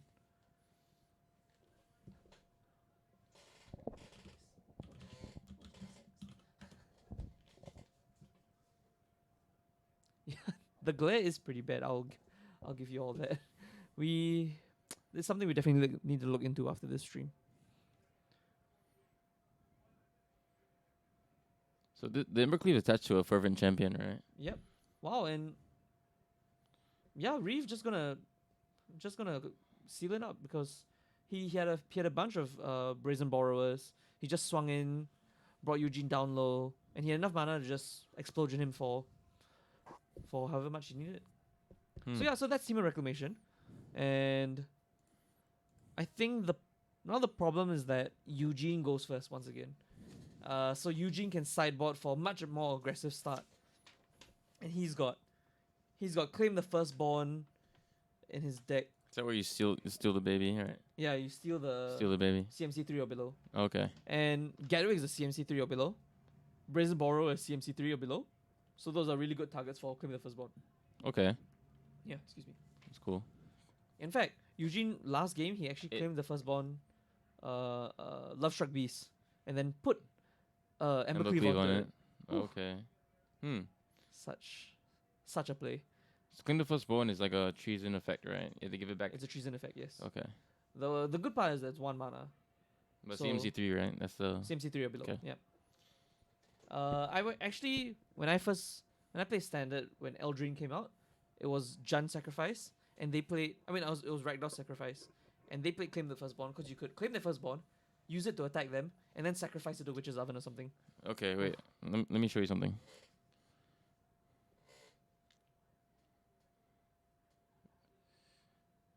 I saw this meme. Nice. Yeah. Okay, so Embercleave, I'm man. gonna explain it. I'm gonna explain the meme. I to can't really, everyone. I can't really explain the meme. It's hard. We can show. We can go to the desk and then you can show it. Sure. Since no, actually, but players are gonna finish shuffling up. So, all right, I mean, let's just show it. Okay, Give us quick a one, moment. quick one. Yeah. Yo, Hey, so everyone. this is the meme. I don't think you can see Wait. it. Wait. Wait. It's not working. Wait. Gotta angle it. Right. Okay. I can tell you the text. It's Cauldron familiar when it sees the witch's oven. Oh no. okay. Back to the stream. That was meme time with Nat. Is it- Meme time with Nat. Meme time with Nat. That should We be a should- segment. Yeah. Instead of we have the view with the card. Sick beard. What beard are you talking about? I have no beard. So Eugene's on the play, right? Yep, Eugene's on the play. Exactly where every mono red player wants to be. So he actually runs a play set of Infuriate, which is 1 mana, +3/+2. But I haven't seen him play it, which is kind of curious. Infuriate. Yeah, Oh, I see. 1 mana +2/+2. +3/+2. It's Oh, like a worse That's pretty giant good growth. for. Oh yeah, that's pretty good though in red. For red, for Yeah. red card, it's really good. It's like basically lightning bolt. yeah. Exactly. It's lightning ball on a stick. And with Torbrand, that's a lot of damage. It's a lot of damage, but he That's does a not lot run of damage. I feel like tons of damage. I feel like I heard that somewhere. That's a ton of damage. Ton of damage is from League of Legends. A lot of damage. I don't know where that's from. Hmm. Anyway, So mountain. wow, Eugene does not have a turn 1 play. That's gonna be bad for Eugene. That's not good. Yeah.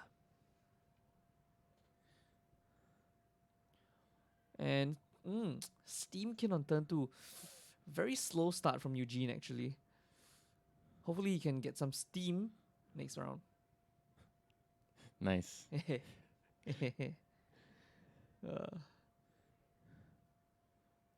So let's make this steamkin nice and juicy. Yep. And thick. So gonna Scorch Spitter. Gonna go to Oh. combat. And Reeve might just Aether fire off Gust, a Brazen Borer. Brazen Borer activation, yeah. Brazen Borer's adventure gonna put Steamkin back into hand and he's just gonna replay it. But that's stem the bleeding. Yep. Really important. Really important turn for that. Cause now Reeve is Good tempo play. although Reeve ideally wants to grow Spiral on turn 2, not being able to do that is gonna set him back quite a few turns. And seeing a Brazen Borrower activation like that, it's a bit weak. Although Eugene's start is similarly not very fast as well. Let me pull up Robber the Rich here. Yeah, sure. Robert the Rich came out in Eldraine. I think when it was spoiled, people expected it to do really well. That one. The second one, yeah. People expected it to do really well, but ended up not being enough, even though it's a 2 mana 2/2 hasty boy. Yeah, that gets you card advantage. Yeah. The problem with the card advantage is that it says cast that card. So if you hit a land, you're not gonna be able to play it. And you need to attack with a rogue in order to cast the card with Robber of the Rich. Okay, but you're in order to get the trigger, you need to attack a Robber the Rich anyways, right? Yeah, Which is itself a rogue. correct. Okay. So the only problem is just that in later turns, if Robber of the Rich dies, that card is gone. Unless you either play another Robber of the Rich or Tin Street Defender. Tin Street Dodger. Yeah. Hmm. But yeah, Robber the Rich, seeing some representation from Eugene's deck. He's just gonna get in for 5 if Reeve lets him. But nope, another Brazen Borrower is gonna bring Steamkin back to hand again. Oof. It's gonna be So Reeve is just waiting for that board wipe. Yeah. Stalling time. Stalling time. stalling for time. And Eugene with that what's it called? light up the stage, gonna reveal a Fervent Champion and an Embercleave. So if Eugene draws a land and plays Fervent Champion, he can also play that Embercleave out, I believe. If he draws a land. If he draws a land and plays a Fervent Champion, then he swings with everything. He'll be able to play the Embercleave. Okay, 4, 5, 6. Yeah. Yeah. But it is, but on Reef's side, he has the Wilderness Reclamation, gonna piece together. First step in in stabilizing against this mono red deck.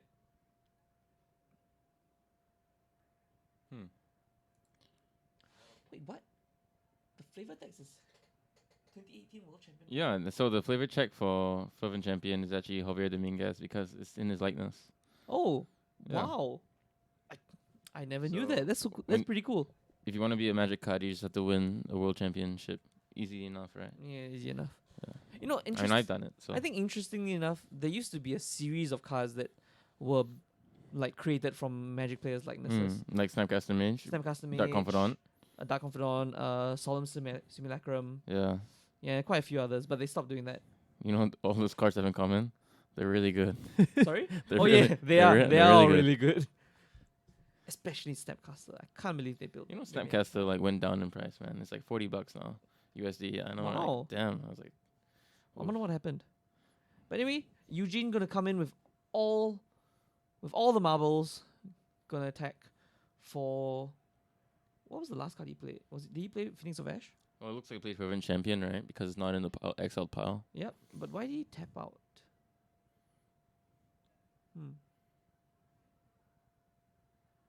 Interesting. But yeah, Reeve gonna be at 10. He's steadily losing life to this mono red deck.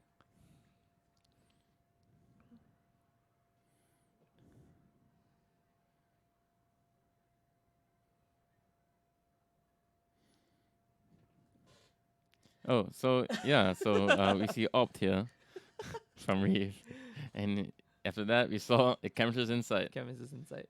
So yeah, and he's Reeve, untapping. yeah, Reeve trying his best to, get an answer to the current board state, but has to pass the turn, giving Eugene another turn to try to get lethal with this board that he currently has. I don't think because- it's gonna happen with the Brazen Borers just trading off. Yeah. Yeah, that's true. Like the Brazen Borers do have flash; they can come in the block.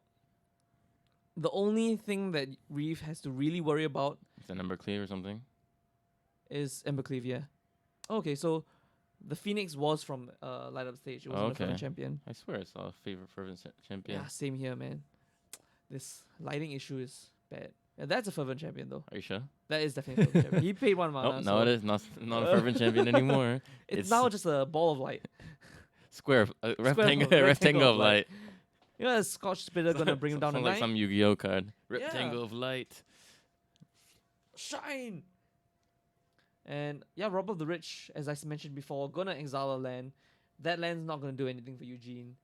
What is this here? Is this a it's my little fairy dude Yep, it is the fairy dude, coming in to block the the Phoenix of Light. Ash. The thing is, if Eugene has an Embercleave, it's gonna be positioned extremely well against these blocks. yeah. But if No, but Reeve just have gonna let it any go. counter magic or another Brazen Borer, right? Yep. Then that will be have very disastrous effects. It's gonna replay this Runaway Steamkin from turns ago, and give it a counter with Light Up the Stage. So yeah, this is looking very precarious for Eugene actually, because although Reeve is at 5 life, all it takes is 1 Storm's Wrath, and he will untap with the Wilderness Reclamation out turn, and have more, interaction on Eugene's turn itself. So Eugene just has to hope that Reeve doesn't draw any board wipes, although he has 4 in his deck. 5 life is kind of low though. All he needs is a Phoenix and a Shock, and you're like, or Phoenix and a Lightning Strike. Is that legal? Yeah, but the problem is that most of these mono red decks now, they only run shocks. That's their okay. biggest reach. Especially Or maybe for Phoenix and Infuriate. Phoenix and Infuriate A would work. combination of cards. Yeah. Eugene Tin Street Dodger has face, right? his haste. That's 4 damage. Yeah, but the problem is that Eugene doesn't have Bone Crusher Giant, so there's even less shocks that he runs in his deck. Because Bone Crusher, they normally run Bone Crusher Giant for that extra like play set of shocks, but Eugene elected not to put it in his deck, which is an interesting choice. I think he wanted to put in more 1-drops in the form of Tin Street Dodger and the 2 mana Hasty Boys of Robber of the Rich. So yeah, So it's a trade-off that he was willing to make, I suppose. Claim the Firstborn is a sorcery, right? Claim the Firstborn is a sorcery. Okay. Which he probably, which I guess matches up quite badly against Brazen Borrower now that I think about it, because Brazen Borrower would have to be on the battlefield for him to even take it.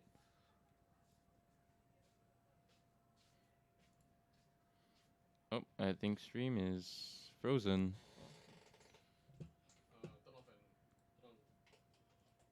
Hey, ladies and gentlemen, and welcome back.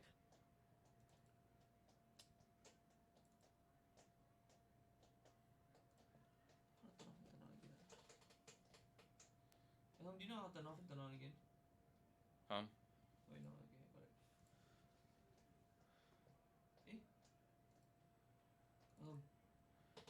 Do you know what to do? Try deactivating it. Yeah. Maybe deactivate. Activate. It's still like this. Sorry, folks. We've got a bit of a technical issue that we need to figure out here. Listen, if I click this, Yeah, stop recording. That makes Video. sense.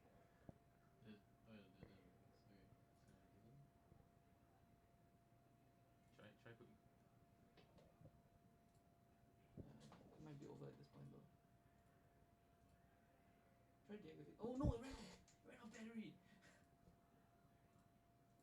oh no. Okay. So it should be this one, right? Yeah, it should be this one. Okay. Can you just help us check what the okay. So we're having some technical difficulties. Hey, hi. Yeah, hi. So Hey, wow. wait, go in right. Yeah, so hi guys, Randall and Nat here. We ran into a bit of a technical difficulty. I think the camera ran out of battery.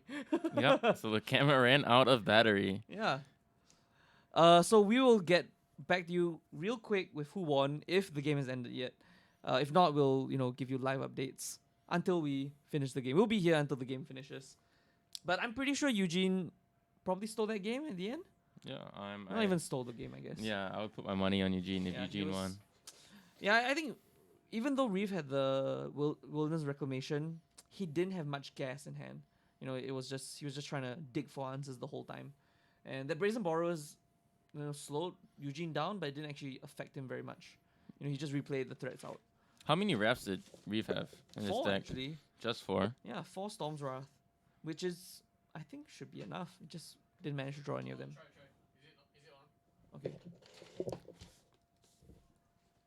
Nope. Deactivate.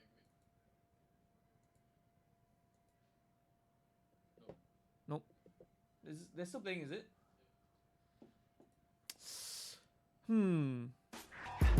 What if we ask them to come here and continue their game? No, I don't think that'll work. Yeah, so we'll continue to give you live updates, but currently the game hasn't ended. I think they're still drawing cards and playing the game. No, Ilham did. So, I guess okay. let's go to our viewers. So, what do you guys think about standard? I don't like it. Oh really? You don't like standard at this current state? I don't play standard. No. Okay, fair enough. I don't think you can talk. No. So, what do you play for standard, Randall? I actually haven't played standard in a while, but I wanted to play the Mono Oh, Black. I see. I wanted to play Mono Black Devotion. Mono Black Devotion looks sweet. It looks fun, but it's not. I don't think it's very good. Why Gary though? Gary is Yeah, good. That's Gary, but Yeah, but like, oh, done already. Who won? who won? Okay, You- well, viewers, Eugene did win. Yup. Eugene did win. Yeah, so that's the game, and I agree with Chazix. I think Pioneer is a little bit better than standard. If you've never seen the casters, What? I'm Randall. What? Ilham was the person who just came in and out of frame. Nat is here. Hi. And if you joined us earlier in the day, Brian and Alfian were here, but they had to go home. So, but they Yep. were here. And They were yeah, here, their- indeed. Their places were here. So yeah, thanks a lot for joining us for the WPN qualifiers here at GOG Games. Real sorry about that technical error at the end. I'm sure everyone would have wanted to see how the last game turned out. Although It's probably you with know, a red spell. yeah, probably with a red spell. Probably Eugene just ran over Reeves' lack of gas, and yeah, just got him the win. So yeah, that's it for standard. Thanks for joining us. If it's your first time here, and you want to watch any of the previous videos, do catch us on youtube.com/GREOGAmes. And if you're watching us on YouTube, do catch us on stream at twitch.tv/GREOGAmes whenever we have events on the weekends. Yep. And do come down to our store here at Mhm. Club Street, 83 Club Street. 83 Club Street. Yep. Yep. And if you want to catch me, I'll be here every Friday and Saturday. Yep. So As for me, I'll be, sometimes here on Wednesday nights for Pioneer. And yeah, so if you ever find yourself in Singapore, do drop by. If you don't know the exact address, just Google us on Google. GOG why is Games. that funny? I know it's Google us on Google. Yeah, Google us uh, on Facebook. Yeah, that's what I was thinking. I was really about to say that. I was like, that doesn't make no sense. Facebook us on Google. Yeah, and if you want to follow us on social media, we're GOG Games on Facebook, Twitter, and Instagram. So, yep. Thanks for joining us and have a good night. That's all you get. Bye. Oh, that's That's all you get, man. sorry, Chizex. He's not willing to do the whole Ricardo dance.